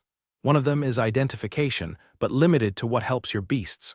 One is mental fortitude, of which you didn't seem to be lacking to begin with. But the third is known as skill book. And if my guess is right, it is every bit as good as what the inscriptionists can use." The 2 inquisitors were immediately on guard, not against Carl, but double-checking the room to make certain that nothing else was here or eavesdropping on them. One would almost think that the high priestess had announced that they were under attack from the way that they responded, but her demeanor never changed, still intently focused on Carl. "Sure, I don't actually know how it works. I have never tried it. Give me a moment, and I will let you know what I need." For the process, Carl spent a moment deciding what skill would be best to try with first. Probably not rend or shred, as those were already common enough skill books. The historian would be looking for new knowledge to add to her collection, or more correctly, the church's collection, and if he wanted to get on her good side, that meant showing her something good right from the start.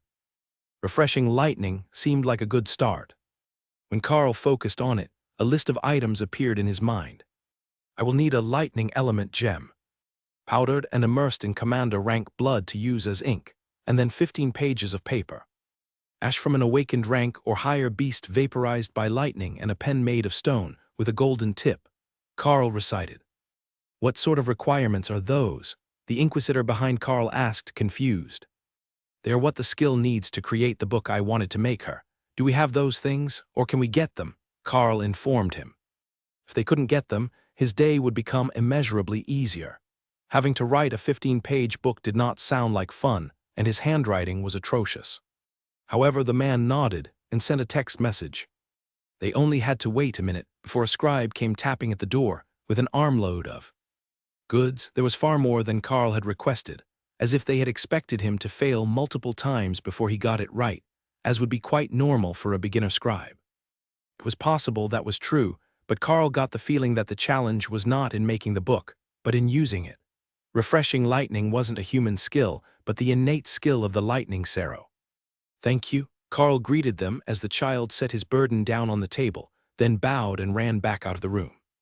The blue dragon high priestess just stared at Carl, waiting for the magic to begin, literally. The moment that he arranged the ingredients and filled the pen, then dusted the paper with the ash as the spell instructed and shifted his pen to the writing position and activated the skill, everything seemed to happen at once. The ink flowed from the pen to the sheets without him moving his hand, the pages arranged themselves, and then a green-scaled binding that looked exactly like Thor's back, but with much smaller scales, formed over it, and a buckled latch shut the book tight. On the cover was a simple description, "Refreshing lightning." "Well, it looks like it worked," the dragon priestess noted, then gestured for the inquisitor to pick it up. "Can you make another?" she asked. Carl focused, and there didn't seem to be a cooldown, and there were still some supplies left. "I should have the supplies for at least one more, and I don't see a cooldown on the skill," he agreed. The high priestess gestured for the inquisitor to use the book, and he struggled with the clasp, unable to open it at all. Then he shrugged and passed it to the other inquisitor. He also couldn't work the buckle, so they called in a mage. She didn't have any more luck than the others. The book was firmly locked, unusable by any of them. "Well, I guess it's one of those picky skills." The high priestess sighed as she took the book back and gently rubbed the scales in appreciation. The latch popped open and the book vanished, making Carl laugh. Of course, the skill book made from Thor's skill wouldn't open unless you petted it gently. Or perhaps it opened because she was a blue dragon priestess, and she would have some affinity for scales and lightning. But there was no denying that she knew the skill when a barrier of lightning formed around her body a few seconds later. "It's a cleric class skill," the inquisitor asked, clearly confused. "Or it just wanted you to pet it gently before it would open," Carl suggested, making the inquisitor smile. "If you would kindly make us another, we will test that theory," the historian agreed. Again Carl activated the skill, creating a second book, but giving himself a blinding headache that made the dim lamp feel like spears of holy light digging into his brain. "Here, drink this. That feeling is mana exhaustion. Give it a moment, and the feeling will pass after you finish." "The potion. It looks like one is the limit, though the second one did successfully form," the high priestess noted. The mage picked up the book, eager to see what that barrier was like for herself. But nothing happened, though she seemed enthralled with petting the scales. The same was true for the warriors that they called in next, so the high priestess reluctantly called in another cleric. A young cleric with a snobbish look on his face walked in and turned to the high priestess. "This had better be good, I am on my day off," the cleric complained. "Don't take that tone with me, young man. Try to use this book, just do what feels right," she instructed. The new cleric gently picked up the book, and then took a cloth from his pocket to clean the fingerprints off before sniffing at it and then tapping the latch, causing it to fall open. He flipped the cover open and read the first pages. "What an intriguing tome. A lightning barrier skill. Is this new for the archives?" he asked with real excitement in his tone. "So it's not all clerics." "Yes, that is a skill tome of refreshing lightning. I had thought that it was a cleric class skill that the beast master had gained from his pet, but it appears that it is not." Thor was laughing in Carl's mind that they thought just any human cleric would be compatible with his skill. Blue dragons had lightning breath. Of course, their high priestess would be compatible with refreshing lightning. Nature priests might as well, since they were more attuned to animals than humans, but the average run-of-the-mill cleric, guard, or any other class, highly unlikely. Maybe a druid might be able to use it, but Thor didn't know any druids. He had only heard of them and seen a few. "You seem to know something that the rest of us don't," the high priestess informed Carl with a serious look. "Blue dragons have lightning breath." Carl replied simply. The high priestess facepalmed and then sighed. "Of course they do. So it's not a matter of just the class category, you have to have an affinity for lightning. All right, I will have to make copies later and then teach them to some other blue dragon clerics. We don't usually go out and get in fights, but not all knowledge is conveniently indoors and in books. Plus, when you're teaching the more rambunctious students, the skill might come in useful." Carl wondered what sort of classes she had been teaching that might require defensive magic on the part of the teachers. Certainly no class that he had been in. But maybe they were instructing new clerics who hadn't mastered their abilities yet. The younger cleric that they had called in flipped to the first page of the book again. Why is this book credited to Thor the Lightning Sarrow? Thor cheered in Karl's mind, making him smile at the room full of clergy. That's the beast that I learned the skill from. Naturally, the book would credit him and not me. It's his skill. Are there any other skills that you might be able to teach? The High Priestess asked. The passive physical enhancements weren't anything he could focus on, nor was offensive optimization, which left just two. At the moment, just shred and rend, Karl replied. But then he realized that there was one other skill, the beast space skill. He focused on it for a moment and on the skill before receiving a message. Skill locked, insufficient skill level. But as he examined the spaces, Karl realized that they were almost at their maximum, and the efficiency of forcing more energy into them was slowing. They were ready for a qualitative change, but he wasn't quite certain what needed to happen. First, it was to create an environment. Then to make it more realistic. Something needed to change to allow more growth, but Karl wasn't certain what he had missed. If that was the ability he had gotten from the system stones, he would have been overjoyed. Skill books just seemed like a recipe for having other people make him work. Even if only a few people could use them, it would still be a good chunk of his time at one a day. At least the ones who could use them were blue dragon priests, who seemed to have inscription among their repertoire of skills. What do you think of the church? The High Priestess asked, sending Karl's thoughts for a hard left. He hesitated to come up with an answer as thoughts flashed through his mind. The church was helpful, sure, but what came to mind first was the assortment of cute cleric girls. Even Tessa was sweet in her own way as she encouraged and buffed Thor as they rode into battle. The High Priestess gave a very undignified giggle. Well, I wasn't expecting that answer. Cute cleric girls with a fondness for monsters and the knowledge of how to scratch a Sarrow's head just right is definitely not at the top of most people's minds when they are asked about the church. She laughed, reminding Karl that she could read his thoughts. Even the Inquisitors were smiling in Karl's peripheral vision, while the young cleric that had been called in to see if he could work the skill book looked scandalized. The blue dragon priestess turned her attention to her subordinate with a gentle smile. Don't get so offended, Nathan. It's not like you had a chance with those two anyhow. Tessa would hurt you, and Lotus would really hurt you. Nathan made a gesture of protection at the mention of Lotus' name, and the pair of Inquisitors straightened their faces so he didn't see the mockery in their smiles. What the boy had done to earn himself Lotus enmity must have been bad if everyone knew about it. She wasn't even from the capital. You may leave now. Send in Brother Choi as well. He should be outside by now. The High Priestess instructed, sparing him from any further embarrassment. And she turned to Karl with a smile that said that she was definitely breaking some sort of rule he didn't understand. You see, everyone wants to get their hands on the best talents, and you, young elite, are the best talents. So we have arranged a little extra help for you, in hopes that you will become more amenable to working with our forces in the future. The Inquisitors pretended that they didn't hear the High Priestess saying the inside part out loud as Nathan darted out the door like he was late to the toilet. And a second later, a muscular church guard in polished steel armor stepped inside. What did you do to the boy this time? He's never going to heal from the trauma if everyone keeps making fun of him, he announced. Brother Karl came in with sisters Tessa and Lotus. The Inquisitor whispered, too low for most to hear, but clear to Karl's ears. Choi laughed and shook his head. Poor bugger, just when he thought that he escaped. Karl gave him an intrigued look, and the guard known as Brother Choi smiled. Nathan grew up with Tessa, and he had an extreme crush on Lotus at the seminary academy. He even went as far as proposing marriage and begging her to join him in renouncing their vows so they could get married and run away with each other. Of course, nobody told Lotus that he was in love with her, and she beat him nearly to death for playing pranks on her. He suffered from gynophobia ever since. Karl could see that. Lotus was tiny, and in his experience, anyone who was too far from average in any aspect tended to be sensitive to mockery after a lifetime of overexposure. Plus, she was far too close to being on Ray's wavelength for anyone's safety. Then Brother Choi turned to the High Priestess, who nodded at Karl. This one needs mental ability training, something about the nature of mental spaces or the void or something. You're a monk, you should know some things about that, she explained.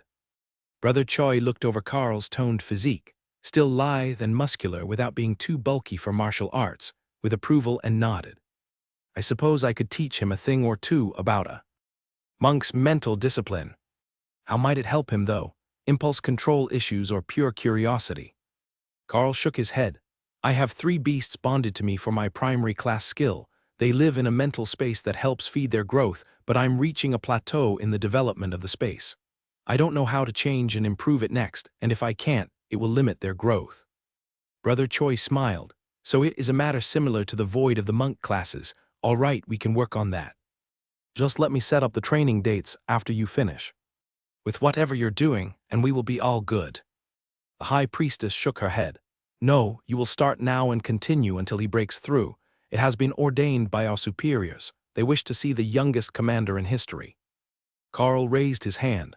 I would like to point out that I just made it to ascended rank. The priestess shrugged. Not my concern. They want what they want, and Brother Choi is going to help you with your mental state. Oh, that gives me an idea. He can accompany your group when you leave. The Inquisitor cleared his throat. High Priestess, there are already 2 clerics in that group. A third would be against regulation, unless we added more members of other specializations. The old woman tapped her fingers on the arm of her chair, and Carl realized that she had just embarked on a self-appointed mission. She wanted to know the answer to how long it would take him to make commander, and she just needed to find a way to make it happen. Most likely, her goddess demanded it. It was new knowledge that nobody else had recorded before. I will have the group enhanced before they are sent out again. What else did we need them here for? She asked. They discovered the new set of system stones. They are here for publicity and for safekeeping until we are certain that these system stones really do belong to the world dragon. The Inquisitor reminded her. Who else would they belong to? Carl asked. There was another system recorded in the dragon god's holy books, from a time before the world dragon was born, run by a chaos god who cared for nothing as much as his personal amusement. Because these system stones suddenly appeared in the monster zone, there is a suspicion that they might have come from the same place as the monster. So they might not belong to this world, the Inquisitor informed him. Carl honestly hadn't expected to get an answer to that question, and now that he had, he was beginning to wish that he hadn't asked. Brother Choi led Carl out of the questioning room and out toward the central courtyard of the cathedral complex. The rooms for guests face the central courtyard, where all the tourists visit. It's become our way of keeping everyone in easy sight and keeping them from getting lost. As an ascended elite, you will be on the 4th floor, with a courtyard view, instead of an interior room with no windows on the lower floors that we use for the general population. The rest of your team will be here with you, and as you notice, there are no others in this section except for the church guards. If you want to go somewhere, it will be with an escort. Your movement within the church isn't limited. At least not beyond what the other secular elites are limited to. But they don't want anyone running off or getting lost if they should need them for an interview or want questions answered. Carl chuckled at the cleric's honesty and sighed as he saw the simple stone room that he had been assigned. It was just like the ones at the seminary school, and though the bedding was high quality, it was the same simple 1 bed and a desk setup with the showers and toilets down the hall. But at least his group would all be together. So it shouldn't be too bad, and they could get some quality rest while they were here. Carl dropped his bag at the foot of the bed, as he didn't want to put a dirty backpack onto the furniture, then realized he didn't have anything proper to change into. I really need to start keeping one uniform for formal occasions. He sighed as Brother Choi waited for him by the door. I'm sure you look fine in the visitor's hassock. Everyone wears them here anyhow. We don't let the tourists into anything but the public areas without changing. This is the capital Grand Cathedral, after all. Carl realized that there was a robe and fresh slippers waiting for him on the back of the door, along with a clean towel. I will give you time to get washed and ready, then we can work on your advancement technique. I might not seem like the best option, but I probably am. The monk class is trained at the Golden Divine Academy, but most of us end up at the church after, for the meditation and mental conditioning that is needed to build our focus. Once you understand a bit better, it will make perfect sense, Brother Choi explained. Carl grabbed the fresh clothes and headed for the showers. So what god do you follow? As a monk of the church and not a cleric class whose goddess is decided for them, he asked as he turned the water on. the human god of battle and wisdom, also known as the human god of magic. Did you know that in the ancient mystic language, both of you have the same name? Carl nodded, though the monk couldn't see it. My mother always said that my name meant wisdom and power. I learned in school that I was named after one of the ancient human gods. It's fairly common where I come from. Brother Choi chuckled. It is everywhere. If you weren't ascended elite Carl, you would have quickly gotten a nickname or second name. Just like all the boys named John, Dave, Chen, and Mo. In a small town, you might be the only Carl in your generation, but in the big city you need another name. Same in the church, we're one big family of sorts, and we can't all share a name, it would be a mess. Carl laughed as he finished washing up and got into the hassock and slippers. I don't know, an army of Dave could be fun, he joked. Carl came out into the changing room and found that Brother Choi had removed his armor for comfort, tucking it into a basket with his name on it. He wasn't going to shower this early. Just getting his armor off after his shift, and when they left the showers. He brought the basket to drop off at his room. Let's go to the meditation area. That should be the best spot, as they have enchantments to help you focus and build mental strength. What was the most difficult challenge you've been having? The monk asked. I don't know where to progress toward. Do you have a separate mental space? Carl asked. Of course, it's essential for a monk, but ours is probably a bit different from yours, as I don't have anything living there. What we start with is a simple candle. Then we build a starry sky, followed by a lake of power. Eventually, that becomes complete, and we have to move on. Carl nodded eagerly at that part. That was where he was stuck. The next step is both a tricky one and the most delicate of processes for a monk. Once your sea of soul, as we call it, is complete, it needs guidance. You need to imbue the essence of a true path into the space to guide your future growth. Without that guidance, any more power you put into completed space will be lost. It is the true essence of what and who you are. Now for your spaces. They are individual to the beasts, right? It might be that you need to fully understand your partners and what they are trying to become in order to grow their space. Brother Choi's description made perfect sense to Carl, but both Hawk and Ray were laughing at him. He's more vague and dramatic than Ray, Hawk laughed. Understand the true essence of the spider. To become the spider, you must think like the spider, Ray mocked in a fake sage voice. Carl tried not to let the amusement show on his face. Still, I think that he has a point. What is the difference between an ascended and a commander? Rank beast. That might be what we need to change, some intangible bit of the energy flow or makeup of the space. Carl replied seriously. All three beasts began to think of what it might be that they needed to improve their space. They instinctively knew the difference between ascended and commander, but they didn't know how to make that part of their space or even how to explain it properly to Carl. Which was, of course, why they were all stuck. One of them had to understand how to change the space from an ascended space to a commander rank or higher space, and then explain to the others. You know what this spot needs? Nice warm sunshine. Thor noted as he soaked in his pond full of holy stones. That gave Carl an idea. If it worked, it would be brilliant. If it didn't, then Thor would get his warm sunlight anyhow. What they needed was a change in the essence of the power. The same way that the monks started with a candle to create a core of higher-grade power that would seep into their space. But instead of a candle, Carl thought that a sun, or in Ray's case, a moon, would be perfect for that focus. All right, we can start here. Find a comfortable spot and clear your mind. I'm sure you know at least the basics already. Brother Choi announced as they reached a small soundproof room. Carl settled onto a cushion and began to focus as he imagined the sun in Thor's space with everything that came with it. The energy, the warmth, the light. Brother Choi's voice floated into his consciousness as Carl focused. Yes, that's the way. Now condense the energy. Don't let it leak and spread. Keep it contained to one brilliant point of light. That is the secret to growing the flame. Carl wasn't making a flame but a sun. The idea should be the same in practice, though. He just had to keep the energy stored in the ball of light until the quality made a breakthrough and exceeded the natural state of the space. Then he should be able to use that to spread energy to the rest of the space and the beasts in it. Only time would tell if it was the right way, but it felt like it was working, and Thor could feel the warm sun on his scales, which was all that he was after to begin with. Carl lost track of time as he meditated, but it didn't seem like anyone was going to bother them until the dinner meal. The room was perfectly silent, other than the sound of their breathing, with a relaxing scent in the air from an incense cone burning somewhere. After a few seconds, Carl found that it was easier to have the new feature form in all three spaces evenly, as an imbalance in them was going to cause him to have to alternate. That proved to Carl that this was definitely something different than he had done before, as the other additions to the spaces he had been able to add freely to each of them independently. They were just decorations. It was only after the basics of the new power cores in the spaces were in balance and properly formed that the energy increases started to spread between them, keeping the three focal points in balance naturally.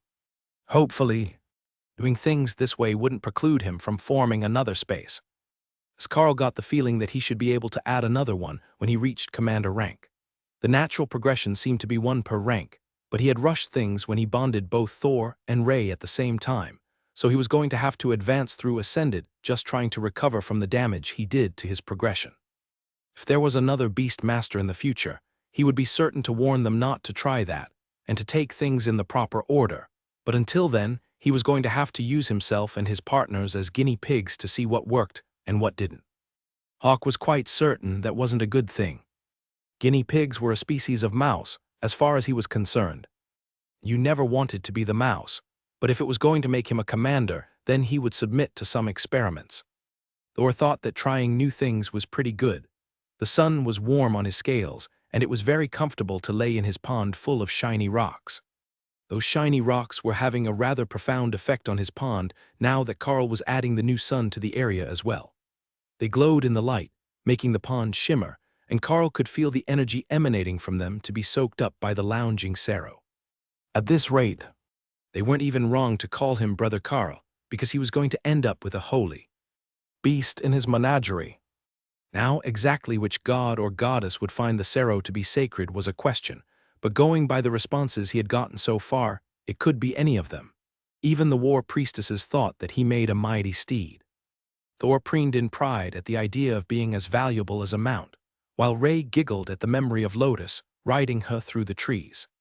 While Carl might not be much of a mounted combatant, and preferred to use his own 2 legs, that didn't deter the priestesses from finding faster methods of transport than simply running places. The only one in the group who was faster than Carl was Hawk or possibly Ray on open ground, which she preferred to avoid if at all possible.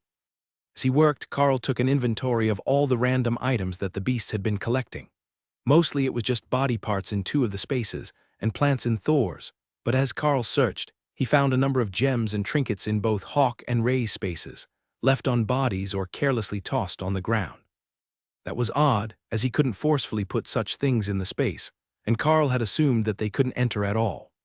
But once he looked at them more closely, it was easy to tell that they all had something in common.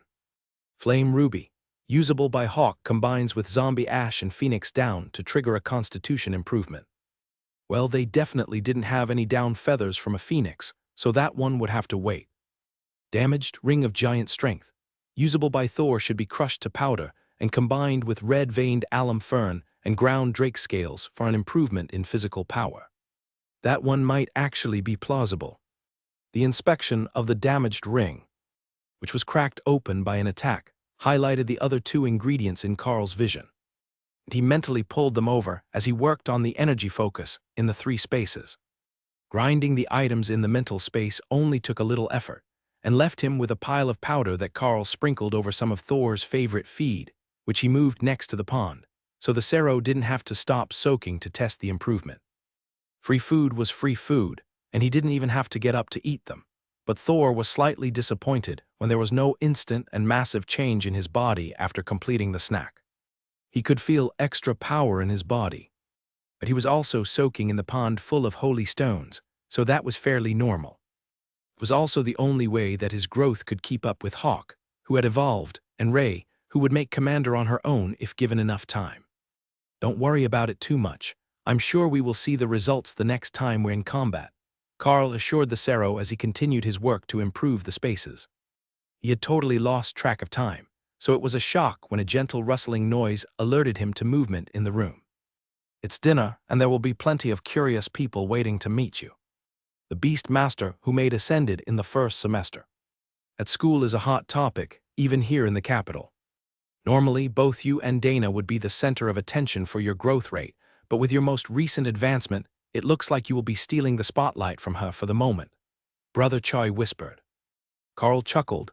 I'm sure she doesn't mind too much. You should have seen her face when she found out that the school wanted her to become an idol. The next archmage, singing and dancing by night, elite mage by day. They even had a career path planned for her by the end of the day after she made awakened. The monk smiled back. You say that like it's in the past tense, but you should know that those dramatic old crones won't give up that easily. What is the phrase? Living life vicariously through others. They can't become pop idols themselves, so they will stop at nothing to be known as the force behind the next great idol. That description seemed to fit the middle-aged ladies of the dance and vocal training classes exceptionally well. They weren't elites, nor were they famous actresses, singers, or songwriters. They were the behind-the-scenes staff who had tried but never really made it to a professional level before being forced to support those who surpassed them, and it had made them bitter and jaded.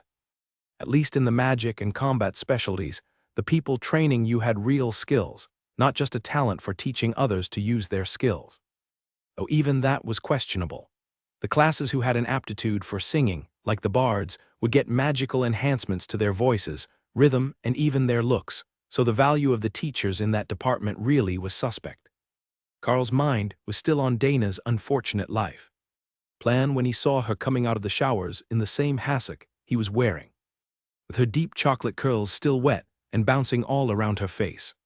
He couldn't blame the teachers for wanting to make her an idol, not when she was standing right in front of him, looking like a wingless angel. Sister Lotus, Sister Tessa, it's good to see you again. I met with an old friend of yours not long ago. Choi greeted the two clerics as they came out behind Dana. So I heard. Nathan ran past us like someone had lit him on fire and apparently made quite the spectacle of himself. Someone really should convince him to go to the therapist more frequently. He's never going to get better if just the memory of being turned down by Lotus is enough to make him like that, even after all this time. Tessa agreed. Well, she had a point. Everyone else was more interested in what Tessa had done to him over the years that her name also elicited a trauma response. The whole group, minus Sergeant Rita, was seated at the same table, with Brother Choi and two church guards, who Carl hadn't seen before. I take it that you two are the evening shift. My apologies for the trouble, Carl greeted them. The guards smiled and nodded, but didn't say anything as they waited for the meal to begin. The process here was a bit different from the seminary academy, as everyone here was already graduated and working, so they only waited for the staff to bring the meal, and then someone rang a bell and everyone began to eat. Carl realized quickly that the guards on duty were not supposed to speak, as they simply gestured to be passed items from the table instead of asking. If they had been able to speak to anyone, it would have made sense to just ask Brother Choi for what was closest to him, but it all worked smoothly enough, as the other clerics knew the routine already. There was no ritual packing of the rice balls at the end of the meal. Instead, the few leftovers that came from the tables would be kept for snacks, and whatever wasn't served to the tables would be distributed to the needy citizens of the capital. They were led back up to their rooms after dinner. Carl prepared to spend the night in meditation and focusing to build up the energy. Focus in the three spaces. It was a bit embarrassing to admit that he had entirely skipped the first step that the monks would have taken, and that it had caused him to hit a dead end in his growth, but he would have it sorted out soon enough, and from there, hopefully the beasts would be able to reach their full potential. There wasn't much to do in the cathedral in the evening. Only the major areas had lights, and the rest of the building kept their schedule from sunup to sundown. The cathedral was primarily a working church, so the daily visitors were the vast majority of the workload. And it was only on a full or new moon that anyone would come to worship at night. That made the sleeping quarters nearly as silent as the meditation room when Carl settled in for the evening, and allowed him to focus on building the energy cores right until the first rays of sunlight hit his face in the morning. He couldn't say that he was well rested, but the act of meditation did refresh the mind to some degree. Fortunately, he had refreshing lightning to soothe everything else away and leave him ready to face the day after a long shower. Dana stepped up on one side of him, and Carl tucked an arm around her shoulders. Lotus did the same thing on the other side, and giggled as Carl did the same, while she was silently mouthing the word spider over and over until Carl relented and called out Ray to play with her friend. The two of them took off out a window, leaving the guards staring at them in shock, but they didn't go far. They were just in the trees outside, still clearly visible from the hallway, playing in the branches. Brother Choi walked over to see what the commotion was about. Nature priests, you never really get used to them. Where did she find a bloodbath spider? He wondered. Ray is one of mine. They became good friends while we were hunting, Carl explained. The monk nodded. That makes sense. Beastmaster and nature priest are even more of a natural choice than druid and nature priest. Those two are too similar. Their little differences always seem to cause friction. Carl shifted to hold Dana's hand as they made their way to breakfast, and Ray returned to her space after returning Lotus to the hallway a few seconds later. He suspected that they had been yelled at by the guards. But Lotus didn't seem like the sort that took it too personally if she got in a little trouble. For reinterpreting rules. They were met at the table by two high priests today, an older man and a younger, who took the seats of the relieved-looking church guards, who went to eat with their comrades. Good morning, elites. After the meal, myself and Brother John have a few questions for you all together, and I do hope that you can answer some of them. We will explain everything once we are in a less public venue, but there have been some questions about the recent discovery that you made. It appears to be authentic, but that has only increased the number of questions that the high clergy have about the situation, the old man explained. The food was served, and the high priests remained silent while everyone ate, then led the group out of the dining hall and into a larger meeting room, with a round table in the center, and a number of clerks already waiting along the wall to take notes on what was said. The brown-haired high priest known as Brother John spoke as they were seated. Now, if everyone is ready, our questions are probably not what you might be expecting. We have read your reports, and they are quite comprehensive, so we're not going to go over the basics again. Instead, what we would like to know is how such a strangely effective group keeps forming around each of you. Now that you have been put together, your combat effectiveness is far beyond your rankings, but even through your histories, there is a trend of such events. We believe that this might have to do with the favor of the world dragon, which could in turn relate to the reason that it was your group that found the system stones intact. We have verified from previous scouting missions that they should not have been there in the past, or if they were inactive. But when your group arrived, they activated in response to your mere presence, with no ritual prayers or spells required. Everyone in the group looked at each other, unsure what to say. Dana looked a bit skeptical after her misadventures on this last trip and the misfits that she had been put with before she began to freelance trips with the military. Lotus shrugged. She just assumed that was how things were supposed to be.